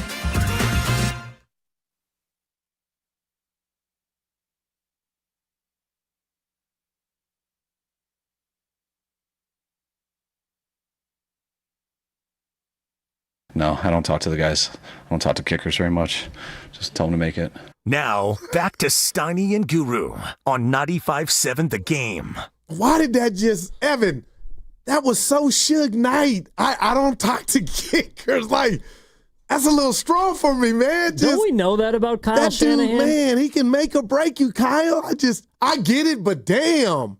I thought that was the whole thing, though, last year. Like, the Niners had one of the worst special teams units in football last year, not just because of Jake Moody. There's punt coverages, kick coverages, all the rest. Kyle Shanahan doesn't care about special teams unless he absolutely has to. Well, you better, because that could get you ran. They play a big part in longevity in regard to being a head coach. And I got to say this, not to bring up bad memories, but, last year when Ricky Pearsall got, that stuff happened to him out here in the Bay, the robbery, the team was having a function, I believe, at Kyle's house. I got to believe Jake Moody was invited, because when you hear that, Evan, it's like, are kickers invited to the gig? It's like, damn, Kyle. Some of them. I don't talk to the kickers. Not all of them. 888-957-9570. Evan Giddings in for Matt Steinmetz with Daryl the Guru Johnson. Boxer and Gerson working injury attorneys text line 651. Hey, Goo, you're bragging on Genty. Yeah, you got to get to that. Brag on Bethune for laying the lumber. Because he did. He popped Tatum him. Bethune. Hey, he got he had to go out the game. I was like, week 1 in jeopardy for Genty. But he popped him. Dude, he popped him. That was a car crash. No doubt. Why are you doing that in the preseason, though? I mean, I guess they're football players. I had their football players, but you don't have to lead with the crowd on every single I was dude, youngster, you're tripping. But he did truck Lenore. The guy goes, are we going to mention that? We started that. I did. Yeah, hey, Emmett. These games don't count. Now, that was Marcus Allen's road you're coming down. The balance of Barry. You cannot say and the power you cannot of compare Emmett. to someone to Barry Sanders. Yeah, we'll see. Good Lord. And McCaffrey, I can't wait, but it'll be week 1 before we see the Rari come out the garage. I get it. 951. Evan, you have as much street cred as NFL kickers. Vinatieri. That's how much street cred I got. And you got more street cred because I just saw a video of the party from an unnamed source. It was cranking. Yeah, there were libations getting deleted left and right. Let's go to Mark in the city. Mark, what's going on, man? Good morning. How are you? Good morning, fellas. And Evan, as a fellow Leo, happy birthday to you. Oh, my dog. Now, fellas, what you also got to realize as far as the kicking situation here in San Francisco during the training camp, because the Niners were thin at wide receiver, they had to let go some of the kickers that were supposed to challenge Moody in the preseason. But that also tells me that they have enough confidence in Moody this year going forward that they don't need to challenge him, because it was more pressing to find wide receivers right now than to find kickers. And since it's his 3rd year, I really expect Moody to really, really hone in on his craft, because it takes sometimes, especially if you have a niche type position, it takes a couple of years to get your footing, no pun intended, down before, you can get stable and solid. And I think the 49ers see that Moody this year, and hopefully we'll be able to see the same. Thanks, Mark. Yeah. Appreciate the call. Good one, too. Yeah, and no doubt, nobody's met. I just, I sat there Saturday like, man, and again, how many times have I said it, I need to stay off social media. I can't. I'm addicted. Everybody is. Denzel will tell you different. But bottom line. We got your movie review coming up. Oh, yeah. At some point later in the show. I don't want to give anything away, but yeah, it's a review. Yeah, it's a review. Yeah, I'll let you know how it is because we do it. You and I have a movie club trying to take it to the podcast realm. Oh yeah. And we'll get to it. But the bottom line is we're working on sponsors. These dudes have. There's no love for kickers, and like you said, they make them, you take them for granted, and then when you miss them, you want this dude ran. And where he was drafted 2 years in, going in his third year, I think he's fine. I really do. Man. But Mark brings up a good point, though, is one of the reasons he doesn't have competition is because they needed the roster spot because they're getting banged up left and right. This is getting out of control. Well, I think they had, 27 injuries going into the game, and then Pooney gets hit with a PCL, Kiner a high ankle sprain, and Taylor dislocates his shoulder. They're all multi-week injuries. Damn. And that's going to push them up to the beginning of the regular season. Yeah, the Niners are a pretty banged-up squad, and I agree. My point is, I think for most kickers who don't have some sort of, for lack of better terms, no pun intended, footing with the respective teams, they generally, their seat is hotter than other positions because they are replaceable. Greg Joseph is a veteran and could step in and I think do a serviceable job. You didn't even think that. You thought that was just dog and pony show, him coming in. Like, you don't think he was a threat? I think he was a threat until, to Mark's point, they needed the roster spot. I don't think the Niners have the greatest confidence in Jake Yesterday may have been a great step in the right direction for him because, that like you want your guy to hit those kinds of kicks in the regular season. But I don't think they look at him like, again, Kyle Shanahan looked at the rest of his kickers prior to Moody. And you might say, Gua doesn't count, but it does. The fans are down on him. I can lick you in that. I feel like I got to step up for the youngster, but they are down on him. And I'll say this. I know I have a funny romanticism of how sports work. And if I was Bob Melvin or Steve Kerr, what I would sit down and say to you or Kenny, but I would have a conversation with my kicker. So when I hear Kyle say, I don't talk to him much, I do wonder, and again, it's just a dude from Union City talking, Evan, I do wonder if that may be some of the problem. Like, you want to chop it up with the young kid. You know what I'm saying? Good or bad, but to have him kind of in what I deem from that soundbite isolation, it's always good talking to the boss. Like, when I talk to the boss, you feel better or worse about things, but it's true blue that, nothing is being there to be festered, and that's where stuff grows, and then you get animosity or resentment or whatnot. But I don't know, Kyle, that was a little strong for me. Like, he's part of the team, chop it up with him. You mean this one? No, I don't talk to the guys. I don't talk to kickers very much. Just tell them to make it. Hey, Kyle. Bring me my money. That's what that is. Bring me my money. I don't want to hear no excuses, Evan. Yeah, Kyle, is Jake Moody, you guys wined and dined, chatted, relationship taken off? No, I don't talk to the guys. I don't talk to kickers very much. Just tell them to make it. So I can tell you this, you guys. Joe Lacob took Kaminga to the Valkyrie game. It's fair to say Moody would not be Kyle's date to the Valkyrie game. It don't sound like it. Nor Jed York's. Man. Jake Moody's here to make kicks. Free That's Moody, about man. It. Free Moody. I hope he has a good year, and they may need him. They're going to need him. You don't want a free Moody then. You want to lock him up. No, yeah, just free Moody from the assaulted social. Yeah, all the hate. And that's, look, I've probably sounded, critical of Jake Moody, but that's kind of my takeaway from the weekend is a guy hits 5 of 6 kicks, and he can't win. He just can't. I think that there are people who are just simply waiting for Jake Moody to fail at some point in the regular season and say, I told you so. That's what I felt, that the kind of energy that I felt from a lot of people listening to Overtime with Grandy and Bennett on Sterling on Saturday, And a lot of people, they've come in this morning. And maybe it's not waiting on him to fail, but just there's still doubts about it. And honestly, I think those doubts are applicable to a lot of positions or players on the 49ers. Because to be honest, and I know this is going to sound ludicrous, shout out Atlanta, ATL. He was great at outside lands, by the way. Man, was he? Yeah, he was incredible. Yeah, Luda, he's one of those dudes. But I'll say this to that, Evan. What if I inserted Brock Purdy? There are some people out there that are not sold on Brock Purdy, but at this point, after he got the Benjamins, it doesn't matter because he's not going anywhere. I feel that way with Brock Purdy. I feel like he's at a point to where he could change the narrative with a more, and I'm not being unrealistic, he's got to make every kick, but with a more consistent year, he can turn into being one of those guys that you talked about on the other side for the Raiders, where you just feel like before he kicks the ball, it's going through the upright. But it's got to start somewhere, and I agree with you. How long is it going to take to get there? And there we go. Yeah. Well, I'll say this: when you were drafted where he was at, doesn't that buy you a little more time? And I'd call that CNN, the politics of it.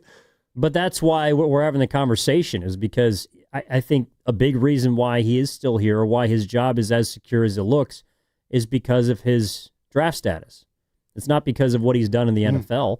And also he was hurt a lot last year too, and dealt with some inconsistencies before. Missed a big kick in the Rams game that cost the Niners early, then dealt with injury, bounced back. And Carter helped me, I stand corrected. His game winner last year came against the Tampa Bay Buccaneers. Was that the one they tried to give away in Tampa? Well, yeah, that was the one. I think he also had a miss in that game too. But it's Sunday morning. But he hit the one that counted. But that's not the feeling that you want when you see your kicker walking out to the field of, well, maybe. Well, I'll tell you this, partner, it's what they signed up for. So I'll tell you what, they're going to come for Kyle. Like you said, they're not coming for Jake once it's real, and it starts in Seattle in the afternoon, Evan, because now that'll be something on his ledger and John's. If this thing doesn't work out and he's costing them games, I mean, it's going to be hell to pay from the fan base in regard to why did you not do something and why did you let this continue. But Ev, I gotta just say this: hearing that clip from Shanny, if I'm the captain of the ship, what if I told you, and what do you give me? I just don't like the James T. Kirk, the captain of the Star Trek Enterprise. I don't like him saying I don't talk to a certain component of his team much. You're listening to 95.7 The Game, KGMZ FM and HD1 San Francisco, an Odyssey Sports Station, and the home of the Golden State Warriors and Valkyries. Always live on the free Odyssey app, coming to you live from the Laughing Monk Studios. Laughing Monk, righteously brewed in San Francisco. Well, I'm glad you said that, Goop. Yeah, I don't like that. The more I think about it, it's just me. Well, let's just check in. Hey, Kyle, why don't you talk to kickers? I don't discriminate versus anyone, but there's not a lot to talk to them about. They need to kick it between those two uprights, and if they want to talk more, that's fine. I'll do whatever they want, but I don't pretend like I'm doing something when I'm talking to the kicker, so I let them try to. I don't like everyone going up to them either. I'd like them to just stay mentally clear, lock into their job, and get it done. But what about the confidence in the mental game and the Phil Jackson and the Steve Kerr part of the component of your relationship with your kicker? Well, that's Kyle, why you have a special teams coordinator. He's treating them like, I don't know what word, not a dog, but what word? You got to talk to, he's human, Kyle. Well, I think football is a lot different than football or baseball, basketball and baseball. There's 53 guys on the team. I think it's impossible in football to have a relationship with every player on your roster. All right, wow. I hadn't thought of it that way. And I think that's just a mandate. Well, but your kicker is, what, if there's 11 guys on special teams, and some guys play both, defense and special teams, offense, special teams, but you got 22 starters, let's say, 5 or 6 carry over plus the kicker. Kyle Shanahan's supposed to have a relationship with almost 30 different players? Well, not like his wife relationship, and I know that's strong.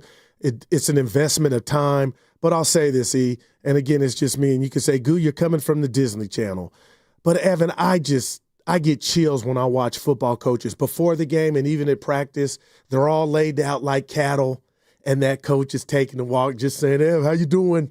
Then he'll go to the neck. Like, that stuff matters to me, and I just feel like Jake Moody ain't getting none of that from Kyle. Like, come on, bro. Chop it up with him, and, if he's struggling, and again, I'm speaking on something that I may not know But I'm hearing the coach. It's coming from the horse's mouth. It's like, I think that stuff matters, and I would find time to talk to a big component of my team. Just how you doing? How's the fam? You good? Anything I can do for you? But having not a relationship to where I'm on the phone with you, sending you 20 texts, I get that times 53. But Evan, my kicker and I are going to have a relationship. And it might be, not the prettiest one, but there's got to be, come to me. What can I do for you? I'm kind of with Kyle on this one. Now, you need to have a relationship with your special teams unit because, you might need to know an overtime rule in the Super Bowl. Well, that's a 5. To kind of help them out. But in general, I don't think that a head coach needs to know his kicker. And if he does, it's because that kicker's been a part of the franchise for a long time. Jake Moody's, with all due respect, what has Jake Moody proved yet? Well, okay, you want him to prop him up? Here he is. Yeah, I think going 4 for 5 and hitting a 59-yarder and a 50-yarder and the game winner from 59, I think that was a hell of a day for him. So I thought he kicked his ass off and gives us a lot of confidence. Propped him up, gave him a lot of confidence. Evan, why does it hit different now? I heard the other kid looked at me like rolling, and I'm rolling them back like, I get it. I won't come at you, Kyle, but easy to kind of say. I mean, man, what if you miss 4 or 5? Well, you probably get ran then, but I don't think he would. Wow. There's nobody to challenge him. Jake Moody's the Niners kicker, whether they like it or not. Yeah, but you see, when he got hurt last year, they had guys come in and try to get the job. But I think they actually had Carlson's brother. Was it Anders? Guys come out the woodwork. Anders Carlson. Yeah, well, that's Greg Joseph is going to be on line 1 if at any point Jake Moody doesn't kick well or perhaps gets hurt. Can I read this to you, Evan? Of course. It's from Ryan on the YouTube chat. This hurts. Guru with his brain-dead references. It doesn't make you sound cool. I've never once used a reference to try to sound cool. But I guess, Evan, what bothers me is the brain dead part. I said Luda in the ATL. All right, let's keep going. I'm sorry, I'm being sensitive. No, you don't. Well, Ralph Tresman on line 1, former singer, New Edition, sensitivity. This exact moment the brain dead is what I don't want happening to Jake Moody, which is you have a great day, Twitter. You have a awesome game-winning kick, and the first thing you read tomorrow is, well, go out and prove it in the regular season. Oh, boy. I don't know. Brain dead's a little strong, Ryan. Come on, buddy. Oh, man. We can be more creative than that. 888-957-9570 is the number. Evan Giddings in for Matt Steinmetz with Daryl the Guru Johnson. Okay. So you said something along the lines of like, well, the big celebration for Moody is a little much. Yeah, and I kind of want to run it back, but I'm not. No, you're right. It is. The entire team does not need to rush the field like it's the end of the Super Bowl, which ironically was also at Allegiant Stadium, and that sucks that they didn't win there. There wasn't any confetti coming down. It's a preseason kick, but they did that because they felt like he needed it. Meanwhile, on Sunday, the Giants get a 7-1 win, and the boss actually, he surprised me with this one. Okay, tell us. So there's 38,000. They're still drawing real well at Oracle Park. And they're cheering, and they are a standing ovation for their team that just snapped a 6-game skid and has won 2 out of the last 16 in Oracle Park. Yikes. And the boss goes, effectively, what are you cheering for? Now, are these signs of desperation? That's my question. That 38,000 are up cheering, and the Niners are rushing the field for a preseason game-winning kick. Or are they just, do you like it or do you not? Oh, I love it. And I don't think it was sarcastic. I think the Giant fans have had blue balls for, what did you say, 2-14 in the last 6. On the heels of brain dead references, I don't know if that's the one you want to. Yeah, my bad. Yeah, flag on the play. I will, Stephen. Hey, but they've been waiting. The stuff still costs. Parking is what it is.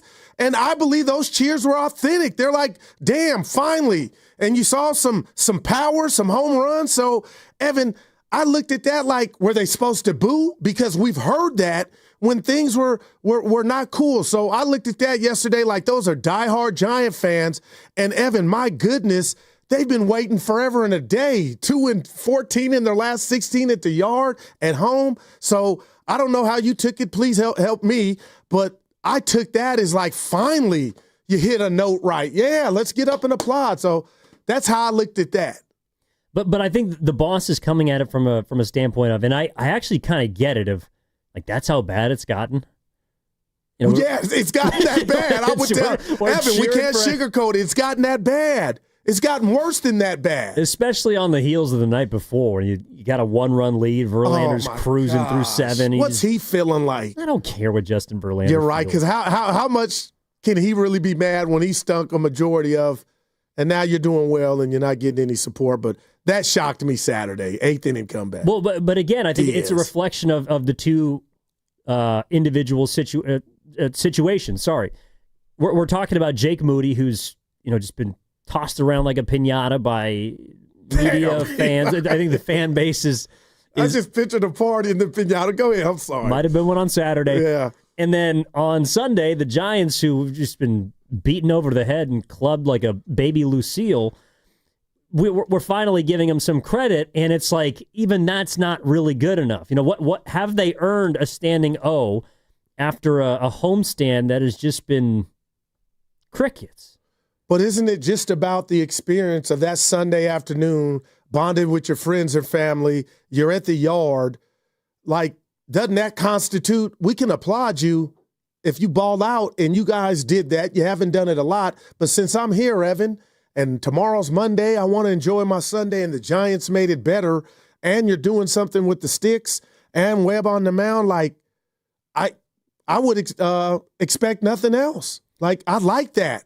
Well, look, I mean, every time your team plays well, you certainly want to support them, and I get that. But I think the larger point was it's just a sign of where these two situations are. Was that sarcasm to you, Evan? If somebody said, let's say you don't even believe that, if Kenny said, I think that was sarcasm from the fans, would you say that's fair, or there's some validity to that?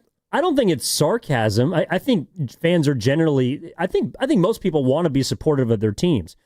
But I also understand that there's hesitance, or there should be hesitance. Like, I think it's fascinating that Jake Moody makes 5 of 6 and hits a 59-yard game-winning kick. 4 or 5? Either way, he missed one. Oh, 5 or 6. I thought it was 4 or 5. No, he made 5 of 6. Now, he almost missed one from 26, but that's neither here nor there. All right. Fact is, he made all but one. And the large response, I think, for people, the majority of people are saying, okay.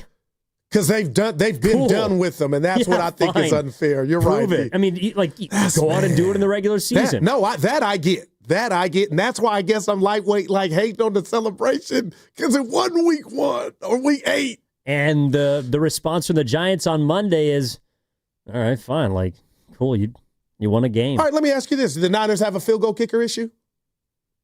More than other teams. Ken? Yeah, I would say so. Wow, and it's not even week 1. Yeah, but that's the point, is Saturday doesn't change their kicking situation. I'm just hoping upstairs it does, for him, mentally. I'm with you. But what happens the moment he misses a kick? He's going to get another shot. To happen. No doubt. He's going to get he can miss 2. He's going to get another shot. But it's 2 things you're asking me. The team, his job's not in jeopardy unless he got all the way raggedy. But as far as the fan base, let's just say he misses 2 of his first 5 attempts. They don't even have to be game winners. I think it'll be just an uphill battle. He'll probably never win. So if we are talking about job security, because I think we had this conversation a couple weeks ago, like, I think that most athletes are motivated primarily by job security. Damn. AKA how much money they're going to make or not make and what their spot on the team is. Out of all the players on the San Francisco 49ers, who has the most, or I should say the least, job security? It would be Jake Moody. That's my point. Right. He's somebody that could lose his job midway through the season. And you know what? I would understand. And that sucks. I'm not asking for that to happen. But he's somebody that enters into the season with a lot of eyes and pressure on him. That, to me, is exactly the reason why everyone rushed the field. Because they understand. The team gets it. And they also know that they need him, too, to their credit. But that's why the fussle is there. Because Fred Warner, Nick Bosa said he's paying attention to the kicking competition. Nick Bosa isn't paying attention to anything besides opposing quarterbacks. His warm-up before the game, dude looks like Conan, man. Like, get out the dude is stacked, man. He's a big boy, and if he could give his right quad to Jake Moody, he might want to do it. Evan, I'm just getting to the age when I watch I got to be careful here. When I watch sports and dudes ripped with muscles just busting everywhere, and as I'm getting older, Wilton, and I'm watching my wife watching the game, I'm like, do you want to trade that in for that? I'm getting to that point. So enjoy your 30s, man. Well, you still look good. No, it ain't about that. I'm not that. Yeah, dude, look like Conan. I'm like, man. Like, I'm saying what men think and that don't want to say it to the microphone. Evan, the thought has to cross your mind, man. But when if Mia could, come on, man. Who don't want to go to, you know what I mean?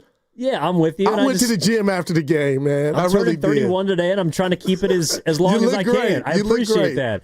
But when I'm your age, and I'm not going to say how old you are, I don't expect to still have my, I'm not in my prime anymore. I got shoulders, but I ain't that. Yeah. I used to think I was that, though. That's half the battle. Well, you were, and now you're not. My muscles, I'm like, damn. You're better in other ways, I'm sure. Yeah. You still got the waves. Even though that's out of your control.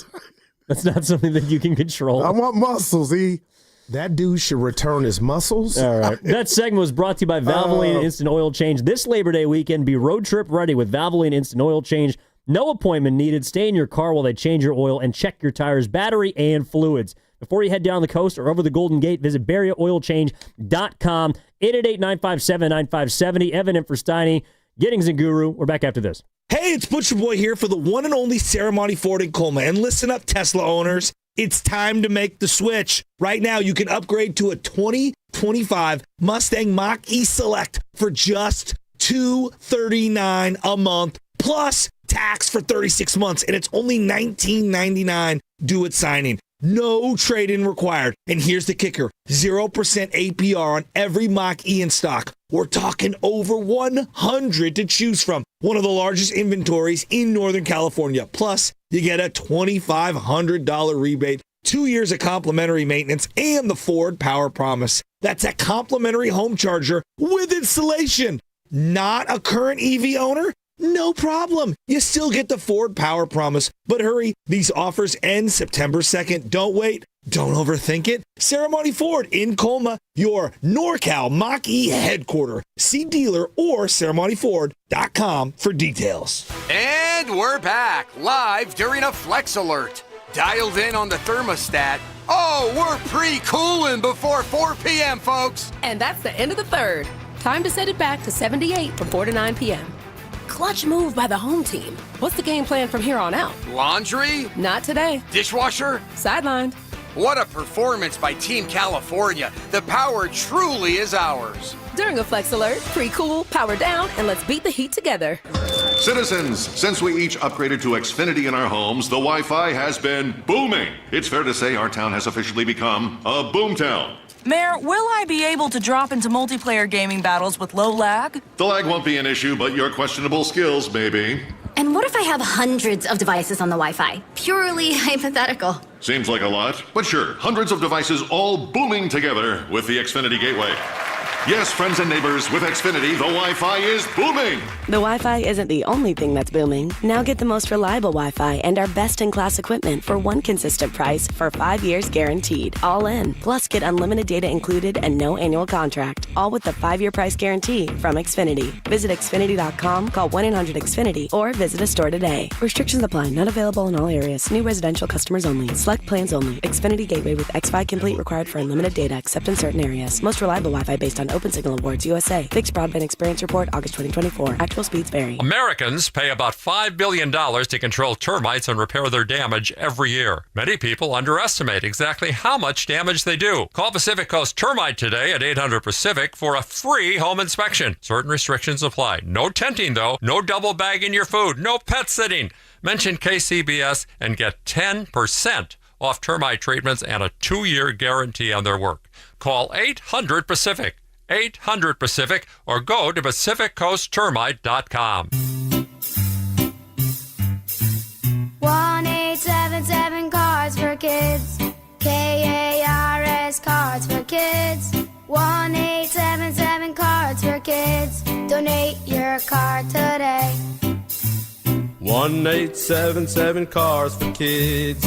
KARS Cars for Kids. 1-877 Cars for Kids.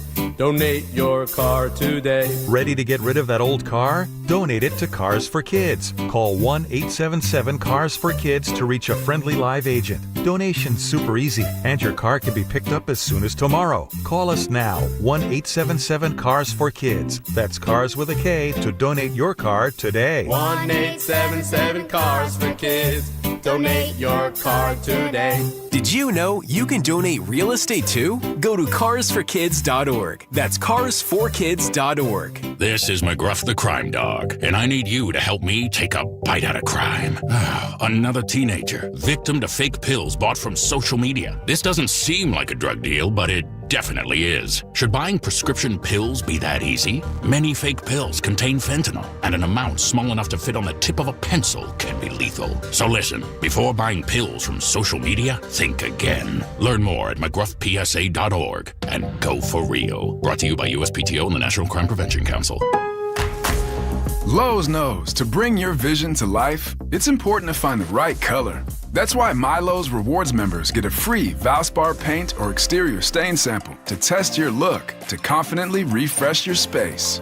Offer valid in-store only 8/7-8/20. Limit 1 per customer while supplies last. Discount taken in time of purchase. See associate for details. Rewards program subject to terms and conditions. Details at lowes.com/terms. Subject to change.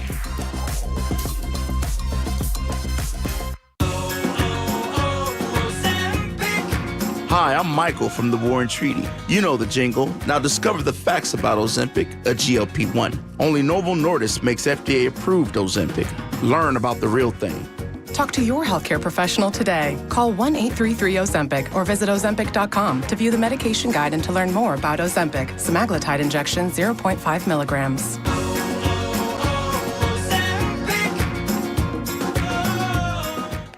Good morning, Doctor. Doctor? Hi, Doctor. Doctor? Dr. Jackson's practice is growing.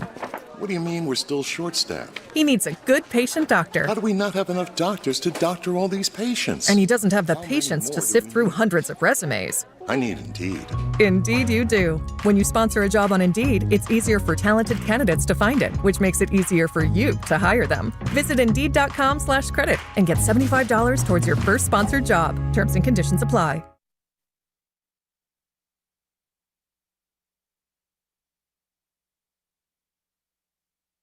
Now, back to Steiny and Guru on 95.7 The Game. All right, Giddings in for Steinmetz with Guru, and I'm with another Daryl. Strawberry. Daryl Anthony Harper in the YouTube chat. What a name. Quit comparing yourself to other people. Social media is not the mirror you want to use. I do like that. It's bigger than that. I've always loved athletics, and I've always stayed fit because I felt like I wanted to model not just my game. Obviously, I couldn't hit that, Kenny and Evan, but I wanted to stay fit. But as you get older and people are like, you went at me last week, that's why she was looking at those muscles. That's neither here nor there. But the bottom line, Evan, is I ain't hating. I got body envy. Like Terrell Owens. Man, no receiver ever, well, couple. But that dude was chiseled, man. And you just salute. I ain't jocking. Well, but I'm sure his six-pack isn't as, carved as it used to be. It might be. I don't know. He's in great shape. Yeah. Should use him as a role model. You're funny, man. You're funny off the air than you are on the air. And you're funny on the air, but you are something else. Yeah, well, it's I never know if what I'm allowed to talk about is air appropriate. What I think is, because it's a great day for everybody. Happy birthday to you again. Appreciate it. I'm getting a little older. But you had a situation rectified that last week had you down in the dumps. Man, Kenny, if you guys would have saw me at the cafeteria when I'd gotten somebody had gotten to my Apple Pay and took some funds, and then I, like a dumbass, called the wrong number thinking it was Apple support, and dude wanted me to send him $500 more bucks, and I was a second away from hitting send. I said, what's your address? Anyway, that all got rectified. I got the text, so your boy's back. And I got you for a soda after this show for your birthday. That's what I want to hear. Nuts. Yeah. I'm with the 650. My six-pack is It's a keg now. No, you got Evan. I don't know come about on a now. keg. I'll see you in shirts, man. Anytime you could tuck it in and ain't no gut, you got it going on, man. Yeah, I'm trying to keep a hold of that. Trying to let that go. All right, Goo. You know, again, the importance of management in some of these decisions. You know, I do wonder if just how much we look at them, and I don't know if we're allowed to, if people just kind of gloss over it because we focus on the players a ton, but I do think that some of the positions that management is in, it's because they put themselves there. Yeah, no, go ahead. Let's bring up Kaminga. Let's keep it real. Put a rat on the table brought to you by Echo Pest Control. I'm not mad at Kaminga. I'm more disappointed than Lake Up, and it could happen, but do you think people are turning on him?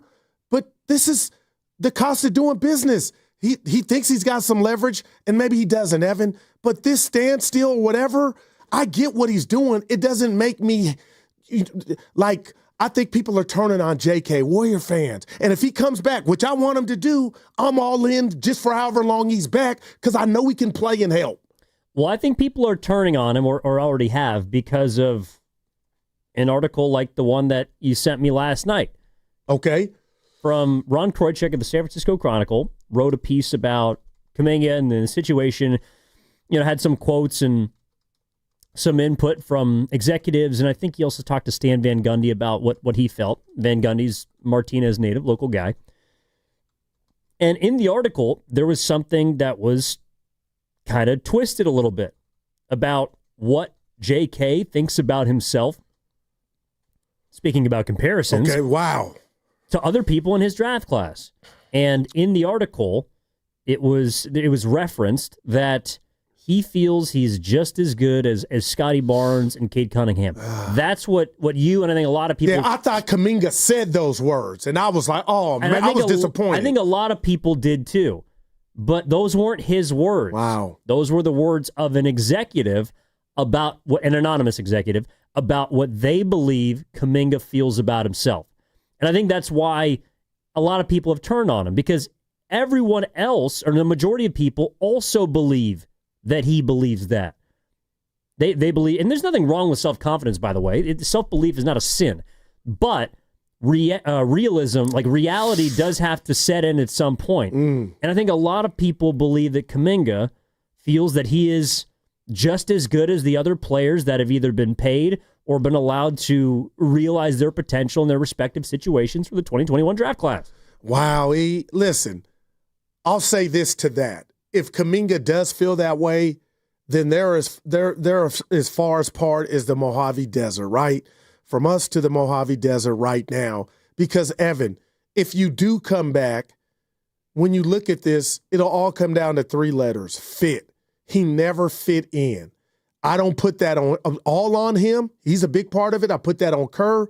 But the bottom line is, if he's having breakfast or working out and looking in the mirror, and that's his goal, Evan, he can never, ever sniff that out until Curry, Draymond, and Jimmy Butler are gone. But in the meantime, if you do come back on that 7.9, I would just tell JK, you got to maximize what you can be and what you're allowed to be in this system and try to win a chip with these guys. But when I heard that and thought that came out of his mouth, I'm like, okay, he's not coming back. But Evan, every day I get out the sack or go to bed and there's no news, I'm telling you and anybody that'll listen, I think he's going to remain a Warrior. And I don't know what to make of this standstill, but what if I told you I put a majority of the blame at Lake Up and company? I just do. Make up your mind. Take some pennies on the dollar. I'm going to say it. We talked about it with the boss. Do you think this Kaminga situation and Warrior fans out there is a distraction? Yeah, 100%. I think it's... Who do you blame? I blame both. I blame both the player and the management. I mean, again, that's why, as we're talking about Jake Moody, if he misses kicks, he's at fault. I'm also going to blame the management because you didn't have a backup plan. I get you that. drafted this kid in the 3rd round expecting him to be Adam Vinatieri, and I hate to break it to you, he's not. But here's the quote that you're talking about. He apparently thinks he's at the Cade Cunningham, Scotty Barnes level. That's JK. Where he should get that type of contract. Both of those players were maxed out rookie deals, 4 years, $200+ million. One league source said of Kaminga, it's really a quandary. I think it's bad for the Warriors and bad for him, end quote. What I think would be bad for both sides is if he's on the team next year. I think it would be bad for both Jonathan, and I think it would be bad for the Warriors. Can you break down baddie? Bad because Kaminga's not going to be in the situation he wants with the role that he seemingly wants to acquire. And it would be bad for the Warriors because of that word you just used. It would be a distraction. And I don't think that distractions going into a season are something that a team who has aspirations to contend for a title wants to have. I just don't. So to me, I think what would be bad for both sides, what would be a lose-lose, is if he's on this team next season. That's just me. No, I love it. And I guess, Evan, I'm asking, what do you think of this outside of Kaminga, this Warrior culture? And this means Steph, Dre, everybody. What do you mean? Because I'm not putting my stamp of approval on that. It's your thought. Because, Evan, I feel like once the ball is tipped, Kaminga's in a Warrior uniform, you've been through 4 years of this. Why would this be any different when you know maybe you're coming to the end or not? But what scares me about what the Warriors have going on right now is, okay, you got Dre, Jimmy, and Steph. Outside of that, I believe Kaminga is the best commodity you have, even if I don't know how best to use them. I just feel like I'd rather try to do that on the fly. I keep the Minnesota playoff series and his performance in the back of my mind. And I'm going to say this, Evan, and I can sound like a basketball idiot. Make it work. Because you can't jettison him for much, like you can't take pennies on the dollar. And that's what I'm fearful of. If you get something back that, forget Kaminga's future, but in the meantime, it's the microwave of improving this team. Like I want him coming off the bench or starting. Make it work. And I feel like but do you want him coming off the bench or do you want him to start? I would take anything at this point. That's how desperate I am. But honestly, I'm looking at you. I want him to start. Why? Or for who? Because I think he's capable, and I think it makes that team better. I really do, man. But there's no evidence of it making them better. Well, there's evidence of him producing when he starts and him playing well when he is in a featured role, but there's no evidence that contributes to the Warriors being the best version of themselves. I'll give you that, E, and I also want to people are coming for me, but I'll say this to that. I told Steiny and you, I really believe had he not got hurt and missed those 31 games, Jimmy Butler wouldn't be a Warrior. That's just me, but the bottom line is he did get hurt. But damn, Evan, when you just think about the possibilities, like the basketball possibilities, like a Rubik's Cube of being proactive if they found a way for him to fit, I mean, this dude's a stud, man, and he hasn't been that here in this uniform, but there's extenuating circumstances, and I'm just like, man, Evan, it's almost September. Bring him back. What's taking so long, E? What's taking so long? Yeah, if you're ready to... They're far apart. I don't think he wants to come back. I don't think he wants to play for this team anymore. And I think they're trying to figure out how they can get something for him without taking pennies on the dollar. And when you say it like that, Evan, I'm not saying you're alluding to this. It sounds more simple, or powers to be that are smart, like I believe the Warrior brass are. Something would have been done and completed before the 15th or 17th of August. Like, why hasn't that happened? If what you're saying is if there's some merit to it, I just don't get, okay, Joe, look in the mirror and say, okay, for Evan's sake, we don't want this to be a distraction. Now, you mentioned something earlier in the green room about Durant. His greatness, that was a distraction after every game being asked where he was going. Like, that merit that. But this Kaminga thing is different, and I don't think, Evan, if he comes back and he don't talk much, like, I don't think reporters would be around his locker after every game. Hey, Kaminga, how's it going on your future? Like, I think that would almost get lost in the games. But every single game this season is going to be a referendum of his career, his existence in Golden State, because if he's back next season, it's probably because the Warriors will try to trade him at some point. And Or it's because he opts into the qualifying offer, and you know that he's going to walk at the end of the season anyway. So every single game, or whether it's good, whether it's bad, there's just going to be questions about this one player. And you're right, Kevin Durant, that was the case in 2019, especially after Draymond Green yapped But at I think him. Draymond was irritated from the beginning that he didn't do Kyrie and say in the preseason, That I'm out. Don't ask me about anything until the season's over. KD let it linger and acted like it was bothering him. But you never put it to rest of don't ask me. But that also made sense. I mean, Kevin Durant and his future, or his decision, that's a deserving distraction. Like, he's Kevin Durant. You know who I am. And as much as people did or didn't like him, his choice on where he was going to go in the future, like, that meant something at the time. If he had chosen to stay with Golden State, that would have kept them at a ridiculously competitive level, and he didn't want to do that. So his choice mattered. I hate to break it to people. Kaminga's choice is not even in the same plane as Kevin Durant's decision in 2019, and we're going to talk about it like it is because it's a massive distraction. Every single game, we're going to be, well, what does that say about Kaminga? What's his future here? What do you want your role to be? Or this is why the Warriors were dumb, and if Kaminga blossoms this season, this is why the Warriors should have kept him, or this is why they should have figured it out and just paid him last summer. It's going to be about him. And I hate to break it to people, this season should not be about Jonathan Kaminga. At this point, Evan, I guess what I'd ask is, where are you leaning? Because thus far it has been. He has personally hijacked the Warriors season, if you believe it or not. And if he has the power, if you deem he has the power to kind of be, what word am I looking for, nitpicky to drag this thing out. But at this point right now, the offseason's been all about JK. And I would say that's a problem. Let's go to Chris, who's in San Jose. 888-957-9570. Gettings in for Steinmetz with Guru. Chris, what's up, man? Good morning. How we doing? Hey, good morning. Hey, good morning, gentlemen. How you guys doing? I'll try to kind of keep this brief. Couple of, points, just my perspective, right? So, if you're Jonathan Kaminga, I don't know what he's thinking, but just logically, right? Outside looking in, why would he ever want to play for the Warriors? Like, why would he want to come back? I mean, this isn't, you're a freshman or sophomore in high school where deep down in your heart, the coach has a bias against you, or you're doing everything that you possibly can do, but you're still not getting a fair shake relative to the seniors on the squad, right, who have been there for a year or two. So I look at a guy and I go, yeah, I'd be fed up too. And you touch on this anonymous executive who said, I think Kaminga thinks highly of himself. Well, A, he should, right? And B, you use an example like Scotty Barnes. What is Scotty Barnes? Do people just hear the name Scotty Barnes and go, oh, yeah, that's a player because that's what ESPN told me?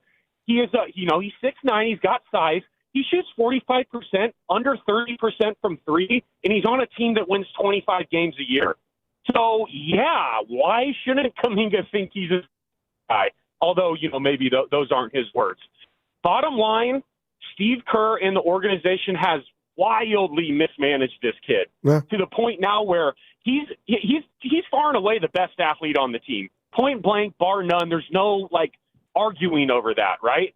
And I understand in basketball or any sport, there's a certain level, like when you're a kid or growing up, you have instincts, right? We get that. Different levels of instincts, offensively, defensively. But with that said, you also have to be given an opportunity in a fair shake to run and learn the game. And point blank, Kaminga's never been given that opportunity with us. He's always a scapegoat. He's never given a fair opportunity. And, from his perspective, like I said, to start this whole thing off, why would I even want to play for the Warriors? And for people out there that think they're going to be able to trade Kaminga and just get another 36-year-old who's another 36-year-old going to be guarding Anthony Edwards? You know what I'm saying? So I agree with you in that respect, Goo. I'll take your guys' comments off the air, but they have wildly mismanaged Kaminga to the point where it's like, what does he owe us? He owes us nothing. Go get your bag and go get an opportunity, young man. Y'all have a good day. Thanks, Chris. Yeah. And, Evan, I appreciate the energy and the passion. I'll just say this to you, and, you're my school teacher and you're grading my paper and I'm turning in my homework.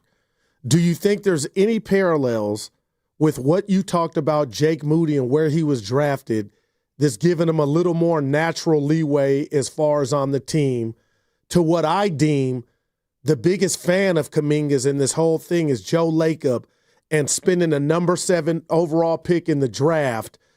I believe that's what's holding this up. Lacob's the one that might be having some difficulty letting go of the guy he spent a 7th pick on in the 2021 draft. I mean, maybe, but I also think by virtue of being the 7th overall pick and the Warriors not having a ton else in their coffers with young players, he's really their only trade chip.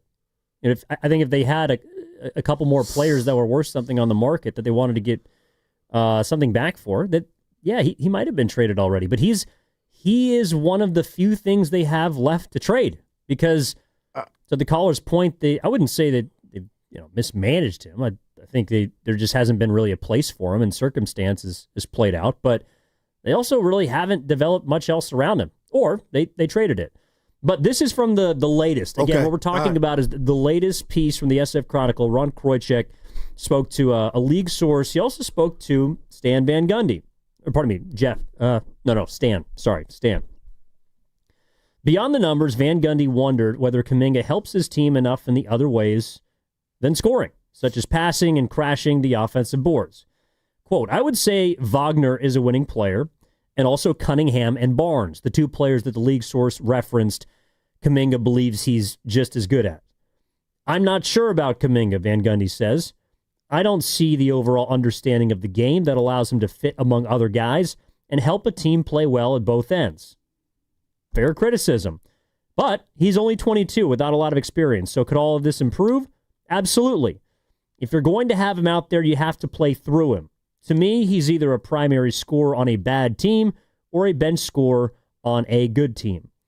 The issue becomes, and this is not Van Gundy's words, this is where I come in, I think Kaminga would rather be a good scorer on a bad team than a guy or a primary scorer, on a bad team than a bench scorer on a good team. At this stage in his career, he wants the opportunities that he hasn't gotten that other players in his draft class has. He would rather play for the Kings of the Suns, who are not good teams, and average 25-8 or 25-7. And you put that so well. I'm keeping it real here. You can, on your birthday, you can do it. I could take it. What if I told you he's already got a ring and he wasn't a big part of that team getting a ring? Would I lose all my basketball credibility if I told you I can understand him wanting to average maybe 25-8, maybe make an all-star game, but be on a dump truck team? Would you look at me like, Goo, your credibility in the game of hoop is all gone? No. Well, because I think that's your credibility doesn't go away on one take. All right, but now a lot of takes. I got to. They'll talk about that. But come on, Evan, I could kind of get that. I'm not saying it's right, but he's got a ring. He wasn't the one, but I believe that Jonathan Kaminga, and there are more of them all throughout the league, that would say, you know what? Put me on a dump truck team, but if I put up my numbers and they're playing through me or I'm 1 or 2, I'm sleeping good as if we won 60 games. But isn't that kind of the issue? Yeah. I mean, do you want to win or do you want to be the guy and make a lot of money? What if I told you he might be? Yeah. What if I told you he's looking at it like, I got a ring, Evan. I've won.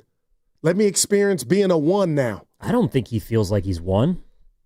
I mean, how many minutes did he play in the finals? Much or nothing, but he celebrated. He was on a championship team. Yeah. So was James Wiseman. They were on championship teams. Oh man! But are they championship players? That's why. I full stop at whatever people say about Jordan Poole. Jordan Poole contributed to a championship team. I'm a fan. He played his role throughout that entire playoff run and was what the Warriors needed. You cannot tell me that he's not a winning player because I literally saw it. I don't know if Jonathan Kaminga is a winning player or a 1. I'm here to tell you that. I think he could be a 1. I also think a lot of players could be 1s.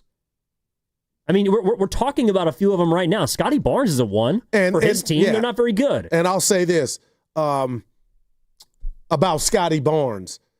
I don't give a damn what he's shooting from three. When I watch the game, I know that's a polished scorer who's a walking mismatch that can do so many things and get to the cup, block shots, what have you. So Wagner, the same. Those two are what you see at the San Francisco airport. If you got shoes, they are more polished than Jonathan Kaminga. And I'm ready to say way more polished than Kaminga. So you can hit me with what Barnes is not doing from three-point, but those two dudes are ahead of Kaminga in regard to their individual games. I just think this is heading down the road, and it already has become one. And it might be at the end of it. No, we're getting calls flooded in because this is a distraction. I would prefer not to enter this season, one of the last two potentially that you have Curry, Draymond, and Butler all aligned with Steve Kerr on, with a distraction. And a distraction, by the way, that's not even starting, that is coming off the bench. All right, what's coming up on the game is brought to you by Fremont Bank, here for you, here for good. Where do you all come down on it? 888-957-9570 is the number. Gettings in for Steinmetz with Guru. We're back after this. Head to Safeway this week for these amazing deals for members. Mix and match 1 pound strawberries, a pint of blueberries, or 6 ounces of raspberries or blackberries for just $2.99 each when you buy 3. See you in the aisles. Join 95.7 The Game personalities at Harding Park September 5th for a day of golf with the Pettinelli Financial Partners 10th Annual Tournament to Support Autism Society San Francisco Bay Area. Committed to providing resources and activities for local families touched by autism. Sponsored in part by Atco Pest Control. This event needs your help. Have your company co-sponsor, volunteer, or provide in-kind auction items like vacation homes or sports tickets. For details on how you can help, search 10th Annual Pettinelli Golf, September 5th at Harding Park. Visit Friedman's Appliance in Pleasant Hill to see the full selection of Thermador appliances. Right now, you can receive up to 3 complimentary gifts with qualifying purchase. See all Thermador appliances displayed beautifully in live working vignettes at Friedman's Appliance and at friedmansappliance.com. Step up to the plate and save lives with Stanford Blood Center. Donate blood during August and score a free limited edition Stanford Blood Center and San Francisco Giants co-branded jersey, and only available for a short time. This exclusive jersey is our way of saying thank you for being a hero. Every blood donation can help save up to 3 lives, making a real difference in your community. Supplies are limited, so don't wait. Visit StanfordBloodCenter.org to schedule your donation. Now it's time for the closer of the week. Presented by LiftMaster and RNS Doors. Turn your garage into the envy of the neighborhood. Visit rnsdoors.com. This week's closer comes from Rick in Burlingame. I run a storage facility and had a door that would not work. I called RNS and they had 2 guys here within a couple hours. They got the door operational, professionally, and quickly. Very good experience all around. Recently, my garage door opener was not working. I was in need of a closer. I was put in touch with RNS Doors and they hooked me up with a brand new garage door opener from LiftMaster. With LiftMaster's MyQ connectivity, my garage door opener can be controlled right from my smartphone. You'll know when a door or gate has been left open and can close it with a tap, no matter where I am. Be one of the first 10 callers and receive 20% off a LiftMaster garage door opener. Call 1-800-FIX-A-DOOR. That's 800-FIX-A-DOOR. Or visit rsdoors.com. R&S Doors. Look for the red truck. If you have back-to-school shopping to do, then you should make Macy's your first stop, because Macy's has back-to-school styles from brands like Nike and Jordan, must-have denim from Levi's and Good American, and now Macy's has Abercrombie Kids too. It's all in one place, all at great prices. And here's another reason to come in. If you're already at Macy's and you saved so much, you could stop by the fragrance counter and pick up something for yourself too. The best back-to-school styles are here now at Macy's. Texting terms at unlock.com/SMS. Privacy policy at unlock.com/privacy-policy. Texting enrolls for recurring automated text marketing messages. Message and data rates may apply. Reply stop to opt out. Terms and conditions apply. For full details, see unlock.com/legal. After portrayal. Lisa, thanks for having me over. Your new kitchen is gorgeous. How'd you find the money to do it? We worked with this great company, Unlock. They help you unlock the future value of your home to get the cash you need today. So it's a home equity loan? No, it's not a loan at all. There's no monthly payments and no interest charges ever. And you can use the money however you want. We were able to redo our kitchen and pay off our credit card debt. Wow, Jack and I could really use this to finally pay off our old student loan debt. How do I get started? It's easy. Just go to their website.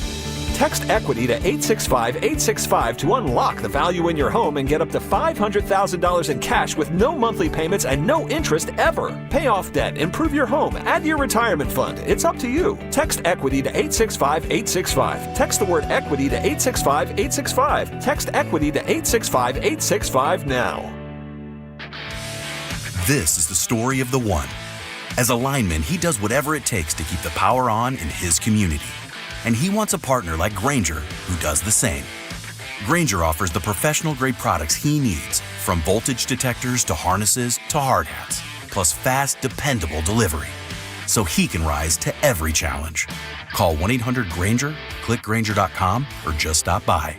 Grainger, for the ones who get it done. Do Crohn's disease or ulcerative colitis symptoms keep coming back? Tremfya, guselkumab, may help, with rapid remission achieved at 12 weeks and lasting clinical remission at 1 year. Some even saw visible improvement of their intestinal lining at 12 weeks and 1 year. Tremfya is a prescription medicine used to treat adults with moderately to severely active Crohn's disease and adults with moderately to severely active ulcerative colitis. Serious allergic reactions and increased risk of infections and liver problems may occur. Before treatment, your doctor should check you for infections and tuberculosis. Tell your doctor if you have an infection, flu-like symptoms, or if you need a vaccine. Healing is possible with Tremfya. Approximately 3 out of 10 patients were in endoscopic remission at 1 year, based on areas visualized on colonoscopy, which may not represent the deeper bowel layer or entire GI tract. Individual results may vary. Ask your doctor about Tremfya today. Call 1-800-526-7736 to learn more or visit tremfyaradio.com. In Park Merced, 56 degrees and clear. Weather brought to you by Staples. Have you heard? The Staples Easy button is back with even more easy.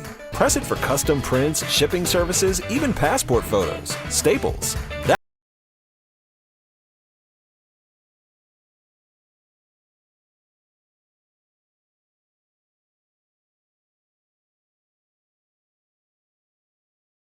He cannot be that guy.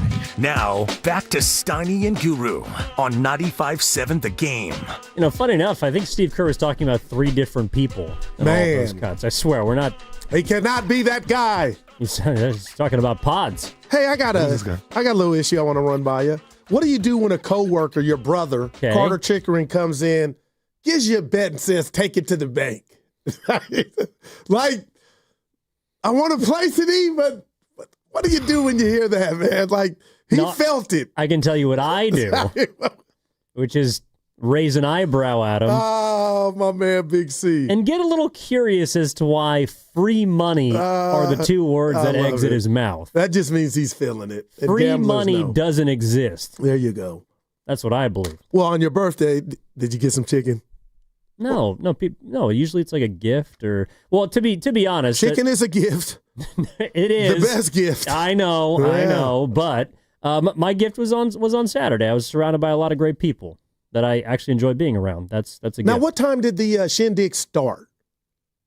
Because the Giants played at 1. It was an open house. Played in the evening. It was an open house. Oh, look at so that's all I'm going to say. All people were entering and exiting. You know, like Ken came in around 6 o'clock, and the last person left around 3-4. So I imagine you got a lot of bottles left over. Well, I actually cleaned up the same night. I was still wired. Oh, okay. So, yeah. So you put all-nighter. Yeah, pretty much. Do you feel 31? What does that mean? Well, when you get 41, you'll know. But, like, do you feel it? Well, I felt 30 when I was 27 or 26, so I kind of just feel the same. You know, I still get the pains, the aches, the sores, and stuff like that, but not any worse than I did last year. All right, I'm just looking out for you. Got to take a little better care of myself. Have some salts, ice. Look at my man.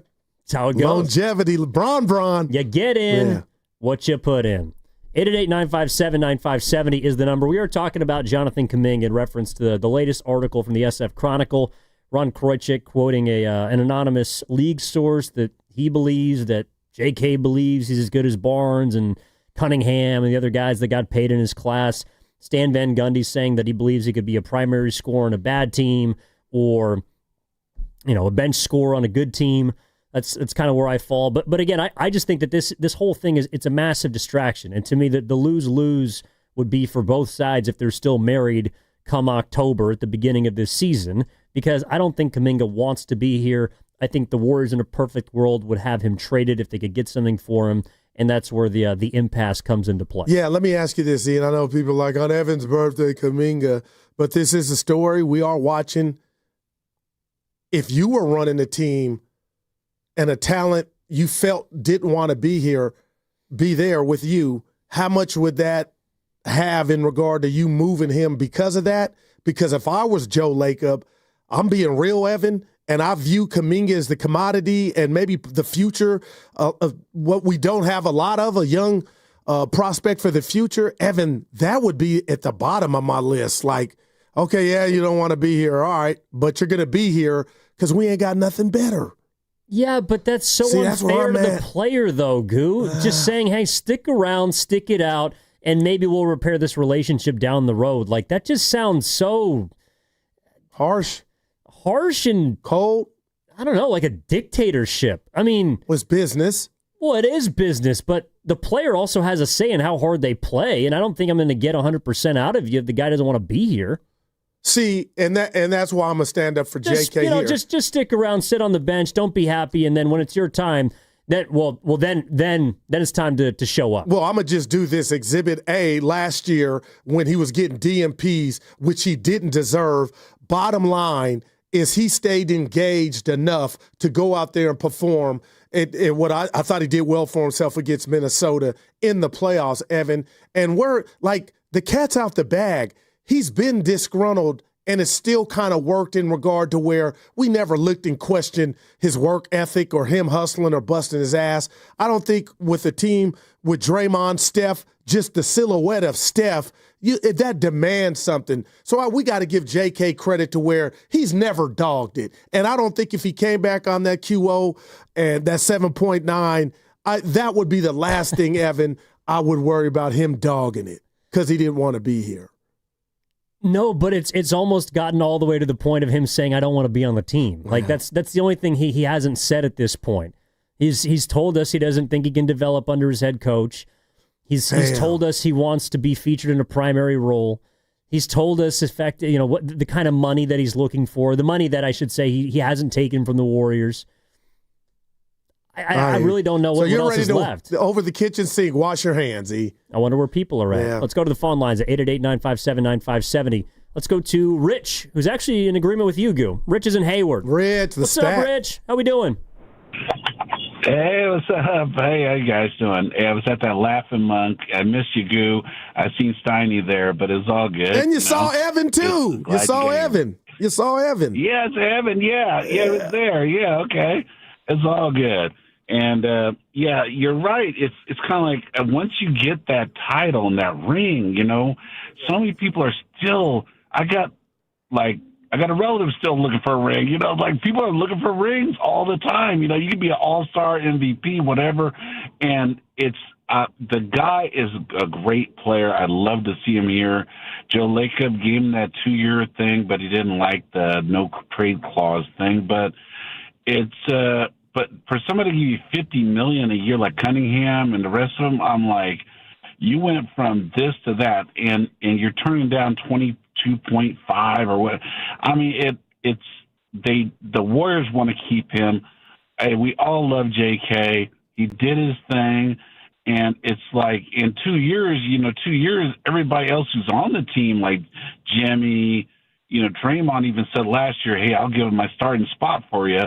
And it's not, they did stuff for him. He just wants to get that big payday right now. But with that second apron, it's to go to the Kings or the Suns. I mean, I love the Suns, but they didn't do it with Durant.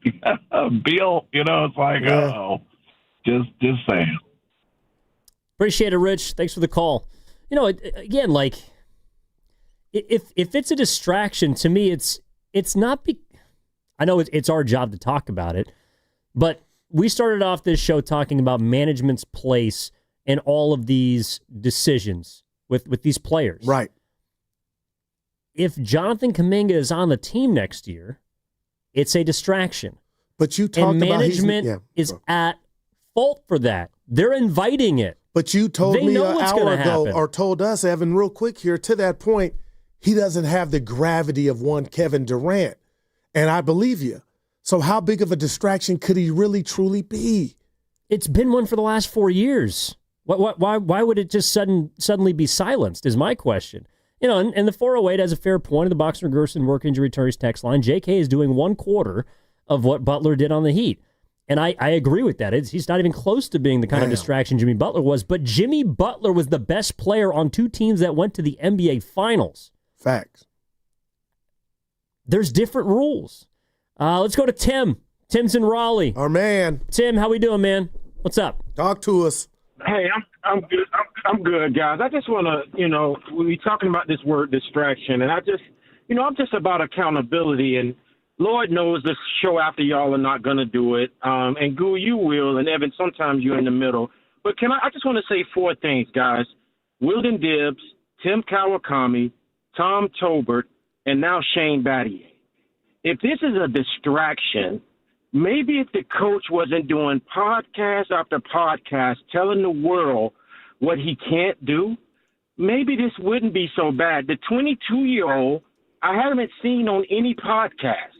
I haven't seen him anywhere except working out.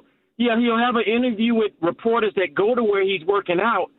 Can we please hold somebody accountable that is doing all of these interviews to keep this going and to tell the whole world, what you saw in the playoffs didn't really happen. Let me tell you why I didn't play him. Because nobody won't have that conversation and hold that gentleman accountable. And then let me get to these favorite 2 Evan Giddings words, right? Winning basketball. Guru, in Kaminga's second year on this team, when a young man named Wiggins was gone for 2 months, who was developing and playing his ass off, winning basketball that had a lot to do with us making it to the playoffs? I won't die like that. That is no secret. Winning basketball, Guru. They made it to the playoffs. And what happened? The young man, Mr. Wiggins, came back. Kaminga made 2 mistakes in the playoffs and was put on the bench, sent back to the trash. So don't tell me about how he's not being developed, because he was developing. He was playing his ass off. Let's go to year 3, Mr. Guru, Mr. Evan Giddings, winning basketball. When Draymond Green was out months, I think he got suspended, 25, 30 games? Who was playing their ass off? Winning basketball, right? It's two guys that got perfect game with the Warriors. Y'all forgot about that? Chris Mullin and a young man named Jonathan Kaminga, who went 11 for 11, 25 points, playing winning basketball in year 3. He was playing his ass off. So stop missing me with all of that nonsense that we like to go to with this winning basketball crap. He has been developed. In his second year, he was on track and taking hellified steps. The coach chose to put his ass back in the trash heap. So stop. Let's give me some accountability here. Please, fellas. Please. This is a distraction because the head coach is keeping it a distraction. He has gone on media tour after media tour when the 22-year-old is not saying anything, not saying a word, doing a few interviews. So please, guys, stop. And yes, Scotty Barnes, everybody's great. Grass is always greener. Well, I think they average 20 wins a season. Yeah, Guru, yeah, he's filling your stat sheet up. 20 wins a season. I think we can say Mr. Jonathan Kaminga, through all of this turmoil here, has played more winning basketball. Mr. Giddings and Mark Grandy and everybody else's favorite 2 words, he has played more winning basketball than those guys. So I'm going to leave it at that. I mean, please, accountability for the head coach and the media tour who keeps this distraction going, because we wouldn't be talking about this if he's not consistently telling the world what he can't do. He can't develop. Oh, yeah, you can, Steve. His second year, he was developing really, really well. He helped you get to the playoffs. You chose to put him back in the trash heap. All right, fellas, that's all I got. I appreciate y'all, man. Thanks, Tim. Appreciate the call, man. By the way, you're listening to 95.7 The Game, KGM's FM and HD1 San Francisco, an Odyssey sports station in the home of the Golden State Warriors and Valkyries, always live in the free Odyssey app, coming to you live in the Laughing Monk Studios. Laughing Monk, righteously brewed in San Francisco. I'm going to stand up for Willard Dibs, and those are our guys, and I didn't know those were your famous words. I didn't winning know basketball? So that's new to me. Thanks, Tim and Raleigh. But, I mean, obviously he's Team JK, and the theme of this show today has been, how do you, differentiate who to put the onus on? And I honestly believe guys like Tim or like you, Evan, I think he wants Kaminga somewhere else. But to me, the bottom line is this is at a standstill. You didn't ask, but I'll tell. This is at a standstill because Joe Lacob feels like Jonathan Kaminga is something that he doesn't have. You spent the 7th pick on him way back when, and that's yet to manifest. And Tim's right. He's had flashes when Wiggins was doing his sabbatical. And last year up until, shout out Loveman, up until the 31 games missed. But, Evan, I believe, how many Warrior, they're not as good without JK. That's what I'm grinning at on your birthday. That's how I look at this upcoming season. Yeah, I know it's the big 3, but JK can help. And until you tell me what they could possibly get, then I'm thinking like Joe Lacob, yeah, Mike, Steve, y'all want him out of here? But if I'm getting this and I'm just guessing what this is, it's not suffice, he ain't going nowhere. Well, look, and I loved him. It was a great call. Yeah. I love a great state of North Carolina, by the way, my favorite state. Daughter back home, yeah. That call is what we're going to get every single day. Someone like Tim on his side who has his points, and someone on the other side who has their points. That's the distraction. And that's going to we're talking about this because it's another story about this subject. I would say 95% of the stories this offseason concerning the Golden State Warriors have been about this player. Yeah, 99. Why would that stop when we get to the regular season? Seriously, if someone can answer me that question, why would this stop? It's ball time then. We got games, E. Yeah, and we're going to be talking about this player. That's all. That's what we're going to be talking about every single day. That's what we did last season. Let me do this, E. What if he's? I'm doing this for real. 18-8 off the bench, or 16-8 off the bench. Why would he get 8 rebounds? He's never averaged 8 rebounds in his life. Because now you know what time it is. You're auditioning. You're doing whatever. Just give me that for the sake of this. 16-7. I'll give you 20-4. Okay, and he's coming off the bench and he's helping them win, and the Warriors are off to a 12-4 start. Wouldn't that hush all the this is the time to get it all out because there's no decision rendered. The question is going to be what is in store for his future, and is he going to be a Warrior in the future, or when you think that's going? If he were to come back, that ain't going nowhere. It gets louder. No, his future is going to be a question. But again, he's not Kevin Durant. To me, the distraction or the question is not warranted. Kevin Durant is a Hall of Fame player. Jonathan Kaminga is the 6th man on day one of this Warriors team. I got you. Okay.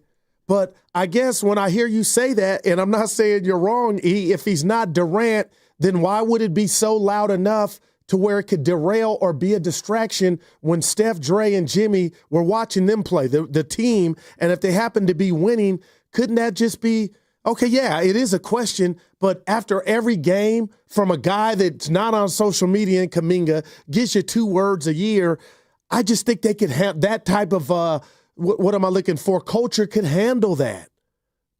Now, if it were Durant, then I got that's great. That's heavy. You got me, E. But JK, and if we're getting the good JK more often than not, I feel like it could be something they could endure. But I could be wrong. His role is going to fluctuate the whole season. It's fluctuated his entire career. That's going to breed inconsistency. That's what happens with young players, and particularly players that haven't played a ton. And Kaminga, compared to his peers, has not played a ton of basketball. And he's only 22, and yes, he can get better. But I just don't understand why people think things are going to suddenly change. Either the head coach's stance towards him or his stance towards the coach and the team. What if I tell you, E, at this juncture now, because we are in the 15th round and there's a minute left in the fight, what if I told you my answer to what you just said is because it has to? Let's. But it doesn't, Goo. It doesn't have to change. Because this is affecting Kerr. We don't know what conversations are being had and what demands by ownership, if any. This, I don't think Kerr's, swimming in the pool, drinking Mai Tais, thinking this is all goody. It could be rocky behind the scenes on his owner telling him, hey, look, this is what it is, and this is what has to happen. And, we would never be privy to that. But I am wondering, the longer this goes, if any of that stuff is happening. But whether I agree, whether it's right or not, his job as head coach is to win basketball games. And if he doesn't think he can do that, then it's not going to change. If Steve Kerr came out, and look, I think it was, I can't forget if it was Slater or maybe it was in one of Amik's articles. Yeah. Steve Kerr's been at the forefront of trying to mend this relationship. Why should this player believe that coach is going to treat him any differently than he's treated him the last 4 years? Tim just laid out exactly the history of what's happened. Again, I'm not saying that either side has more culpability in this than the other. I'm saying that this has to end because it's going to end in a distraction. I just, at least that's the way that I feel. We got a lot of people that are on the phone. All right, let's go to who's waiting the longest here. Trevor is in Rohnert Park. Our guy T. Trevor, what's up, man? How we doing? Guys, Trevor, Sideline Barrier Sports. What's up, Guru? It's been a while, man. What's up, baby? All right. So here's the deal. I'm going to say the same thing I've been saying. He hasn't earned it. A lot of players in the NBA go through what he goes through. Good players rise above it. Players who are average just kind of don't. He may have all the athleticism in the world. I'm not going to debate that for a minute, but he's just not an amazing basketball player in my mind. So the idea that this guy has gone out and earned that money that he's demanding is just, to me, kind of crazy. It doesn't make any sense. He can go on to a number one or a bad team and be a number one guy. But if he truly wants that, if he truly wants the stat pad at this point, and that's it, then that tells you all that you need to know about Kaminga. And that is that winning is secondary and points are primary for him. He shouldn't feel like getting that ring was something he contributed to, guys. He was on a team that won. He in no way, shape, or form impacted the winning of that championship season. I don't think so. That guy that called earlier that said he was progressing, I forget his name. Tim, yeah. I don't know what he's smoking, but I want some of that when I get off the phone to find out where he's from. I'll figure out where he gets that stuff from. He's not progressing over 4 years, guys. It's the NBA. That's just the bottom line. The NBA is all about winning. You either are there, you're making progress, or you're not. Cannot put it on the coach. If you're a player and you get drafted, you're doing everything that the coach is asking you to do. You're doing everything in your power to get in the gym, to talk to different players, to understand the game, to understand the offense, to understand how the team dynamic is run, to go up there and earn your minutes. Earn your minutes, guys. He hasn't earned it. I mean, I like Jonathan Kaminga. I want him to be a part of the Warriors.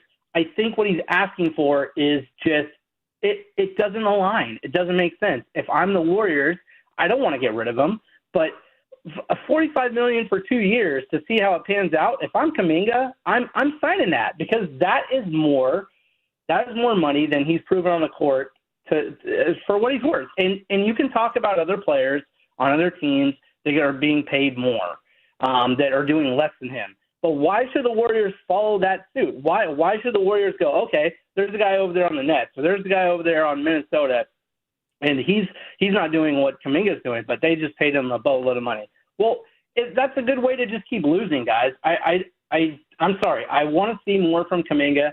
I want to see him play on the Warriors. I want to see him get better, but I don't want to see the whining and the complaining about it's Steve Kerr's fault. It's somebody else's fault. I got you. Good players don't blame people. Don't point fingers. They just go out there and they do it, or they don't do it. Thanks, Trevor. Appreciate the call. We get man. where he's coming from. Yeah, I do too, and I do want to get as many people in here as we can. So if we could try and squeeze, let's squeeze Shane in San Francisco in right before the break. Shane, how we doing, man? What's up? What's up, guys? Evan, happy birthday. Thank Leo you, man. gang, let's go. My guy. Yeah, man, Tim's right, dude. Like, really, Steve Kerr has poisoned the well. And, like, all the money stuff, like, at this point, I'm not worried about it. I don't think any side's necessarily in the right or any of that. But, like, Steve Kerr has poisoned the well. A veteran coach acting childish is what I see. And the commitment, and I've said it to Willard and Dibs, and they really hated it, especially Willard, the commitment to boring basketball and saying that Steph can shoot threes and we have Jimmy and they need the ball. Like, it doesn't work like that. Like, they're old. Shout out Priest, drop the Priest line. They're too old. Like, yeah, these dudes can, like, play basketball and be really good, but it's not enough, and we know that. So to just pretend like, oh, let's run it back again and again and again with the big three, the quote-unquote big three. Like, come on, dude. And JK's not the answer anymore because they blew it. They ruined it. But, like, dude,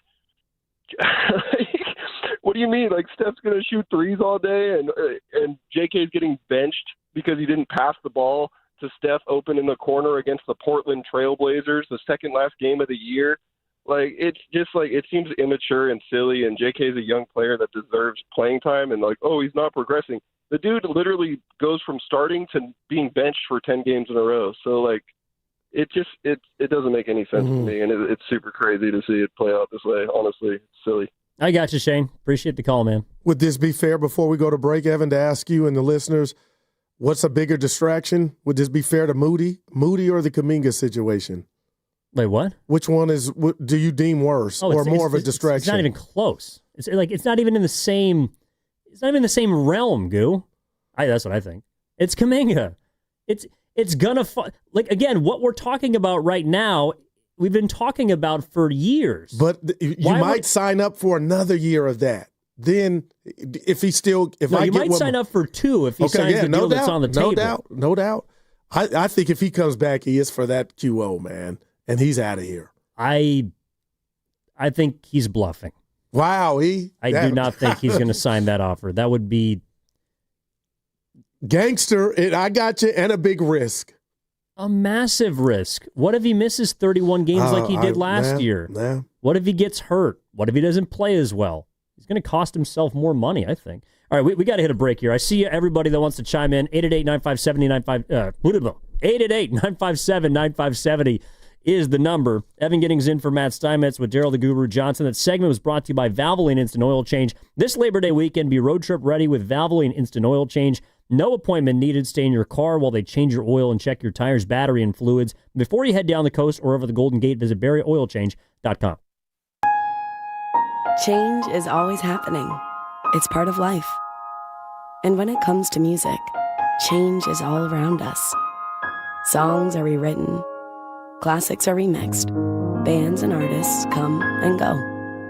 Even our taste in music changes. Here at Xfinity, we know there's still good in keeping some things the same. That's why we want to do our part with a 5-year price guarantee on our internet. It means no matter what changes, you get 5 years of the most reliable Wi-Fi with our best equipment included for a price that stays exactly the same. Surprised? Life is full of them. One internet price, 5 years, guaranteed. Learn more at xfinity.com/deals. Restrictions apply. New residential customers only. Taxes and fees extra and subject to change. Most reliable Wi-Fi based on Open Signal Awards USA. Fixed Broadband Experience Report, August 2024. Good guys, 38th West Coast National, the crown jewel of hot rodding. Having it all this weekend at the Alameda County Fairgrounds in Pleasanton. Over 3,500 of the country's coolest hot rods, muscle cars, and trick trucks. A huge swap meet, a vendor's midway. Check out the Pinstripers Brush Bash. Enjoy the free family fun zone, live music, and so much more. All this weekend at the Alameda County Fairgrounds. Details at good-guys.com. Come into Friedman's Appliance in Pleasant Hill and see an amazing selection of Sub-Zero, Wolf, and Cove appliances live and on display in one of the largest living kitchens in the country. And save with full suite savings event. With qualifying purchase, get 3 additional years of protection or qualify for a $1,000 rebate. For the largest selection of Sub-Zero, Wolf, and Cove appliances, visit the Living Kitchen at Friedman's Appliance in Pleasant Hill or at friedmansappliance.com. Neuropathy is a debilitating condition that is sometimes misdiagnosed. Symptoms can include pain, numbness, and tingling in your hands, legs, and feet. Neuropathy is a progressive condition that only worsens unless you get effective treatment. SF Bay Wellness is a leader in neuropathy reversal and uses FDA-cleared, non-invasive electric cell therapy to restore nerve function with no injections, no drugs, and no surgery. The treatments have a 95% success rate. If distance is a factor, ask about our virtual consultation option. Call SF Bay Wellness at 844-94-NERVE for the $99 neuropathy evaluation and receive Receive a personal treatment plan that is tailored to your needs. Don't wait another day. Call 844-94-NERVE. That's 844-94-NERVE. Why keep suffering with the painful symptoms of neuropathy? You deserve to live a pain-free life. Start getting the treatment you need for your neuropathy symptoms. Call today. This is Vanessa Deniston, senior attorney at the Dolan Law Firm. The Dolan Law Firm handles a diverse line of cases from personal injury to employment law. We're proud to say the Dolan Law Firm is just as diverse in our attorneys and staff. The Dolan Law Firm consistently achieves outstanding results with over $1 billion in verdicts and settlements. The Dolan Law Firm, the best, most diverse personal injury and employment law firm we hope you'll never need. Contact us at dolanlawfirm.com. You know that Big Bargain detergent jug is 80% water, right? It doesn't clean as well. 80% water? I thought I was getting a better deal because it's so big. If you want a better clean, Tide Pods are only 12% water. The rest is pure, concentrated cleaning ingredients. Oh, let me make an announcement. Attention shoppers, if you want a real deal, try Tide Pods. Stop paying for watered-down detergents. Pay for clean. If it's gotta be clean, it's gotta be Tide Pods. Water content based on the leading bargain liquid detergent. Your cold is coming. Your cold is coming. When you feel a cold coming, shorten it with Zicam, the #1 cold shortening brand. Oh no, not before my big trip. The big trip you've been planning is coming up, and so is your cold. But Zicam can shorten your cold and get you back to planning sooner. Thanks, Revere. We really should keep Zicam in the house. Shorten your cold with Zicam. Take it from America's most revered messenger. Shorten your cold at the first sign with cold shortening products from Zicam, the #1 cold shortening brand. Available in stores or see where to buy at Zicam.com. Los Angeles will head south down the 5 to visit their neighbors and division rivals, San Diego. The rivalry's been heated over the past few seasons as both teams have fought their way to the playoffs, and this season is no different. The two teams match up really well against each other, and they remain within a few games of each other for the lead in their division. Who will come out of the weekend series with a win? Get into the Hyundai Getaway Sales Event and get away with a deal so right it almost feels wrong. Because right now you can get huge savings on our most popular models, including our adventure-ready SUVs like the Hyundai Santa Fe and Santa Fe Hybrid models. Or go all electric and choose from America's most awarded EV lineup like the breakthrough Ioniq 5 or Ioniq 6. So get down to your local Hyundai dealer and get away with a great deal only during the Hyundai Getaway Sales Event. Visit HyundaiUSA.com for details.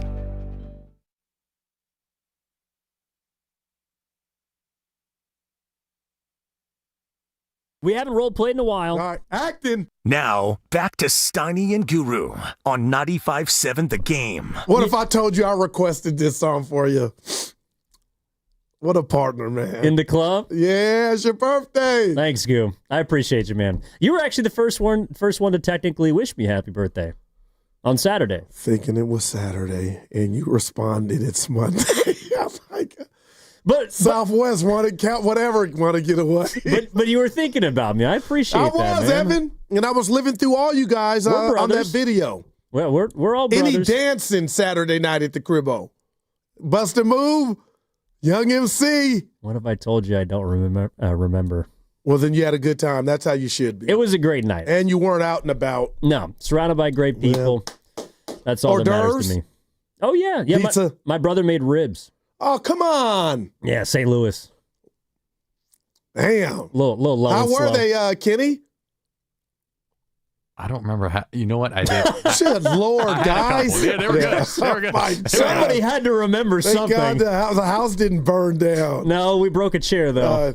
Shout out Jersey Ken. Yeah, we broke a chair. Write that check, man. It's in that Venmo. It's like $20. But how did it break? Found it on the side of the road. And did he get up like it was half he broken didn't know when it he broke, sat in or it? you heard it? Oh, it snapped. Oh, jeez. Yeah, I'm glad it wasn't me. Like a Ramos broken bat, just thwack right in the middle of the room. He had his wife and daughter at, I believe, Saturday's game. He did. Yeah. You know what? You know why it was such a great party? This is my theory. There was a lot of people there whose significant others were not in town. Oh. There you go. The ingredients to so they had one night to get it out of their system. There you go. There was like 4 dudes who were like, yeah, my wife's out of town. Dude, that's the old she's soul not around. Let's get it. Yeah, they were They made the party, not me. I was just a pig in heaven. Yes, I was, Baldy. Thank you very much. 888-957-9570 is the number. Bobby in Los Altos has been hanging on for a long time, and I really appreciate it. Bobby, great to hear from you. What's up, man? How you doing? Hey, thanks for taking the call. Look, it's always a good day when Giddens is one of the hosts on air. I'm pretty sure I'm one of your biggest fans. So, back at you, Bobby. I appreciate you. I feel like last couple callers were a bit dismissive of the great Giddy Gids, so I just wanted to heap my praise upon you. But I'd like to touch upon Moody and JK. So quickly on Moody, I don't really understand at the beginning of your program why you guys were so negative on the reaction from the team mobbing him. The fact is the team must like him and they must be rooting for him. So it seemed a little pathetic maybe, but there was no downside to showing him encouragement, meaning there was no negative impact, in my opinion, of course, of teammates cheering for you. It wasn't a chip shot. It was like 60 yards. Yep. Sure, the kicking situation isn't where we want it to be. We are where we are. So let's encourage him. And even if it seems a little goofy, I felt like it was actually a nice thing versus something to be dismissive of. Got you. So on the concept of dismissive, JK, look, I'm not a fan of him. I don't believe in him as a star in the league, and although I believe he has an elite talent, which is athleticism, I don't believe he has elite NBA skills. That being said, I do think that he is doing what he needs to do, because there is no doubt in my mind that if he would have had a big contract extension, if he was a primary scorer on a bad team, a Cade Cunningham, a Charlotte Bobcat, and Tim from Charlotte, if you want him, go sign him to the max. He would have definitely gotten his money. But he's tried to be the fourth player option on a good team, and he doesn't have that financial security yet. He needs that quote-unquote bag. So he should want to be a top dog on a bad team, and if I was him, that is what I would want. That doesn't make me a loser. It makes me want to have financial security. I've got 3 or 4, or he's got 3 or 4 more contract extensions to become a key role player on a championship team. But for now, he needs to maximize the fact that the league sees him a certain way. He needs playing time and the ability and the freedom to make mistakes. But unfortunately, the Warriors have taken that from him in the early years, because his biggest sin is that this is Curry's team, and we all know he cannot be on the floor at the same time with Curry. If he could, he would have figured it out by now, right? We're going into year 5. So his biggest liability, unfortunately for him, is he cannot play with Curry, and that's the most damning thing for him. And then finally, he is not a team distraction, in my opinion. And this is a lot of shade, but he's not impactful enough to be a distraction. The fans think he's a distraction, right, because they want him to be better or to be gone. But he's not a team distraction because he doesn't have a major impact on the success of the team. The Warriors have him this year at a good bargain. He's an incredible value for a role player, but for everybody involved, yeah, I hope he moves on for him and for the Warriors. I guess that's my piece. Thanks for taking my call. Appreciate you. Yeah. Hey, Bobby, you're the man. A lot Great of good call, stuff Bobby. there. Thanks, dude. No happy birthday, though. And you're his guy. Well, he was complimentary. No, he was. That's all I care about. He says JK's not good enough to have an impact, good or bad. But that's kind of the point, is he's not in the spotlight enough to be that distraction, and yet it's all we've talked about. Well, this it's summer. holding up possible other Warriors who are on the street or free agents from coming to town. So that's, kind of the other crux of it is like, man, do we got Horford or not? I get that. That's a whole nother thing. But I'll say something to what Bobby said. And Pods, I love you, but I'm going to bring you into this. Is actually a compliment. But, man, Evan, when you talk about the million whys, it hasn't happened for Kaminga. The number one on the charts for me is you couldn't find a way to be out there with Steph. You couldn't enhance, just imagine you probably got a new deal, nothing to see here, but Pods figured that out, and that's why it goes a long way with where he's at. He figured that out, but Kaminga didn't, and, I am walking back real quick back to Moody. I am walking back I feel like I'm walking back what I didn't like about the over-celebrating, but they were telling on themselves, Bobby, and this is why I didn't like it. everybody that was jumping on him was basically saying subliminally, boy, you hanging on by thin ice, and that's what that celebration was. We know you hanging on. So, yeah, he won, and Bobby, I'm all for the hooray. Don't get me wrong, but that's what it signaled to me, Evan, when I kept watching it, was like they know he's hanging on by a thread. Yeah, no, Bobby, you're right. Yeah. There is no negative impact from people dogpiling on him. Yeah. But it is an indication of what they think, which is the check engine light. Oh my God, I cannot believe that kick just went through. No doubt. If they thought that was and he's right, it was from 59 yards. Yeah.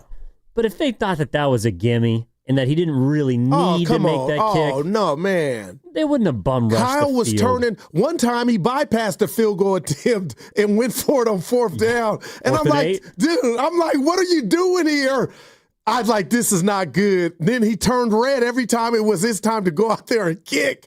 And I'm like, damn, Kyle really rolling the. But then to hear him say, I don't talk to kickers much. That's how. Give me it one more time. No, I don't talk to the guys. I don't talk to kickers very much. Just tell them to make it.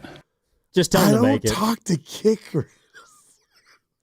That's like, I don't talk to poor people. No. I'm talking to myself. These things happen. That's what it sounded like, though. You should never say there's any class. I know it's sports, and I'm having fun. But that's how you know that Jake Moody can't be as big of a distraction, because even Kyle's saying, it's like, he's not even worth my time. Good gosh. I don't talk to kickers. Just go out there and make it. Neither does Debo Samuel. If I were head coach, we would have a relate.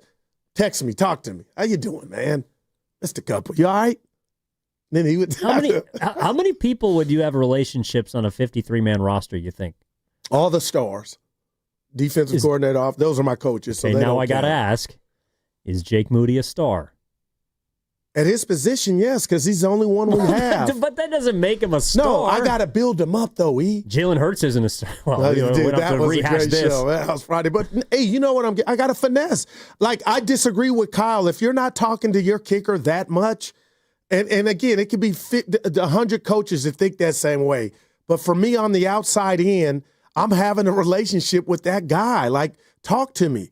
And I might ring you more than you. You need me? And if you're stinking, I'm going to be there more for you. What can I do? You good? I think that stuff matters, and not just in sports, guys, in life.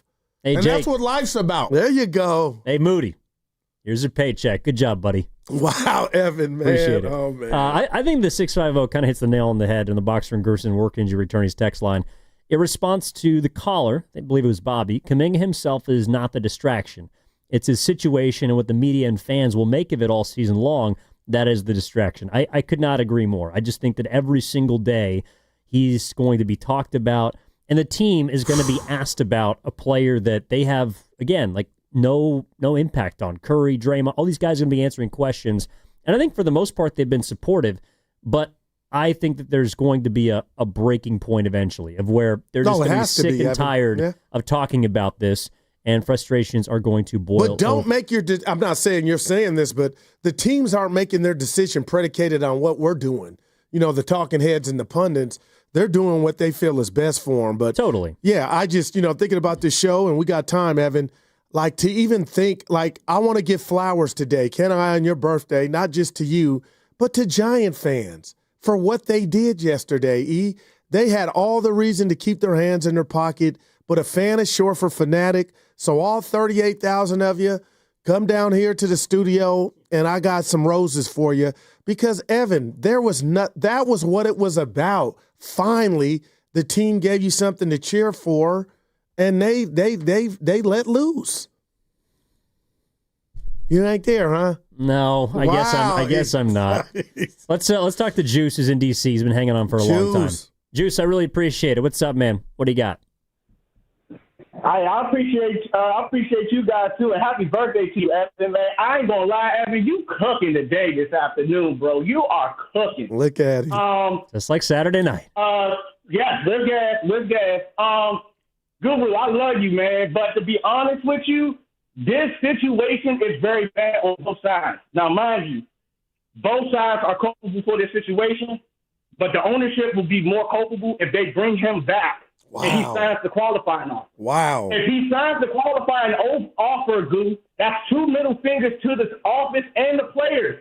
He's telling us right now, He don't want to be a third option. He don't want to be a fourth option. He don't want to play his role. He wants to be paid like his classmates. And to be all honesty, his game is nowhere near on his classmates. You're right. I can name 5 to 6 players in his class that is better than him. He started late playing basketball. People don't understand. If you're a late bloomer, it's going to take you a while to catch up with players that have been playing for years. So I'm not going to lie to you. Golden State did a bad job with drafting him because they drafted him off projection. And to be honest with you, when you're in a window to win, you can't draft off projection. You got to draft on what you know and what you can get out of a player. And I'm not going to lie to you. If they keep him and he comes back, the season will be deterred, and we will come back to this situation saying, why didn't Golden State traded Jonathan Kaminga when they had a chance to before he signed the qualifying offer?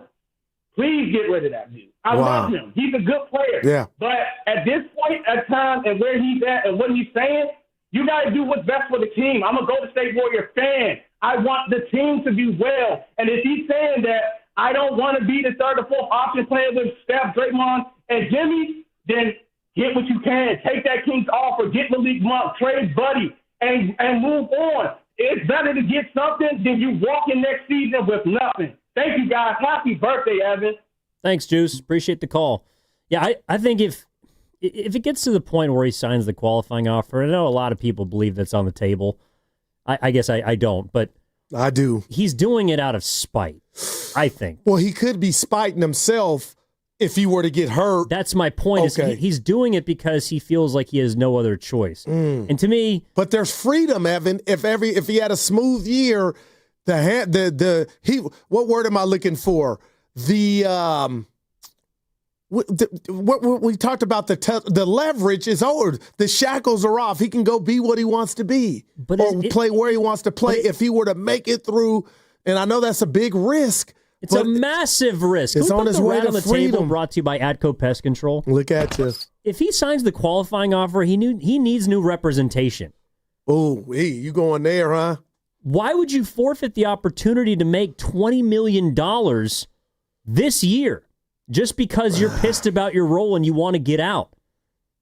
I hate to break it to you. If you really want to leave, then you would only have to wait another year, and you're still collecting a check for 2 or nearly 3 times as much as that qualifying offer you're signing. Like, you're costing yourself money in the immediate and potentially in the future by doing that, just because you're mad at the team that you don't feel like has given you a fair shake. That's not smart business. Wow. I think. Yeah. I think it's emotional. And I think if he does that, he needs a new agent. I think it's emotional already on both parts. What do you say to that? Yeah, I think that's why we're here. I think that's why it's a stalemate. And again, I just feel like it's going to be a distraction and a problem to the 262 for the gang, Steph and the gang. Look, all I know is that I want to legitimately, when myself and Granny are talking pre and post, I want to talk about the games. I don't want to have to break down or hear from people about what JK's doing or not doing. I don't want to be in that position. That's deep, E. And I'm going to say this, a guy that also has 20 hours a week to fill doing something we love here, Steiny, I, and yourself. But, Evan, what if I told you I think that era of sports is over? Yeah, everything is not as strong as the Kaminga situation, but that's where we're at. That's why people want to get rid of Jake Moody on Twitter and social media. Like, the guy makes a kick, and now it's like he missed it because it didn't look as good.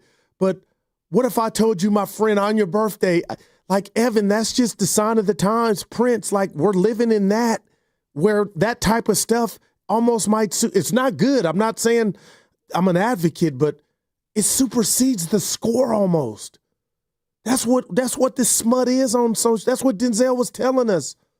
Well, Denzel was telling you some other stuff. He did have a bar about how can you get canceled if you didn't sign up. Okay. Evan, that was incredible. No. Because I thought over the weekend as I watched the movie, he's right. If you don't look and read, then you ain't canceled, Evan. What if I told... Thank you, Denzel. What if I told you I don't think he knew what he was really talking about? Like, he didn't. But I'm giving him the credit. No, he's addressing something he didn't understand. Are you not worried about getting canceled? He goes, I didn't sign up. So if he's not on Twitter, Evan, I think that's a way you can't get canceled. Seriously, if you want to know, I don't know if we can find the sound. That's what Steiny says when he leaves Twitter. He's like, I'm out. But he's not off of Twitter. He's still on IG and TikTok and Facebook. Just because you're off of Twitter doesn't mean that you don't subscribe to other social media applications. You can't get canceled.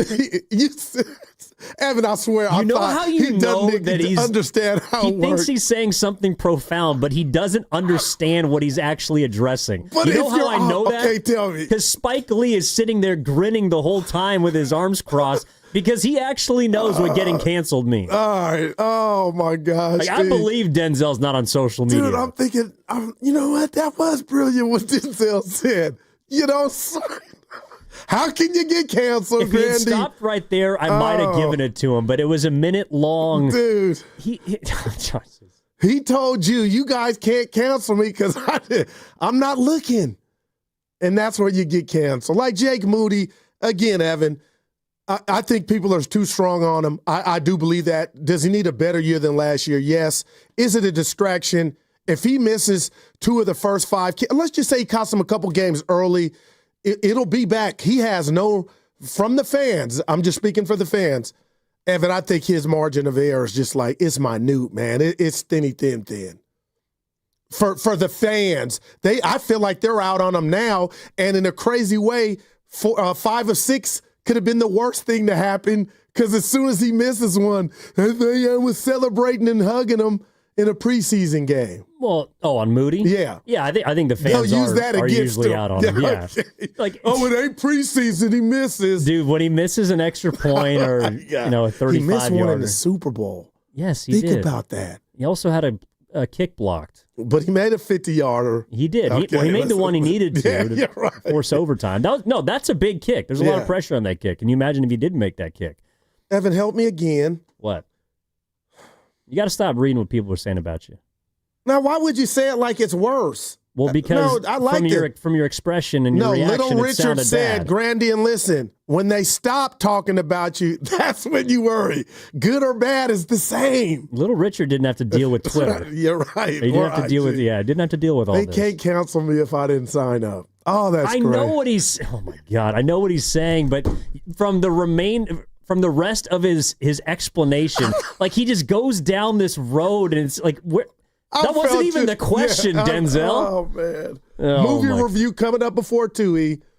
Before 2 o'clock. Yeah, we'll do that in the 1 o'clock hour. Denzel's I don't need many minutes. Oh man, I was really hoping it would be good for you, Gil. I was really hoping it'd be good. No, for you don't know that. Well, I want to watch the movie too. I didn't have time this weekend. We got a movie club going, and I know you will. Oh yeah, but there's also some stuff that you and I don't always see eye to eye on. A lot. Well, DJs are damn. not. Well, no, I just you know what I mean. You're my guy. That's when you have true friendship. Seriously, because I learn from you, and I hope you learn from me, even when we don't agree. I do. That's the beauty of it. I'm selective, but I do. No it's doubt. Like Steiny and I, but he's a different person off air. Can we talk about him? People don't know the real Steiny. What if I told you that? I'm not in this one. You're right. He's probably golfing somewhere. Yeah, man. He almost hung me out to dry yesterday. I was trying to take care of his dog. How's the dog doing? Rosie's great. Yeah. Last time he was away and you did this, not snitching, because everybody knows. The dog bit its tongue. That was 2 times ago. And was bleeding. Yeah, it was bleeding everywhere. It was leaking all across his basketball So how court. did you get it fixed? I put some ice on the tongue. No vet, though, huh? No, actually, Steiny said, do not take it to a vet because that would have cost money.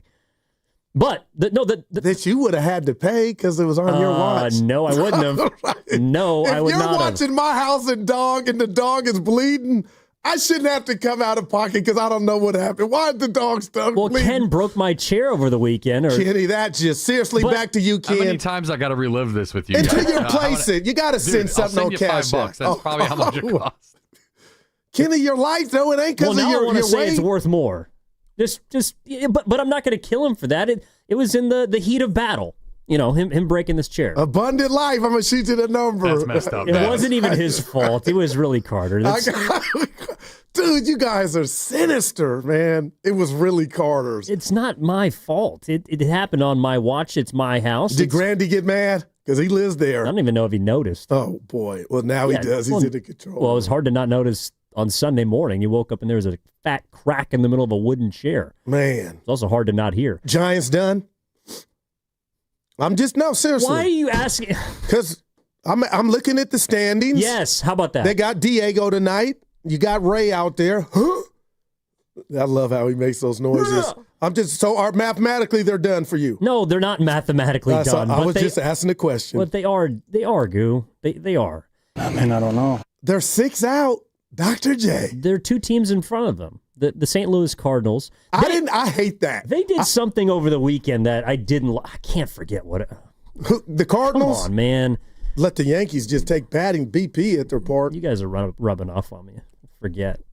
And then they got the Reds in front of them. No, look, the Giants are playing for pride the remainder of the way. How about that? Let me school you. Guys are getting hurt. Let me school you about the subject of math.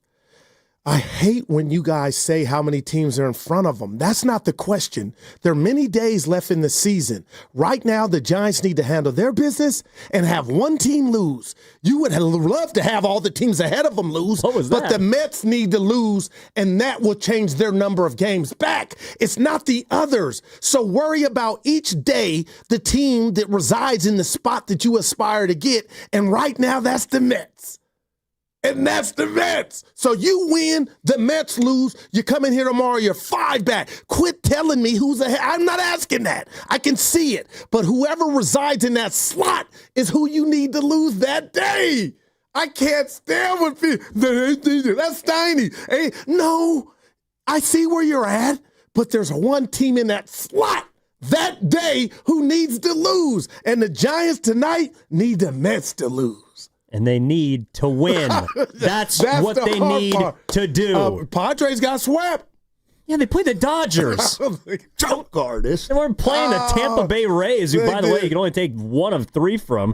What's coming up in the game is brought to you by Fremont Bank. Here for you, here for good. I'm going to bury this on the other side. Evan Giddings in with Matt Steinmetz, or in for Matt Steinmetz. Good Lord. With Daryl the Guru Johnson. That segment was brought to you by Ceremony Ford. Butcher Boy here. Hey, Tesla owners, it's time to trade in the hoodie for a jersey. Get into a Mustang Mach-E at Ceremony Ford Colma for $239 a month, plus $2,500 rebate, 0% APR, and a free home charger installer. Over 100 in stock. Offer ends September 2nd. CeremonyFord.com. Coach, the energy out there felt different. What changed for the team today? It was the new game day scratchers from the California Lottery. Players everything. Those games sent the team's energy through the roof. Are you saying it was the off-field play that made the difference on the field? Hey, a little play makes your day, and today, it made the game. That's all for now. Coach, one more question. Play the new Los Angeles Chargers, San Francisco 49ers, and Los Angeles Rams Scratchers from the California Lottery. A little play can make your day. Please play responsibly. Must be 18 years or older to purchase, play, or claim. Comcast Business High Five Hotline. What's the state of your excitement? I signed my business up for the 5-year price lock guarantee, and I can't stop high-fiving people. High five! Okay, deep breath. High five. You're in a good place. You signed your business up for 5 years of gig speed internet and advanced security, all on our ultra-reliable network. Gig speeds and advanced security? I'm so stoked. Yep, and you get it at a great rate that's locked in for 5 years. Woo! The high five is just your body's way of saying, I'm winning. So this is natural. High-fiving everyone you see in a state of business savings enthusiasm, totally natural. Sweet! Thank you! Thank you! High five, everybody! High five! The Comcast Business 5-year price lock guarantee is back, but only for a limited time, so sign your business up today. High five! Comcast Business, powering possibilities. Ends 9/21/25 for new customers with qualifying bundle. Current customers may be eligible depending on services and area. Guaranteed rate applies to monthly service charge, excluding taxes and fees. Other restrictions apply. Want to interact with the hosts but can't call? Text the Boxer & Gerson Work Injury Attorneys text line at 888-957-9570. Boxer & Gerson, Northern California's premier workers' compensation law firm, helping injured workers get their lives back for over 40 years. We all hear the radio ads about the IRS. They tell you to be afraid, to be scared, and they try to frighten you into calling. I'm not here to do that. Tax Relief Advocates is different. TRA is here to tell you that if you owe money to the IRS, whether it's $5,000, $50,000, or $500,000, we have a solution. It doesn't matter if you're sitting in your car, at work, or with your kids. No matter where you are, call now. 800-497-8091. Don't lose hope. TRA can eliminate or reduce what you owe to the IRS. Generous programs are now available that can give you a fresh start. Our passion is taxes and helping individuals fix their IRS problems. We have over 1,000 5-star reviews on Google and an A+ with the Better Business Bureau. You don't need to be afraid of the IRS any longer. End your tax nightmare today by visiting us online at TRA.com or call 800-497-8091. That's 800-497-8091. Tax Relief Advocates. Real solutions for real people.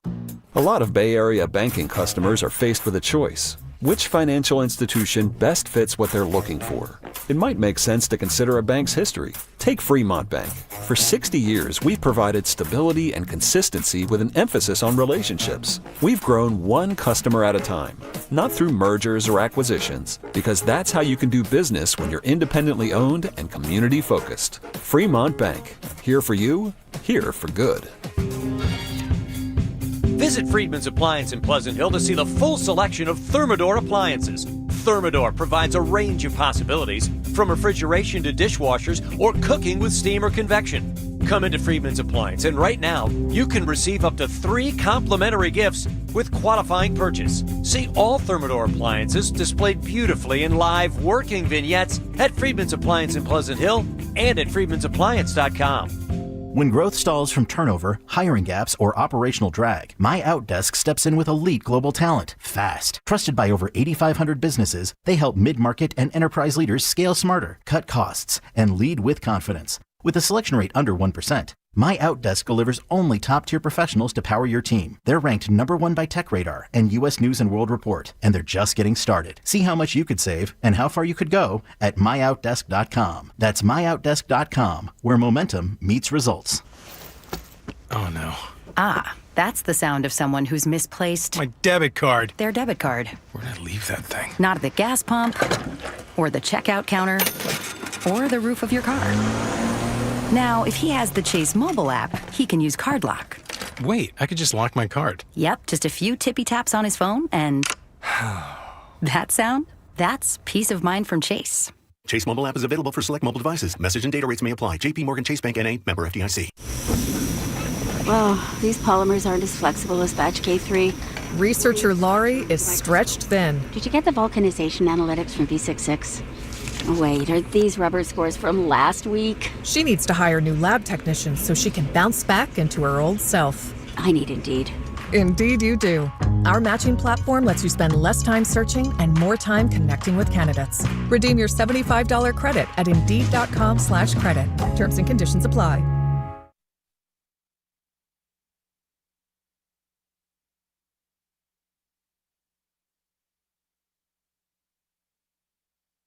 Now, back to Steiny and Guru on 95.7 The Game.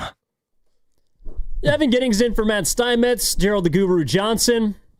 Goo, you want to know the 2 words that you should be the most fearful of? 2 words? Because it doesn't exist. All right, tell me. Free money. Doesn't exist. Oh, boy. Those 2 words, when you hear them from someone, run for the hills. And I put him on blast for giving us the recommendation. And then that Carter Chickering's tennis, what do you call it? His recommendation was over in what? It felt like it was a guarantee. It was a guarantee. It was a lock. Shout out Drew. It felt like the match went 2 seconds. Yeah, it was over before it even started. And if he's listening, I didn't like what you did out there. You were having some fun at his expense. Who, me? Yeah, out there. Oh, well. Hey, did you guys? I was just like, well, that's how they do me. Well, he asked me what I thought. You win some, you lose some. Come on now. You know, as I typically do, I thought about it, and I said, I don't know. I said, I probably wouldn't do that. You did, man. And you just got to be wary. Do you own, I'm serious, do you own a tennis racket? Like, is there one at your crib? No, I have my baseball mitt from college that I still have. I have a pickleball paddle that someone gifted me. I didn't buy it. That's big as a ping pong paddle? It's a little bigger. All right, okay. It's a little more sizable. And then I have a basketball. Yeah. That's about it. I could picture you playing tennis, but you know how to play tennis. Yeah, I'm not that good at it, but I know how to play. Dibs and I, the station was trying to set up a match years ago, like Lo and I racing. Would have squashed Dibs. He's got bad knees. Yeah, that one I would take. Look at Grandy laughing. The champ. But okay, knockout champ. But hitting a tennis ball properly and well, repeatedly, consistently, is not as easy as you think. I play the game, Evan. I know that.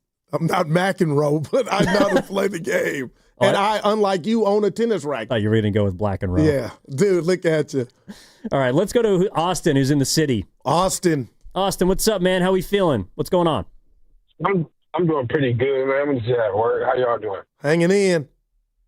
That's for sure. Look, man, I'm going to need Moody. I'm going to even call him Moody. I'm going to call him Jake. I need Jake to start connecting on these field goals because at the end of the day, we lacking on this offense with our receivers and whatnot going through these injuries. So it can look like going into this season, we're going to have to rely on our defense and Jake to put points on the board because, like I said, we ain't looking too good on that offensive end right now until we get healthy. But just like how we when we had Robbie Gold and we relied on the defense and Robbie Gold to put points on the board and lead us, you know. And we made it to the playoffs that way when we had Jimmy G. So it can be that type of season this year with the lack of weapons that we have on offense. What y'all think about that? Go ahead, E. Thanks, Austin. No, appreciate the call. Even if it wasn't, go ahead. Well, I think it puts more pressure on someone like Brock Purdy because Jimmy Garoppolo is not as gifted of a passer. But that was a strategy. You play sound defense. You have a capable running game. Your special teams is nails. And Jimmy G puts you in a position where, with all of those other things, the puzzle fits.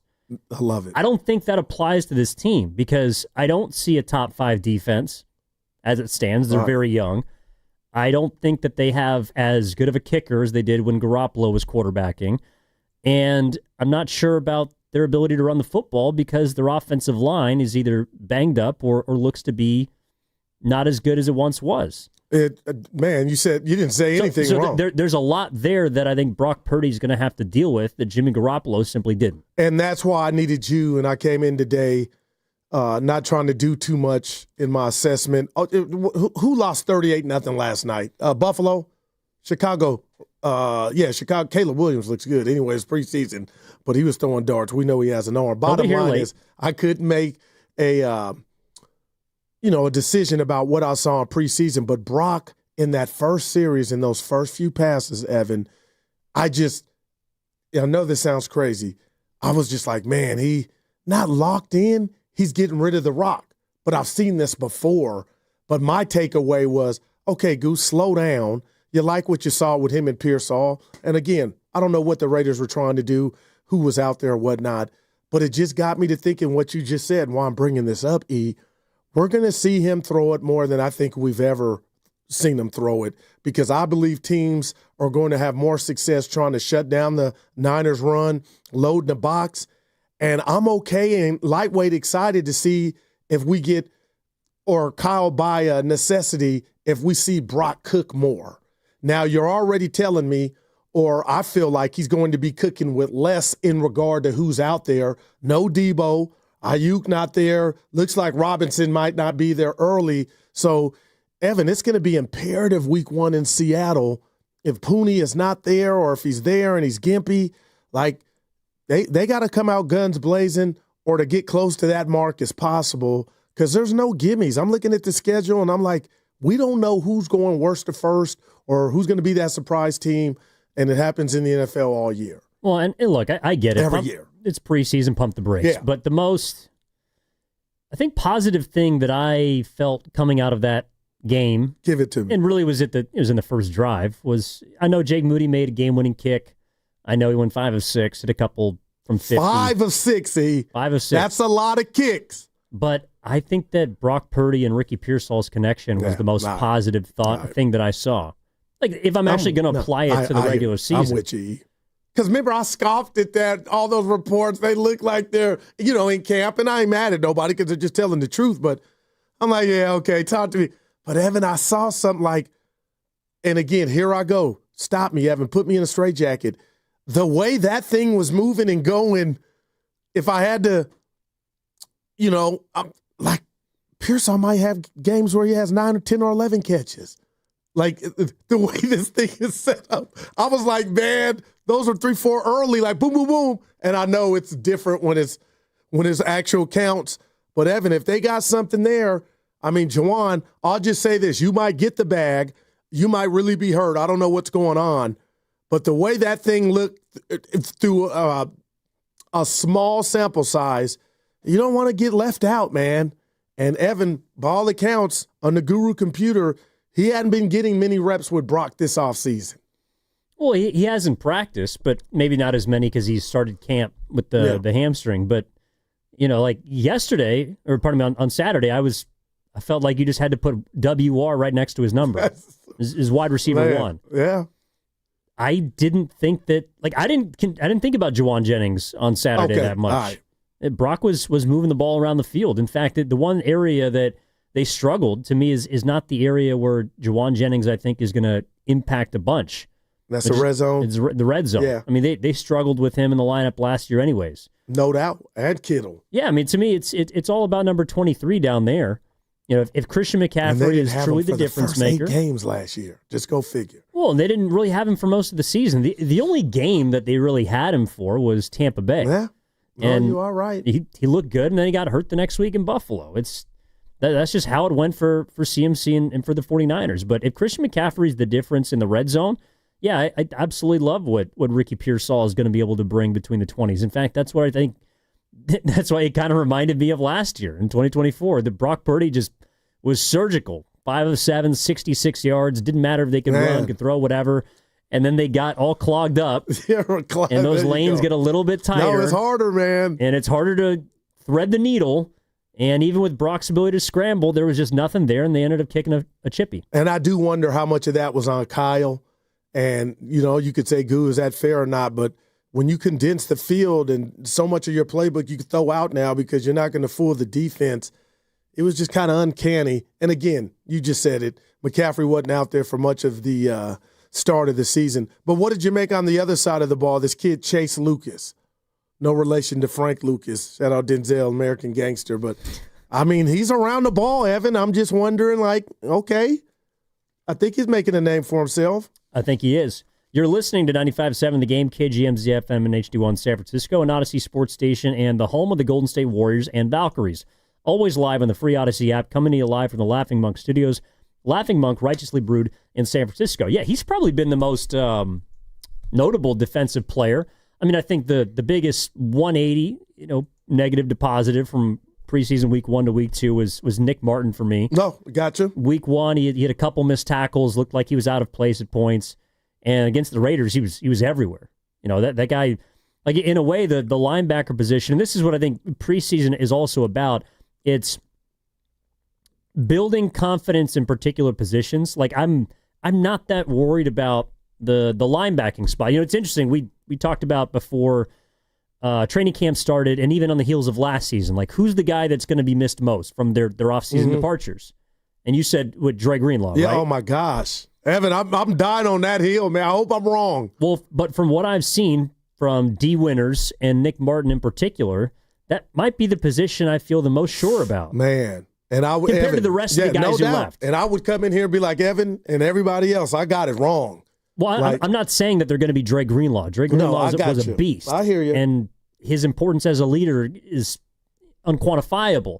But in regards to just on-the-field productivity, I think between Winters and Martin, like those guys, they play fast. And they are extremely quick to the ball from what I've seen through the first 2 preseason games. So if I'm looking at, all right, their safeties, well, you got a couple question marks there.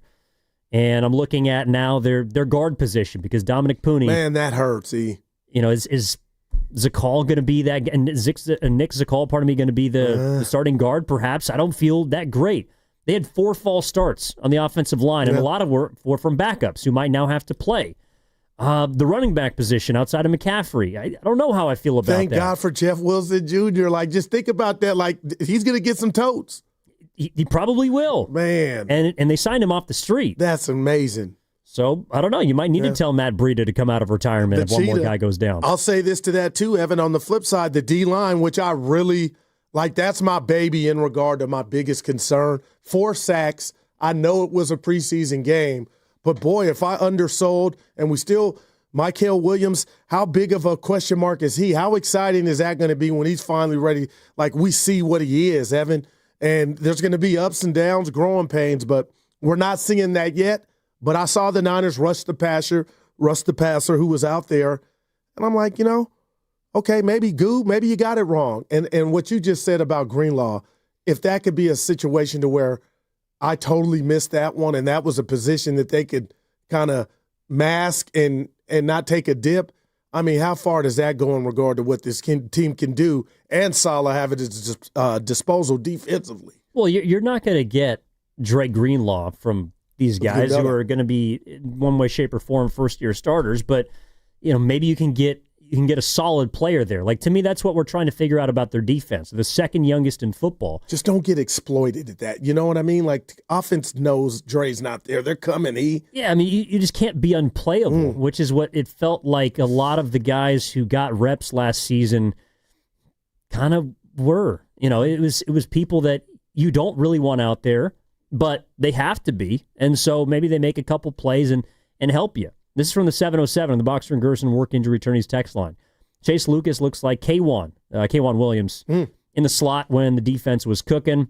I think he could be our lockdown slot guy. Let Lenore and Renardo play outside. And Lucas, obviously, in the slot. I don't know. He certainly could be in the mix. I know they really like Upton Stout. Their rookie that they drafted, I believe, in the 5th round. Now, what's he dealing with, Stout? Yeah. I wanted to say oh gosh, I stink. But anyway. Well, I know that they kept him out of the first preseason game just because he's kind of looking like a starter. But and Mr. Florida State, Green, he's got that. Maybe I'm thinking about him. He's got something. Yeah, I don't think, they all got something. How many, like you said, going into here, was it Barrows? He had an article in The Athletic, and going into this game, it was just like the walking wounded. Yeah, the Niners were, and then you lose Pooney. Yeah, he's hit with a PCL and is going to be out for a few weeks. Hopefully, it doesn't cost him a regular season game because he was. That's the thing too. Like Pooney last year was a 17-game starter. Just think about that. That's incredible.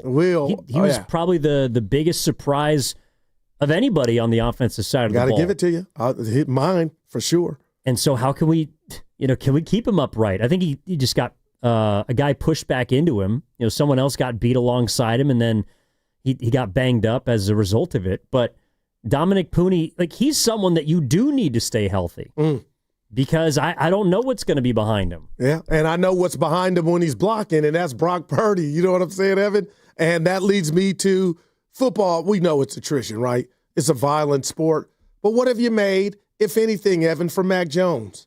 Like if he had to start a game, Where, and I know it's kind of unfair to give it to you, but from what you've seen of him and his last spot, what do you think of Mac Jones if he had to start a game or two?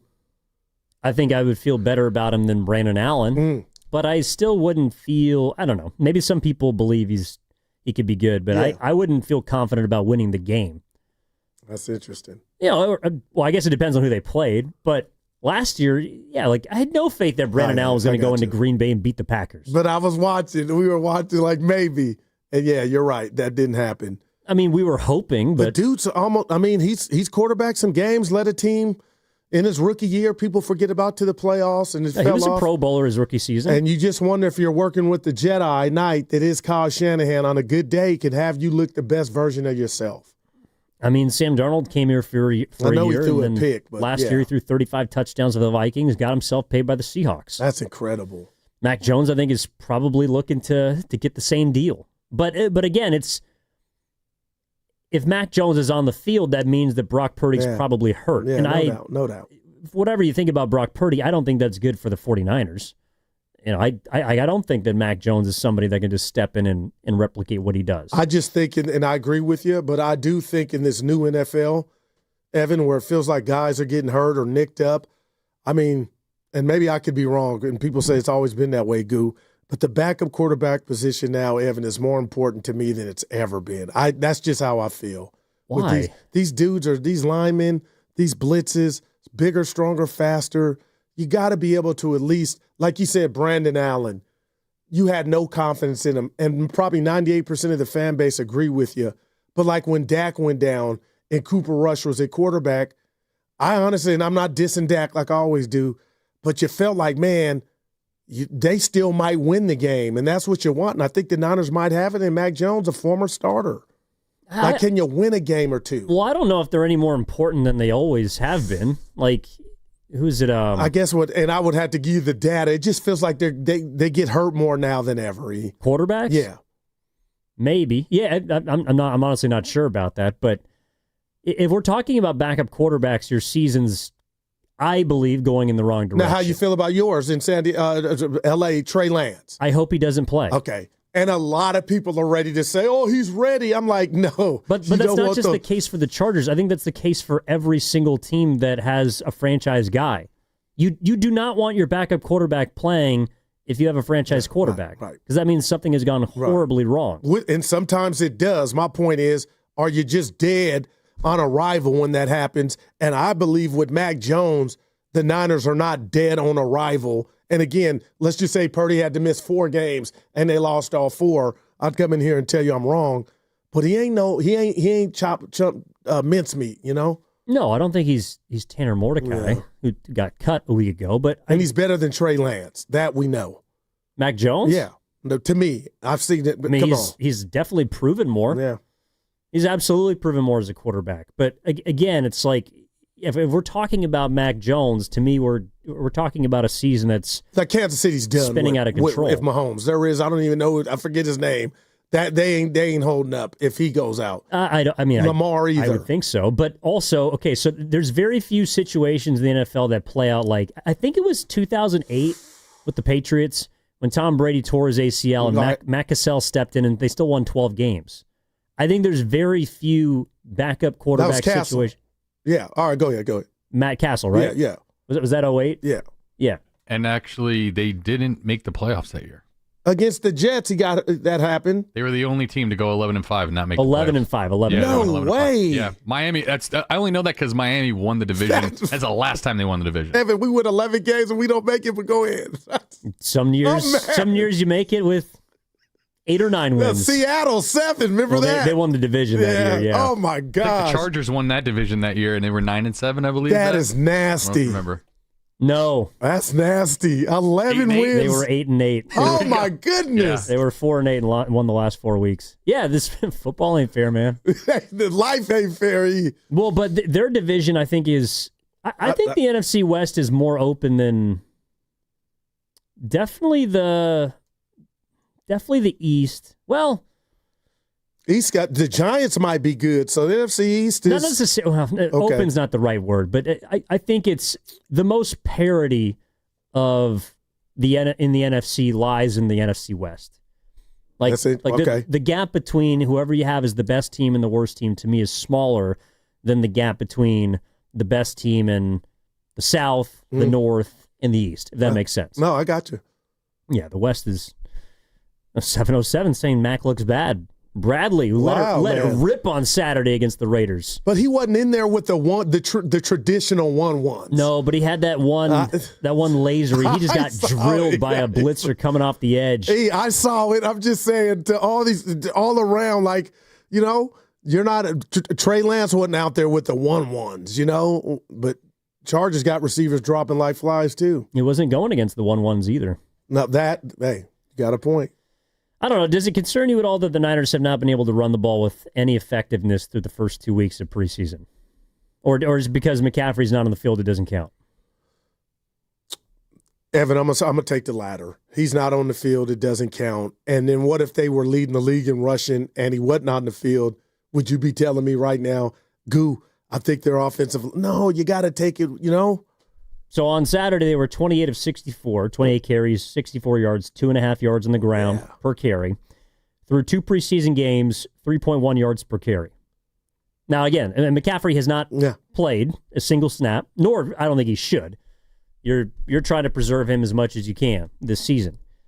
So, I get where you're going. Like, that number, he has to be the difference. There's no doubt. If and he's good not, enough when healthy that he would add to that. You would think I would think. Okay. But is it going to go from 3.1 to 5.5 or 5 point? I think it might have been 5.1 or 5.2. When healthy, dude. Their yards per carry during 2023, or is it going to go from 3.1 to 3.8? And that would be all bad for everybody involved.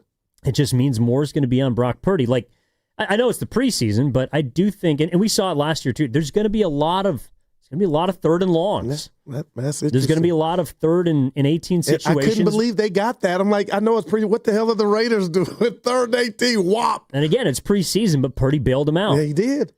He's going to have to do more of that than he ever has before. And I'm excited because I think he can do it, but Willie's another question. Well, but, okay, yeah, we know he can do it. But how consistently can you do it? And he did it when they were loaded, what we deem loaded, and a lot of now it's different. Can you do it and still, like, I think he's got a cape on. I think that they're going to have to, he's got to, some games are going to be Purdy. You got to take us to, I know you're not getting the best blocking up front or whatnot. You got to ad-lib, throw on the run. Oh, my God, Evan, take hits and get back up. Like, I mean, that's every quarterback, but he's going to have to do a lot. That's what I see that he's had to do the last 3 years. Well, and I don't even think that's a stretch if you look at what's going on. Well, he hasn't had to make that many plays. When in 22, when he took over, and then 23, he didn't have to make as many plays a game. Now, he has, but let's say, I don't know. So I think like he's only thrown the ball more than 30 times or 30-plus times. It's like 15, maybe 20 times. Must be nice. Well, he doesn't have a great record in those games. Man, Oh, we got to hit a break here. But on the other side, I'm going to tell you why I actually I don't. And my movie review. Well, yes, we do. We have your Denzel movie review coming up in just about 15, 20 minutes. We'll get to that as well. Evan Giddings in for Matt Steinmetz with Daryl the Guru Johnson. I think asking Purdy to make a bunch of plays is asking for trouble. And it's not because of the preseason game, but just seeing what he did on that first drive, it was positive, but I think could be potentially asking for trouble. That segment was brought to you by the California Office of Traffic Safety and Caltrans. Hey, Football Talk on 95.7 The Game is presented by Paramount Plus. You can't count on much these days, but you can always count on Sundays with the NFL on CBS and Paramount Plus. Watch your local NFL game live every Sunday on CBS and Paramount Plus all season long. So visit ParamountPlus.com/NFL to get started today.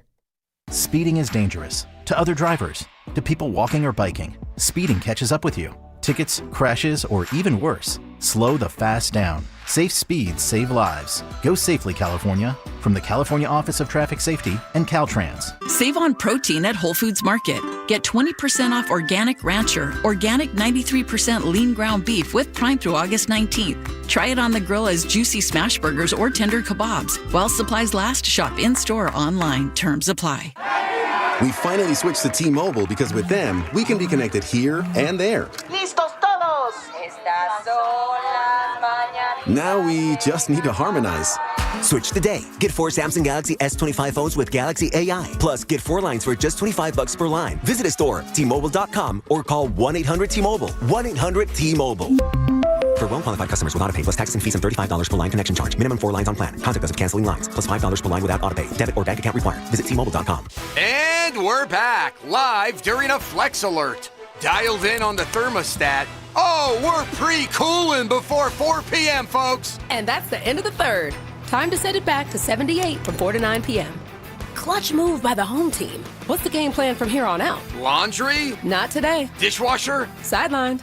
What a performance by Team California. The power truly is ours. During a Flex Alert, pre-cool, power down, and let's beat the heat together. Let's go! You're still glowing, flirting, grooving. You've still got it. But your immune system weakens as you age, making it harder to fight flu, pneumococcal pneumonia, RSV, and COVID-19. Vaccines are a key part of any health routine and help strengthen your immune response. Ask your doctor or pharmacist which vaccines you need. Schedule in minutes at vaxassist.com. Sponsored by Pfizer. Dan Daly, the administrator of Lton Skilled Nursing and Rehabilitation Center, thanks his staff for earning Newsweek's top Bay Area facility recognition. Lton, in San Francisco's Sunset District, provides top-tier therapies and partners with UCSF Medical Center. With a 5-star rating and Dr. Darby Clayson as medical director, it's also listed among the best by U.S. News. For skilled nursing, call Dan Daly at 415-566-1200. That's 415-566-1200. Finding great candidates to hire can be like, well, trying to find a needle in a haystack. Sure, you can post your job to some job board, but then all you can do is hope the right person comes along, which is why you should try ZipRecruiter for free at ZipRecruiter.com/free. ZipRecruiter doesn't depend on candidates finding you. Its powerful technology identifies people with the right experience and actively invites them to apply to your job. You get qualified candidates fast. So while other companies might deliver a lot of hay, ZipRecruiter finds you what you're looking for. The needle in the haystack. 4 out of 5 employers who post a job on ZipRecruiter get a quality candidate through the site within the first day. ZipRecruiter, the smartest way to hire. And right now, you can try ZipRecruiter for free. That's right, free. Just go to this exclusive web address, ZipRecruiter.com/free. That's ZipRecruiter.com/free. ZipRecruiter.com/free. Americans pay about $5 billion to control termites and repair their damage every year. Many people underestimate exactly how much damage they do. Call Pacific Coast Termite today at 800-PACIFIC for a free home inspection. Certain restrictions apply. No tenting, though. No double bagging your food. No pet sitting. Mention KCBS and get 10% off termite treatments and a 2-year guarantee on their work. Call 800-PACIFIC. 800-PACIFIC or go to PacificCoastTermite.com. Come into Friedman's Appliance in Pleasant Hill and see an amazing selection of Sub-Zero, Wolf, and Cove appliances live and on display in one of the largest living kitchens in the country. And save with full suite savings event. With qualifying purchase, get 3 additional years of protection or qualify for a $1,000 rebate. For the largest selection of Sub-Zero, Wolf, and Cove appliances, visit the Living Kitchen at Friedman's Appliance in Pleasant Hill or at Friedman'sAppliance.com. This is McGruff the Crime Dog, and I need you to help me take a bite out of crime. Another teenager, victim to fake pills bought from social media. This doesn't seem like a drug deal, but it definitely is. Should buying prescription pills be that easy? Many fake pills contain fentanyl, and an amount small enough to fit on the tip of a pencil can be lethal. So listen, before buying pills from social media, think again. Learn more at McGruffPSA.org and go for real. Brought to you by USPTO and the National Crime Prevention Council. This is the story of the one. As a safety manager at a manufacturing plant, he does everything he can to keep his coworkers safe. From finding ways to reduce risks to keeping safety supplies in stock. And for that, he relies on Grainger. Grainger offers a broad range of quality products and next-day delivery, so he can always play it safe. Call 1-800-GRAINGER, click Grainger.com, or just stop by. Grainger, for the ones who get it done. Hot damn! Twisted Tea Hard Iced Tea just got harder with Twisted Tea Extreme. The hard iced tea taste you know and love, but with an 8% kick of alcohol. Twisted Tea Extreme is made with real brewed tea, goes down smooth, and brings your daytime drinking to the next level. Just look for the bright yellow cans in the cooler and get ready to dial up the fun. Big flavor, extreme kick. Twisted Tea Extreme. Keep it twisted! Twisted Tea Brewing Company, Cincinnati, Ohio. Please drink responsibly.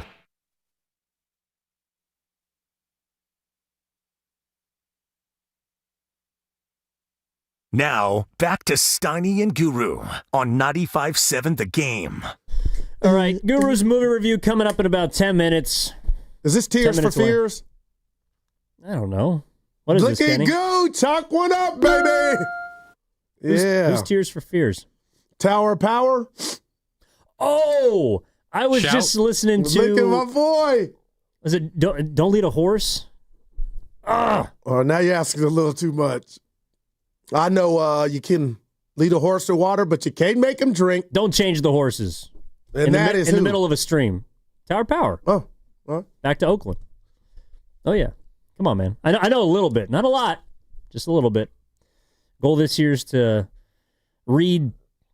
Look at my man. I didn't read over the weekend. I'll say 15 books this year. That's my goal. Do you have a best book? I didn't get there last year. A best book? Yeah. Is there one that you just like, this is the best reading material of my life? So or I feel like if I don't say the Bible, the people are going to get mad at me. I was about to jump in and say the Bible for me. But it's not. It's not my favorite book. Yeah.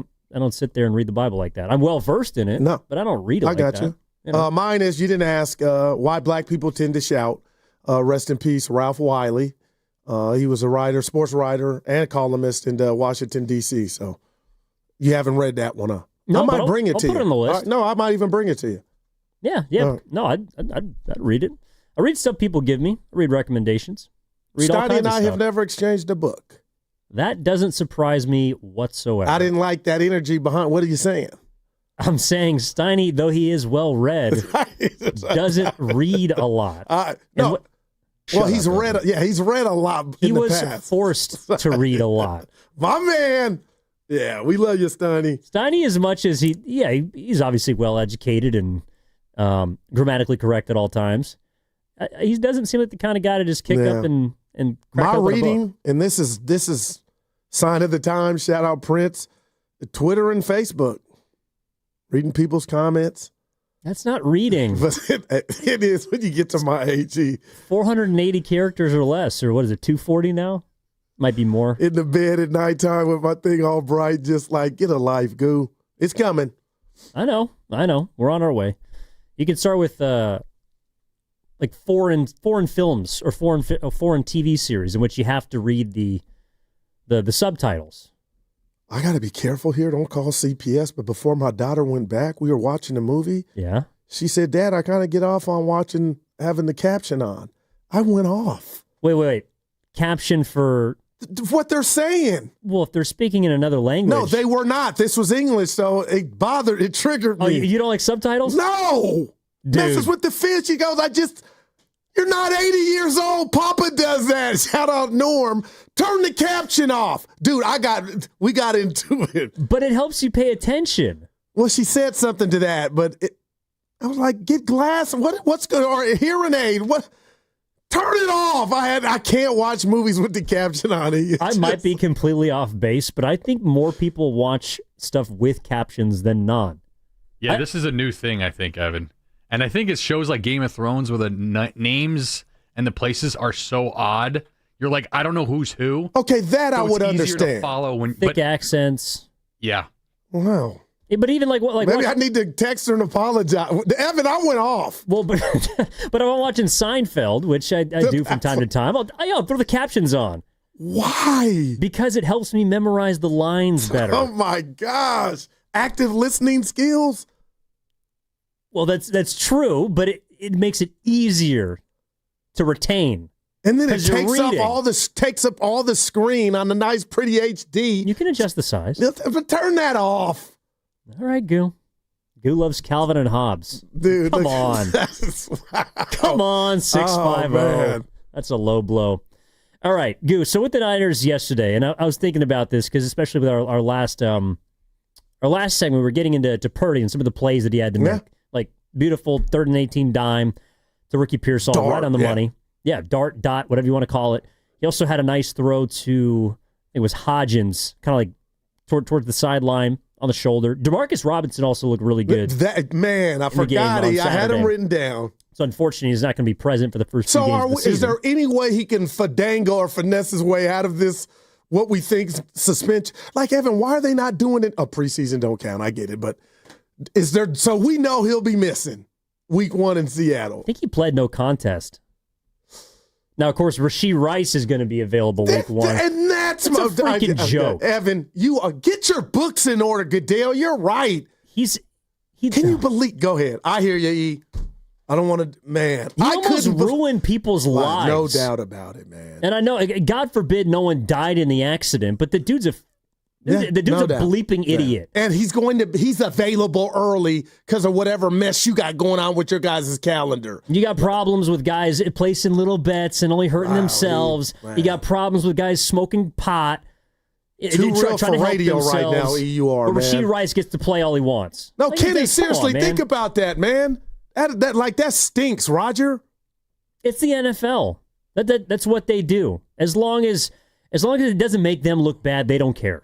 So with that said, and I'm glad that was a real one, Evan, do you think there could be a delay and Robinson could be out there week 1 in Seattle? Who knows at this point? Well, no, I think that's for sure. Well, he played no contest to a Dewey, so I think he's going to be out for a few games. But the point is, as I digress, I think the point for me was he looks like he's going to help them this year at the wide receiver position. And I will say, I know it was only one drive and Brock Purdy looked really good. They did not look like they missed Juwan Jennings. I personally don't think that like $20 million is going to be on the table. So you're saying you didn't think about Jennings at all? I did, E. No, I didn't. I think that they're obviously better with him, and that's not what I'm trying to. And I'm not saying they missed him. I just thought about man, that's a big component not out here. Yeah, you want your full cast of characters, and I think having him is certainly better than not. But to me, the amount of plays that Brock Purdy is going to have to make is independent of Juwan Jennings in my mind. Like, I think how many plays he's going to have to make is because the running game, with maybe a lack of talent on the offensive line, maybe a lack of depth behind McCaffrey in the backfield, it's going to be tougher for them to play ahead of the chains. And this is where I was going last segment, if during 2023, Brock Purdy had to make 4 or 5 plays a game for them to be in position to win, and he could make 3 to 4 of them. Oh, okay, that's where I was going. Now he's going to have to make 8 or 9 plays a game. And if he makes 6 or 7 of them, that's great, but that's tougher to do. If he only makes 5 of those 8 or 9, that might cost you. And so he's making more plays, but it's because he's in a position to have to more than he ever has before. And that's where I guess I'm a little concerned about Brock. No, you should be. And I'll tell you what, our eyes won't lie. The film doesn't lie. So, Evan, we'll be able to watch games. And let's just say a scenario Niner fans don't want to hear. They lose a game, but Purdy has, pulled a rabbit out of his hat 5 times that game. And then the 6th rabbit he's trying to pull out he can't get, the Niners lose. I don't come in here and say to you, and nor would you ask, have you lost any confidence in Brock? We're going to remember it's everything involved, and those 5 times that he was spectacular or kept a play alive, that doesn't just go away. But Evan, why I'm excited again is we get into these cockamamie conversations in sports all across the board, and we did it Friday with the rankings with the quarterbacks and who gets more credit, da-da-da-da-da. But for so long, and maybe to, his credit, Brock Purdy was almost protected in conversations because he was so young and mystery relevant and everything was rich around him. But what if I told you, and it coincides with him getting this bag, that I'm lightweight excited to see if he can do more? I really haven't had the energy to tell you all I don't think he's capable. But Evan, what if I told you my quarterback senses they're just inspired to see if Brock can do more, because no matter how you slice it, the 2025 Niners are going to need him to do what you just said, make 4 or 5 more plays, and the bottom line is, can he do it? Well, and so you're excited about that. No, see, I am. And Evan, there's a part of me that thinks, what if he pulls this off? That would make me nervous. Asking Brock Purdy to make twice as many plays from what you've seen of him thus far, or just the fact that you don't think he has the weaponry or the wherewithal around him that's equal to what he's had in the past? The answer is yes. The answer is yes. Hell yes. Well, and again, that's why coming away from Saturday, the thing that was most optimistic about was the budding relationship, it appears, between Purdy and the man who wears number 1. Ricky. Here's what Shanahan had to say. The more they're out there together, the better they both get. So Ricky got a late start, but he's put together here a couple good weeks, and he's been that way in practice, and it was good to get him out there in the game today for at least that drive. How about this? The more comfortable those two look together, the more comfortable I feel with Brock Purdy having to make more plays. That's super fair. I almost want to say that to myself and steal it. I get it, but what about Shasky? And I got to say this because as I was driving to the airport, he gave one of the best gave you and Steiny while you were at the Monk recaps of a practice ever. And I'm just saying, what if he's right, but it didn't look that way Saturday? If Pearsall has some problems getting off man coverage, like that bump and run. I didn't see that, and they probably were in zone or whatnot. But, like, I remember that, like, because I'm going to watch that. But it didn't look like he had any problems Saturday, and I'm not saying they were playing man. It felt like they weren't, Evan. But, man, other than that, you should, and Niner fans should be excited about this connection. Yeah, and look, I wasn't at the joint practice, so I didn't see every single play, but I did read on social media that he was matched up with Patrick Surtain quite a bit. He's one of the best in the game. It's literally the DPOY last year. So him not being able to get off press man against the best cover corner in football. All right. Me sparring with Tyson. Yeah. Like, guys have good games, bad reps. But also, like, there's some damn good corners in this league. We make a big deal about how great Diamador Lenore has been against someone like DK Metcalf and another bigger physical wide receiver. So, Pearsall, and really, I would say going into his first full offseason because he was either hurt or then he got shot, having bad reps against one of the better defenses in the league, that doesn't concern me. Okay, I got you. But I need to go out and see it. Yeah, that's the reason why they drafted him, is because they were looking for somebody who could beat man coverage. I don't know what is it's his mannerisms. Like, there's just a natural, I'm going to catch the ball and run my precise route thing to him, and we got to see more in traffic or whatnot. But he was giving it to the Cowboys last year, the game I went to where I joined you and Lo on the pre. But he kind of didn't build on that, but I don't say that's all his fault, because a lot of stuff was going wrong around the team. But it's going to be imperative if this dude, I guess, let me ask you this, Evan. I don't know what's going on with Jennings, but would you prefer Ricky Pearsall in year 2 as your number 1 over Jennings, who's never been a 1? If they had to draw it up that way, would you feel better about the Niners receiving core if Jennings was putting up more numbers Pearsall was putting up more numbers than Jennings? Yes. Now, I kind of was thinking, to me, it's not necessarily just about numbers. And I guess the two are intertwined, but who's Brock Purdy going to? Yeah. Right now, I think, again, they haven't played one game, but Evan, I feel like week 1, number 1's going to be the answer, and that's Pearsall. I think a big reason why Juwan Jennings put up the numbers he did last year is because Brock Purdy wasn't comfortable throwing to anyone else besides him or George Kittle for much of the year. And Pearsall had a couple big games down the stretch, but because of injury and what other things, he wasn't available much. And this is kind of what we're talking about, the 650 in the Boxer and Gerson work injury attorneys text line. Which wide receiver are you throwing to in third down situations? I would like to, by midway through the year, get to the point where the answer to that question is Ricky Pearsall. All right. That's what you drafted him to be. And that's what we're talking about. But the reality is today, Evan, that's got to be Jennings, right? No.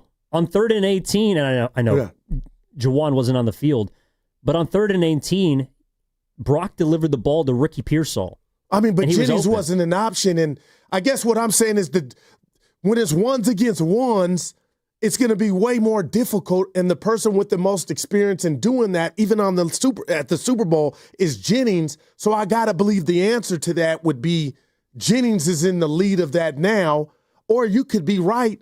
Brock and your boy have been cooking to where when Jennings comes back, I still have that rapport with Pearsall, and that's going to happen as soon as we start playing. Well, I think one of the advantages that Pearsall has is that Jennings hasn't practiced. Man. And because either he's hurt or he's quote-unquote hurt, they haven't been getting a lot of reps together that Purdy and Pearsall have. So I think Shanahan's right. Every time they're on the field together, they get better together. And when week 1 comes around, whether Jennings is there or not, I do think that chemistry will matter, and it's going to manifest itself in Ricky Pearsall looking like a number 1 option. Yeah, they had it going. I know it's just come on, Goo, it's a preseason game. But I was like, man, I was impressed as I can be. And you're right, Demarcus Robinson, again, he had more touchdowns last year with the Rams than Jennings had here. And I know the Niners' offense last year wasn't Picasso, No, it was not. Speaking of an artist, do you want to get to Denzel? And I need your help because I don't want to fight I don't want to give the movie away. I haven't seen it yet. Okay, no doubt. So this is what I want to do with you and Kenny and the listeners. There was a scene in the movie, and I need because it bothered me, Evan, and my son's like, dude, what's up, man? What are you going through movie-wise? So there's a scene Denzel's obviously older. He's chasing somebody way younger. Mm-hmm. And I just throw my hands up like it's unrealistic. He can't. Why was this filmed? There's no way old-ass Denzel is catching my mans. I don't want to ruin it, but Evan, what can you prescribe to me to where I got to stop? It's entertainment, but I said, Spike, you signed off on this? And they showed it as if it weren't close. Evan, help me out, E. I think that's 100% fair. I'm out. Give me my red vine. What are we doing, E? Spike. You can't have guys playing too far out of position. You know, he's Denzel Washington, not Tyreek Hill. He's not going to catch again. Oh, Denzel maybe Washington young Denzel. is 73 Training years day old. Denzel, maybe, but come on. My man's walking with a limp throughout the flick, and now he's chasing the dudes in the streets of New York. Well, that's the biggest issue we've run into with modern-day action movies is that the majority of stars... I mean, it's like watching Julio Franco out there at age 45 trying to hit a baseball. You're hoping that he can. Oh, E, and I just pictured the bat he swung. Boy, he was a strong dude. I mean, even Tom Cruise is starting to push it at age 60. That's what I loved about F1 with Brad Pitt is he was running, but he was jogging. Oh, no doubt. And he wasn't chasing anybody. Oh, man. The movie that I've hated, I more hold in contempt than anything else, is the most recent Indiana Jones movie. Oh, now you're really pushing it out. Harrison Ford is 80 freaking years old. This guy is not the archaeologist of old who is swinging on vines like George in the Jungle. You cannot tell me that this man at age 80, and God love him, he's one of the greatest to ever do it. But I'm sorry, he is not chasing down bad guys left and right anymore. Oh, I appreciate that you were there for me and I'll say this about the last thing about the movie. Now you make me not want to watch it. No, hey, it's just one. Denzel, this is when you know you're acting. I got mad at Denzel as if I knew him for his role and portrayal in this movie of this said character. So that's how great he did when I'm there. And I got mad as if it were real life.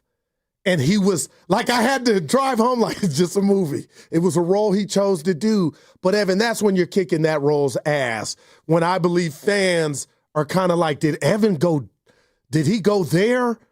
And that's why I drove home. Like, it was an entertaining movie.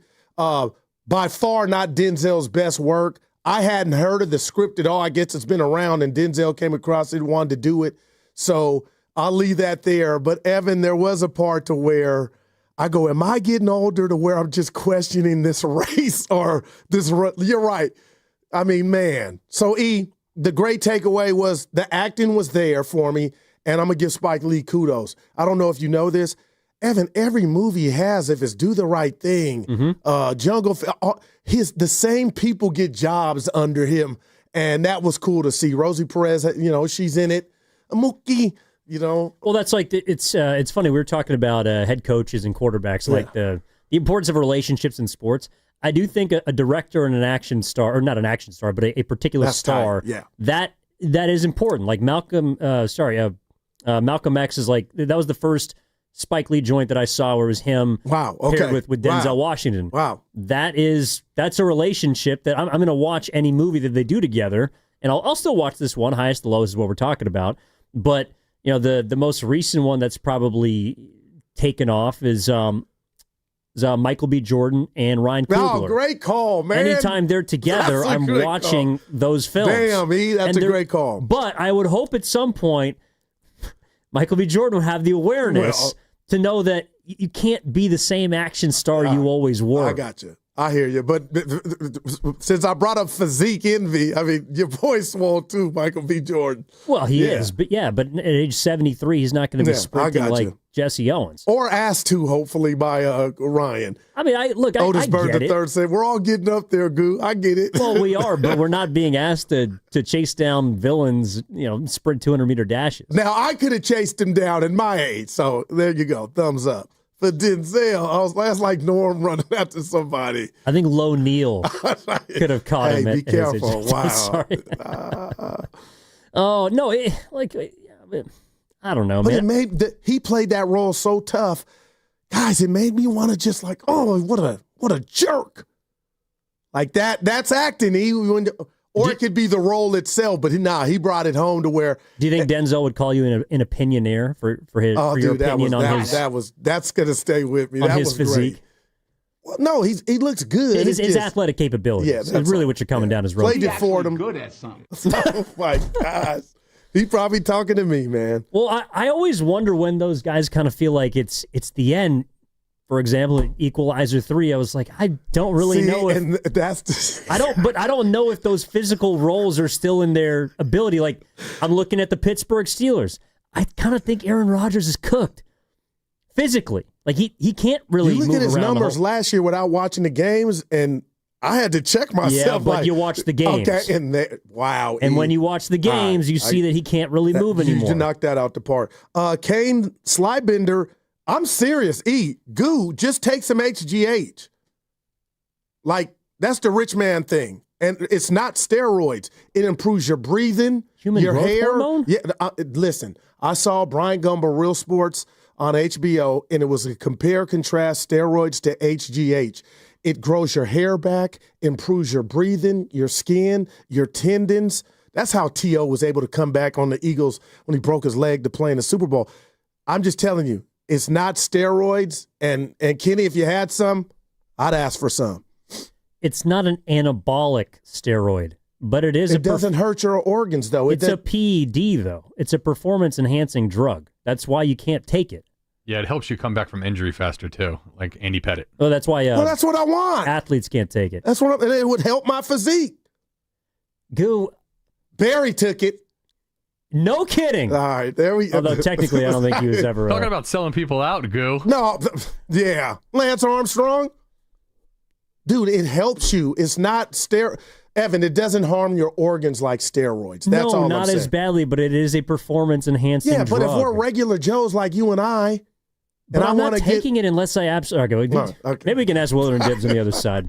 Give me some. All right, we got the steroid conversation coming up next on the crossover. Brought to you by Fremont Bank. Here for you, here for good. Now that's what's coming up on the game. Brought to you by Fremont Bank. Here for you, here for good. Evan Giddings in for Matt Steinmetz. Daryl the Guru Johnson. Crossover next. Willard Dibs. That segment brought to you by Crystal Geyser Alpine Spring Water. Try that. What makes Crystal Geyser Alpine Spring Water different? We always bottle our Alpine Spring Water less than 1.5 miles from the spring source, and all our bottles are made with 50% recycled plastic from our own recycling plants. Crystal Geyser, bottled at the spring source.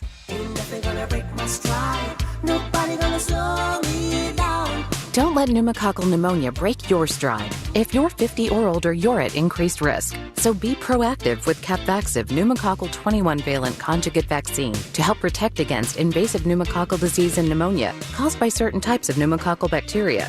Capvaxive helps protect against the strains of bacteria that cause about 30% more IPD cases than any other pneumococcal conjugate vaccine in adults over 50, according to national-level CDC stats. Regional variations may exist.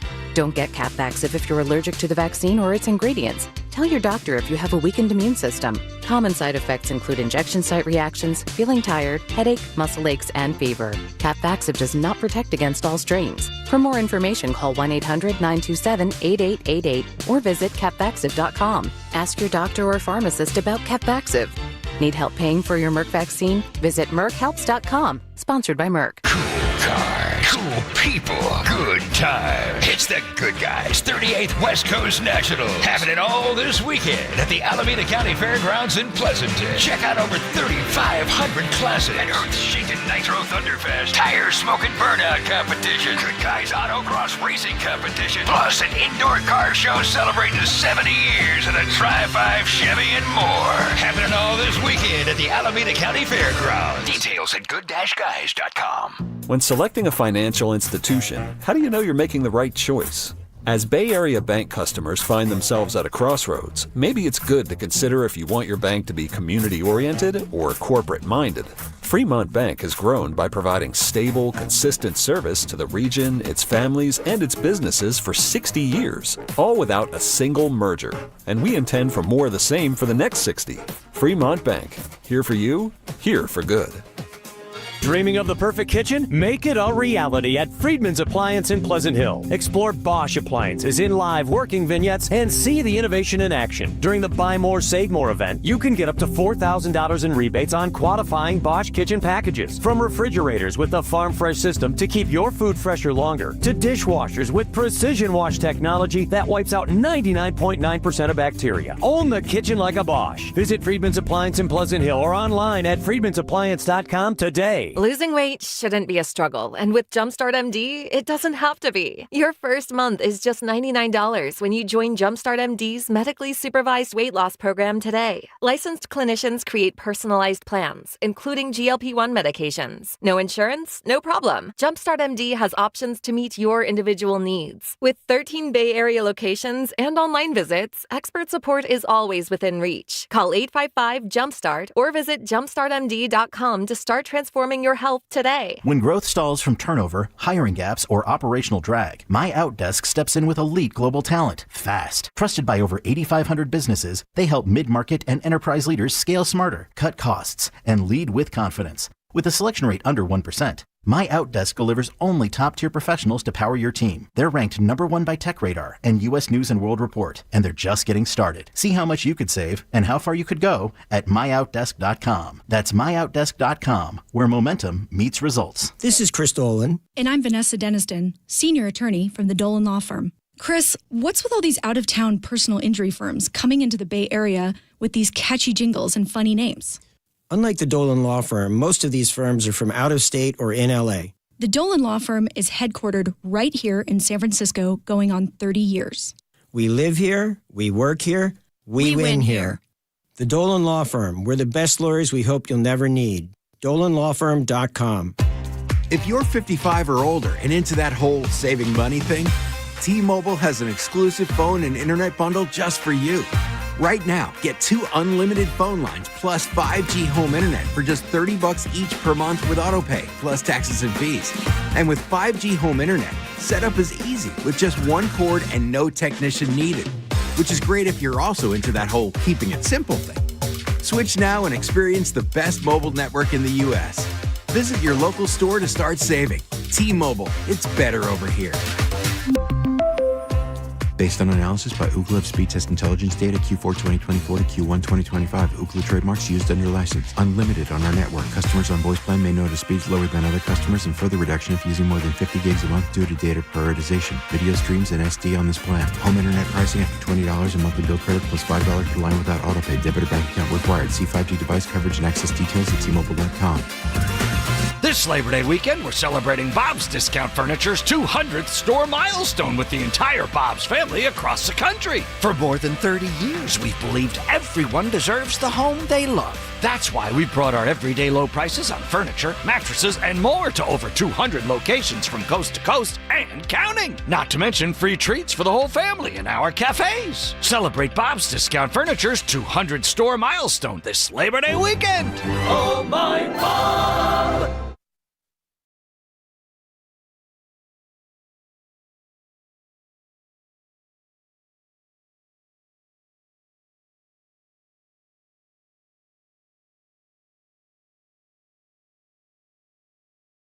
Back to Steiny and Guru on 95.7 The Game. All right, time for the crossover. Gettings in for Steinmetz, Guru, Willard, and Dibs in the house. And you're right. I was, hoping that you would show up on Saturday, Goo, and but we're going to convene a little later. But you had a great party without me. But it would have been better if you were there. No doubt it would have been. Yeah. But he had a good time, Will and Dibby. Yeah, it's awesome. And today's the actual day, so happy birthday. Thank you. Appreciate that. Any secondary plans coming off of the house party? It's your actual birthday today, so you do get to have a day. I love Dibs. Well, Goo's going to buy me one. I'm not going to lie. I don't really want to look at alcohol at this point. But I don't want to put pressure on you. Oh, well, no, we're going to have one because you owe me one. A little hair of the dog. Yeah, exactly. Yeah. But no, I'm gonna. Wow, I've never heard that. But 2 days later, too. Yeah. This isn't the day after. No, this is not. the day after the day after. Yeah. Yes, it is. Yeah. Still a little late. I was in bed by 6 p.m. yesterday. Okay. I'm gonna make dinner for my brother. Okay. And his girlfriend, and we're gonna hang out with the dog. And Shouldn't they be making it for you? Now that's what people have been telling me, but it's my birthday, so I can do what I want. We love you, Jack. What's on the menu? I'm going to make some scampi. Yeah. Look at my man. Throw a little seafood in there, some mussels. Do what you like, kid. Yeah. Will, can you cook? I like to think that I can. I can't. I know my way around the kitchen. I ain't what I'm looking for. Can you cook? I'm trying to further my creativity. Let's put it that way. How about you, Dibs? I'm decent and decent. Everyone's got some go-tos. I went from ferocious to actually decent, and the way I went about it is I used to get those Blue Apron boxes. Okay, Are you familiar with Blue Apron? Sure. So you get the Blue Apron, and you get comes with instructions. It comes with instructions. You get 3 meals in there. It comes with instructions, and it walks you through it. It's like, dice the green onion. All right. You got to Google it. What is dice as opposed to chop? Okay. You dice the green onion. And important distinction. You follow the instructions, and you get done, and then you look at it, and then you look at the picture on the card. It's like, that's not bad. Okay. I kind of nailed that, Yeah. So it taught me certain techniques and certain flavor combos, and then I married a woman who actually can cook, and so I'm back on the shelf. Yeah, you're like a quarterback. You have your number one receiver, you have your safety blanket, Look at you. and then sometimes you like to sort of break out and maybe find your tight ends open on an out route. It's your second or third read, but you know where the ball needs to go, and it takes a while to get there. Put it this way, though. I would rather follow the directions when someone gives you a recipe than follow the directions that come in an IKEA box. I got you. Let's put it that way. I got you. I find that there are no words. The kitchen is a lot easier for me to navigate than some of the other bedrooms in the house.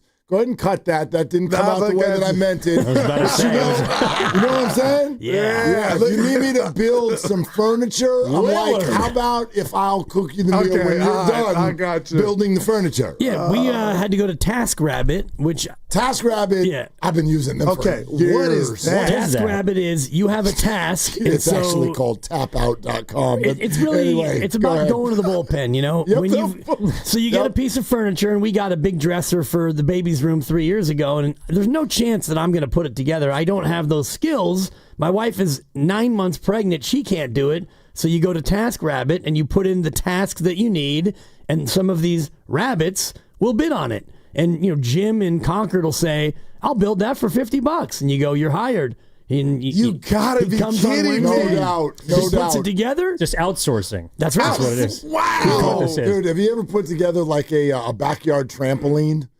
Something like that, but I give up. Easy. Yeah. It's not easy. You got all of those. I mean, all springs and all those springs, and it takes a lot of elbow grease. And it's just like at a certain point, am I going to fight? I got you. Am I going to fight this? Mess it up for 2 hours, Yeah. right? And then find out that I did it backwards. No. Or are we just going to find out if somebody will come over for $78? There you go. And tell me when you're done. Damn. And I'm like, yeah, that's how I'm wired. $78. You got to at least give it a try, first, right? Turns out you don't. No. All you need is One a and laptop or a phone, and it's done. Done, yeah. Wow. My ex-wife was the IKEA master, and she could put together anything and everything. Actually, she went to Steiny's one day and put together some chairs for him. Sounds about right. Oh, yeah. Evan and Grandy might need your wife? I don't think he paid her, but she said, I'll come help you. Hey, Ken, you taking notes back there? About 10 years. It might have been 12 years. We're going way back. But the one fail was when she got a closet in our bedroom, and it goes from floor to ceiling, and she assembled it lying down and then tried to stand it up, but it wouldn't stand up. Yeah. She thought that it was too big. No, the hypotenuse. Oh. To swing it all the way up, that long side, it was too long. So she had to disassemble it and then assemble it standing up, and it actually fit. Man. Yeah, the steps are important. TaskRabbit is not. That's incredible. It's not a masculine but I would move. pay him, yeah. Yeah. I would have lied and did it while, you're gone. It'll be ready when you get back. You're like, honey, look what I did. Get the credit. It's not a masculine move, but it might save a fight or two or yourself. Speaking of chairs, I'm snitching. Ken came over to Grandy's and Evans for the birthday party, broke a chair. You're going to have to eat this one, buddy. I heard. You got to send him a cash app or something just for the replacement of the chair. How did he break the chair? That's the key. Sitting in it. 3 letters, SIT. I don't know. Abundant life. I mean, was the chair already somewhat fragile? There was another individual that was in that Carter chair for the majority of the night. He's trying to blame Carter now, but it didn't break on Carter's watch. It's kind of like Ken's a point guard. Carter's the power forward. is in the low post quite a bit, and then Ken just was kind of the straw that broke the camel's back. What was the status of the chair before the night began? Honestly, I've been waiting for someone to break this chair for probably 3 years. Oh, you didn't tell me that then either. I've had multiple friends come over, speaking of taskmasters, who have tried to figure out how to reassemble this thing. No one has had any type of success. Yeah, but I'm still going to make him feel bad for it. Yeah, he broke the chair. Absolutely. He broke the chair. But he showed up to the party. That's great. Yeah, thanks for showing up. Clearly. I mean, thanks for playing. Thanks for coming and breaking a chair. Jake Moody on line 1. I was going to say, you guys still done with him or what? I don't know that I was done with him before, but people have been treating him unfair. Are they? In what way? He can't do anything right. Like, this guy cannot win. Now we're at the almost, it's like the quarterback that throws interceptions. Okay. Well, it was tipped off of Dibs' hands. It's not his fault. The ones that are going in now were crucified. It went in, but where they drafted him is why he's honest. If you deem 9th or 10th life, I don't care anymore. Relax and build them up. I don't care where anybody was drafted. You don't get to me. You don't get to do that. So both you're done ways. with him? Well, no, I'm not saying that. I'm just saying I'm not going to get freaked out because he was the 3rd rounder. The same way, vice versa with Brock Purdy or Jonathan Kaminga or whatever. Like, I'm not doing the where they were drafted and therefore draftism. Right? Like, just play. Like, are you a good kicker? Like, do you kick the ball straight? And I don't think that Saturday was a great day. I think it's wonderful that he hit a 59-yarder at the buzzer. But you're in a dome. You already missed one. You hooked a 26-yarder that would have missed from 27. That's just reality. Those are not good kicks. You rebounded, but I love the conversation you guys were having. There's a little bit too much Rudy for me at the end of the game. Speak on it. What's behind why we're dogpiling a preseason game? Oh, man. On some level, that means that you're either on thin ice. You either don't have confidence in him, and you were like kind of surprised, or you're knowingly trying to lift someone up who you feel like needs it because things aren't in a good spot. And that's not good. Wow. They have a game in 2.5 weeks. They do. And so, how do y'all feel when he lines up?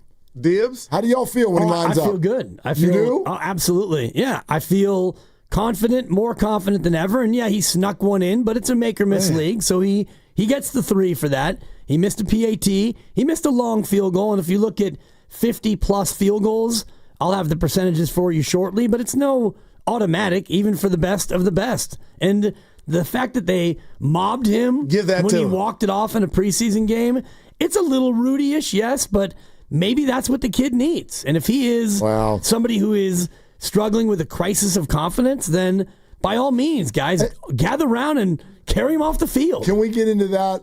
And I'll just be as out there in front of everybody as possible. I was about 3 hours ago, I was on a couch with a therapist. So this has nothing to do with therapy. You okay, buddy? I'm great. You all right? I'm doing awesome. I'm doing awesome. I'm a little lighter in the wallet than I was 3 hours ago, but it's fine.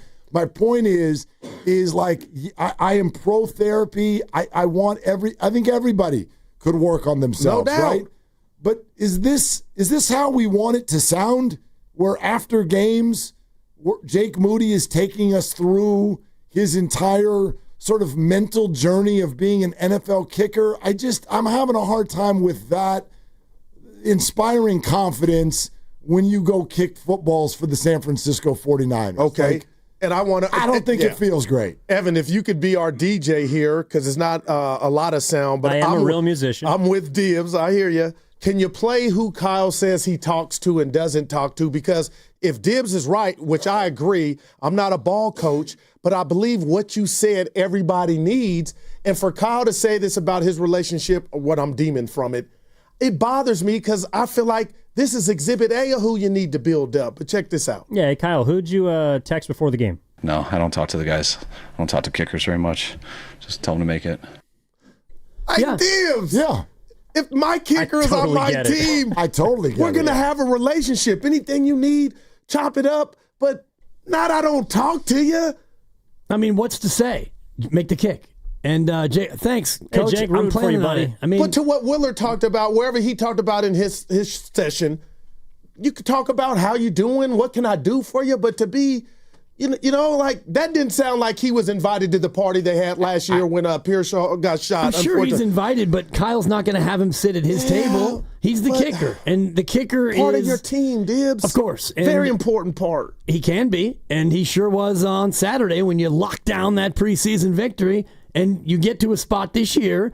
And if it's that same scenario, and it's a regular season game, week 7, and he goes out there and he makes it, Kyle's going to be happy. If he misses it, Kyle's going to be on the phone calling whoever is out there on the street and saying, are you free to come in for a tryout? I don't think this is abnormal at all. I don't think coaches talk to kickers. And in fact, there are a lot of coaches.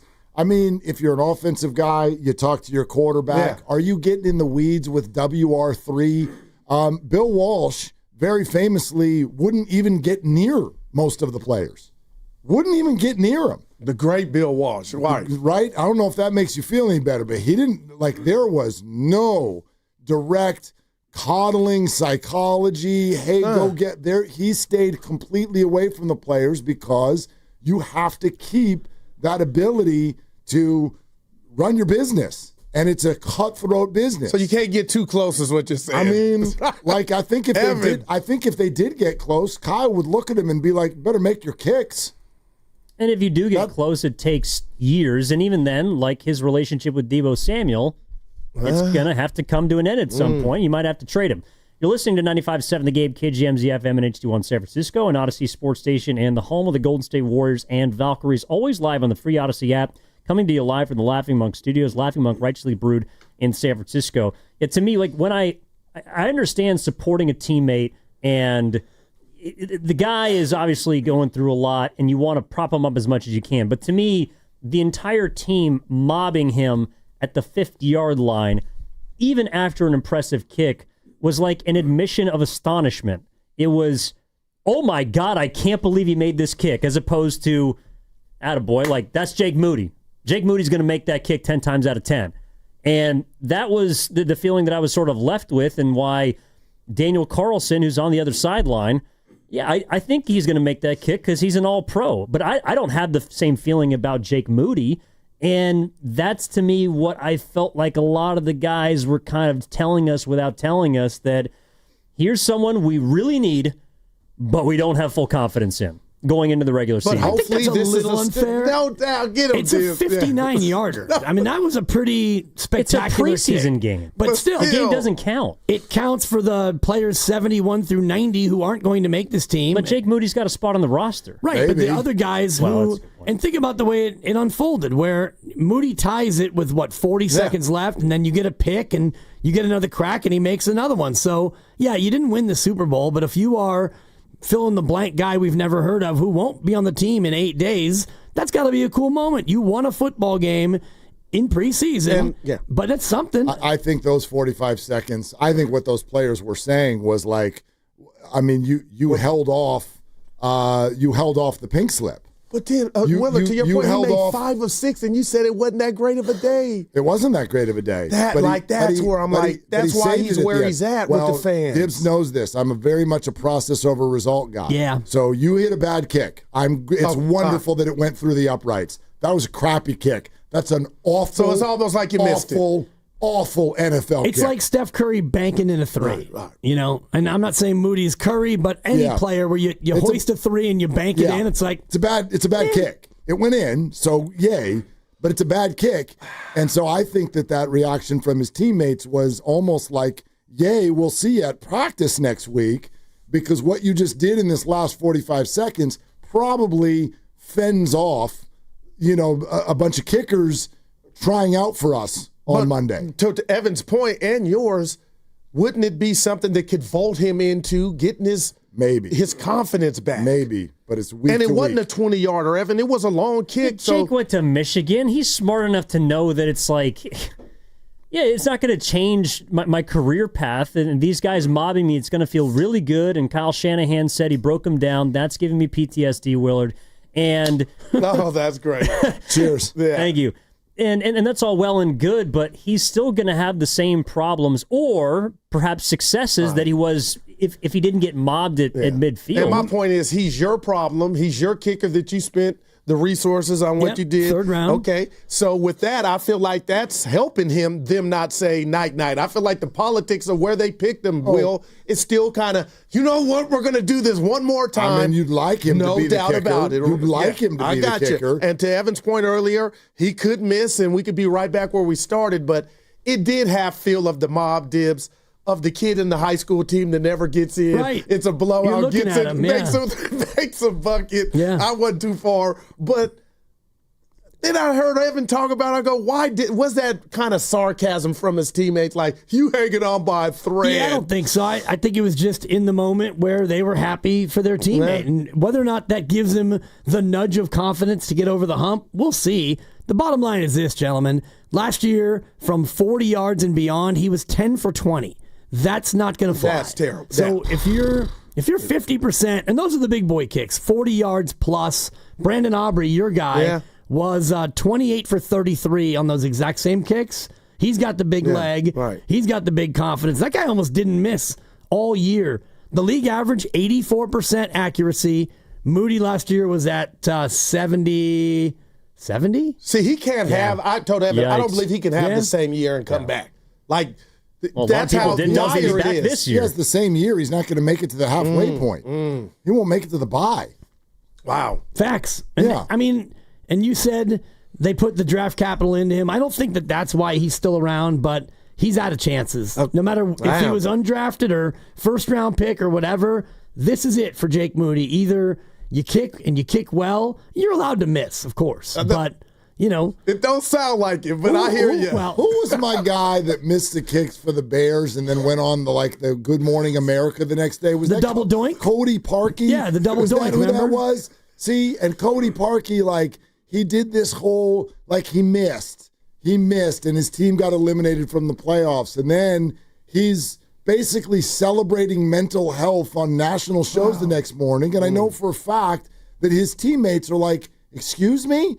So you're going to miss the kick, and then you're going to go out in front of America and play the martyr role while everyone cheers for, hey, let's be nice even in our lack of success.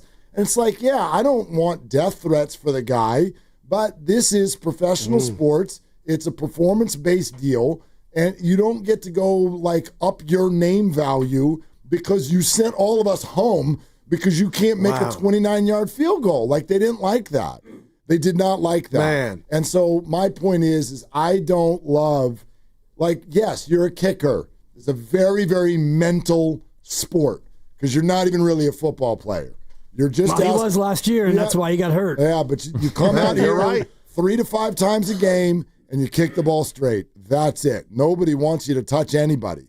So it's a very, very mental thing, and I get that. That's understood. I don't want everybody talking about that mental journey on talk shows the day after games. Because then he's kind of hiding behind. It also is just it means you're not confident. It means you're not confident. Yeah. We've watched kickers kick balls straight all year and never miss. Never miss. I don't know, man. Yeah, no, I did not find that to be a great day. What'd you guys think of Brock Purdy in his first drive? It's awesome. I mean, that's what you wanted to see. You wanted to see one long drive where he could make some throws and a couple incompletes, 13-play drive, and all right, Brock, we'll see you in September. No touchdown, no Dibs. I know I'm nitpicking, but I'm just get it. It's an interesting nitpick, and I think it's right to pick that nit because as we go into last year, one of their biggest problems was red zone offense. They got down there a lot, and they couldn't get it in, so it's preseason. I'm just going to file that one way in the back. All right. No, and it's filed away. Yeah. You don't even have Christian. But him and Pearsall were the bigger story. There's your story. I've been hearing about it, but I told Evan I saw it and I liked it. How sustainable is it? We'll see. But if I'm Juwan Jennings, I'm like, man, I need to get back quick, fast, in a hurry. Yeah. You scared? I already think Ricky Pearsall's their number one. I just asked Evan. I've been saying it for 4 weeks. Is that a good thing? Yes. It's your first-round draft pick. He has the makeup of a wide receiver one. Juwan Jennings does not. It's a very good player. But he almost was the MVP in the Super Bowl, Juwan Jennings. Sure.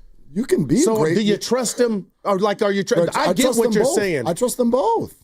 I trust them both. But Ricky is supposed to be a very good player in this league. And he looks like this is a first-round draft pick.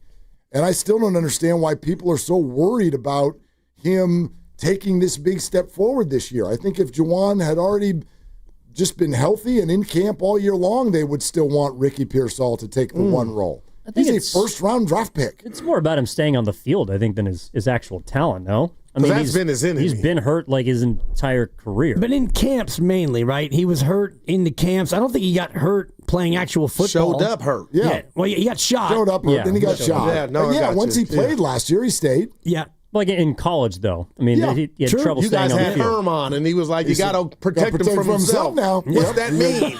Soft tissue stuff. Yeah. That means he works too hard in the offseason. He's and like Christian. He's like Christian. But that's elite. They're wired. Work ethic, they're wired the same way, I think. And Christian McCaffrey's been hurt a lot in his NFL career, and they played very different positions. But yeah, I think like Pearsall is supposed to be your number one receiver, and an offense with Juwan Jennings as your number one to me is an offense with a ceiling. It's limited, and their number one pass catcher is probably going to be their tight end, but Ricky Pearsall and Brock Purdy's relationship on the field might be the one that is the most important this season. We know what he's going to do with Kittle. Juwan Jennings is the ultimate safety blanket if and when he signs a contract and gets out on the field. But Ricky Pearsall and Brock Purdy, to me, it is a question mark, and I'm optimistic that it's going to be a fruitful one. But I think their offense is going to be determined by just how good he is in his sophomore season. I also think, and I know it's going to take a minute for them to get there, I think Robinson looks really good. Oh, man, we just talked about him. I think that... how many games, Will? Is there any way he can avoid it? Whatever. It's going to be 2 or 3, probably 3. But I just like, if you're looking at the season as a whole, let's say that the 49ers get 13, maybe even 14 games of Pearsall, Jennings, and Robinson, and then you sprinkle in whatever else, young guys, Cowing, Watkins, whatever. Ayuk will come along at some point. I'm comfortable with that. I really am. I know they may not be ready week 1, but I'm comfortable with that. That depends on how often you can have the lead in the fourth quarter, because as we've seen throughout the Shanahan era, they don't come from behind very often. When they enter the game in the fourth quarter, they enter the fourth quarter trailing. Brock Purdy has 1 regular season win, and by and large, the Shanahan system is not built to really come from behind. Yeah. So if you have the lead and you have that receiving core, I'm with you. It's more than enough. No doubt. Well, appreciate the birthday wishes, boys. Do you want to cash in that chip in a few minutes? Oh, yeah. Yes, sir. I was just stunned. Same place, same time tomorrow. We'll get into the Tuesday night West Coast games starting at 8 p.m. in the NBA. Why does that bother me? The Warriors have 3 of them. Are there 3? There's 3 of them. Why does it bother you? You live here. But damn, Tip off in 6 hours. Yeah. It's like, can't wait. I don't know. That's a little late for you, boy. Ain't get Dibs. That's how you win all your money back after your 4 o'clock Well, there losses. you go. It's betting on Hawaii on Saturdays. Exactly right. There we go. That's right. The rainbow. You always need a late game. Can we do one at 11 That's also? That's great. Oh, man. All right, take it easy, boys. Willard Dibs coming up next on 95.7 The Game. Good luck with the scampi. Are they the smartest show in the Bay Area? You guys are an intellectual feast for the smart sports fan in the Bay Area. Wow. You're pretty much the smartest guys on the radio. I agree. Good Lord, how big is your ego? Are they the funniest show in the Bay Area? Give it a laugh. Come on. You're a funny guy. Come on. Give me a laugh. You are funny, dude. Hit that S again. Are they the coolest show in the Bay Area? And no white boys. They're cool. That's what people are saying. You guys are phenomenal. This is one of the most perfect ways that I could end my day, getting a chance to talk to Mr. Mark and Dan, We'll let you be the judge. Oh. All I know is it's a couple of Bay Area boys talking sports. I know nothing. Thanks. It's Willard and Dibs on 95.7 The Game. All right, let's go. Let's start another week. Let's do this thing. Yes, happy birthday to Evan. Yep. Good crossover as always. Glad you all are making your plans to be with us every day at 1:45. Stay, hang out. Let's have a week. It's Willie and Dibby. Yep. A lot of birthdays coming around 95.7 The Game these days. Yep. Are we done, or do we have more here in August? What's going on? That's it. My daughter in a couple weeks, but that's inconsequential to these proceedings. And she's outside the Leo window. She's in Virgo country, which we get to about August 23rd or 24th.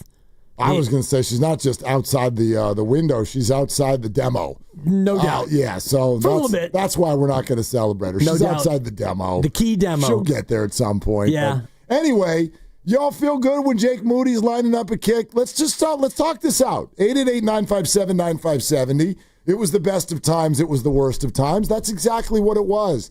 And if you're going to have the best of times, you know what Jake Moody's day was on Saturday? Is very much like what Texas and Alabama do in the college football season when they lose week 1 to Ohio State. But then it doesn't matter. You come back, you win the SEC title game, and even if you've got 2 losses, everybody will campaign for you, and you end up in the national title game anyway, even though Boise State went undefeated and you have 2 losses. It's okay because, yes, there is a built-in advantage, and that's that you are a third-round draft pick and this team would like you to succeed. And secondly, like they say in college football, if you're going to lose a game, do it early. And so that's what Jake did. If you're going to miss a kick, do it early, because the last thought in our head was, attaboy Jake. And so that's going to keep him around a little while, but it's not going to change the fact that, to me, there were 2 poor kicks, and one of them is, yes, it's not a big deal. You miss a 53-yarder, that happens.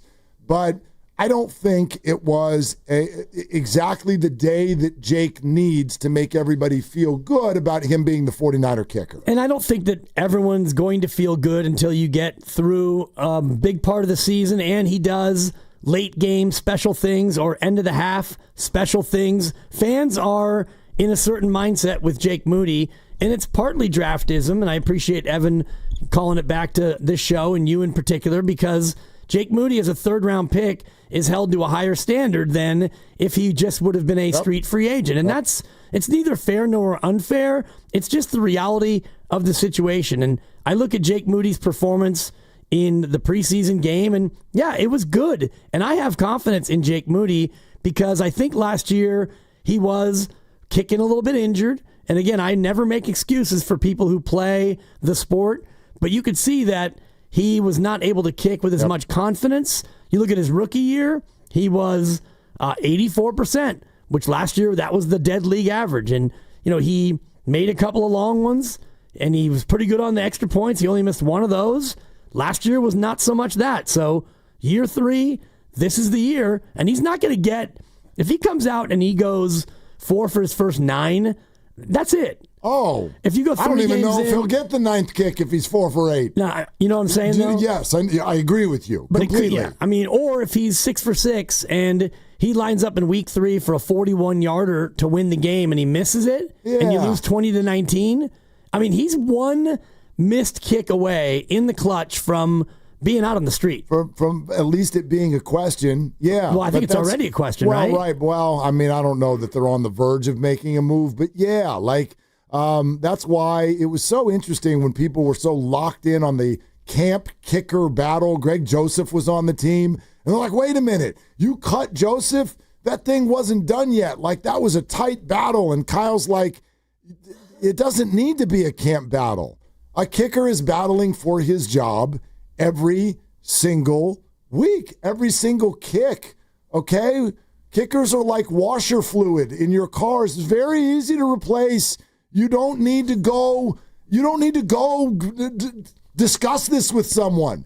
If you miss 2 kicks week 1, you bring on a bunch of kickers on Monday and you sign one of them. Greg Joseph is a free agent, for example. Done. So, I don't need it to be a camp battle or anything. I'm just looking for anyone, to consistently kick the ball straight. And I'll add this, by the way, with regard to 59-yarder. And the miss was 53? Yep. These are long kicks, and you get credit for a 59-yarder no matter what. But I do change my thought process a little bit when you're kicking in a dome. And that's why I was not thrilled with 2 crooked kicks, because you were in a dome. And to me, that lops about 8 or 9 yards off of every kick. You know, a 59-yarder in a dome is kind of like a 50-yarder in Cleveland, where he famously missed a huge kick. Yep. When Brock Purdy and Brandon Ayuk drove the team down the field and got him in position for what I think was a 43-yarder, something like that, and he missed it. So if you're having a hard time kicking straight in Las Vegas, my man, it's only going to get more crooked in just about every other environment in the league. Yeah, it just depends on where you're kicking and what the conditions are. And there's a certain allowance that you have to give a guy when, for example, you're going to Green Bay and going to Buffalo. I don't even know if he kicked in those games, or probably didn't even matter if he did or he didn't, because those games were blowouts anyway. But when you have a situation like that indoor and you go 5 for 6, that's good. Even though one of them was a barely made it and the miss was, left going left. It's kind of like your drive sometimes where, you get the right hand involved and you hit it left. And when I hit it left, it always comes back to the right. But you're actually a good golfer, and you hit it left, that thing's going to keep going left. I had a couple of those snappies yesterday. Yeah, absolutely. And that's where you don't want to see that from Jake Moody. But I do think that there's a little adjustment now with the two-step approach, and he's had enough time to where he's going to be ready for the opener. And if he's not able to kick at the level that they need him to kick at, then they're going to pivot. We're going to go to the phones in a sec. I want to can we add to what happened in the crossover? Because everyone's like, oh, Kyle doesn't even talk to kickers. What a meanie. There was more on that conversation. He was asked why he doesn't talk to kickers. I don't discriminate versus anyone, but there's not a lot to talk to them about. They need to kick it between those two uprights, and if they want to talk more, that's fine. I'll do whatever they want, but I don't pretend like I'm doing something when I'm talking to the kicker, so I let them try to. I don't like everyone going up to them either. I'd like them to just stay mentally clear, lock into their job, and get it done. I think this is an odd thing to make a thing out of. Like there is no reading of the defense. Here's the ball, kick it straight. That's it. There's nothing to discuss here. There's no game planning. There's no nothing. And as he said, if they want to talk, come up and talk. What's Kyle going to say to Jake Moody to get his head straight? You're all adults. This is big boy sports. The ball has been held on the ground. Kick it straight. I don't mean to be crass. That's the job. Right. And that's the job. And the communication comes from the coordinator, Brent Boyer, who will talk to Moody, and I'm sure they go through all the kicks and foot placement and the mechanics and everything else. And the only time that Shanahan is going to get involved in that conversation is before the game, when he goes up to the coordinator and says, what's the range tonight? Based on the weather, the wind, the direction, and all the rest of it. And so once Shanahan knows that, all right, he's good from 57, that tells Kyle that if we get to the 40, we can give it a try, because that would be 57, and anything beyond that might be a time where they have to go for it on fourth down. 888-957-957. Anything Niners on the table. And, oh, by the way, we're going to unveil a fancy, fun guest at 3:15. We've been working on this because he's been in the locker room the last couple years with these 49ers and is now maybe retired, maybe open to being unretired. We'll find out. But offensive lineman John Feliciano is going to join us at 3:15. Very, very much looking forward to that conversation. And I want to tell the YouTube audience that similar to our Valkyries superfan, Brandon Pajemski, and what he did last week, John will be on video with us. He will be on our YouTube page. So get over to YouTube. Fun way to watch and listen to the show. And John will be on with us at 3:15. But anything Niners, Jake Moody or more on the table. Let's talk it out. Let's start with Nick in Berkeley. Hi, Nick. Thanks for calling. What's up? Hey, what's up? So, first of all, I just want to say a kicker is like a pitcher that's on the no-hitter. Don't get near him. Don't talk to him. Leave him alone. You know what I mean? And I think that's what Shanahan is talking about. Also, with Juwan Jennings, man, he saved us a couple times with some crazy-ass catches in the playoffs on like a tip ball or whatever. He skied up a couple times. And, like, his third, he's a great third down possession receiver, man. He makes clutch catches all the time. I've rarely even seen him drop the ball. I think I've seen one pass bounce off his hands, and it was kind of like high and behind him. But the man has great hands. You know what I mean? He runs it. He's where he's supposed to be, running routes. And I just think that we're giving him too much grief. The Niners need to pay him a little bit, and maybe, you know, they shouldn't have sign contract extensions before they sign some key players. You know what I mean? Because wide receivers do get hurt, and that's the thing. But the Niners didn't punt Saturday, which was great. And I was happy that we won the game. You know what I mean? It was great. It was good for Moody to kick that ball. But you're right about it was weird because like they said, oh, he's a great wet weather, cold weather kicker. I'm like, well, why would you bring him to California then? Like, you know what I mean? It's like you draft him, and he's a high draft pick, and like he has a leg, but there's a lot of guys booming kicks from like the other side of the 50 too. So I don't know why they drafted him in the first. But we got to get over it because when we're at the stadium, we got to have good vibes, man. We can't be like projecting our negative energy on him because then he'll go out there, he'll feel it in there, and he'll kick it somewhere to the little patio over there by the Bud Light sign. So, anyway. Nick, thanks. I think we're running the risk here of overthinking this. I don't even really believe in the idea of somebody being a cold weather kicker or a warm weather kicker or this kind of. I don't know how many kinds of kickers there are. Kick ball straight. Right. But he at least has the experience of kicking in the cold. That's fine. And last year he was 1 for 3 in Buffalo and 1 for 1 in Green Bay. Okay. And those were two pretty cold situations, as I recall. Yeah. And I just did it real quick, Mark. 13 for 14 field goals before the injury, 11 for 20 after. So was it the injury? Was he not 100%? Doesn't matter. That's what you did. So now you need to be more like the 13 for 14 guy. If you're the 11 for 20 guy, then he's not going to make it to October. Yeah, he's not going to be 11 for 20 this year. Right. Because he won't be the kicker. So anyway, what's your comfort level right now when Jake Moody lines up for a kick? 888-957-9570, 315 John Feliciano. 95.7 The Game and Splash, the great sports bar restaurant right next to Chase Center, giving you a chance, listen now, to host your fantasy draft party in a private room for you and up to 14 guests. Plus, they're going to hook you up with loaded draft day food stations, a dedicated server, complimentary Wi-Fi to make your draft party a total hit. It is all happening a week from tomorrow, Tuesday, August 26th. As an added bonus, though this is an opinion, Willie and Dibby gonna stop by because we hungry. And we're gonna hang out with you and make fun of your picks and all of that stuff. So listen all week to our show for the daily code word. So just keep listening. We'll give it to you probably next hour for the first time. When you hear it, you text the code word to 20357 and you'll be entered for a chance to win. You can text in once a day with that day's word. Thank you, Splash, for the awesome prize. We're sponsored by California Office of Traffic Safety and Caltrans. This is Willard and Dibs.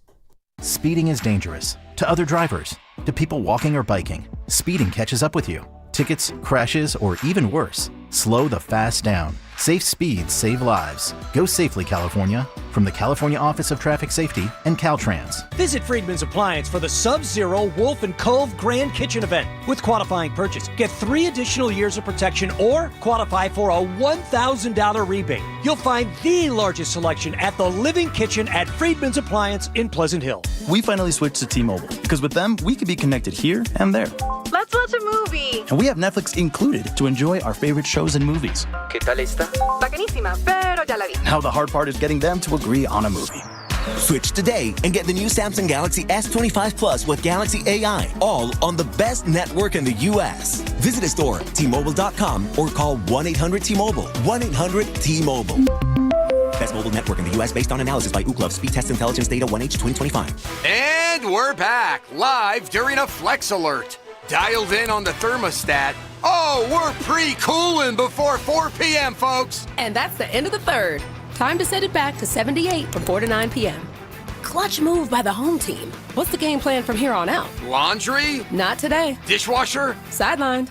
What a performance by Team California. The power truly is ours. During a Flex Alert, pre-cool, power down, and let's beat the heat together. Injured at work? Don't wait. Every day you delay can mean lost wages, delayed medical care, and more stress for your family. At Boxer & Gerson, we fight for people just like you. Construction workers, delivery drivers, factory workers, restaurant staff, hardworking folks who get hurt just trying to earn a living. We won't back down. We get results. You work hard, you deserve real help. Call Boxer and Gerson now at 510-835-8870 or visit BoxerLaw.com. The consultation is free, but waiting could cost you. Boxer and Gerson, justice for workers. Do you have 3 ex-wives and your current trophy wife wants a life insurance policy 3 times the size of the policies you had to purchase for your previous mistakes? If so, you need to call Big Lou at Term Provider, 800-700-6898. Big Lou is intimately familiar with your problems, and if you're 50 or 60 years old and in reasonably good health, a $1 million policy should only cost about $100 to $200 per month. Big Lou may have a solution for your previous policies as well. You may even save enough money to lighten the load on your new $1 million policy. Remember, call Big Lou. He's like you, except he's only on number 2. Call Term Provider at 800-700-6898. That's 800-700-6898. For $1 million in term life insurance that you can live with. Call Big Lou at 800-700-6898. 800-700-6898. There's a party at your house, but some are uninvited. Yeah, it's bugs. You've got ants, spiders, maybe a mouse or 2. It's a full-blown shindig. But don't let these party crashers ruin your good time. Visit atgopestcontrol.com and let them show those pests the door permanently. Because when the only guests you want are your friends, leave the pests to them. Visit their website today, atcopestcontrol.com, before your house becomes a full-blown infestation. Call 888-900-9697 now for 10% off your initial service. Moms and dads, do you wish you could know where your kids' shoes are at all times? Now you can with Skechers' newest Apple AirTag compatible sneakers, Find My Skechers. There's a clever hidden AirTag compartment under the shoe's insole. It's sleek, secure, and your child can't feel or see it. Then you can check where your kids' shoes are on the Find My app. Plus, they're available for boys and girls. Get Find My Skechers at Skechers.com, a Skechers store near you, or wherever kids' shoes are sold. Apple AirTags sold separately. Some things can steal your sunshine. Ugh, I just got my hair done. Sorry, the cooler's broken. Anyone see my flip-flops? Anyone? But COVID-19 can steal a lot more. I just took a COVID test. Ugh. Prescription medications for COVID exist. If you test positive this summer, ask your doctor if they're right for you. Visit PfizerForAll.com/COVID-19 to learn more. Sponsored by Pfizer. If you're 55 or older and into that whole saving money thing, T-Mobile has an exclusive phone and internet bundle just for you. Right now, get 2 unlimited phone lines plus 5G home internet for just $30 each per month with autopay, plus taxes and fees. And with 5G home internet, setup is easy with just 1 cord and no technician needed, which is great if you're also into that whole keeping it simple thing. Switch now and experience the best mobile network in the U.S. Visit your local store to start saving. T-Mobile, it's better over here. Based on analysis by Ookla of speed test intelligence data Q4 2024 to Q1 2025. Ookla trademarks used under license. Unlimited on our network. Customers on voice plan may notice speeds lower than other customers and further reduction if using more than 50 gigs a month due to data prioritization. Video streams and SD on this plan. Home internet pricing after $20 a monthly bill credit plus $5 per line without autopay. Debit or bank account required. See 5G device coverage and access details at T-Mobile.com.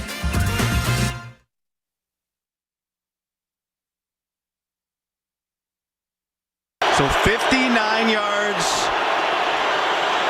Jake Moody for the win. He got it! Bang! Moody, 59-yarder, and the 49ers win.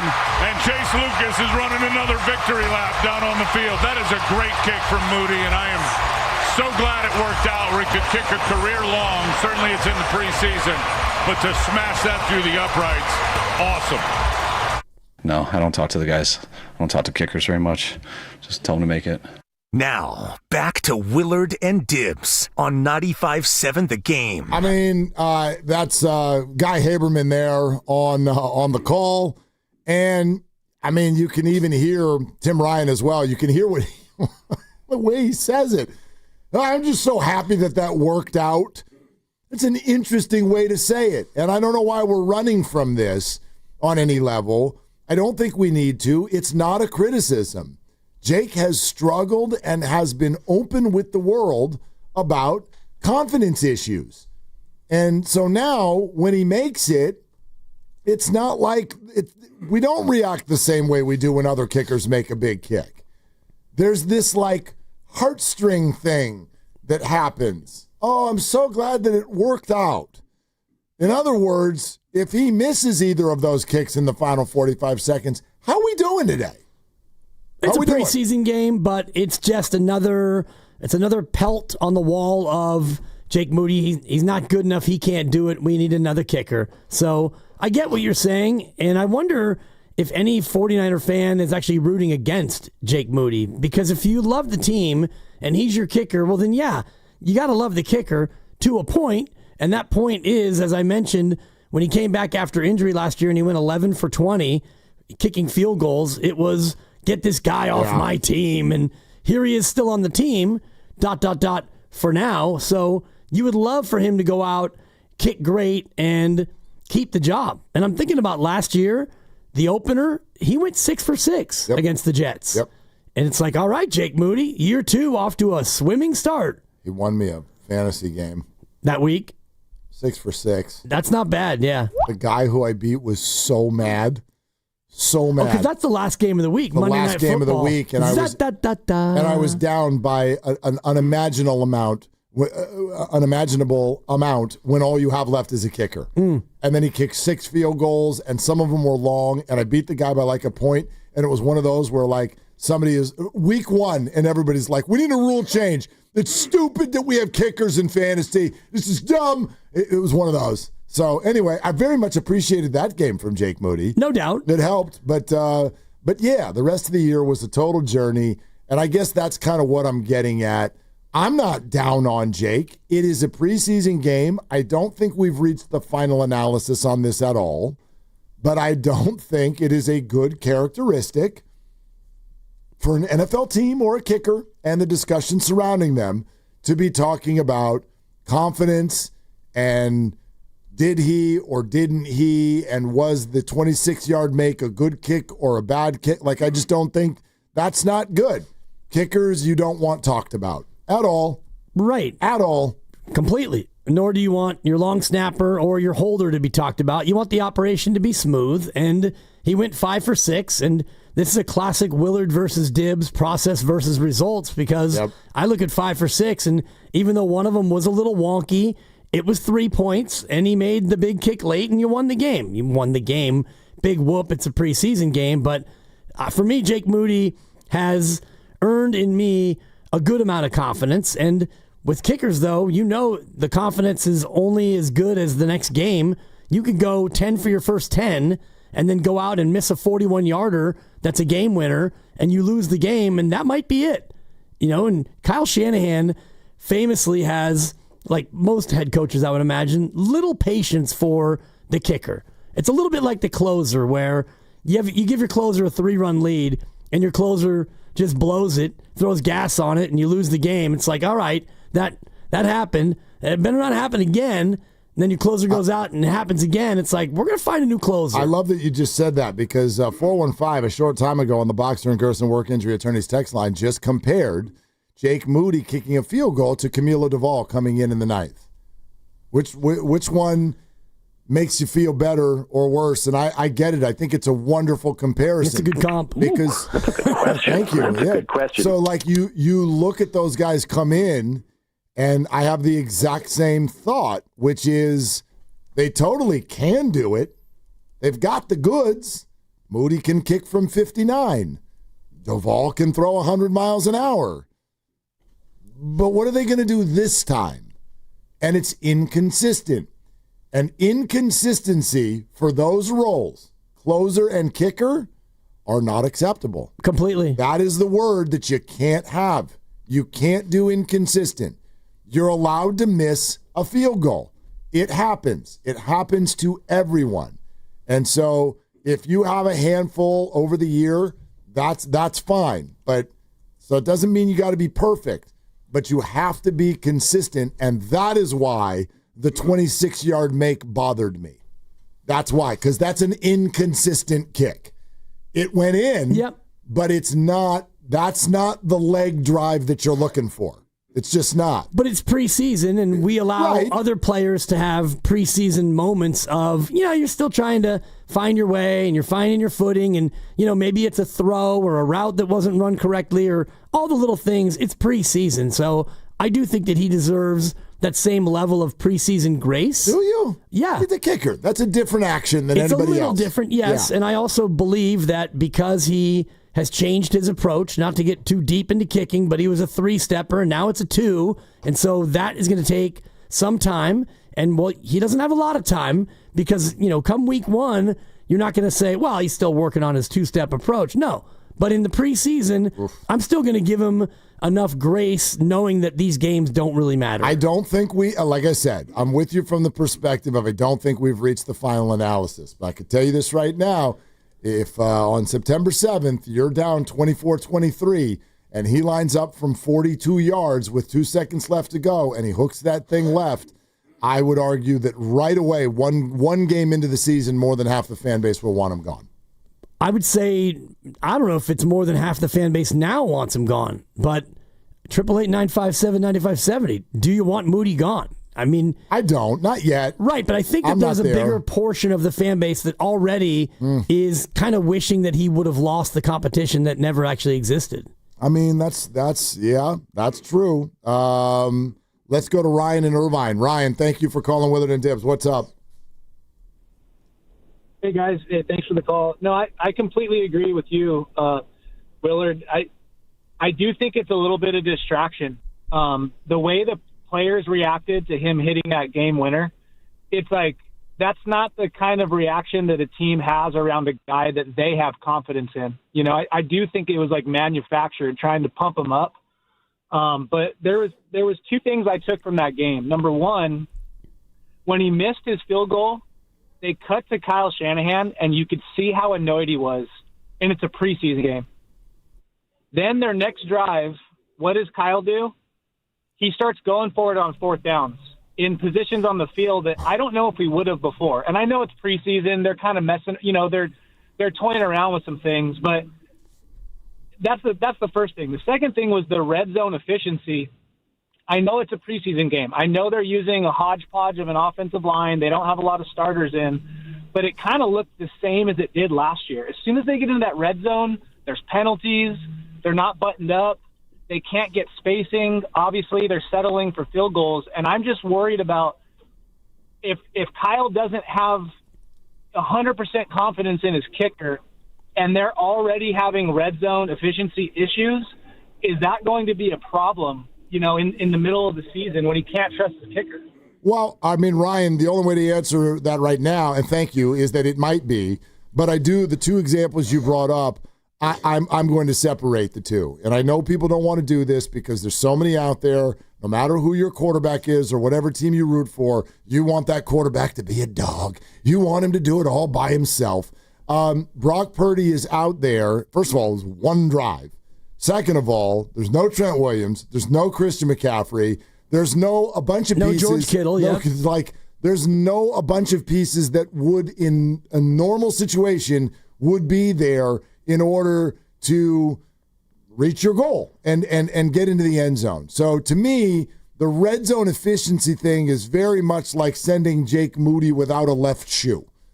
And then if he misses going, dude, I don't like the way it looks. Well, it's like we didn't have a left shoe. Like he wasn't able to plant. The Moody thing, and this is why I see it a little bit differently than you, Dibs, as far as giving him preseason grace. This is like just a repetitive act. That is it. This is a grandfather clock. Ding, ding, ding, ding. That's it. Swing the leg, kick the ball straight. It is pretty much the exact same thing. I know it might be this hash mark, that hash mark, 40 yards, 55 yards. I understand the little intricacies, but he's been kicking in practice for weeks now, and I just don't see a preseason game and a regular season game for Jake Moody being all that different. Other than that, the pressure ramps up a little bit, which in theory should make the preseason even easier. Yeah. Like it's just kick the ball straight. That's it.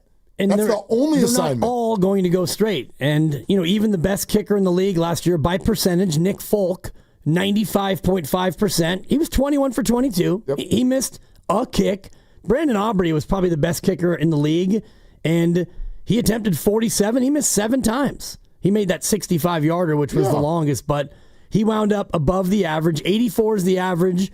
Moody goes 5 for 6, which is 83.3%, and you'll take it. Now, the aesthetics of it, you're right. The one make was a little bit scary from 27 or 26, and whatever it was. Another yard or two back, and that thing doinks, or it goes wide left. And so, that's not great, but all of this confidence, accuracy, it all gets sorted out almost in real time, where if he misses big kicks or makeable kicks, and the caller's right, Shanahan, he is probably more perturbed than most when it comes to kickers who miss. I mean, all the coaches get mad when their kicker misses. No, for sure. And there are certain things, and Shanahan right now is already wearing some of these. He did it all last year with all things special teams. And Jake Moody, while this is different than covering a kickoff, he is a part of special teams. And Kyle has the same look on his face every time something goes wrong on special teams. And to me, the look on his face says, are you kidding me? Do I need to do this too? I thought this was a delegation sensation. That's a buck. And I thought that y'all were buttoned up. It's really not rocket science. Now, what Kyle does and what Robert Saleh does, those are a little bit rocket science-y. Special teams is not. I'm sure it's more intricate than I realize, but especially when it comes to kicking or punting or to a degree, the wedge and covering a kick. It is very much to me like a dog at the dog park, right? You throw the ball, the dog is like, go get ball, come back. That's it. And there are dogs. You go out to the dog park, you ask. Next time Gene calls in, go ask him. There are dogs that will not bring the ball back. And guess what? Yeah, that owner's not playing. We're not playing fetch anymore. It is that's keep away. That's special. Exactly. That's a different game. Yep. It's a game. It's a different game. So to me, that's special teams. It's a dog at the dog park, dude. You got one job. Okay? This is when your wife sends you to the grocery store for peanut butter. Don't come back with an onion. You have one job. Go out there, do it well, and if not, my face is going to get red. And if you miss 2 or 3 times on that job, we're going to go find somebody who can. That's right. And, you have a certain amount of equity built up. If you're a kicker who's been around for a long time, you are allowed to have a bad stretch and maybe go into a funk.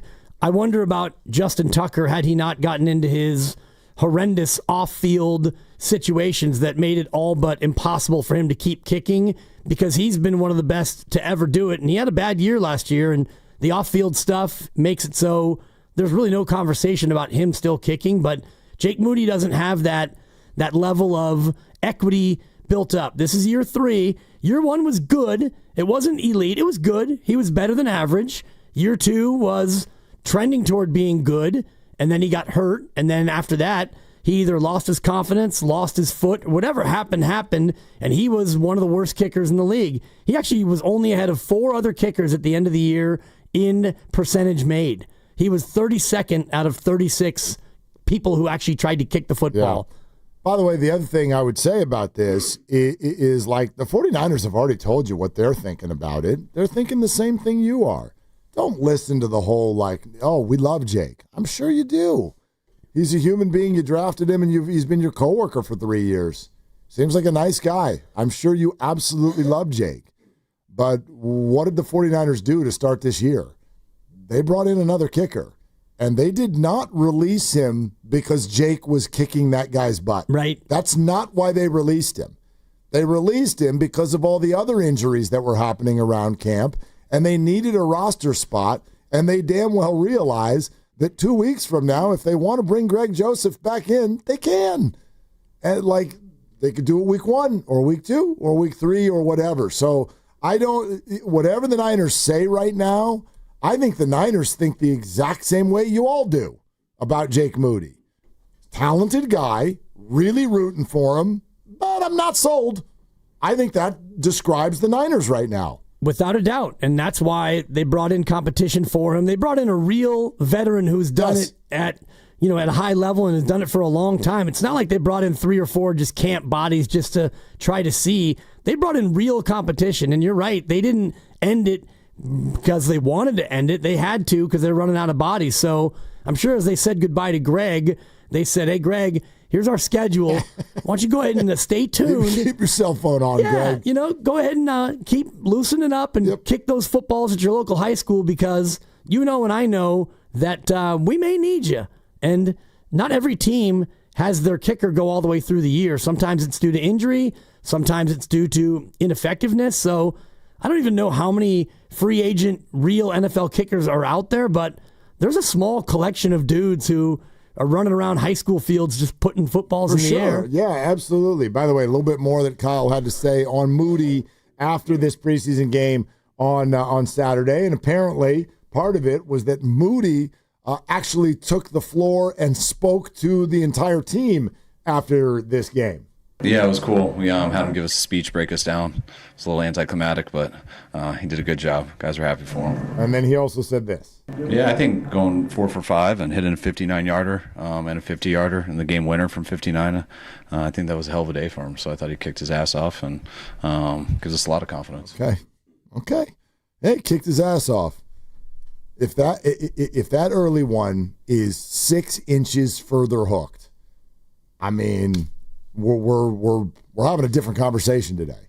Perhaps, yeah. It just, to me, it comes down to the last kick, which was 59, which is nothing to sneeze at. Great kick. And it's a game winner. And I know it's not really a game winner in the sense that that game actually mattered, but you play football and it's a preseason game, and now your kicker has a chance to win the game, and he does it. And so I loved the response from his teammates. I don't think that it was, overly Hallmark movie, Disney Channel. It just, to me, was a group of guys happy for their teammate who maybe took a step toward regaining his confidence. Filmo Mike, I think, is on the line, which is always a good time. So we're going to do that in a second.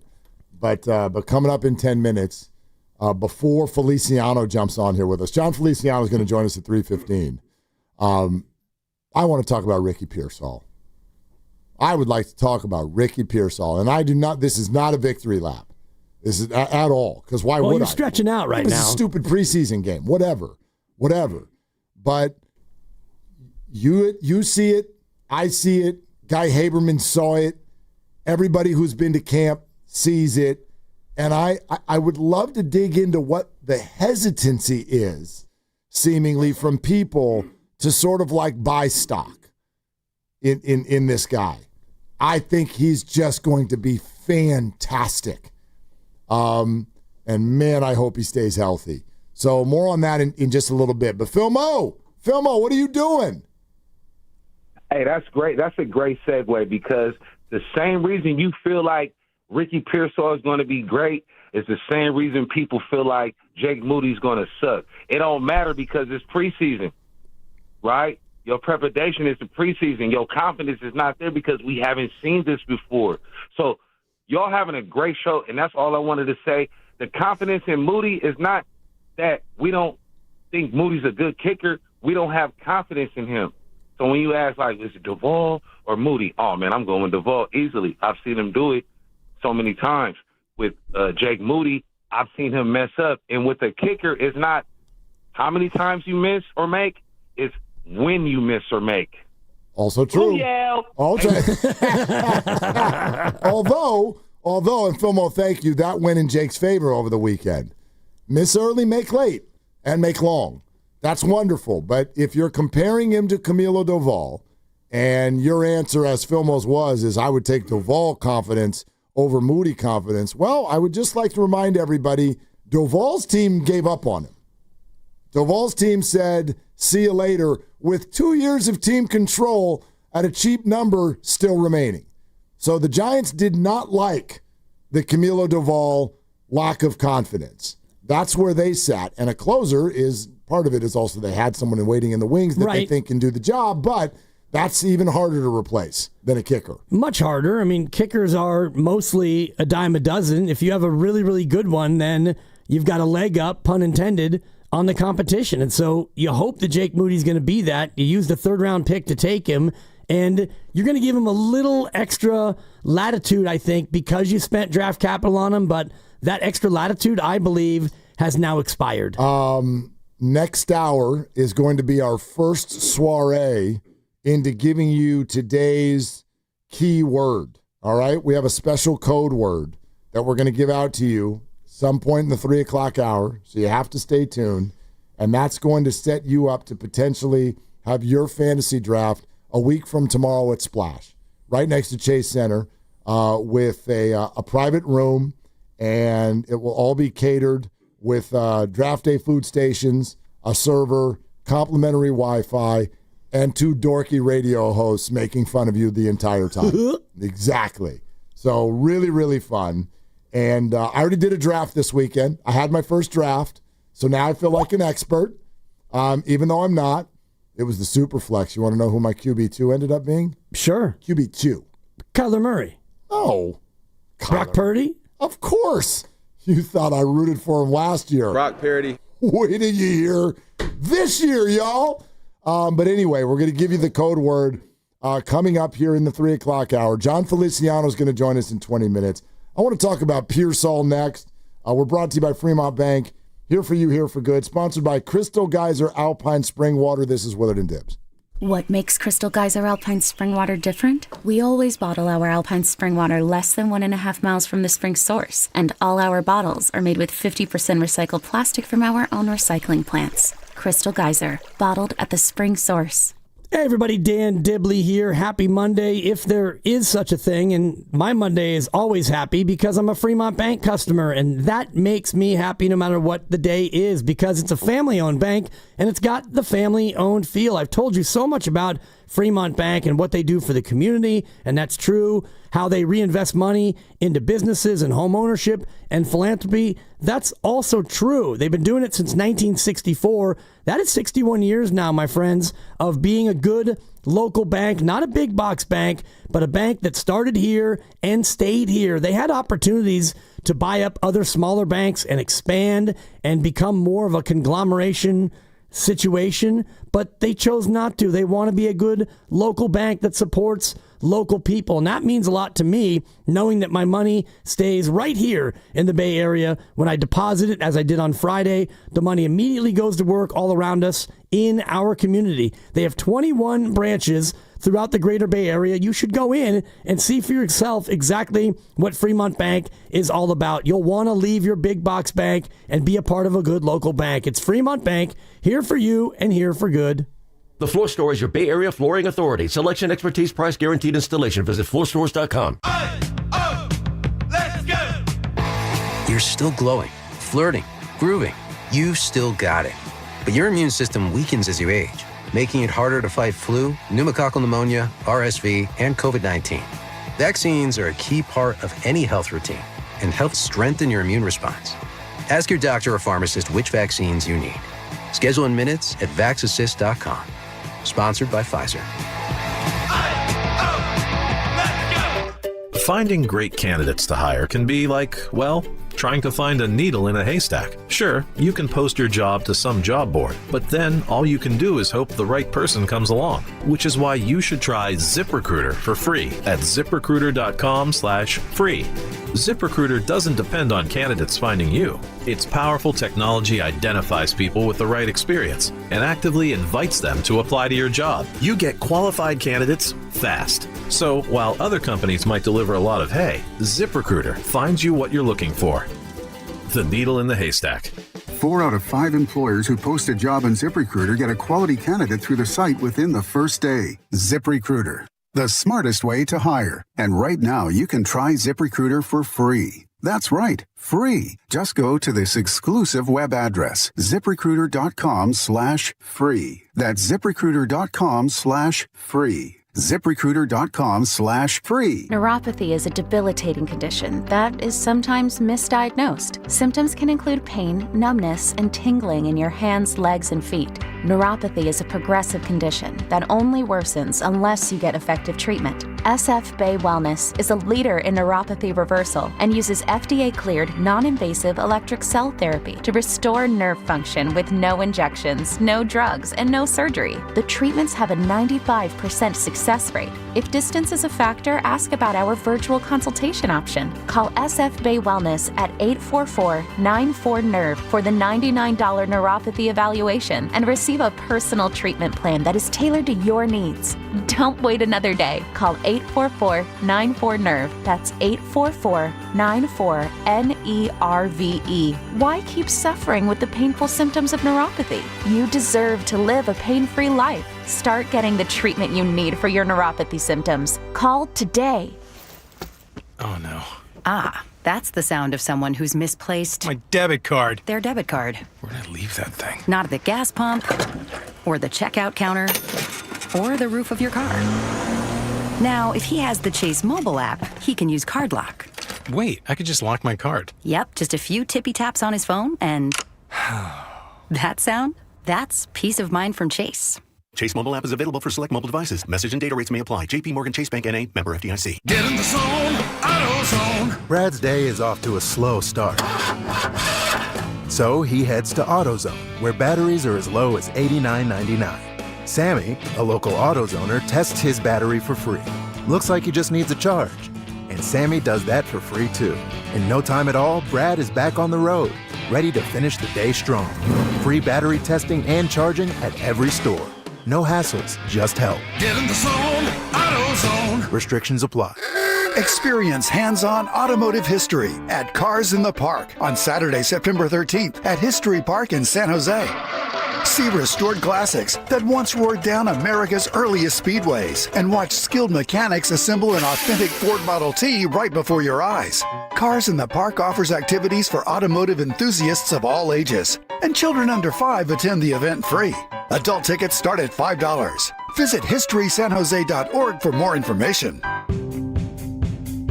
Visit Friedman's Appliance in Pleasant Hill to see the full selection of Thermador appliances. Thermador provides a range of possibilities, from refrigeration to dishwashers or cooking with steam or convection.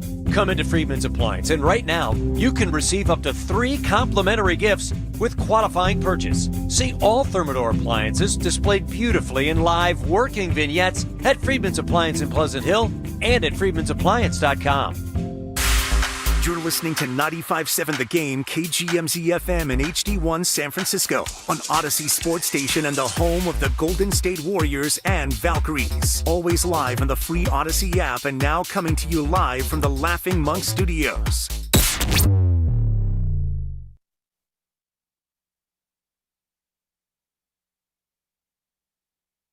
Third and 18, 3 receivers. Russell Gage, the third receiver. There's Pearsall for the first down.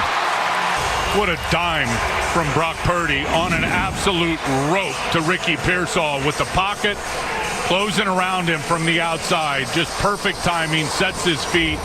Now, back to Willard and Dibs on 95.7 The Game. That's on KPIX. Guy and Tim. Purdy to Pearsall. Little ring to it, don't you think? Really nice ring to it. When they go 7 yards, 14 yards, and on that one, 3rd and 18. You got 21, and just kept those chains moving. Would have liked to see him get into the end zone, but, of course, maybe next time. Last year, they were 14th in the red zone. The year before, number 1. So there's that. I mean, they weren't terrible last year, but you got to be better than that, especially if your kicker is not making all the kicks. Just remember, best 6-11 team of all time. That's right. Not my words. Not my words. Not my metric. But that was Aaron Schatz. That's right. Shots. We're coming to you live from the Laughing Monk Studios. Laughing Monk, righteously brewed in San Francisco. John Feliciano with the team as an offensive lineman the last 2 years joins us at 3:15, and he will be on video. He will be on YouTube. So get over to YouTube right now, youtube.com/957 The Game. Watch the show. Look and see how handsome Dibs is. Feliciano joins us in about 12 minutes. And also this hour, we give you today's code word. See if you can win your fantasy draft at Splash next Tuesday night. Maybe I'm making something up here. I feel like people are very, very hesitant with regard to the idea of Ricky Pearsall being the dude. And I get it. He's only played a handful of football games in the NFL, and he had a very, very bumpy start to his career. The guy got shot for crying out loud. But I don't know. What do you usually think of a round one wide receiver in year two? I'm like, dude, go time. Go time, especially when your other round one highly paid wide receiver is probably going to miss half of the season. Like, this is completely Ricky's year. So there's some sort of just standby opinion that I keep hearing, which is that because of what last year looked like, Juwan Jennings is your number one. And someone called earlier and was like, you guys are coming down Juwan's road. Not even a little bit. I love the player. I love Juwan Jennings, everything he stands for. I think he's fantastic and a very key member of this offense. But he's not your one. He's not your one. He's not supposed to be.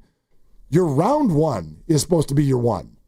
In a normal offense, yes. But I don't want to get into positions and who's number what and who's number wherever, but I think that Kittle is still, when you need 3rd and 5, it's going to be Kittle. I'm talking wide receivers. I'm totally with you. I'm talking wide receivers. So for me, this conversation, when it comes to the Shanahan offense, is a little bit misplaced just because you're one. For example, I'm looking at his draft class, and Malik Neighbors for the Giants, he's their one. Right. He had 109 catches, and that's what they did in their offense, and their offense wasn't very good. Their team wasn't very good, and you go all the way through the draft, and all those guys who were taken ahead of him, they are the one on that team because the team doesn't have a lot of other options. So is it Pearsall? Is it Jennings?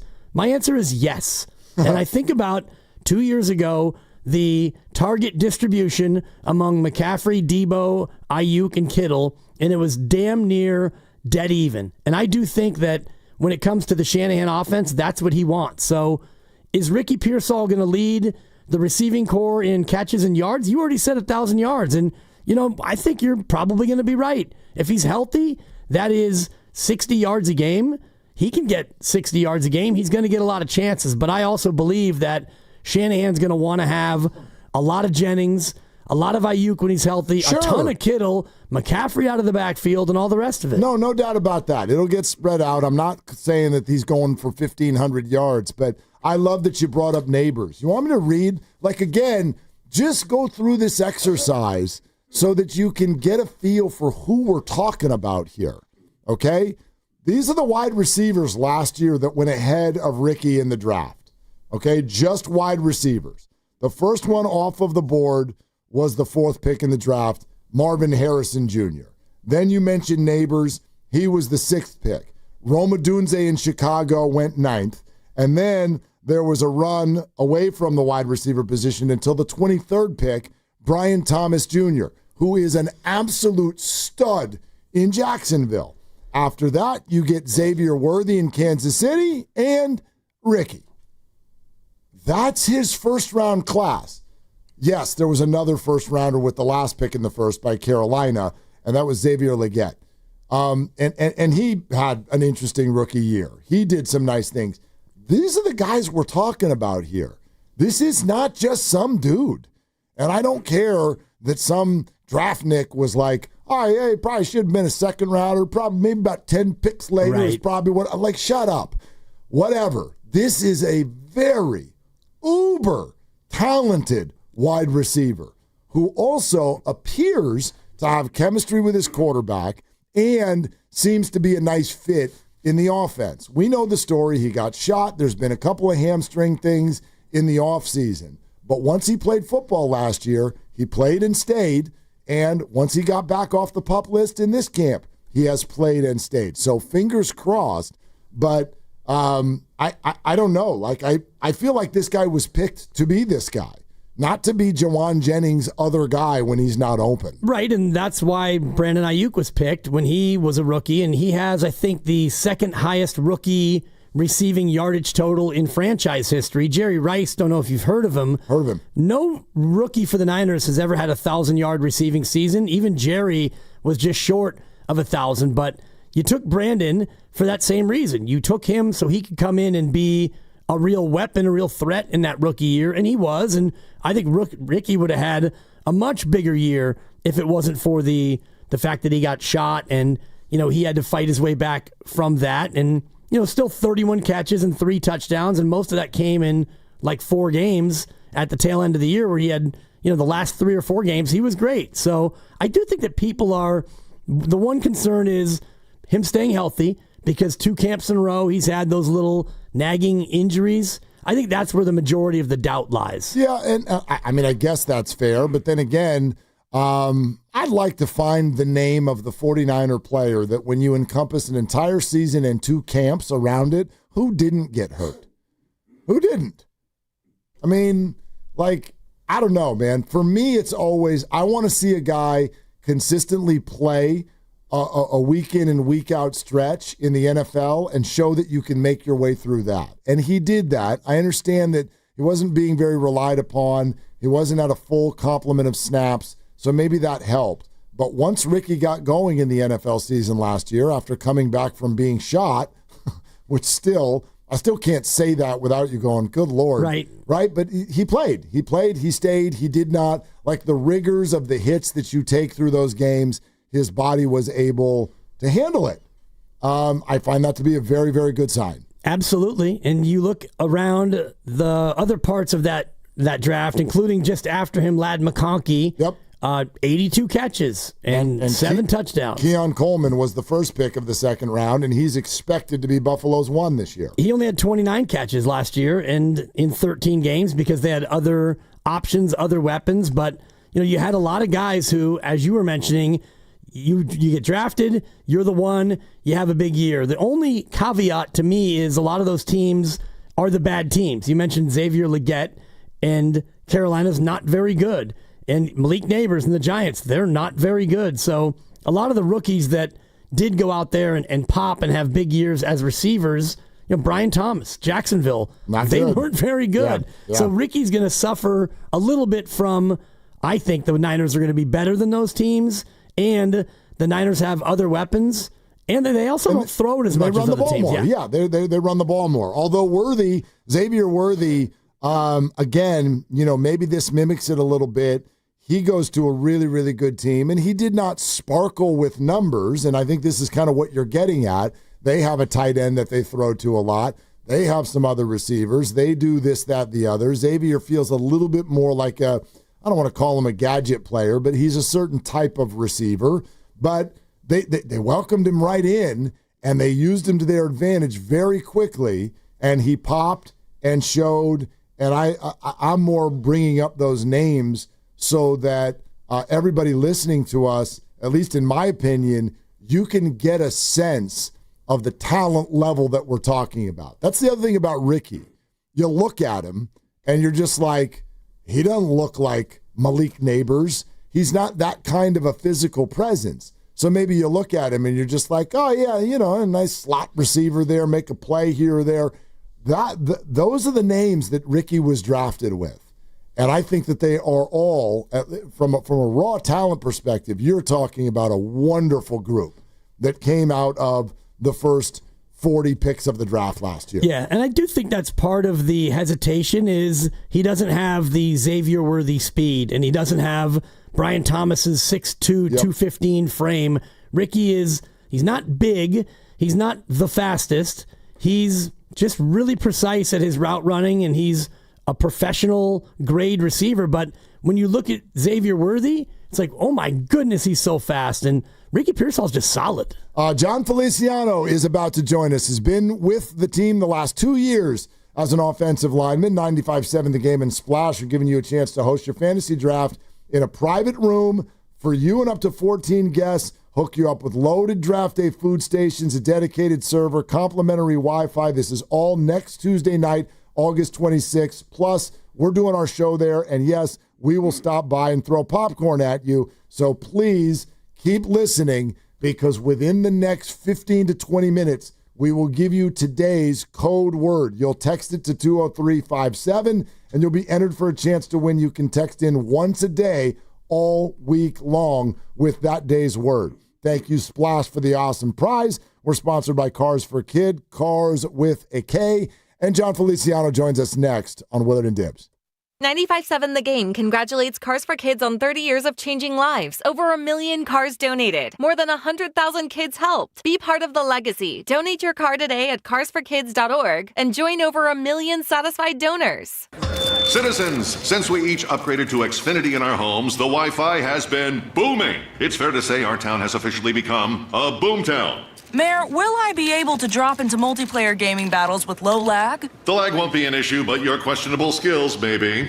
And what if I have hundreds of devices on the Wi-Fi? Purely hypothetical. Seems like a lot, but sure, hundreds of devices all booming together with the Xfinity Gateway.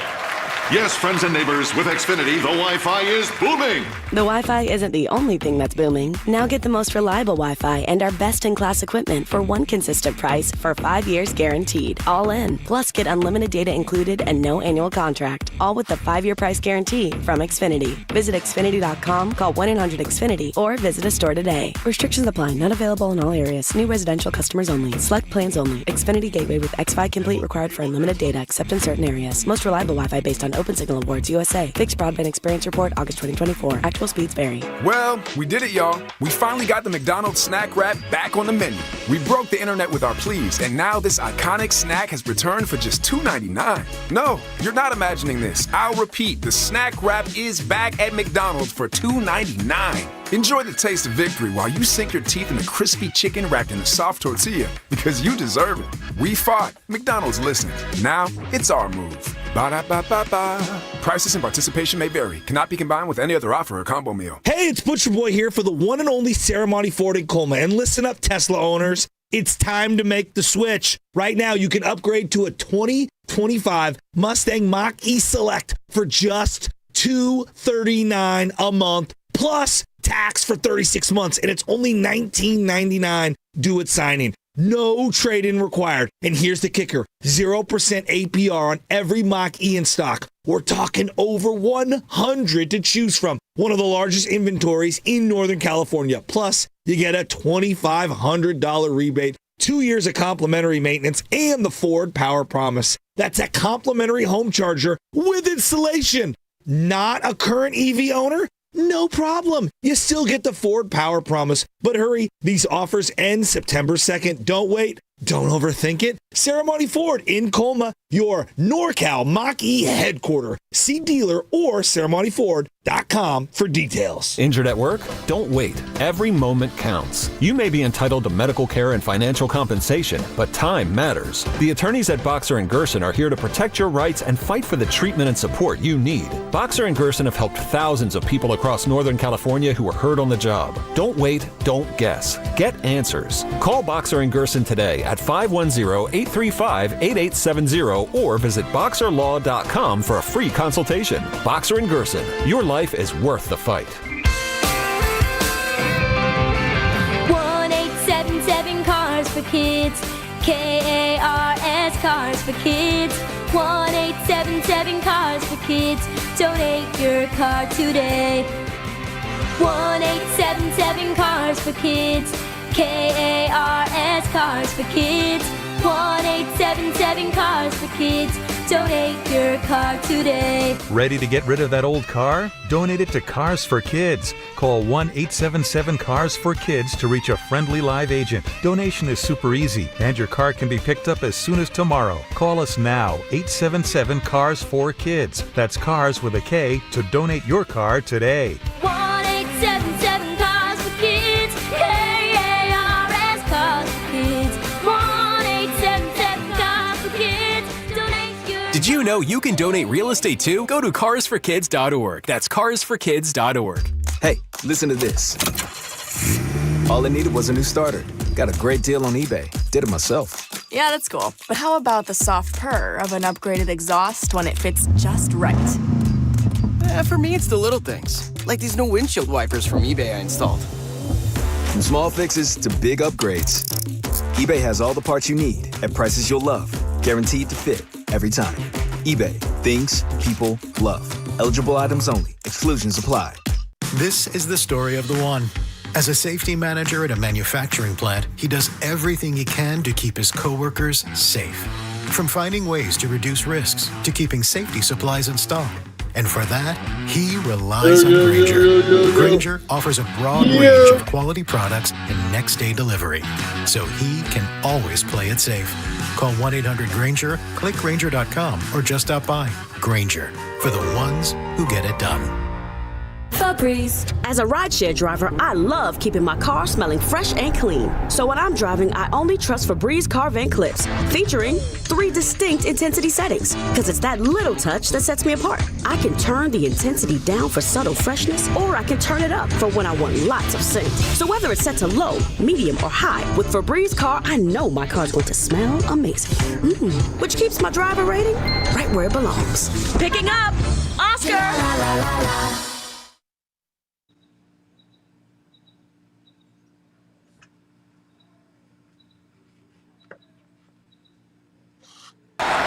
They're going to run behind him, and in for the touchdown is Jeff Wilson, signed on Sunday, the former 49er back again. And it is good to have the body rocker back in Jeff Wilson.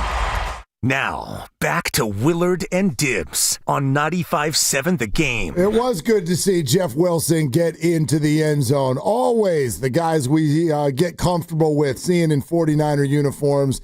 Good to see them out there. And then, hey, Dibs, good to connect with them on our show as well, which we're going to do right now on the River Islands guest line. He was with the 49ers as an offensive lineman for the last couple seasons, and he doesn't just join us on the radio show, but we can see him on YouTube as well if you guys want to hop over there and take a look at none other than John Feliciano, who joins us now on 95.7 The Game. Hey, John, how you doing? Hey, guys. I'm great. How y'all doing? We're doing fantastic. Doing great. Yeah, what are you up to, man? What's cooking? Just got home a little bit ago. I've been trying to get my farm going. I got a little farm out in Knoxville. Currently making a enclosed garden, so I've been getting my ass kicked out here. It's can I curse? Sorry, can I curse? No, but if okay. you do, yeah, if you do, our YouTube audience will love it if you do, though. Yeah, it's real hot out here in Knoxville, dude. So I've been getting baked in the sun, so it's been a fun few weeks here. Yeah, and fun for us out here as we all start to get ramped up for another NFL season. 49ers have some questions on the O-line we'll get to in a minute. But first, can we just look at last year? What happened to the squad to go from the Super Bowl to have a kind of a disappointing 6-11 year? Yeah, man, I think just, injuries obviously played a big role in that. And, I obviously see a lot of stuff online, and I'll tell you, it's not the stretching. I think it's just, that team has been deep in the playoffs for, many years. And it's kind of, I think last year was kind of like finally the dam broke and everyone was getting hurt. I'd love to dig into that a little bit there, John. When you say I see a lot of stuff online, what do you see people say about last year's 49ers that you think is inaccurate? Well, I was just touching on that new stuff that they're saying that they have a sucky strength coach and whatever. But DP, he does a great job out there. One of the best I've been around, and no one, at least not anywhere else I've been, prioritizes player health and is really on their business like DP out there. So, John, do I take from all of that you feel like last year was sort of circumstantial in some sort of a way, and you like the Niners' chances to bounce back this year? I don't want to put words in your mouth, but is that how you feel? I think they're gonna. They're in a great position to win the division. Obviously you got to go out there and do it. But man, you think about everyone coming back. Trent's gonna come back and be Trent like he always is. Christian's looking great. I'm super excited for Christian to go out and play. As soon as Christian loves. He's uber competitive, and I know all the doubt that people are having. I know he's not constantly on Instagram or Twitter, but you definitely feel that a little bit, and I can't wait to see what he does, because he'll probably have another year like he had in 23. Yeah, didn't play a ton last year, so he should be a little bit fresher. When you look back at last year and their inability to establish the run like they normally do, where would you pinpoint that as the reason beyond just not having CMC? Banks was hurt. He was dealing with some things all camp and all season. We lost Trent. I was out. Pooney was a rookie. He played very well as a rookie. But offensive line is a collective thing, and sometimes where you don't have the reps with the guy, things might look a little weird. I think this year I'm excited to watch what they do this year. John Feliciano is joining us on Willard Dibs 95.7 The Game on YouTube as well. John, of course, an offensive lineman with the team the last couple of years. John, I'm sure you hear this also. A lot of people will point to, and most of it was out of the 49ers' control, a lot of family things going on, but then some of it was all of the contract drama. To what level did last year's off season affect the season? Yeah, contracting that's a crappy situation. Obviously, you're behind your players and you want them to get all the money they can get. But usually it does affect people's playing, but I've never seen someone miss all training camp and come week one and ball out like Trent did. But probably, the injuries played a factor. That probably, missing training camp or not getting the same kind of reps that he gets to have, that probably hurt him a little bit. It's not as big as a distraction as you would think. But obviously you would like to have all your guys there. Less of a distraction, and perhaps it's more about the cohesiveness that you talked about. Is that the biggest reason to have, especially the offensive line, all in camp so you can start to get to know exactly how each other are going to play at all times? Yes, it makes more of a deal if it's a new line. Trent and Aaron played next to each other for, I guess, three or 4 years, whatever it was. So they're fine. But if you're going into a new team and you don't get to have those reps, that will really mess with you. Niners offensive lineman the last couple of years, John Feliciano, is with us on Willard and Dibs 95.7 The Game. John, you played for 4 teams in your career. How did you like playing for Kyle Shanahan? How would you describe that? I loved it, man. I would say he has the longest meetings I've ever been around, and it took me a second to get used to that. The first time I was like, Jesus, dude, you just want to keep talking, but then you put your ego aside, and you're like, oh shit, crap, I gotta stop cursing.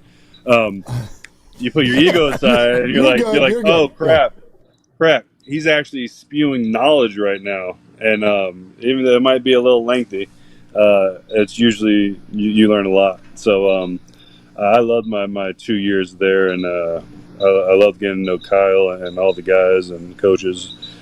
Chris Furster is one of the kind of guy. I love being in that room with him every day. And as an offensive lineman, we hear a lot about the intricacies of the Shanahan offense. Is it more difficult to be an offensive lineman in that system? It's very different. It definitely took me a little bit to get used to. From my past teams, we did a lot of pin and pull kind of things, or smash mouth duo, and double teams. And when I got over to San Francisco, the way we were doing things, I was just like, it was so foreign to me. And then it probably clicked the last week or two of training camp, and I was like, oh crap, like you can get so much movement by just running in this offense. And now I'm out here training guys in Knoxville, and I'm like, dude, just run off the ball. Just get I've totally flipped the way I think of offensive line play now, and it's been. I love going back to some of my other guys and talk about the way they do things, and it's just like watching people's heads spin. Like, it's very different, but you can see kind of the rest of the league is kind of switching to some of that Kyle Shanahan offense kind of things. Like, there's a whole bunch of disciples. Obviously, the Packers run that. The Lions they're a little bit more physical in their way they do it. The Dolphins, there's a lot of the NFL is moving towards that kind of offense. Nice pivot. You're getting used to using the word crap, John. That's good. we like that. Hey, but speaking I got of you. Only two beeps. Only 2 beeps so far. There's going to be no more. We're good. We set the over-under at 3.5. We're fine for the moment. But, no, I like when you talk about Kyle Shanahan and that offensive line, I don't even know if you know this, there was a lot of focus from the fan base about this year's offensive line, and I think people were thinking that in the draft especially, the Niners would do more to bolster that offensive line. And now Kyle is dealing a little bit with a perception that maybe he doesn't value enough the idea of really focusing on that offensive line. Do you buy that concept? No. I mean, Kyle understands the offensive line more than a lot of the coaches I've been around. I think they've really believed in Barch. I believe in Barch as well. Unfortunately, he's been banged up here recently. They have Zakel as a good backup interior guy. And Pooney, you can see Pooney took off last year. They obviously know when to pick guys. Pooney is he's going to be a very, very good player for a very long time. I know Colton gets killed a lot, but Colton's I believe, a really good right tackle. And Jake is people would always, obviously I saw the stuff on Twitter of, put John in center, blah, blah, blah. Listen, I'd much rather play guard in this system. I will play center if I have to, if Jake gets hurt. But I'm not trying to deal with all those moving parts and making the call every play. That's very stressful, and I enjoyed my time playing guard for that team. Trent Williams, 37 years old. I don't know how many more years he can do it, but how is he at this advanced age still able to get out there? And, you were talking about it. The movement needed in this offensive scheme is such that everyone's got to move. How is Trent able to still do it at this age? I don't know. It doesn't make sense. It doesn't make sense. That dude is still so dang fast. Like, I remember, so I was obviously hurt when he came back, but I was in the training or not the training room. I was in the weight room getting some conditioning in, and I remember looking over my shoulder, and it's Trent, and I was like, "Oh crap!" Well, first off, you look good. Like, well, you obviously been doing stuff, but we had a little conversation, and I've been using some of the things he told me to stay in shape and stay ready just in case something happens. But he is a Hall of Fame player. I know. I'm guessing he'll probably play till he's 40. I think he wants to be the first offensive lineman to do that. I think he plays until he doesn't want to play anymore. John Feliciano is with us here on Willard Dibs 95.7 The Game. You sort of touched on it there, John. Are you retired, or are you maybe not retired? I'm retired for about 28 teams. Oh, there's a handful of teams that I would love to come back to. Really, San Francisco is definitely number one. So I was just when I decided to retire back in February, it was just I think it was just an emotional response to just the year I had last year. It was really hard to sit out the whole year. You kind of feel just worthless going into work every day, just trying your hardest to get back. And then your team's losing, they can obviously use you at the point where it was like I think it was right before the Bills game. It was like they had to make the decision if they're going to move me up or down. And I mean, Kyle, John, and Firster, they're top-notch dudes, and they supported me every step that I had to take last year, and I would love nothing more than to make it up to them and come back and help it out. So what have they told you? Have they told you to stay, keep your phone on? I don't know. I'll let my agents handle that. I've talked to Firster here and there randomly throughout, just because, we got a great relationship. And to be honest, I just love messing with him. So I would call him just to talk crap and then hang up just to get him. And I love getting Fur, angry, to the part where he's not super angry, but tiptoeing and then kind of get out of Dodge. But, things happen throughout the season. People get hurt. And I'll be ready just in case. I love it. Gardening and working out sounds like the plan for John Feliciano right now. Dude, 80-pound cement bags are terrible. I've been having to move so many of those. But they keep you in shape, though, right? Yeah. Oh, yeah. That's kind of the old school workout. Hey, John, the talk today has been about the kicker, Jake Moody, who went 5 of 6. He's been much maligned in his short time with the 49ers. Is the kicker really that part of the team, or is the kicker and the punter, are they kind of off to the side when you get in the locker room? No. They're part of the team. Jake's a good dude, man. I wish the best for him. Obviously, he had some struggles, and I think we're going to be past that. It's all a mental thing with kicking. He has the leg, he has the power, the accuracy. So I'm all behind him, wishing him the best. John, I want to ask you about Brock Purdy and what your impressions were of playing alongside him and how you would put into words the misconceptions about him, if there are any.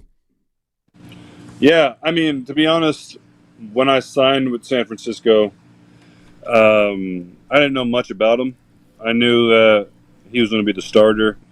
I knew he played well down the stretch. But, when I'm watching film, when I was on the Giants, when I was watching the film, we played likewise teams.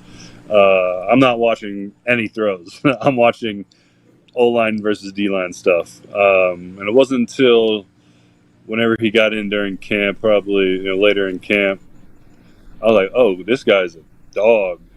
And, having the season he had last year and the year before, my 2 years I was with him, it's kind of like reminiscent of me being with Josh's second, third, and fourth year, Josh Allen.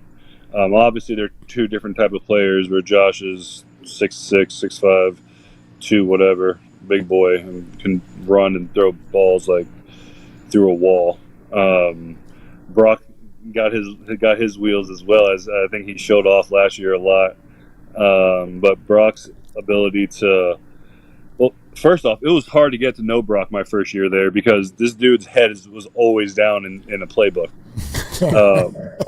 So I would have to mess with him, hey buddy, look up. He's just constantly looking down, studying, reading the scripts. But Brock's going to be a really good player for a very long time. I have him top 5 to 10 quarterbacks in the league.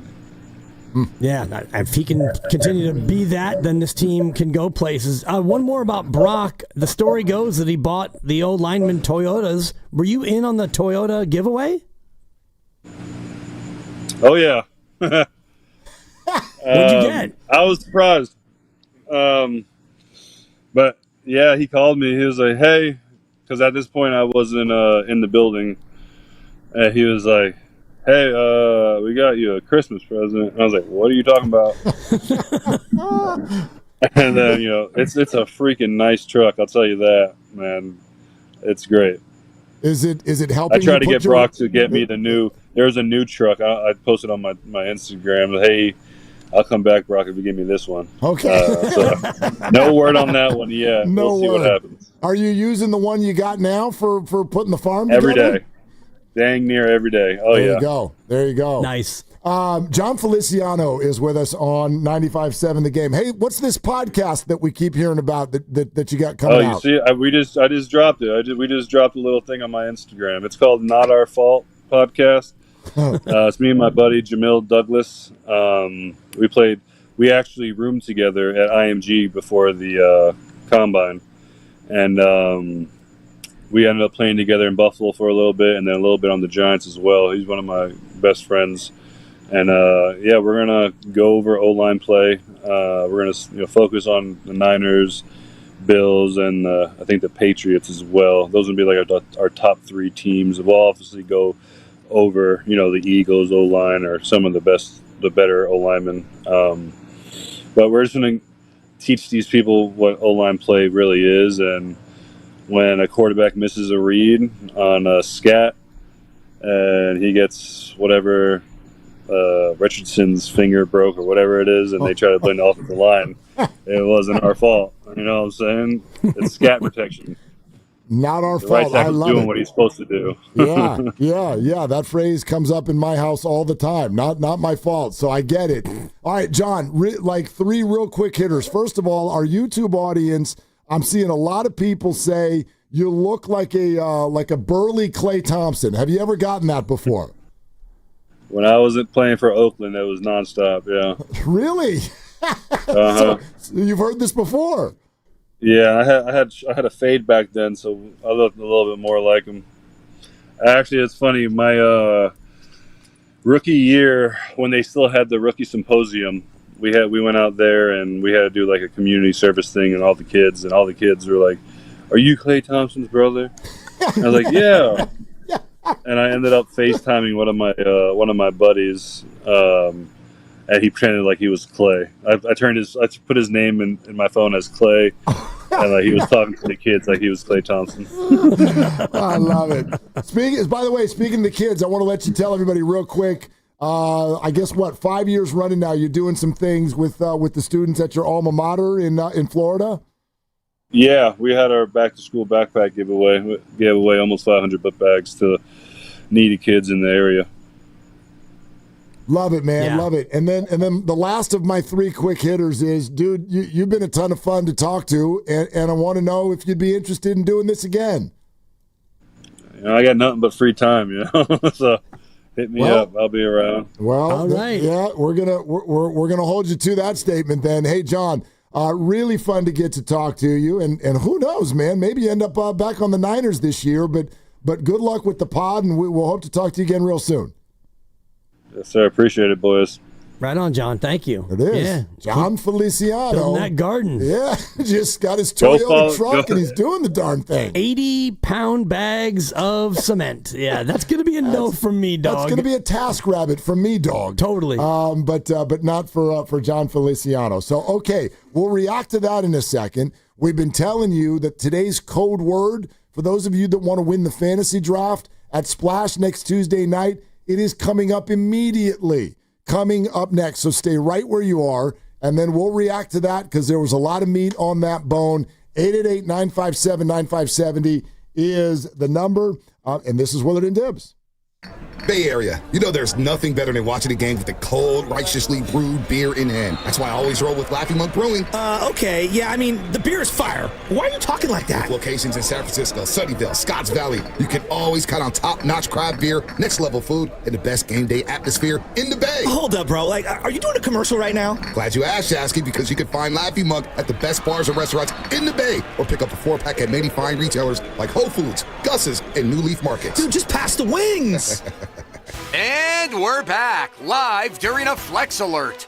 Dialed in on the thermostat. Oh, we're pre-cooling before 4 p.m., folks. And that's the end of the third. Time to set it back to 78 from 4 to 9 p.m. Clutch move by the home team. What's the game plan from here on out? Laundry? Not today. Dishwasher? Sidelined.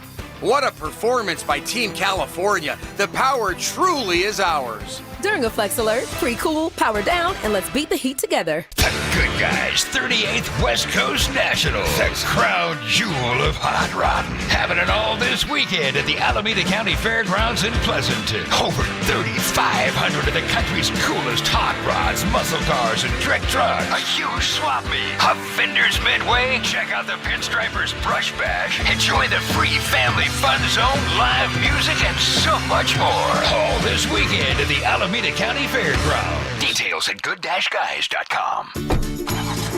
Before summer calls it quits, make memories in a Toyota built for adventure during Toyota's national sales event. Score big with fuel-efficient icons like the all-hybrid 51 MPG 2025 Camry or the versatile RAV4. Itching for a road trip? The all-new 4Runner's your passport to anywhere.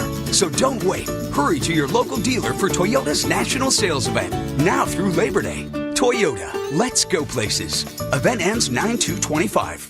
Coach, the energy out there felt different. What changed for the team today? It was the new game day scratchers from the California Lottery. Players, everything. Those games sent the team's energy through the roof. Are you saying it was the off-field play that made the difference on the field? Hey, a little play makes your day, and today, it made the game. That's all for now. Coach, one more question. Play the new Los Angeles Chargers, San Francisco 49ers, and Los Angeles Rams Scratchers from the California Lottery. A little play can make your day. Please play responsibly. Must be 18 years or older to purchase, play, or claim. If you have back-to-school shopping to do, then you should make Macy's your first stop. Because Macy's has back-to-school styles from brands like Nike and Jordan, must-have denim from Levi's and Good American, and now Macy's has Abercrombie Kids too. It's all in one place, all at great prices. And here's another reason to come in. If you're already at Macy's and you saved so much, you could stop by the fragrance counter and pick up something for yourself too. The best back-to-school styles are here now at Macy's. We finally switched to T-Mobile because with them, we can be connected here and there. ¡Listos todos! Estas son las mañanas. Now we just need to harmonize. Switch today. Get 4 Samsung Galaxy S25 phones with Galaxy AI. Plus, get 4 lines for just $25 per line. Visit a store, T-Mobile.com, or call 1-800-T-Mobile. 1-800-T-Mobile. For well-qualified customers with autopay plus taxes and fees and $35 per line connection charge. Minimum 4 lines on plan. Contact us if canceling lines. Plus $5 per line without autopay. Debit or bank account required. Visit T-Mobile.com. Come into Friedman's Appliance in Pleasant Hill and see an amazing selection of Sub-Zero, Wolf, and Cove appliances live and on display in one of the largest living kitchens in the country. And save with Full Suite Savings Event. With qualifying purchase, get 3 additional years of protection or qualify for a $1,000 rebate. For the largest selection of Sub-Zero, Wolf, and Cove appliances, visit the Living Kitchen at Friedman's Appliance in Pleasant Hill or at friedmansappliance.com. Hey there, cats and kittens. It's Brian from The Commercial Break, the mediocre comedy podcast where my best friend Chrissy and I attempt to make sense of the world. We talk about the absurd, the ridiculous, and the stuff no one asked for, like internet weirdos, pickup artists, and why everyone is obsessed with crystals and colonics. It's all gotta stop. The show is free, it's frequent, and it's probably not for everyone. You can go to tcbpodcast.com, subscribe at youtube.com/The Commercial Break, or check out the show wherever you listen to podcasts. We'll see you on the next Commercial Break, and best to you. I'm Bob Burke, founder and chairman of Burke America Parts Group, a family of brands that includes RepairClinic.com, an appliance and HVAC parts solution company that's grown into an international brand. Before AmericanEagle.com, we partially launched a new technology platform developed by another firm. American Eagle helped take our technology to a whole new level with digital marketing, software development, and business insights into our key markets, appliances, HVAC, and outdoor power equipment, and did so both on time and on budget. AmericanEagle.com has the resources, experience, and talent needed to produce solutions. Our new technology platform, developed by AmericanEagle.com, has produced tremendous results with higher traffic, conversion, engagement, and online revenue. If you have any home repairs you need to take care of, check us out at RepairClinic.com. If you need a world-class website or technology project, then I would highly recommend AmericanEagle.com. Call AmericanEagle.com at 773-NETWORK. That's AmericanEagle.com, 773-NETWORK.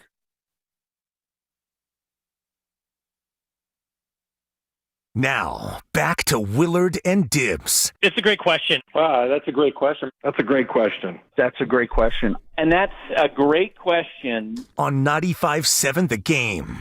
All right, all guests on 95.7 The Game appear on the River Islands guest line. Isn't it time for you to discover the islands? River Islands in Lathrop, moments away.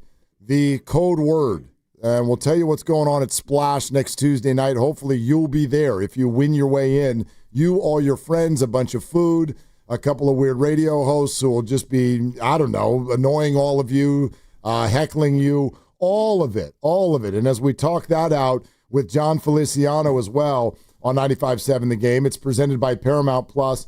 You can't count on much these days, but you can always count on Sundays with the NFL on CBS and Paramount Plus. Watch your local NFL game live every Sunday on CBS and Paramount Plus all season long. Visit ParamountPlus.com/NFL to get started. By the way, we're also brought to you by Fremont Bank. Here for you, here for good. What'd you think of John Feliciano on Willie and Dibby?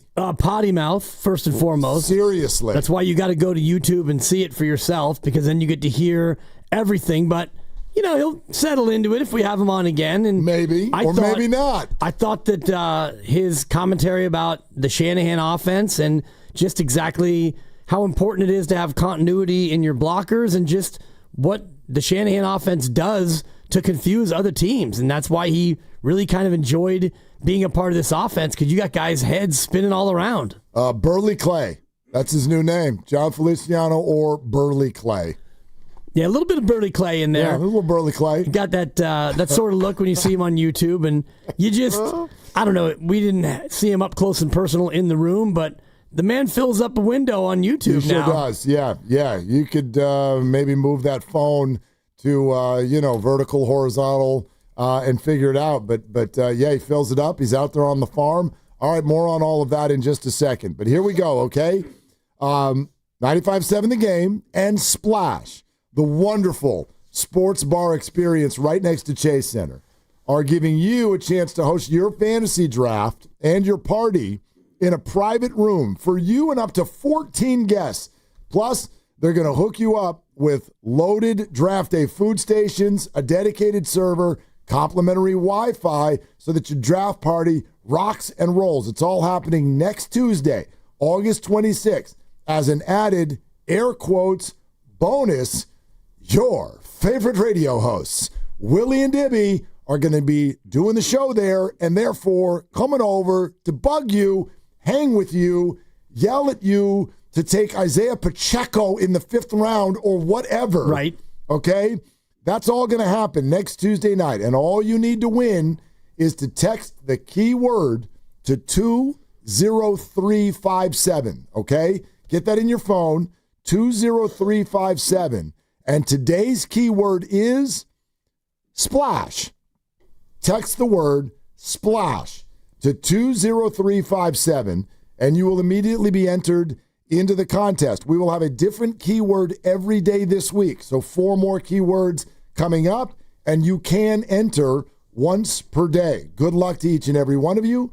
Thank you, Splash, for this awesome prize. Again, the keyword is splash to 20357. We're going to have a good time next Tuesday night. I cannot wait. We're going to have a good time. Just to be at Splash is always fun, to do a live show, and then to see somebody else draft kind of gets the juices flowing. I know you had your first of 5 drafts that you're going to do. We might be up to 5. It's at least 5. I don't know where it's going to end up. Yeah, you never know.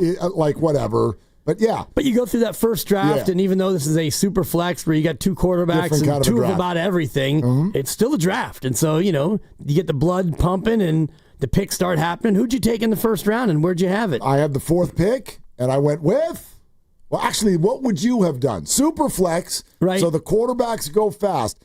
Pick number 1, actually can't even remember. I think Lamar, number 1.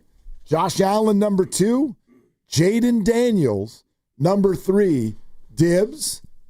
What would you do? Man, if I'm in that spot and you can't get any of those 3, number 4, I probably would pivot to a running back or receiver. Knowing that you need 2 quarterbacks, right? And you need 2 quarterbacks. I don't know who else. And remember, I don't want to get too in the weeds here, but this league does a 1-keeper system. Anybody from the previous year that you picked 6th round or later, you can have them. So I already had Bucky Irving in the 14th round. Okay, so I already had what I consider an RB1. I already had that in the hip pocket. So hot shot, what would you do? Well, considering the quarterback is so important in that league, I think that you went and took Joe Burrow. With the 4th pick. Well, Jalen Hurts is tempting, but the problem is they don't really throw the ball that much, or at least they didn't last year. Right. He runs it a bunch. They don't throw it a ton, at least they didn't last year. So, honestly, if I was in your spot, I probably would have pivoted and taken my favorite receiver, which take Jamar Chase. Jamar Chase? Yep. Yeah. So, my team name is Juju with Roosters. I'll explain that some other day. But Juju with Roosters with the 4th pick in the Cockamamie Superflex draft. Juju with Roosters selects Joe Burrow. Joe Burrow, okay. Cincinnati Bengals. There you go. I had it right the first time. Yeah, Joe Burrow is where I went. Jamar Chase went 5th. Jalen Hurts went 6th. So you had the right names that people were considering. I've had a lot of luck in that league, making sure that if you get a chance to get an elite QB, you do it. You do it. And I consider Joe the perfect fantasy quarterback, which is we good on offense and we suck on defense. Right. So we keep playing offense for 4.5 quarters. Perfect fantasy quarterback. So I was thrilled to get Joseph on the team. Yeah, he threw for almost 5,000 yards last year, and you would think that Cincinnati is going to be in the same spot again where – you're in a tough division where you're going to be behind a lot of teams and you're going to have to throw it. Exactly right. So that's the way it played out. But anyway, you're right. It was fun to just kind of wet the whistle and stare at the boards and see what other people are thinking and watch people make weird selections. Christian McCaffrey in this particular draft went 17th overall.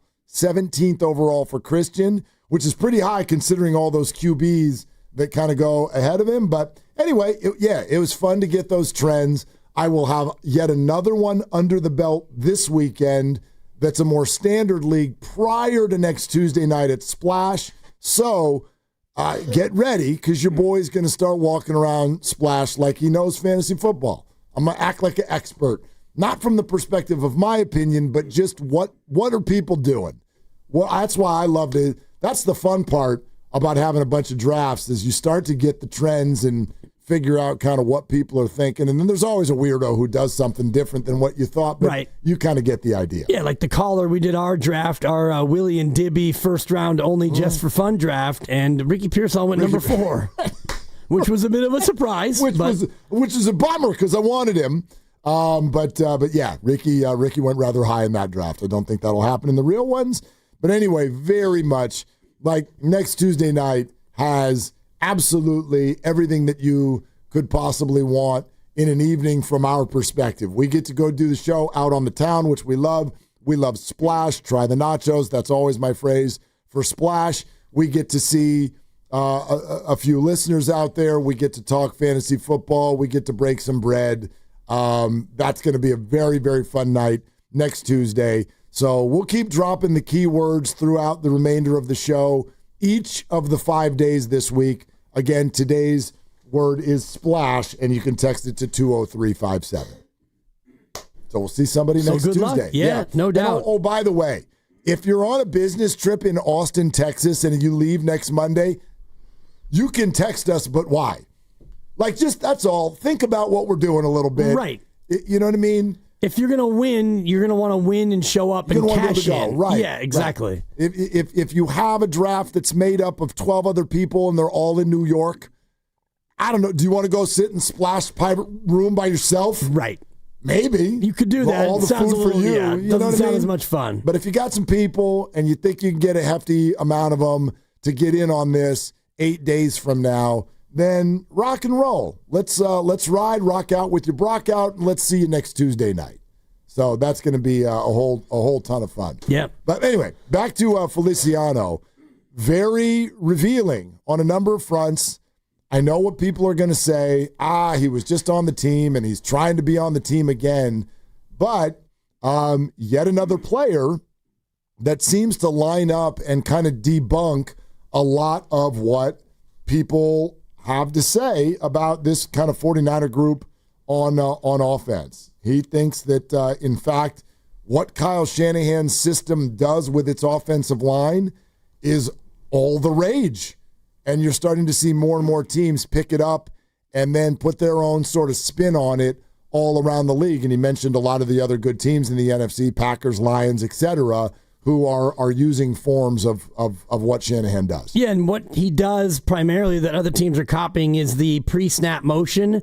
And I was looking at the Aaron Schatz Almanac and the preview, the free chapter that he gave out at FTN Fantasy/Almanac, and he was running down all these fun advanced stats that I love, one of which was the Niners use motion on 70% of their snaps, but that's not even tops in the NFL anymore. I think they had him at third, but 70% of all plays involve ghost motion or jet motion or all kinds of different motions, and I think that's partly what John was talking about. Yeah, absolutely. And then, my gosh, glowing things to say about Brock Purdy for anybody who cares.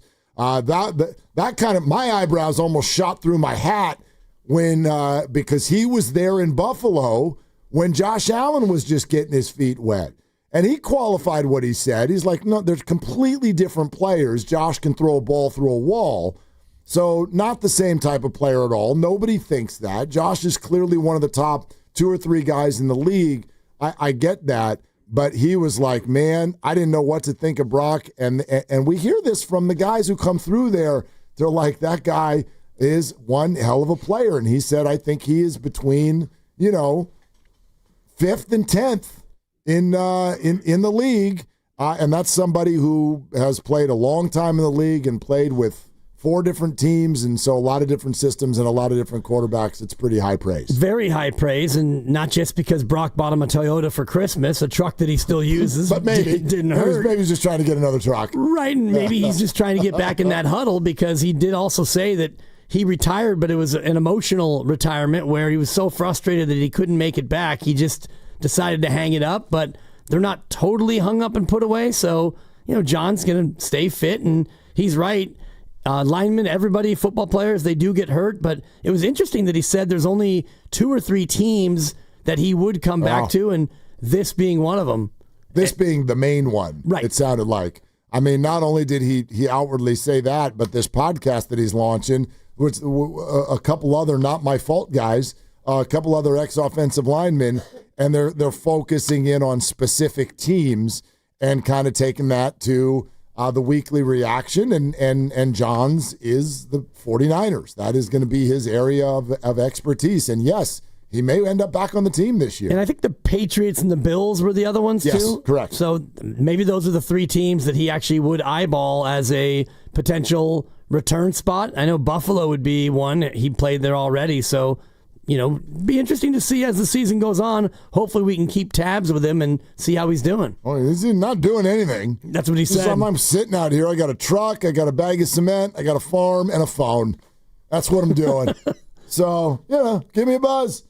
All right, you're listening to 95.7 The Game, KGMZ FM and HD1 San Francisco and Odyssey Sports Station, and the home of the Golden State Warriors and Valkyries, always live on the free Odyssey app, coming to you live from the Laughing Monk Studios. There is something else Niner-related I want to get to.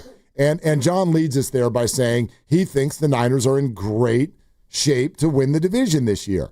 I happen to agree with him. We've had others come on the air. Bucky Brooks comes to mind.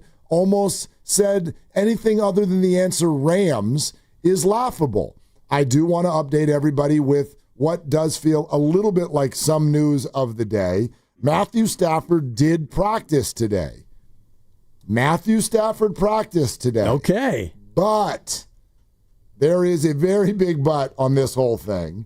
And after the practice, Sean McVay even said, look, this is a very fluid situation.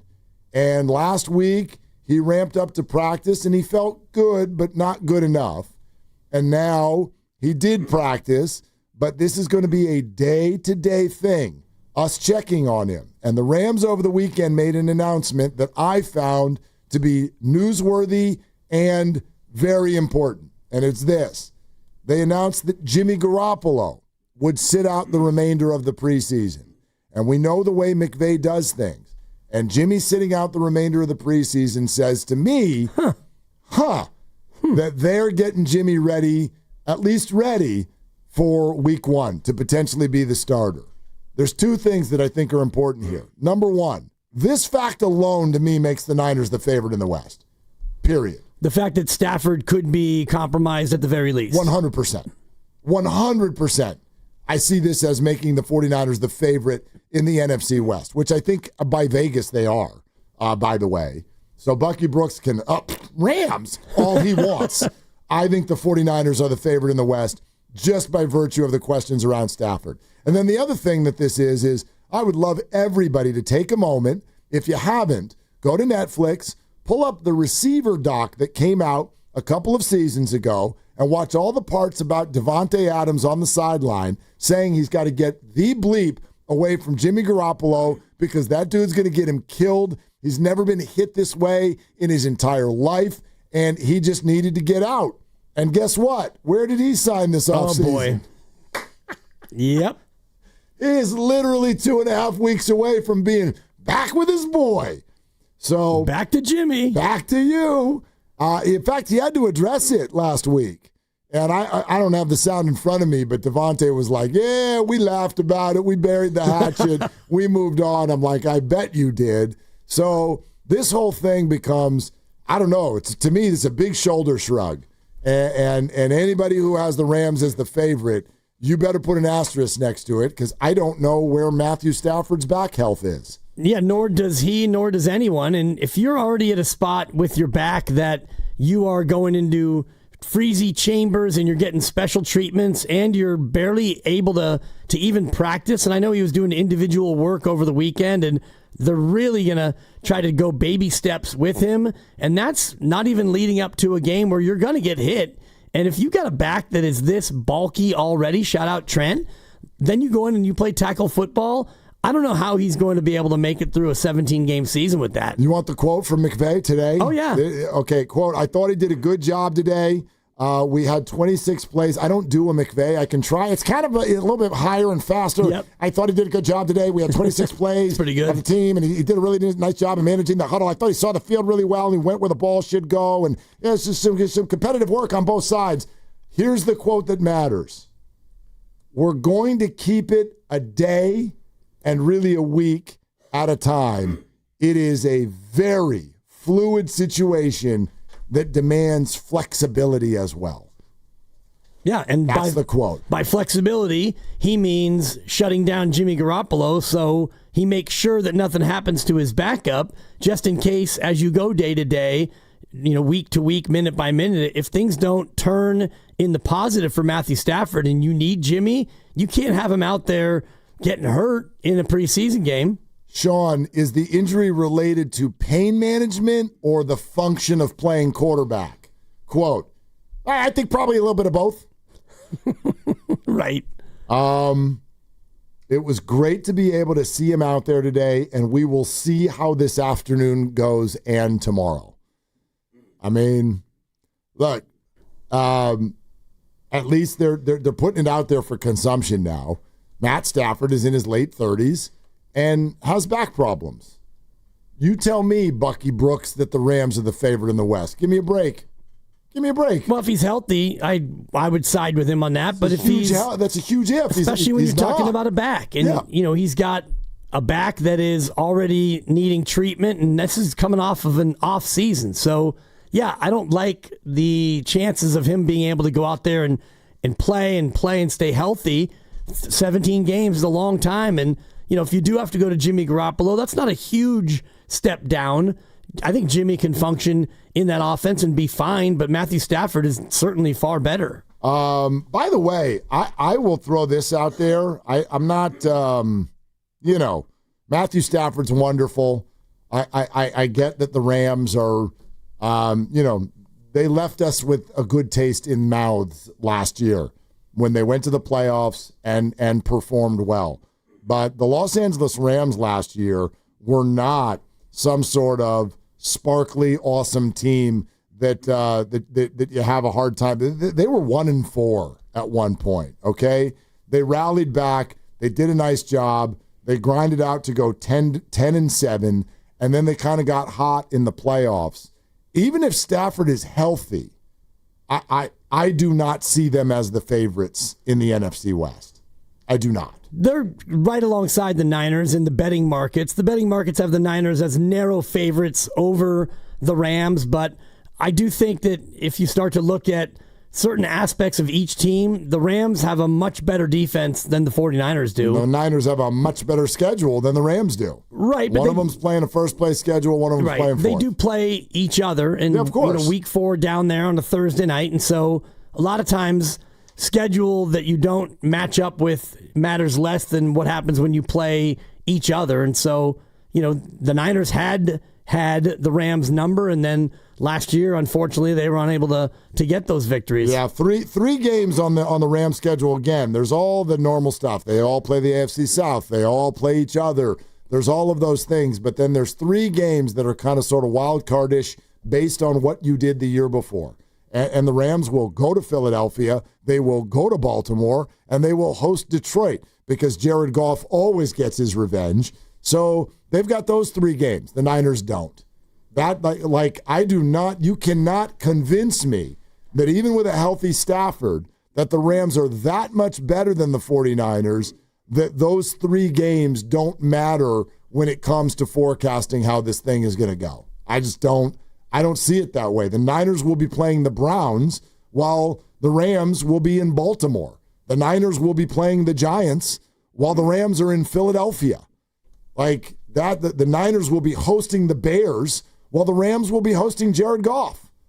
That's a humongous advantage. It's a big advantage, no doubt. And, those 3 games for the Niners are, you mentioned the Giants and Cleveland, and, those are teams, Chicago, those are teams that Chicago's going to be better, but you still should be able to handle it. And they do go to Tennessee and then to Philly the next week. So that's a lot of travel if you go back and forth. You open with Houston. The Rams have Houston at home. Great defense, by the way. I mean, that's an interesting football game. No pushover. Nope. And then at Tennessee, at Philly is the way it starts for the Rams. And you mentioned it before, last year, 1-4 start. Not a great start, and they still were able to win 9 of their final 12 and make the playoffs. So maybe it's a case where Stafford needs a month to get the back right, and you start out slow again. No, it's a good team, but I don't see it as a great team.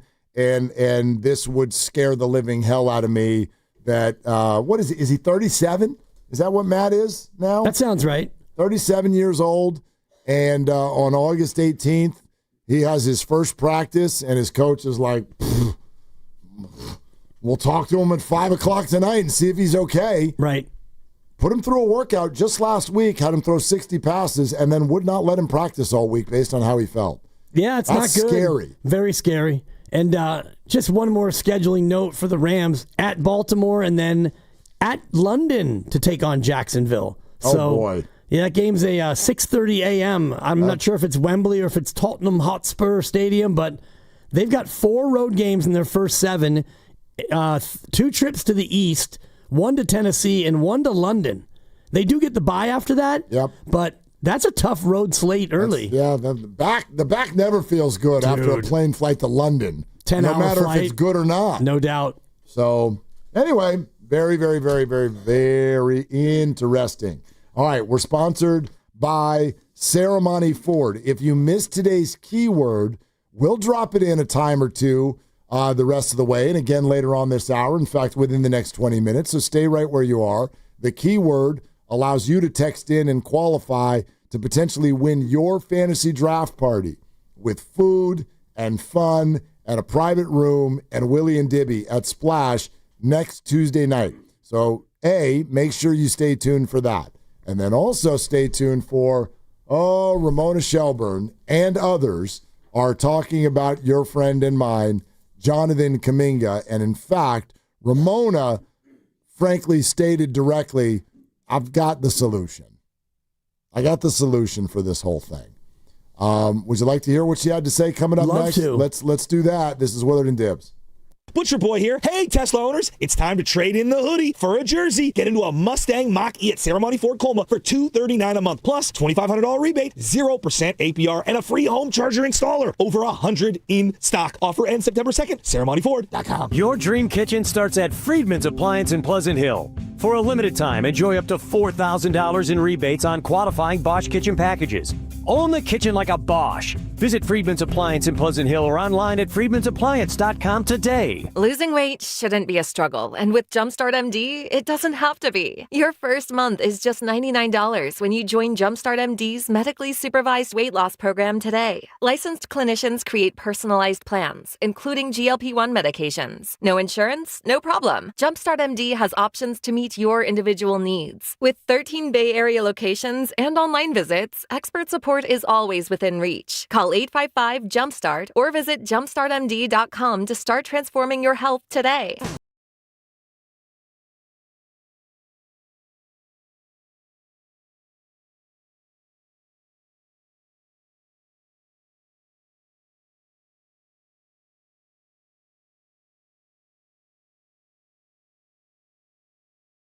Directions, texting Janine and shipping, on us.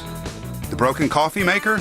That one's still on you, which means you'll save hundreds for your business and get the fastest mobile service with 5G cellular and Wi-Fi hotspots on us. But hurry, this deal won't last long. Get a mobile plan and free up the budget to maybe, I don't know, fix that coffee maker? Get mobile on us for 1 year, you guessed it, on us. Comcast Business, powering possibilities. Ends 9/22/25. Restrictions apply. New mobile customers only with internet standard service or above. Limited to value of 1 unlimited intra-line apply via 12 monthly internet bill credits. 1 discount per account. Fastest mobile based on mobile Wi-Fi and cellular data in service areas. Ookla Speed Test Intelligence 2H24. Well, we did it, y'all. We finally got the McDonald's snack wrap back on the menu. We broke the internet with our pleas, and now this iconic snack has returned for just $2.99. No, you're not imagining this. I'll repeat, the snack wrap is back at McDonald's for $2.99. Enjoy the taste of victory while you sink your teeth in a crispy chicken wrapped in a soft tortilla, because you deserve it. We fought. McDonald's listened. Now, it's our move. Ba-da-ba-ba-ba. Prices and participation may vary. Cannot be combined with any other offer or combo meal. Neuropathy is a debilitating condition that is sometimes misdiagnosed. Symptoms can include pain, numbness, and tingling in your hands, legs, and feet. Neuropathy is a progressive condition that only worsens unless you get effective treatment. SF Bay Wellness is a leader in neuropathy reversal and uses FDA-cleared, non-invasive electric cell therapy to restore nerve function with no injections, no drugs, and no surgery. The treatments have a 95% success rate. If distance is a factor, ask about our virtual consultation option. Call SF Bay Wellness at 844-94-NERVE for the $99 neuropathy evaluation and receive a personal treatment plan that is tailored to your needs. Don't wait another day. Call 844-94-NERVE. That's 844-94-NERVE. Why keep suffering with the painful symptoms of neuropathy? You deserve to live a pain-free life. Start getting the treatment you need for your neuropathy symptoms. Call today. At Star One, we make saving simple because everything we do is in your best interest. That's why we provide super simple products with the best rates possible, like our savings account, which we have increased to pay an outstanding return at 3.35% annual percentage yield. That's way above the market average. Apply today at starone.org. Star One Credit Union. In your best interest. Federally insured by NCUA. Rate current as of August 1st, 2025 and is subject to change. $50 minimum deposit to open account and earn APY. Let's go! You're still glowing, flirting, grooving. You still got it. But your immune system weakens as you age, making it harder to fight flu, pneumococcal pneumonia, RSV, and COVID-19. Vaccines are a key part of any health routine and help strengthen your immune response. Ask your doctor or pharmacist which vaccines you need. Schedule in minutes at vaxassist.com. Sponsored by Pfizer. Febreze. As a rideshare driver, I love keeping my car smelling fresh and clean. So when I'm driving, I only trust Febreze car vent clips, featuring 3 distinct intensity settings, because it's that little touch that sets me apart. I can turn the intensity down for subtle freshness, or I can turn it up for when I want lots of scent. So whether it's set to low, medium, or high, with Febreze car, I know my car's going to smell amazing. Which keeps my driver rating right where it belongs. Picking up Oscar! This is the story of the one. As a lineman, he does whatever it takes to keep the power on in his community. And he wants a partner like Grainger who does the same. Grainger offers the professional-grade products he needs, from voltage detectors to harnesses to hard hats, plus fast, dependable delivery, so he can rise to every challenge. Call 1-800-GRANGER, click Grainger.com, or just stop by. Grainger, for the ones who get it done. San Francisco upper 60s, San Jose low 80s, more tomorrow. Weather brought to you by Staples. Have you heard? The Staples Easy button is back with even more easy. Press it for custom prints, shipping services, even passport photos. Staples. That was easy.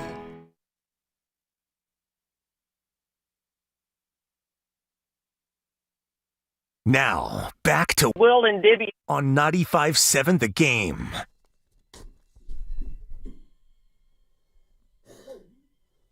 Hold up. I want to do this Ramona stuff. Let's talk a little Jonathan. All right.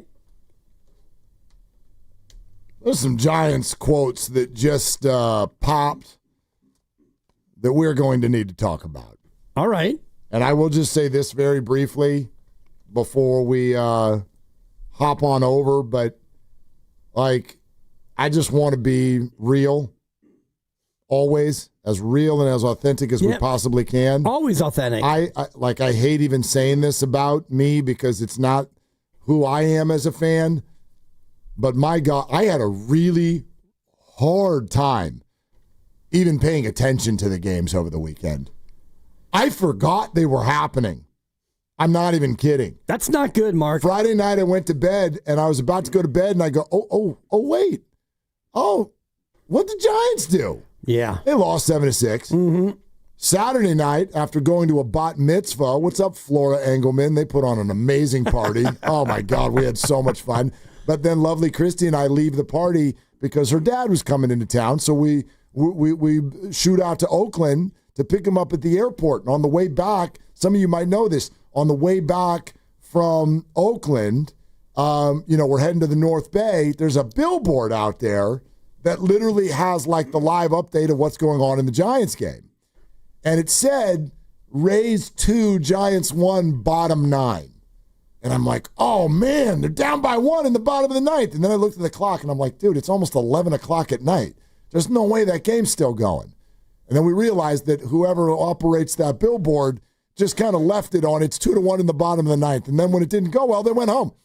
So Giants lost. That's how I found out that they lost 2-1. The billboard operator is also having a hard time paying attention to the team. That's my takeaway. Exactly. Sunday, I was a little bit tapped in. We're out on the golf course. Okay, Logie's firing. Good job, Logan. Giants win. That's how I reacted to the Giants weekend. And that's not how I do Giants baseball. No. I was out, dog. Yeah, no doubt. Out. Yeah, Friday I got home and, you listen to a little bit of it in the car and you get home and you start watching. Although Friday I actually made it home for first pitch because it's that 7:05. Yep, and so able to get there. It was my birthday and my daughter was asleep. So the birthday party was kind of just my wife and I staring at each other. Never wake a sleeping baby. Oh, okay. So you put the game on, and it's like, okay, they're down 1-0, whatever, and you do what you do, and maybe I blew out the candle and start cleaning up a little bit of the kitchen. You turn back around at 7-0. It's like, what? Wait, what the? What? What just happened? Yeah, Drew Gilbert. He hit his first major league big fly. Yeah, so I'm kind of with you on it's a little bit tough to yak in. Even tonight, they're taking on the Padres, first of 4. This should be a really, really big deal. This should be a big deal. And it's getting the first mention at 4:21. It's not a big deal. It's not. Right. And I'm not, not giving up Giants fandom. I'm just having a hard time being excited about these games. Like when you live life like many of us do, where you're being pulled in a lot of directions. You have family, you have responsibilities, you have work, whatever. Like, you start to realize, I tuck these games into things. Like, I choose these games over other things. And now I'm choosing other things over these games. That's the way I would say it. The U.S. Amateur over the weekend. Like, I spent a lot of time watching your guy, Niall from Mill Valley. Niall Donegan. Dude. Great effort, great run. Saw him out there at Mill Valley Golf Course yesterday. Pretty fun. And it was nice to see him just with a T-shirt and shorts and relaxed. Because that's a lot of energy. But for those of you who followed it, yeah, man, he made it to the Final Four, and he got beat on the last hole in the semifinals, which is a little bit of a heartbreak. It's a lot of heartbreak. Big time. Like that, if you even just make it to the final, you're automatically into the Masters and the U.S. Open. And so he came one putt short of qualifying for Augusta. Yeah. For crying out loud. But he's only 20. He's 20 years old, dude. And to He's got your a huge point, future like, ahead of him. So I'm interested in that. And I was watching a little bit of the Little League World Series because I'm into that as well. And I tried to put the Giants game on, but it was a night game. I was like, what are we doing? Saturday night game. Yeah. Well, Saturday Go night, ahead. brother. Night it up. Saturday night. All right, so here's our friend Momo. This is on NBA Today on ESPN, and apparently Ramona has the solution to Jonathan Kaminga and the Warriors and their standoff. I think he's going to be on the Warriors, and the only question is how much are they paying him? I think there's an easy solution here, which is that the Warriors give him an extra year. It'll be like a 2+1 where he has a little more control over his career, it's a little more guaranteed money. And I do think the Warriors see him as somebody who's, if he wants to call it a building block, I don't know if I would call it that, but somebody they want around for a long time because they have 35-year-olds on their team. And I know the owner, Joe Lacob, has told him this. That he loves Jonathan Kaminga. He's the reason that they have never included him in trades because they see the potential in him.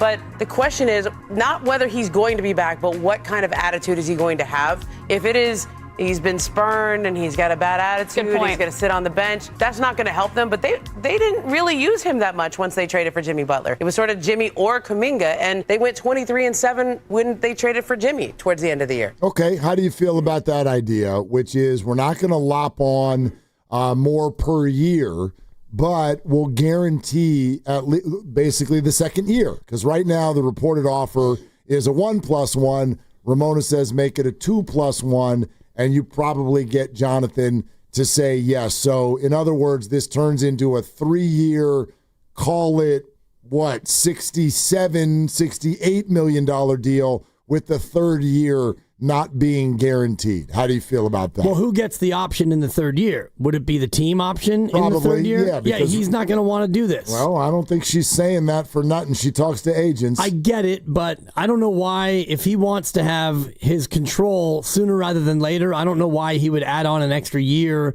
just to get guaranteed money to be a Golden State Warrior. It's a lot of money. I understand that. You're now turning that $8 million qualifying offer guarantee into $45. That's a lot that's $37 million. It is, and that's it's 2 years of being somewhere where you feel like they're holding you down and you're not able to play the way you want to play. I'm not disputing the money aspect of it, and I don't honestly know what Kaminga's motivation is. You saw some reports earlier that he fancies himself as, Cade Cunningham level and Scotty Barnes level, and that's what he wanted when he was eligible for the rookie max, and he didn't get that. And so now here we are looking at a qualifying offer for 7.9. So I do think as we get closer to the deadline, which would be October essentially, you get to that deadline and his tune may change. And like you're saying, if he gets 2 years guaranteed and a third year, which is an option, so you get $45 million guaranteed, but you got to be a Warrior and you give up your ability to control your future. Yeah, maybe you get to that point and you realize, 45 that's a nice chunk of change. A lot of money. I have thought all along that they're going to make it work, and I still think that they can make it work. Well, here's my question, and this is why what she says is not a solution. It's maybe the next step, but it's not a solution because they even ended the conversation by questioning what Jonathan's attitude would be when he gets here. So when you say, and I'll agree with you to a point, when you say, they'll work it out, the contract is not working it out. That's not working it out. That's step one. My concern all along has had nothing to do with money. I honestly have arrived at a point where if you're just talking about the player or the money aspect, I don't even care. Why would I care? If Jonathan can be on the team, be on the team. If he's on another team, be on another team. But wherever you are you ready to be happy to be there? Number one. And number two, are you ready to do what that team asks you to do? That's my only question here. Maybe he will get to cook with the Warriors. Maybe Jimmy will get hurt and miss 60 games. And everything will just be perfect because Jonathan will get his 23 a night.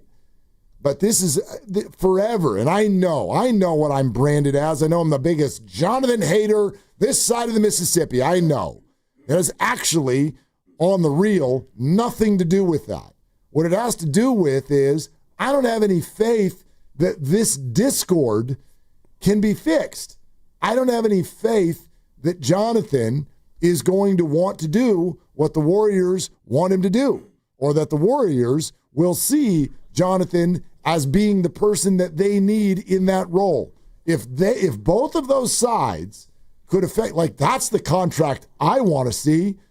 I want a 3-year, I'll do what you say as long and you play me contract. That's what I want. That I would sign up for right now. Right, and I don't know if that is completely out of the question, but seems like it right now. Well, and it depends on what he really wants to do first and foremost with the most passion. If it is to go out there and play 30, 32 minutes a night and shoot whenever he wants to shoot and attack the basket and go out there and cook, well, like you always say, that job is not available here. So the Warriors want him to cook at times when it's your turn to cook, sure, but rebound, defend, hustle, make the smart play, do all of the little things that lead to winning basketball. And if Kaminga doesn't want to do that, or he's not able to, and the Warriors aren't able to or don't want to allow him to go out there and do what he wants to do, then it doesn't matter to me if you're going to add on an extra year. That just tells me that, if he takes that deal that Ramona's laying out, 2 plus a team option, well, then maybe the money's more important than him being able to cook, because he's not going to be able to cook like he wants here. The money is always more important, number one. But number two, you got to remember there's no other option. There's no other option. Well, the option is to take the qualifying offer and then you're out of here in a year. Not a good That's option. an option. But it's not a good an one. option. Yeah, but it's so nuclear that, A, you're leaving now in this scenario. You're leaving almost $40 million on the table. That's number one. And number two, you're also then, I think, showing up with middle fingers up in the air. And then how much are you going to play? And then what position are you putting yourself in for a free agent contract next year? And what do the Warriors do this year while everybody is all in disagreement about it? That's my issue. My issue is I just would like everyone to be on the same page. And I know there's no way to contractually guarantee stuff like that. But that's my conversation for Jonathan. Jonathan, you want another year? Cool. Do you promise not to call Shams if we have a night that you don't like? If it's only 18 minutes, are we on Twitter after the game? That's the kind of stuff that I'm like, there's no room for this. There's no room for this. You're not the coach. And you can disagree and you have half of this city on your side. That's fine. But at the end of the day, you're not the coach. You're also not the star. You're not. You have not achieved these things in this league. That's not the position you're in. Y'all have a very healthy retort with regard to the idea that the Warriors have held him down incorrectly. That's fine. But the bottom line for me is the bottom line. You're not the coach. You're not the star. So you're not in charge. That's it. And either you play under those guidelines or then no deal. Well, he has played under those guidelines. I don't think that you're accurately portraying what he's been for 4 years. Whether or not he and his camp reached out to Shams one time a tweet came out. This is not somebody who is... That's not true. That's the only tweet you have. All the summer one time, long they've been flying reporters back and forth to Cleveland. negotiation. This is a back and forth. This is garden variety negotiating. This is not the regular season. Kaminga never took himself out of a game. No, he didn't go into pout mode. He didn't spend a whole season like Jordan Poole trying to go to the hoop every time he got the ball because he wanted to play his way in. He wanted to play the way that he wanted to play. I think the Warriors would disagree with that last sentence. The first two, you're absolutely right. Jonathan has been an awesome soldier. He has not made waves. All of those things true. Has he conducted himself in an X's and O's way, the way that they've asked him to? I'd argue no. I don't believe the Warriors... Well, they would probably say that he's not doing everything that they ask him to do, but that is... I mean, it's been 4 years, and I don't think that he, other than a couple of instances we can remember where he kind of didn't go after rebounds because maybe he didn't feel like pursuing the basketball, but he's out there playing when he's allowed to play. He plays hard. He may not play the way they want him to play, but I don't think it's fair to portray him as a malcontent or somebody who doesn't give the effort. I'm not calling it out effort. I'm not calling him a malcontent. I'm saying you're not the coach. You're not in charge. Of course, nobody's the coach. We are asking you to do these things on the court when you're playing, and they believe, and this is not me making this up, they believe that has not usually been handled correctly. It doesn't happen as often as they would like, which is why they give him DNPs in the most important games. They're not doing it to be mean. Of course. So if you're Kaminga, I come back to this then. If he has a difference of opinion over the way he's handled, and I believe that he does, then why would you sign up for 2 and a third-year option? That's a fair question. Because yes, the money, but if you're Kaminga, you're thinking, after I play 1 year here, I'm good enough and young enough, someone's going to pay me, and then I'll be able to show you exactly who I am. So I don't think that he's leaving any money on the table necessarily, unless he plays on the qualifying offer and he doesn't get any real offer out there. It's risky. Or snaps his leg. I mean, I do think players think that got way. Dark. Well, I mean, look, that's how you have to think, isn't it? You know what I mean? I do think, to your point, if all that's guaranteed in this current offer is $22 million, then it does make it easier to take 8. But if you guarantee 45, that gets pretty brazen to still take 8. And I don't think he would do that. It depends on how badly you want to play somewhere else. And if you're looking at 2 years and a team option, you're looking at 3 years. So for sure, it's 2 years and $45 million, 2 seasons of, do I get to play today, Steve? Do I get to play? Do I get to shoot today, Steve? Am I going to be allowed to maybe get the ha-ha? Or do I have to wait for Jimmy to stub his toe I don't know. before I get to play? Are you going to rebound? Oh, he rebounds, but not as much as they'd like. Okay. Well, then that's why there's always a middle ground. I totally understand. There's a middle ground. And the middle ground involves Kaminga having to do things maybe that he doesn't want to do as much as he wants to go out there and be the man. Right. And those are the reports we heard, that he wants to be able to go out there and ball and show everyone what a good player he can be. And he won't be able to do that here. So is it $45 million? Is that enough of a carrot to spend 2 more years and give up control of your future so that you can be a guy who doesn't play in the highest leverage games? I totally get your concept, but what's absent here is another option. He doesn't have an option.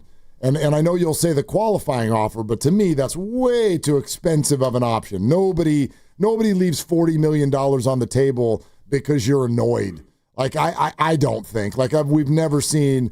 I don't know that there's precedent for that. So I would be very surprised. I think Nerlens Noel left that money or more on the table. And it didn't go well. No, it didn't. And I also think, and you know that we know her well. Very well. Ramona is not saying this as I woke up with an idea. Ramona is speaking to Jonathan's agent. Ramona is speaking to Mike Dunleavy. Ramona is speaking to these people, and she believes that is what would get it done. And so she's probably right.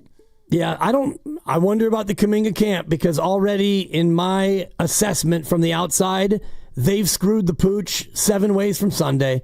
They asked for too much when he had a rookie extension that was possible. They should have settled it then. And since then, I think that his agency has made mistake after mistake in how they've handled it and what they could have gotten and all the rest of it. And now you're sitting here in mid-August. We're getting into late August, and he's got no resolution, and his client may be anchoring himself, tethering himself to the team that he clearly doesn't want to be on for 3 more years, when this all could have been handled a year ago. A year ago, you could have reached a reasonable negotiation with the Warriors, and they would have traded him by now. I think that what's actually happening here, again, this is just a hypothetical, but what's actually happening here, you're right, you do cede some control, but you can't have control right away. You could have it a year from now. That's a long time. A lot of things can happen.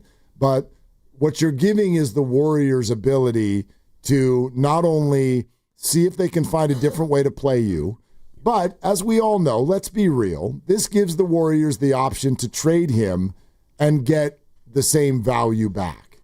And therefore, they can trade him wherever they want to trade him.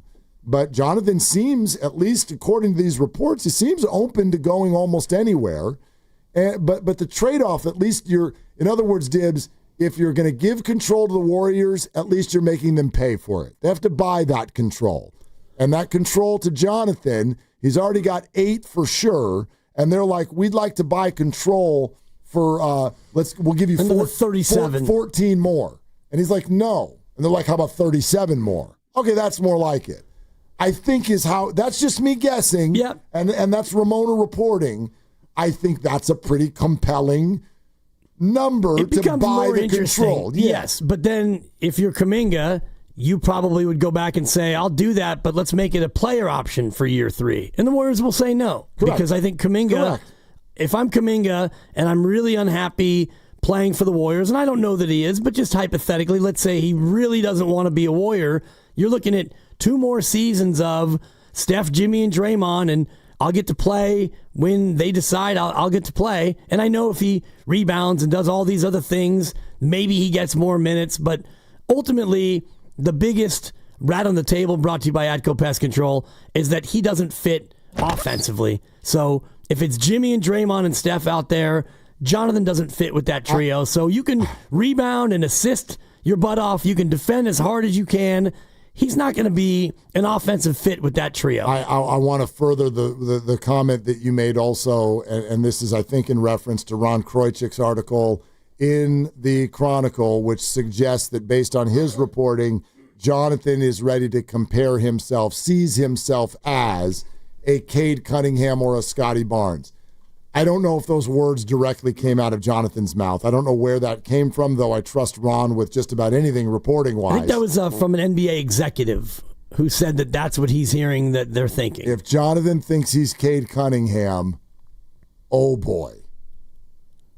Jonathan is not Cade Cunningham. No, I agree. And holy hell. Well, and again, we've been through this so many times. His fellow draft class mates and what they got, and a bunch of them who are better and who've had a chance to be better, they got the max. And even Jalen Green, he got 3 years and $105 million or so, and he's since been traded. So that's where I look at his agent and say, y'all missed the boat, because there was probably a contract out there after year 3 that was still going to be bigger than what they're having to face right now. Maybe. I mean, from what I've heard, those conversations with the last offseason never, and you could make the case that you're making easily, but they never got down the road to an official offer.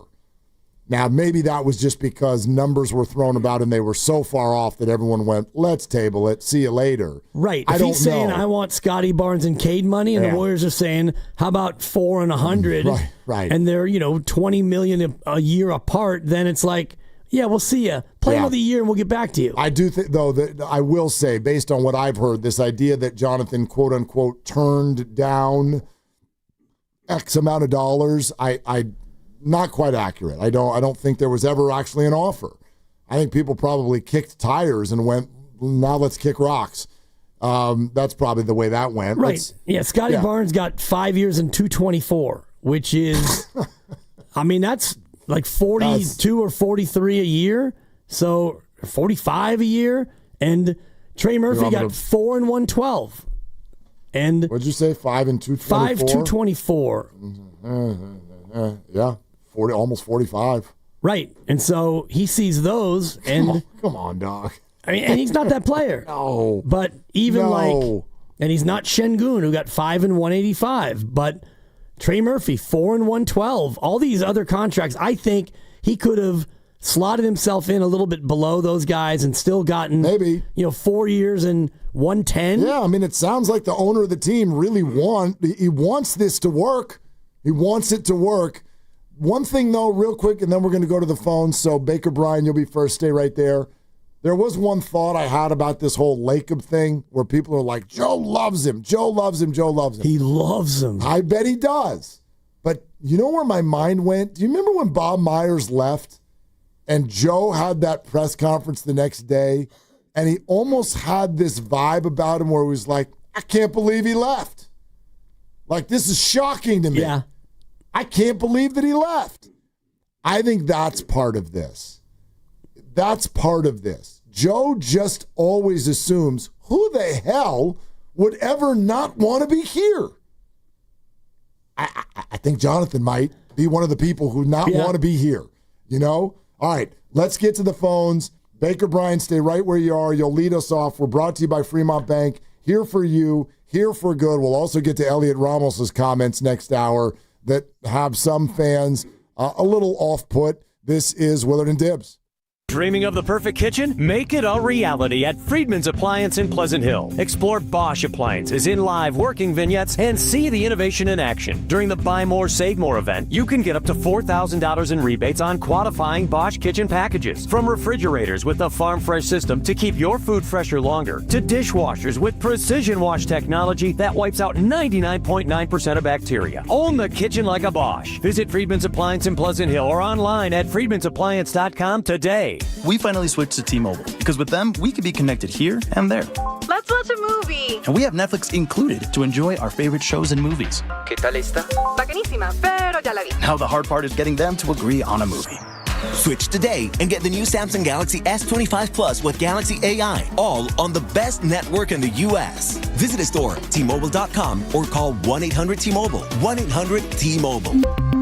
Best mobile network in the U.S. based on analysis by Ookla. Speed Test Intelligence Data 1H 2025. Shop back-to-school deals at Whole Foods Market. Get 32% off select Applegate sliced lunch meats with Prime through August 19th. Stack your sandwiches with delectable turkey, smoky ham, and more delicious toppings. While supplies last, shop in-store or online. Terms apply. Change is always happening. It's part of life. And when it comes to music, change is all around us. Songs are rewritten. Classics are remixed. Bands and artists come and go. Even our taste in music changes. Here at Xfinity, we know there's still good in keeping some things the same. That's why we want to do our part with a 5-year price guarantee on our internet. It means no matter what changes, you get 5 years of the most reliable Wi-Fi with our best equipment included for a price that stays exactly the same. Surprised? Life is full of them. One internet price, 5 years, guaranteed. Learn more at xfinity.com/deals. Restrictions apply. New residential customers only. Taxes and fees extra and subject to change. Most reliable Wi-Fi based on OpenSignal Awards USA. Fixed Broadband Experience Report, August 2024. When it comes to affordable term life insurance, everyone's whistling the Big Lou tune. If you're over 50, maybe a bit porky, or have type 2 diabetes, $1 million of term insurance may only cost about $200 a month. Even if you're not in perfect health, call Big Lou, because he specializes in finding big chunks of affordable term life insurance for just about everyone. Don't let diabetes or other health glitches keep you from owning $500,000 to $1 million or more of term life insurance. For affordable term life insurance, call Big Lou. Don't hesitate. Call 800-700-6898, 800-700-6898, or visit biglou.com. Call Big Lou, don't hesitate, 800-700-6898. Call Big Lou, don't hesitate, 800-700-6898. Visit biglou.com.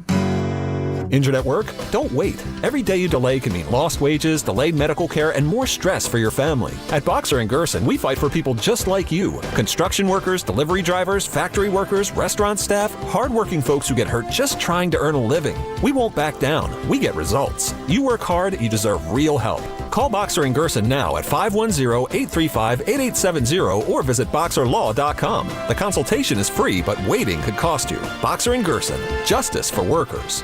Visit Friedman's Appliance for the Sub-Zero Wolf and Cove Grand Kitchen event. With qualifying purchase, get 3 additional years of protection or qualify for a $1,000 rebate. You'll find the largest selection at the Living Kitchen at Friedman's Appliance in Pleasant Hill. I'm still going for it, even with higher stroke risk from atrial fibrillation, an irregular heartbeat not caused by a heart valve problem. Over a 3-year study, Eliquis apixaban tablets reduce stroke risk better than warfarin, and over 97% of Eliquis patients did not experience a stroke. A first stroke occurred in 2.9% of warfarin patients versus 2.3% of Eliquis patients.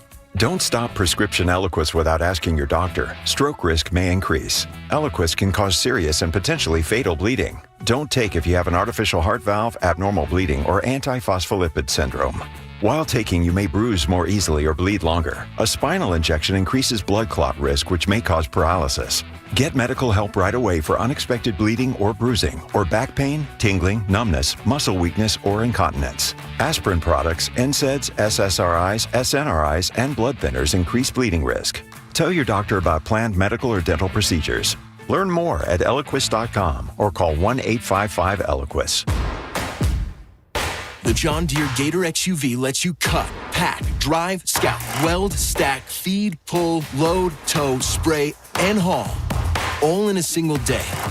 Because with the highest cargo box volume in its class, customizable features, and a towing capacity of up to 4,000 pounds, it gets the job done.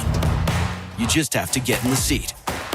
Learn more at your John Deere dealer or visit johndeere.com/Gator XUV. This Labor Day weekend, we're celebrating Bob's Discount Furniture's 200th store milestone with the entire Bob's family across the country. For more than 30 years, we've believed everyone deserves the home they love. That's why we brought our everyday low prices on furniture, mattresses, and more to over 200 locations from coast to coast and counting. Not to mention free treats for the whole family in our cafes. Celebrate Bob's Discount Furniture's 200 store milestone this Labor Day weekend. Oh, my Bob!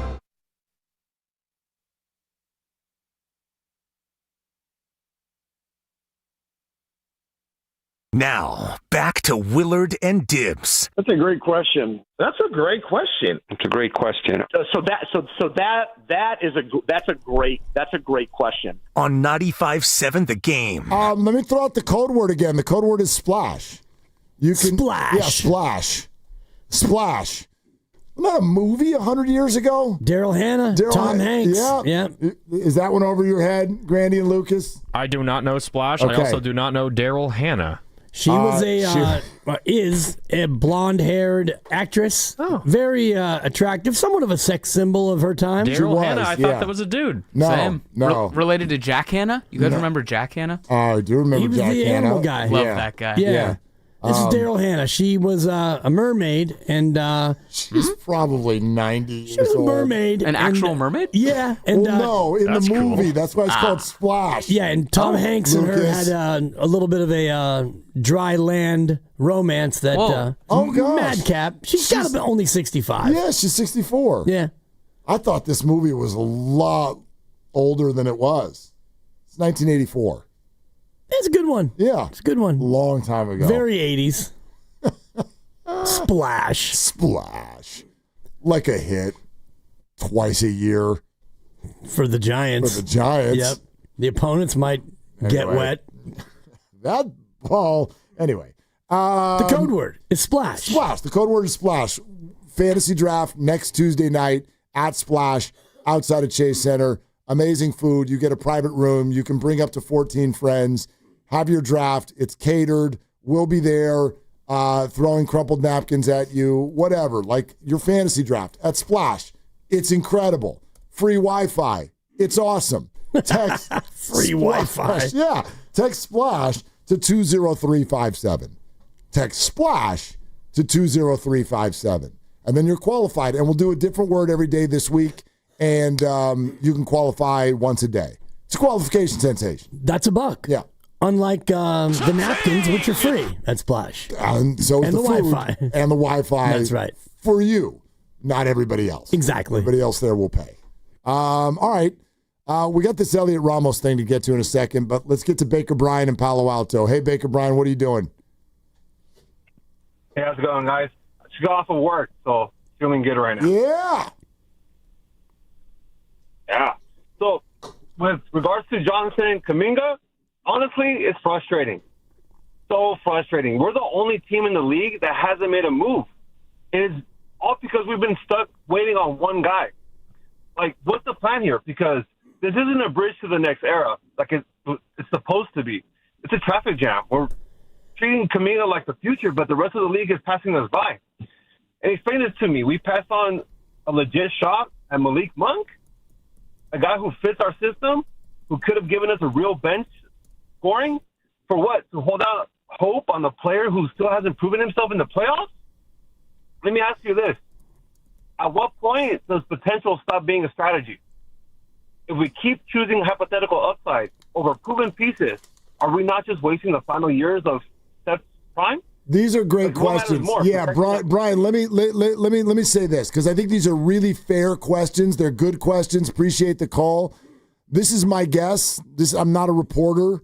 This is my guess, though. I wonder if instead of looking at it as the Warriors are paying for potential, what if you looked at it as the Warriors feel that they're paying for an asset? Because I really do think that that's how they're looking at this. I think the Warriors feel like this could go either way, and this is their way of being ready for it to go either way. In other words, you sign, whether it's a 1-year, 2-year deal, whatever. That's a short-term deal, but it's at the number that they think the league is where the league values Jonathan. And if all of a sudden the dude shows up and he's a maniacal rebounder and dives on the floor every night, well, guess what? You play basketball for the Warriors. But if they feel like it continues to not fit, now you can get out on the trade market and actually get a return the Warriors feel good about. I think that's how they view this. So the whole idea of a bridge to the next and him being the superstar 3 years from now, I mean, we could talk about that. I don't think that's what the Warriors are doing. And if they thought that, they wouldn't be offering him 1 or 2 years. They'd be offering him 5. Right, and they would have gotten this done last offseason, and they would have given him maybe not the rookie max extension, but they would have paid him handsomely enough to where none of this would have ever happened, and they didn't. And Kaminga probably overvalued himself then, and he might still overvalue himself now. But if I'm the Warriors, and I know that he would rather be playing elsewhere, I would let him know that this is the best way to serve both of us the best possible way. You get your contract, and we have the ability to trade you. And, you know, JK, if we get through the season and it's not working out really great for both of us, you know we're probably going to try to trade you. Yeah. They tried to trade him in the Kevin Durant deal back in February, and that didn't happen. So let's just not pretend that he is untouchable in any way. And the other piece, Mark, for me, is if they do sign him to that deal, 2 years plus an option, it's in the Warriors' best interest to build his value up as high as possible. That's true. Which means you're going to have to play him. Even through some of the depends on how quickly you do it. Yeah, it depends on how quickly you do it, because you don't want to force it and then have him look bad. You don't want that. Sometimes, like the backup quarterback complex, you keep him on the sideline and everybody just can imagine great things if you put him in there, right? There's people already apparently willing to give him $25 a year for 3, 4, 5 years, all based on him not doing a whole lot last year. So I think the imagination is out there for Jonathan around the league, at least to a certain degree. Speaking of players fitting with coaches, try this one on for size. Scott Ostler wrote this in the Chronicle, and this has our attention because a lot of you, and some of them I've found out are in this building. You've arrived at a spot. Things got so bad for the Giants over the last 3 or 4 weeks. You think Bob Melvin's gone? Do you think Bob Melvin's gone? No, I don't. I think Bob Melvin's going to be back next year, if I had to guess. I'm not saying for sure, but if I had to guess, that's what I would say. Check this out. The headline alone does it in Scott Ostler's piece. Giants remain united behind Bob Melvin. Quote, outside people don't know anything. Listen to this. There's 2 quotes I want to read to you. One of them's from Logan Webb and one of them's from Elliot Ramos. This first one from Logan is for Guru. You know how Guru always wants Bob to flip the spread? Yep. Okay. Logan. Quote, oh, Bob's yelled at us. It's not that he hasn't tried to get us going. Some of the games that we've played where nothing goes well, no pitch, don't play defense, no hit, we hear about it. It's not like we don't. It's not like he's saying that's okay. That's not what's happening in here. Bob expects us to play a certain brand of baseball, and we just haven't done it, plain and simple. Wow. Bob's yelled at us. Bob has yelled at us. Sports, man. I mean, any of you got kids? Yeah, a bunch of them. I got 3 kids and a bunch of problems. Did they just do whatever you say when you raise your voice? God. She's starting to catch on. Yeah. The latest is I go up. It's good cop, bad cop. I go up and I'm trying to be nice and reason with her, and I let her know, you don't want Mom to come up here. You don't want that. You want that smoke. You won't yike that, Mila. You won't yike it if Mommy has to come upstairs. Wait a minute. Mom's bad cop? In this setting, yes. I've been seeing some pictures lately that look like Mom's pretty good cop. She's great. She's the best. But when it comes to time to go to sleep in your crib, I'll go up and try to reason, and then I'll plant the seed. Mom will flip the spread on you. She's old school like that. She will yell at you. You won't yike it if Mom has to come up here. All right, now we're going to get to Ramos. And here's where I want all of you to yak in. Okay. Y'all need to listen to this now. And 888-957-9570. Do you believe that Elliot Ramos is criticizing the fans with this quote? Is that the right word? Is he criticizing the fans? I think he's calling out the fans. Okay, here's the quote. Quote, outside people don't know anything. That's the type of person he is. He's talking about Bob Melvin. That doesn't mean he's not a great manager. When we were winning, everybody was on our side. Now it's like all the fans are against us and all that. I don't get it. We're here and we know what's going on. We know what we're feeling. We know what we're working for, but fans are going to be fans. We can't do nothing about it. Yeah. That's a tough place to put your toes, Elliot, I think. Especially, there's a couple things in there. One, he says, we know what's going on. Well, if you know what's going on, how come all of you, every time you're asked, like, how come you guys keep losing, and you all say, I don't know. I can't put my finger on it. So maybe you actually don't know what's going on, because how many quotes, Mark, have we heard or read where the Giants are saying, guys, we just don't know. We don't know what's going on. We don't know what's going on. We don't know why we're losing. And, the other... Apparently, Elliot's the one who knows. Right. But he won't tell us. But he won't. He won't say. And the other piece of it is, when you're this bad, especially at home for this long, fans have every right to be outraged and angry and even boo you, Elliot Ramos. If they want to boo you, go ahead and boo you. I feel like the fans are against the Giants.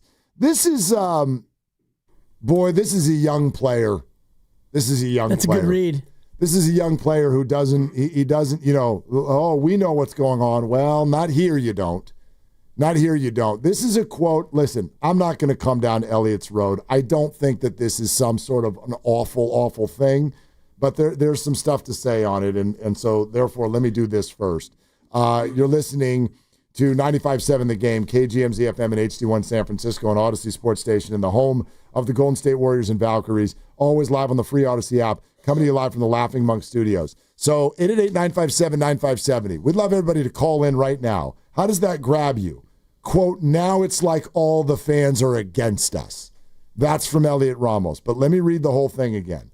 Outside people don't know anything. That's the type of person Bob is. That doesn't mean he's not a great manager. When we were winning, everybody was on our side. Now it's like all the fans are against us and all that. I don't get it. We're here, and we know what's going on. We know what we're feeling. We know what we're working for, but fans are going to be fans. We can't do nothing about it. Elliot, what exactly would you like the fans to do? Just sit here and watch you have the worst home run since 1901, which, oh, by the way, remind yourselves, they weren't here in 1901. Therefore, I don't really care about that record.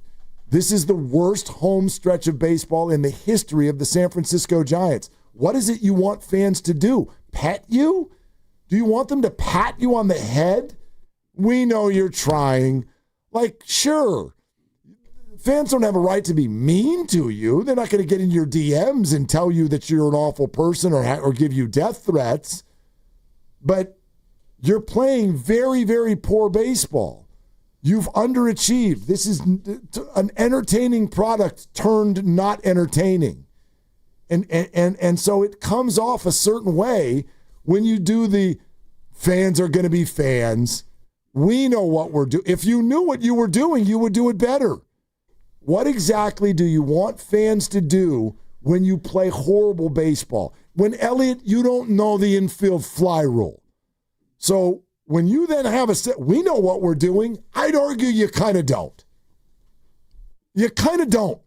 And that's what everyone's upset about, and they're not wrong. They're not against you. They're not against you. They're disappointed in you. And that's totally fair. Against you would mean you're not showing up, and they had 38,876 on a Sunday against Tampa Bay. I'd be thanking them if I were Elliot. And I'm sorry if I miscount how many Tampa Bay fans were at the Yard yesterday, but I don't know if they're one of the biggest traveling fan bases, so probably not. You had 38,000 of the fans that you say are, quote, against you, show up, even though you were...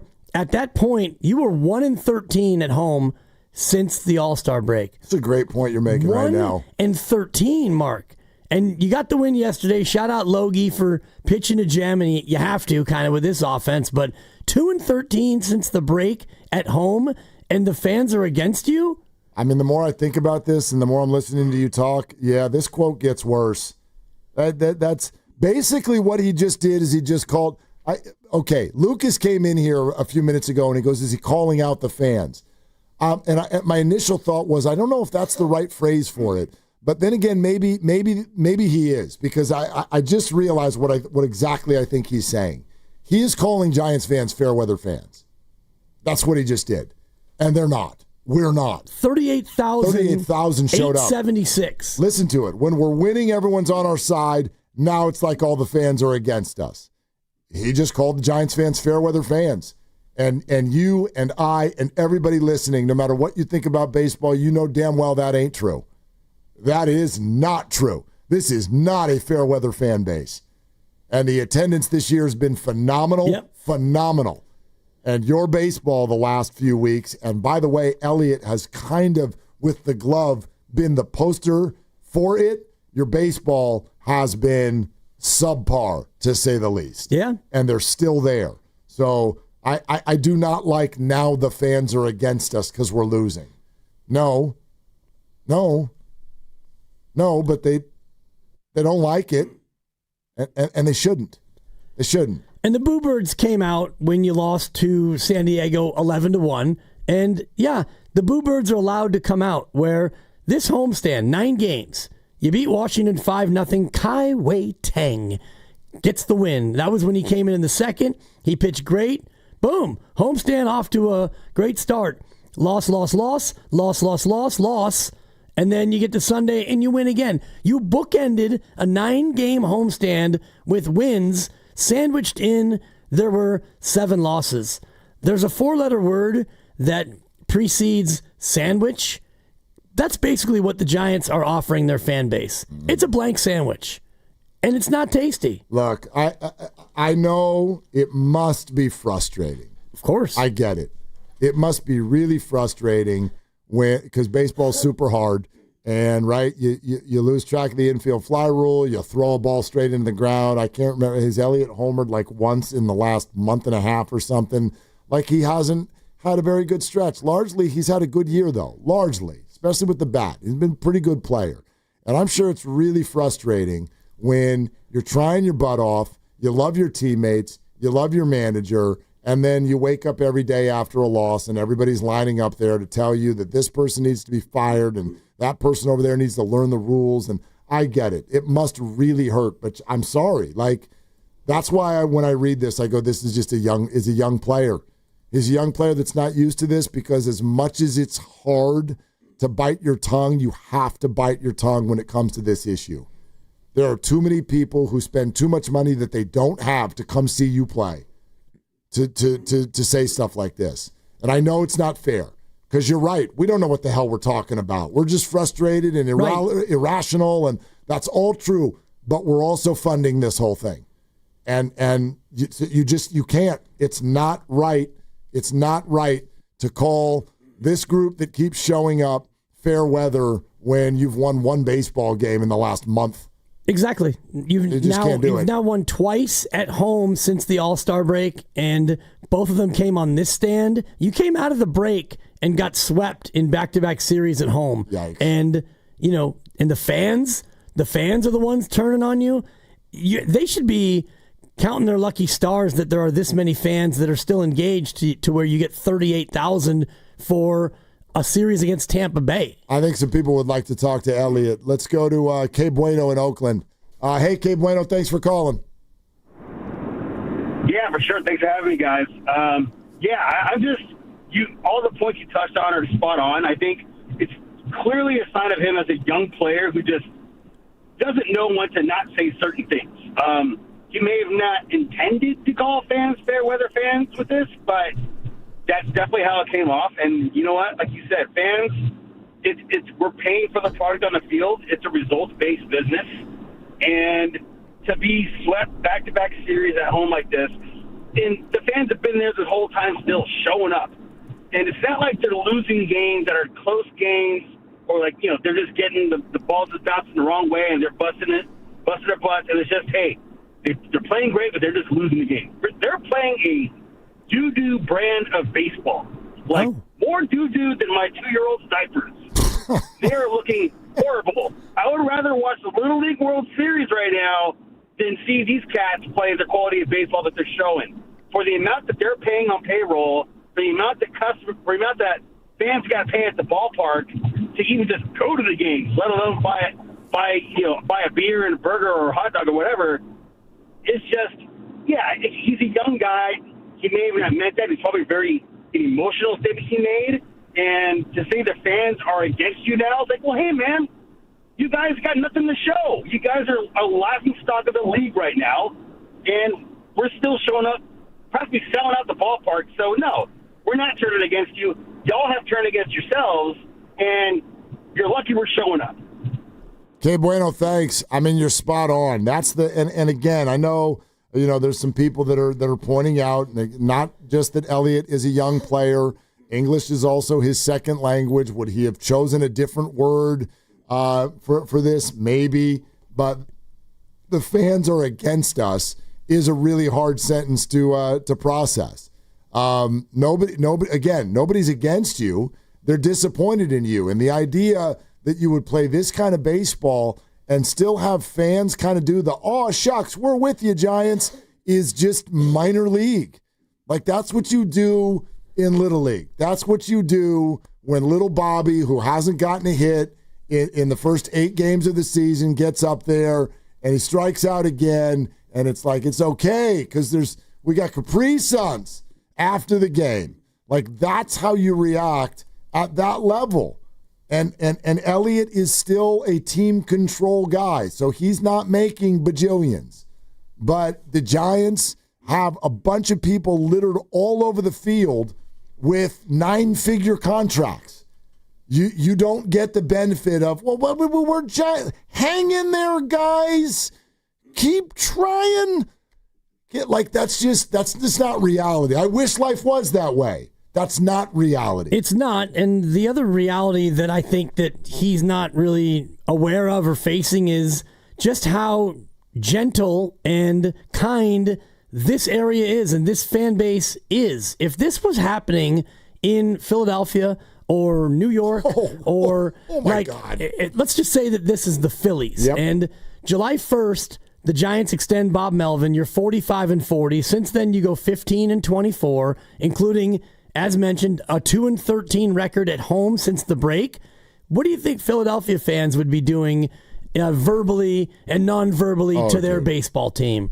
So you want to talk about a fan base that would be turning on a team? There are other cities out here, Elliot, where, this would be a lot more venomous. No doubt. I don't like the way the quote ends either. Fans are going to be fans. Yeah. Elliot, that's exactly what they're doing. That's what they're doing. They're being fans. And I've had to learn this lesson in my life. I think everybody has. Sometimes those things, those people out there, and it drives you nuts, right, that they react the way they do. It's kind of like when I used to be a server at a restaurant, right? I know how it works. Do you all know this? When you're at a restaurant, there's people, the employees are in the back rolling their eyes, so annoyed, There's 8 tables. They need to be in 5 different places at once, and you looked at the menu like you're looking at it for the first time, and you've been sitting in that seat for 38 minutes. Oh, did you want us to order? Good Lord, you're so annoying.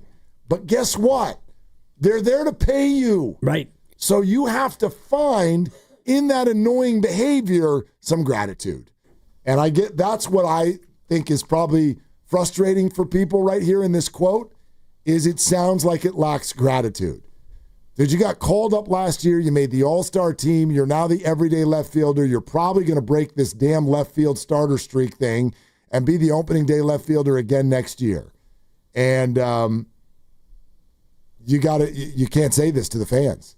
You can't do it. Like they're there to get you to a spot where you get a 9-figure contract. Right, and they're there even though you are in an historic free fall at home. It's one thing if you're, I know it. I mean, if you're just really struggling on the road, but you're 500 at home and you're putting on a good show and the rest of it, you are sloppy, your hitters don't hit, your bullpen can't preserve a win for Justin Verlander to save the poor guy's life. I mean, he leaves with a 1-0 lead and the pen can't hold it and you lose 2-1. I mean, this team finds different ways to lose each and every time out. Elliot Ramos in August, no homers, 2 runs batted in, OPS of 589. Yeah. And, he's hitting 254. A lot of singles for Elliot, but up and down the lineup. And I think Chapman had a nice quote in the Osler piece, Scott Osler from the Chronicle, and it's the players. And he's right.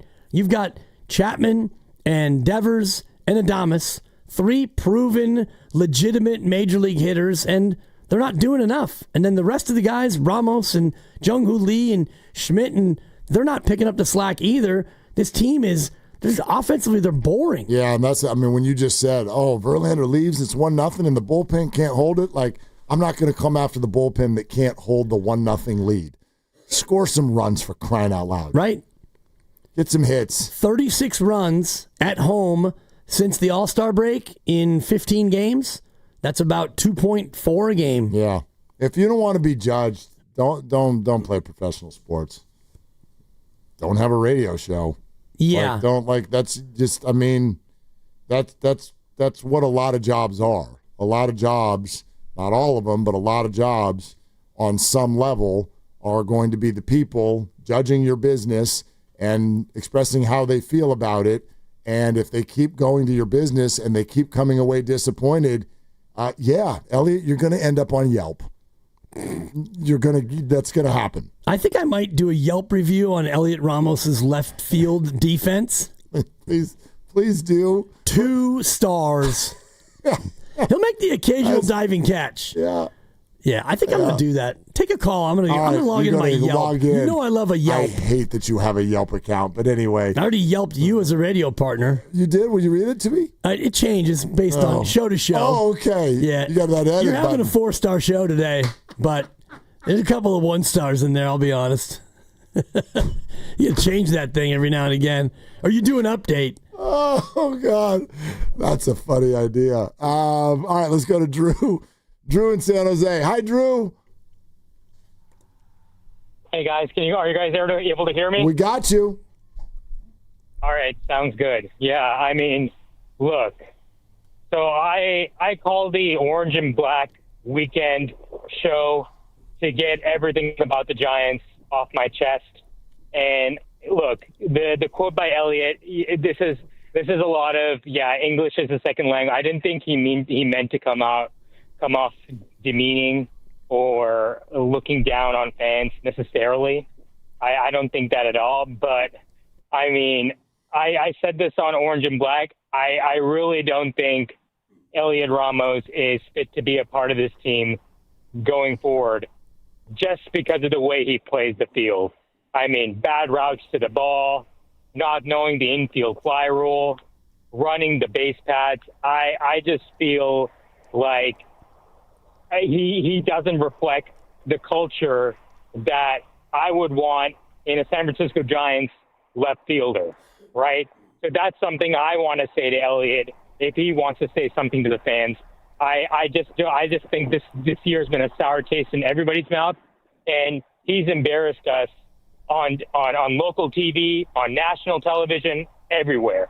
And so I feel like we can get a better left fielder in free agency than him, and I feel like he's on the trading block.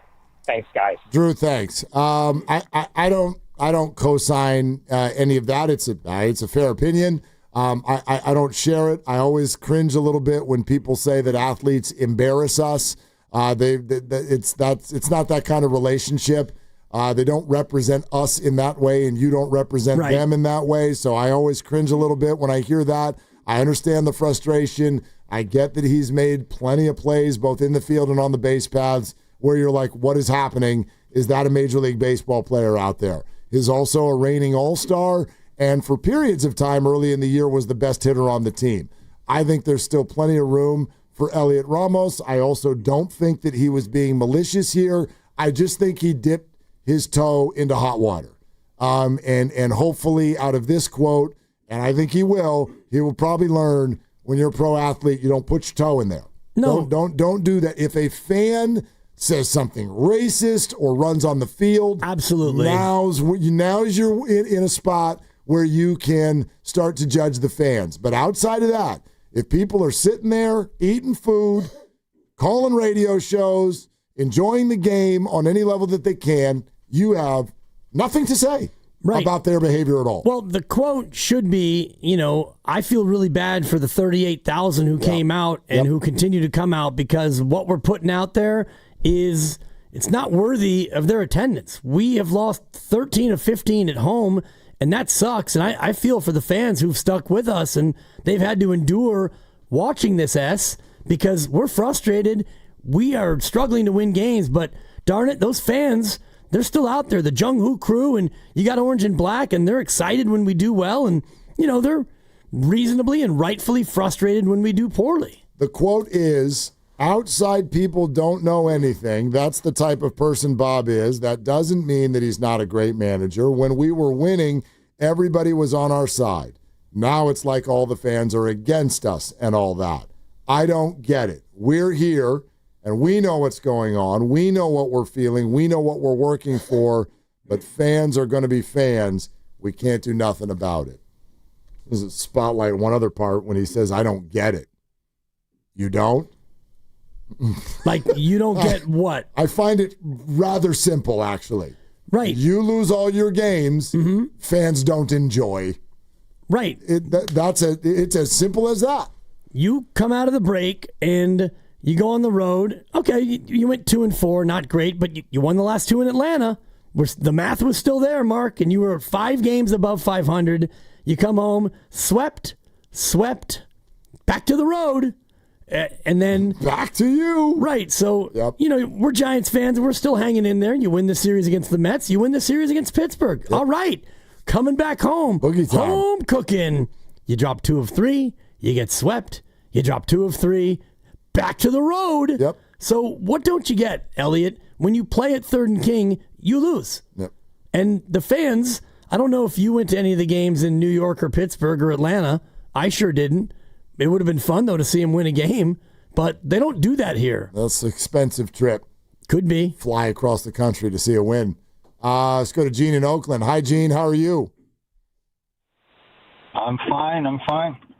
Hey, listen, okay, since I was one of the early people to call for Melvin's dismissal, I feel compelled to come to my own defense here. Okay. So, first of all, I don't have anything personal against. I don't take it personally.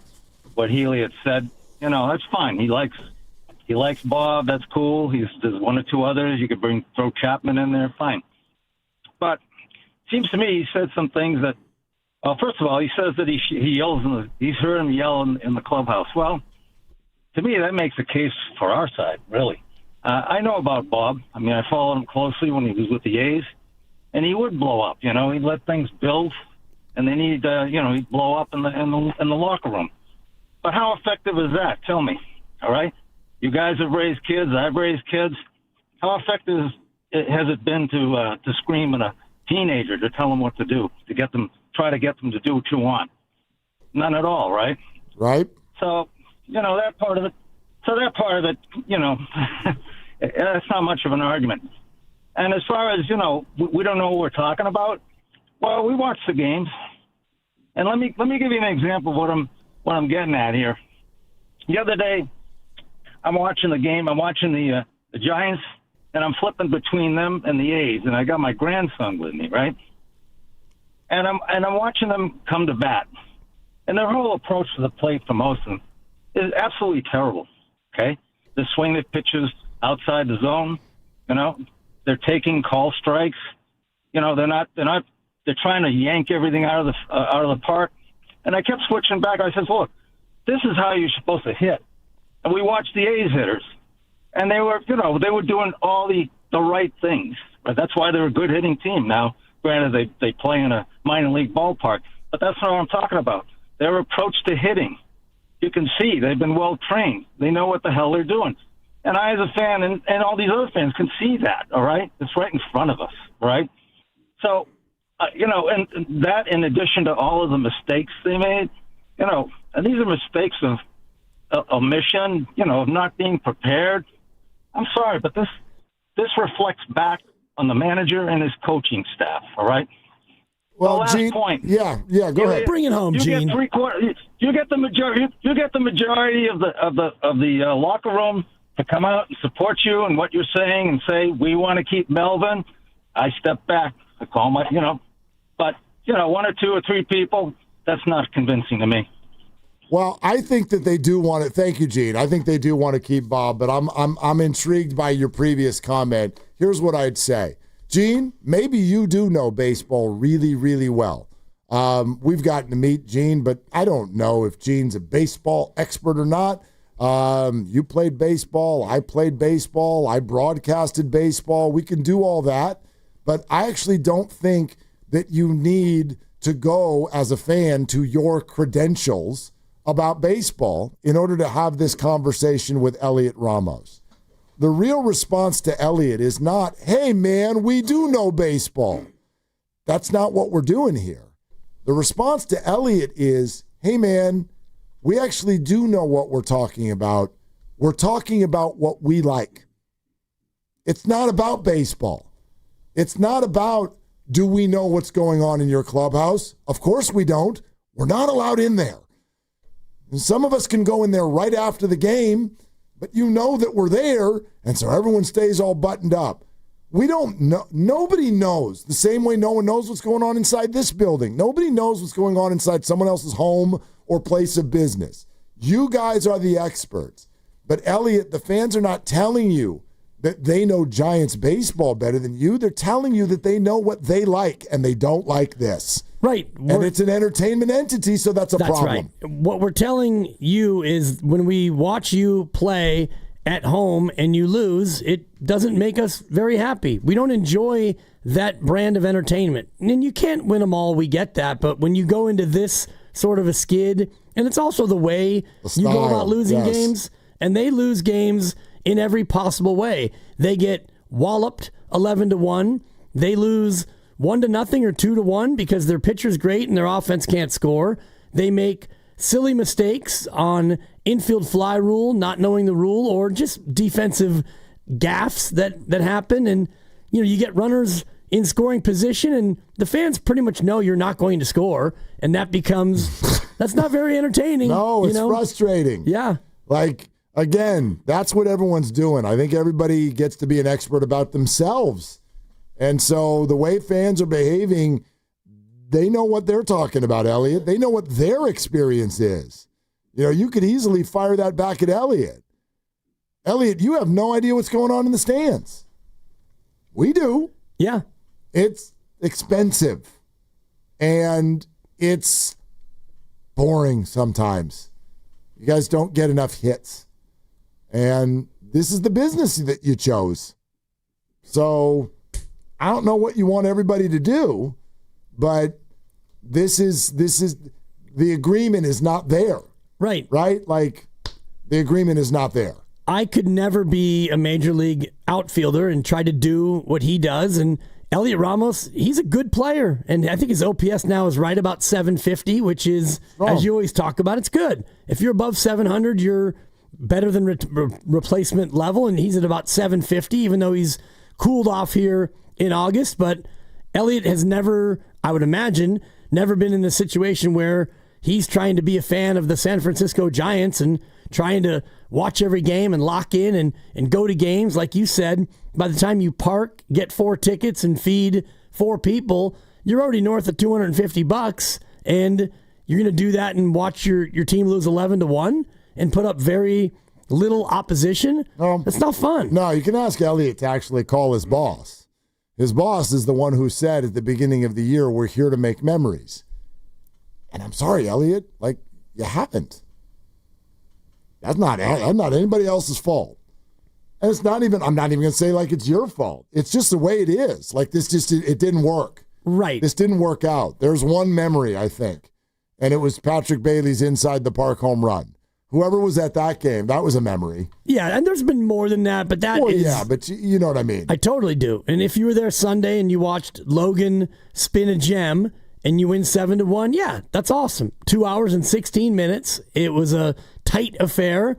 Giants put up runs. Logan pitched great. Yeah, and you're not always going to get that. The other thing that Gene was saying about Bob Melvin, and I think we can spend a little time on the Bob Melvin piece. As I mentioned, when they gave him the extension, since then they've gone 15-24, less than ideal.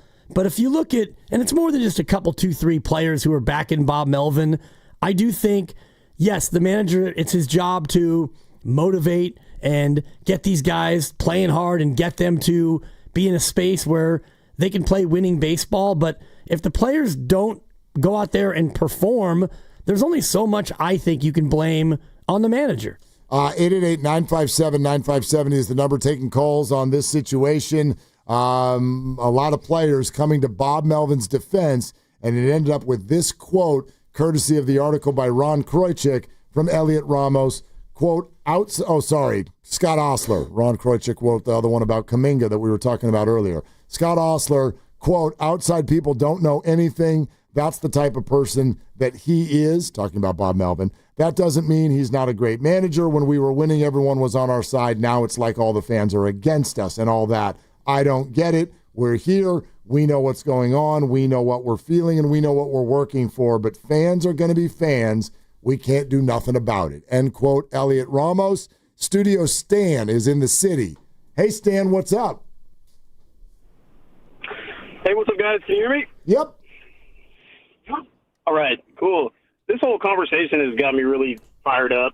And what I really wanted to just say is Willard and Ephraim is so much better than Willard and Dibs. Oh, he walked it off. Yeah, that's man, lame. that's going to leave a mark. That's lame. Yeah, boy, I mean. That's just. Yeah, I don't know if I can. Stayed on hold for 20 minutes to come at us with a little bit of a funny. And then boom. Yeah, boink. Yeah, like you said before, if you're in this business, you have to be able to tolerate, the hecklers. No one's for everybody. And I love Ephraim, but yeah, I love this show too. So one thing that I was looking at, Mark, it's the Rafi Devers factor in all this, and I know he's just one player, and he's actually started to play great in August. His numbers are back to where you would hope they were.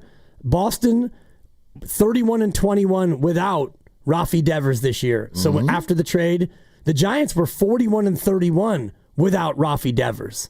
Not that there's any direct correlation, but poor Rafi Devers, he has a worse record than the Giants, who have a worse record than Boston. No question. And by the way, I don't know if you guys pulled it, but I was listening to John Heyman talk about this last night, and Heyman straight was like, dude, the Red Sox fleeced the Giants. There were not a lot of teams lined up to take that kind of money, and to take that kind of money, as he put it, quote, for a DH, which I thought was maybe a tiny bit unfair because Rafi has not been a full DH in the past, and Rafi is now the first baseman for the Giants. I know he's done a lot of DHing. We'll see what happens in the future. There's Bryce Eldridge. There's all those things. But he's like, look, Devers is a really good player. He's not Ohtani. And to pay that kind of money for somebody who's a DH, and at least in Boston, a disgruntled one at that, there was not a lot of takers, and Boston's done very well since. And it sounded like he was giving credence to what Boston's GM said at the time, which was, this is addition by subtraction, and we're going to win more baseball games without him. And they have. I mean, they've gone out and gotten right into the playoff picture. And as I mentioned, 31-21 without him. The other side of it is the one that is so puzzling to me, because the Giants were 41-31 when they made the trade, and they've gone 19-33 since. Crazy. And it's not solely because he struggled early, because he has been hitting great over the last 3 or 4 weeks, but it's just kind of an odd thing. Rafael Devers' record in games this year, he's the Athletics. That's what he is. God. He's the Athletics. They have almost an identical record. I'll say this. I would do the deal again 100 times in a row. I'm still excited about the future with Rafi Devers, but I think we would be being stubborn to not at least open our minds to questions about what did happen when he arrived. What did happen? How did the players feel about it, knowing that he was at least being labeled as a malcontent on another team? And players know each other, and they talk, and you remember Dave Fleming's brother. I mean, he said all kinds of stuff, and then there's the whole Will Clark thing, which again I think was totally blown out of proportion, but it all serves to at least ask the question, how did the players feel about it? You know, to make room for him, you did have players that got sent down. You did have friends that got sent to another organization. Like, there's stuff that happens there, and they're adults, and this is pro sports, so they are asked to handle it.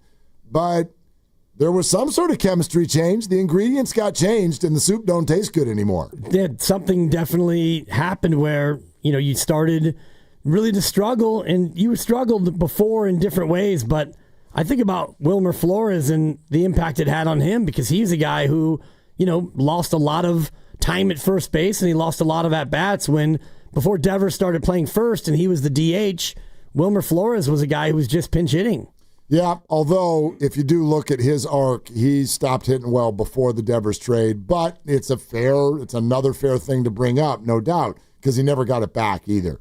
Chris in Sonoma next up on Willard and Dibs. Hey, Chris, hi. Good afternoon, fellas. How are you? What's up? So I just have a perspective on this Elliott quote, and I saw it all over Instagram, and, it's getting a lot of play. Was he not simply responding to a question about how's the clubhouse vibe, and are you guys still with Melvin?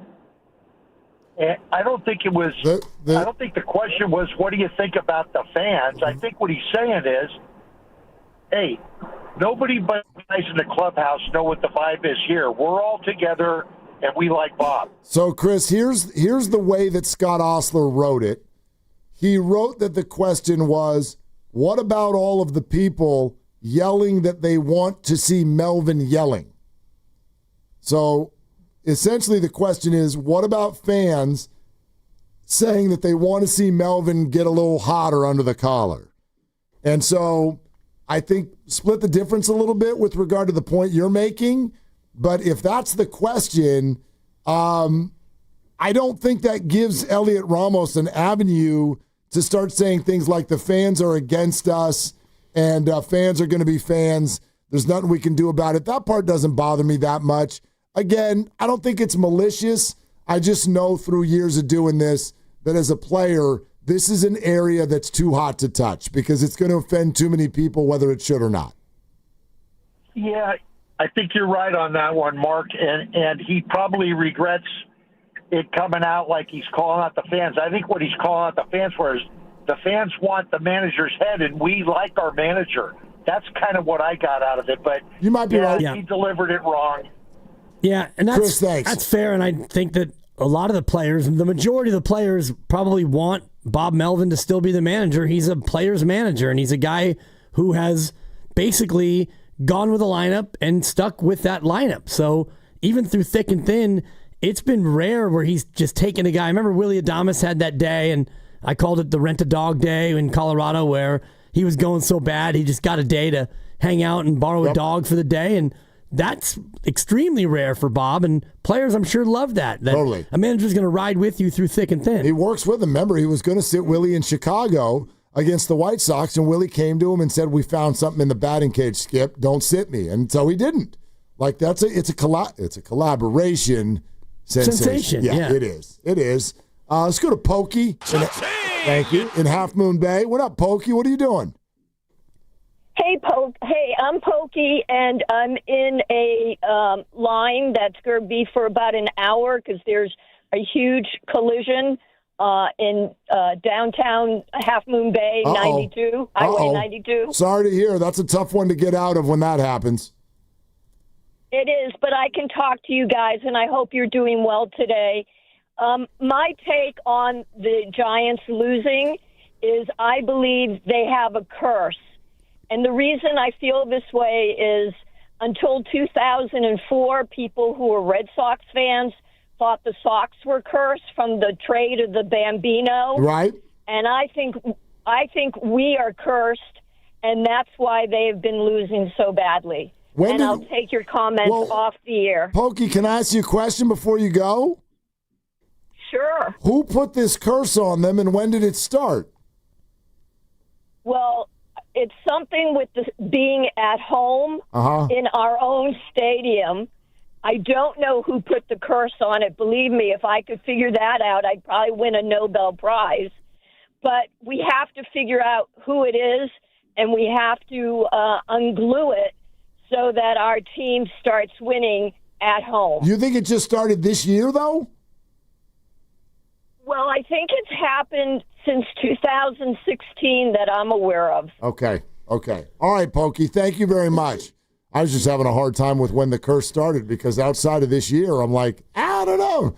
Things have been going pretty good over at that ballpark for a little while now. Well, I mean, last 3 years have been like this year. But their home record has, like, she's talking about the ballpark. Right. Which apparently is cursed.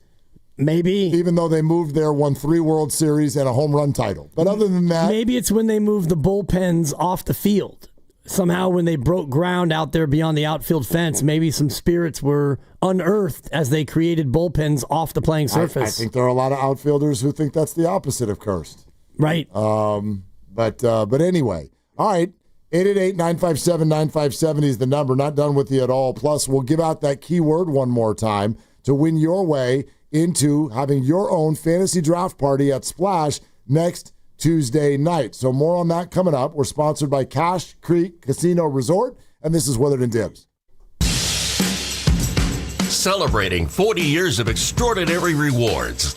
Join us as we celebrate 4 decades of excellence. Cash in at Cache Creek Casino Resort.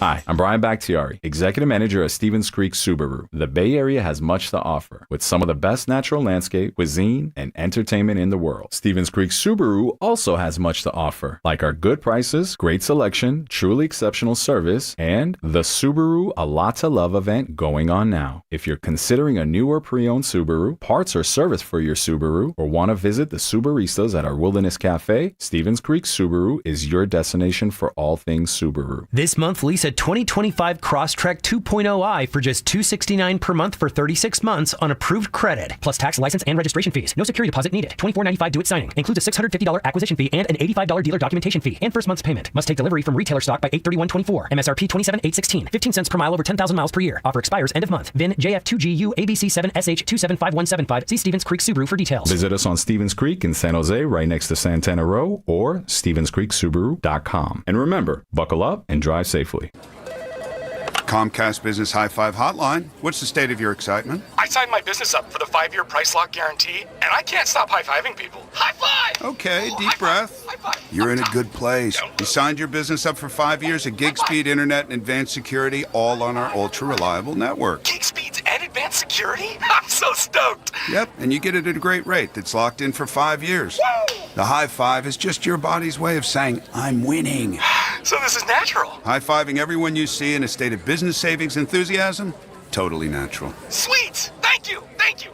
High five, everybody! High five! The Comcast Business 5-year price lock guarantee is back, but only for a limited time, so sign your business up today. High five! Comcast Business, powering possibilities. Ends 9/21/25 for new customers with qualifying bundle. Current customers may be eligible depending on services and area. Guaranteed rate applies to monthly service charge, excluding taxes and fees. Other restrictions apply. For full details, including terms and conditions, visit unlock.com/legal. Call 1-888-780-6854 to speak with a representative today. Actor portrayal. Terms and conditions apply. Lisa, thanks for having me over. Your new kitchen is gorgeous. How'd you find the money to do it? We worked with this great company, Unlock. They help you unlock the future value of your home to get the cash you need today. So it's a home equity loan? No, it's not a loan at all. There's no monthly payments and no interest charges ever. And you can use the money however you want. We were able to redo our kitchen and pay off our credit card debt. Wow, Jack and I could really use this to finally pay off our old student loan debt. How do I get started? It's easy. Just give him a call or go to unlock.com. Call 1-888-780-6854 to unlock the value in your home and get up to $500,000 in cash with no monthly payments and no interest ever. Use the money for home improvements, to pay off debt, or to add to your retirement fund. It's up to you. Visit unlock.com. That's unlock.com. Or call 1-888-780-6854 now to get started.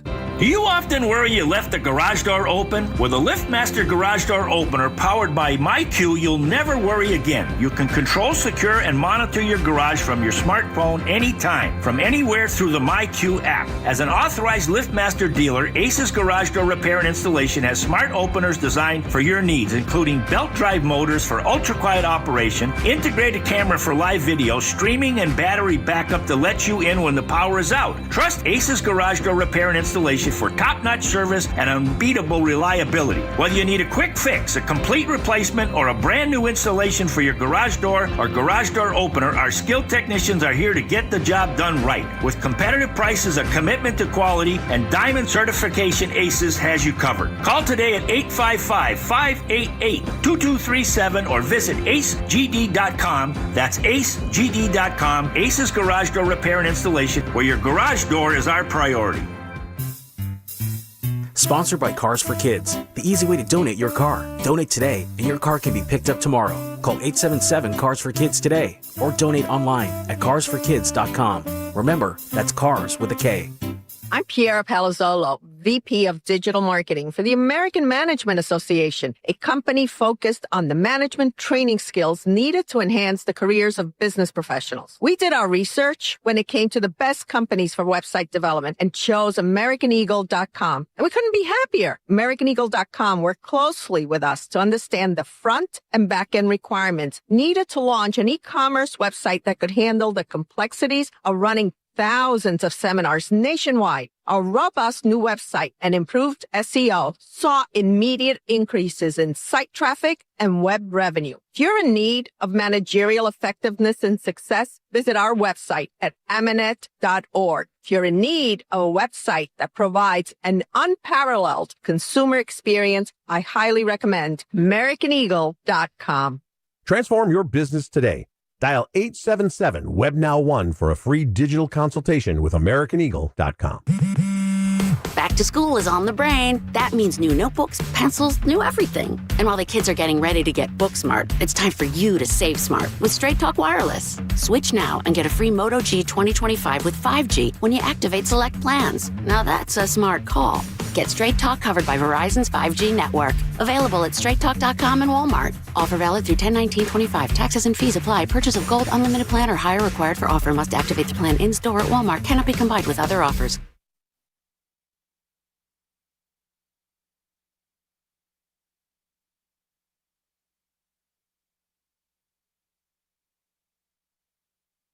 I'm a Giants fan. Now, back to Willard and Dibs on 95.7 The Game. You'll like this one. Yeah. Boxer and Gerson Work Injury Attorneys text line. 510. I know exactly when the Giants stadium curse happened.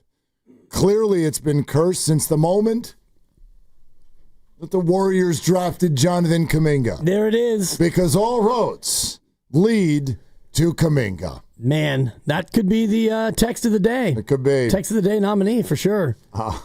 Yeah, I mean, all roads lead to Kaminga. Oh, there was a little Kaminga in there today. A little bit. Had to be. And, you know, it's just the ongoing conversation, the push-pull about Will he play for the qualifying offer? The sign and trade seems like that's way, way off the table, but sounds like it. I mean, you never know. I don't think anything's off the table. I mean, it could still twist and turn, but this town needs a Niner game, is what it needs. And we're going to have to wait 20 days, I think. 3 weeks from yesterday, I believe. That's right. Yeah, 20 days. 20 days. 20 days. Well, they play again on Saturday. Uh-huh. You said a Niners game. That is a Niners game. Yes. The uniforms. At home. The uniforms will be authentic. The stadium will be authentic. I don't know that the players will be, but that's okay. Hey, if Grandy's doing a post game, it counts. Okay.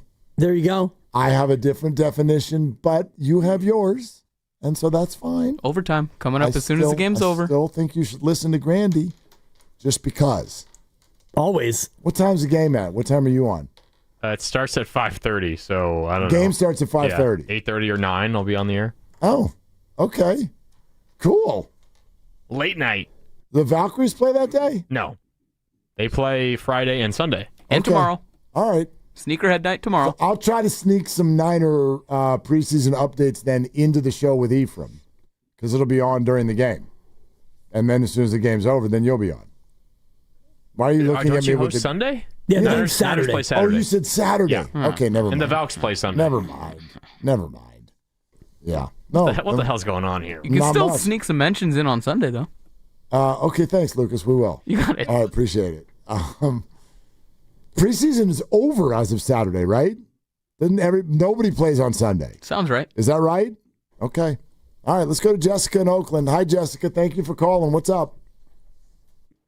Hi. I mean, I've been hearing people pulling their hair out for so long about what is going on with the Giants, and I'm a sports and performance therapist that works with baseball players, so Okay. I felt like I had to finally call in and say that all of this is mental. It is not skill-based. I think we know that at this point.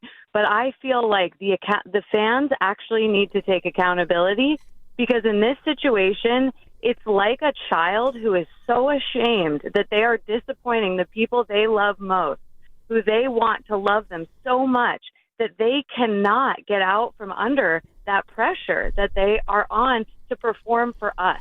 So my idea, actually, in confidence building, is that the fans take some responsibility and stop bitching and moaning online and start to go crazy cheering, uplifting them like they did with Trey Turner every single time the Giants come up on offense. That's something I think that could actually help and could put these fans to work who are just tearing out their hair constantly. Okay. It's a really important part of building confidence. Jessica, I don't disagree with you, but I think you would acknowledge, like, I mean, it sounds like you're coming from a cartoon world. Like that first, I think you know this, especially as a therapist. Like, A, that is not reality, but B, could I not question back by asking, isn't that actually part of the talent that a professional athlete is supposed to possess, which is to be able to handle said pressure that you brought up? Absolutely. But baseball is one of the most challenging mental sports in the world. Yep. So when at the end of the day, you have to hit a baseball and you have to perform on offense, when failure is that much a part of it, confidence is the most valuable asset. And you're right. We do need more stars who look at hitting like Barry Bonds did. But that is a very rare thing and ultimately comes from drafting as well as development over time on the mental side, which is a really underutilized part of the sport still today.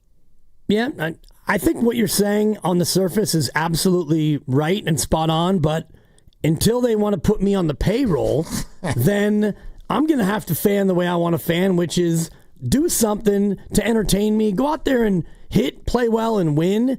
If not, I'm going to express my frustration as a consumer. I think a lot of people are going to look at it that way, and I think Jessica gets that. Like, I know that she's maybe saying mentally in a perfect world, but raise your hand if you think that we're in a perfect world. Nobody's hands are up. Like, that's to your comment about until they put me on the payroll, the idea, it's an interesting concept, really. The idea that the fans are a part of the team.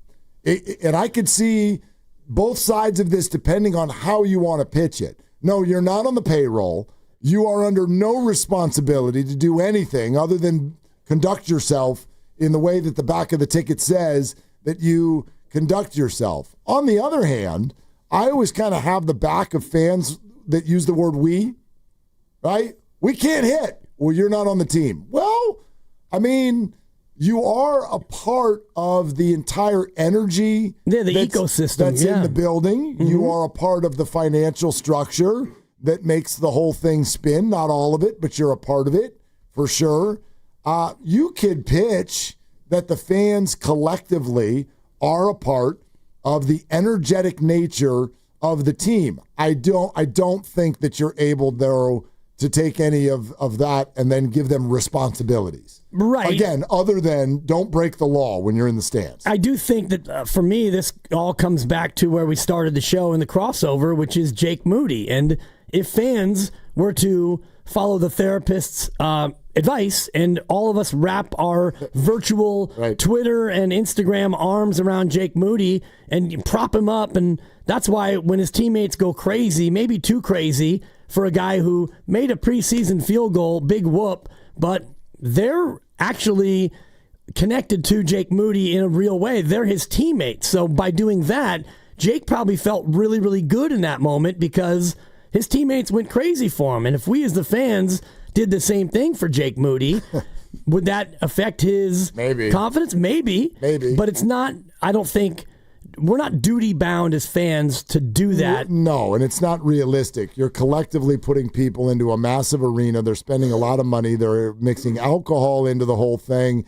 They just want to go out and have a good time. They're not going to feel some sort of responsibility. Plus, the other side to this is, I don't think, and believe me, if Jessica is a sports therapist, I'm going to believe that she is and that she's a good one. But I also think the other side to this is a lot of athletes need to have that edge. Like, how many athletes have you seen win, and then the second they do win, they admit that what drove them was all the negative voices.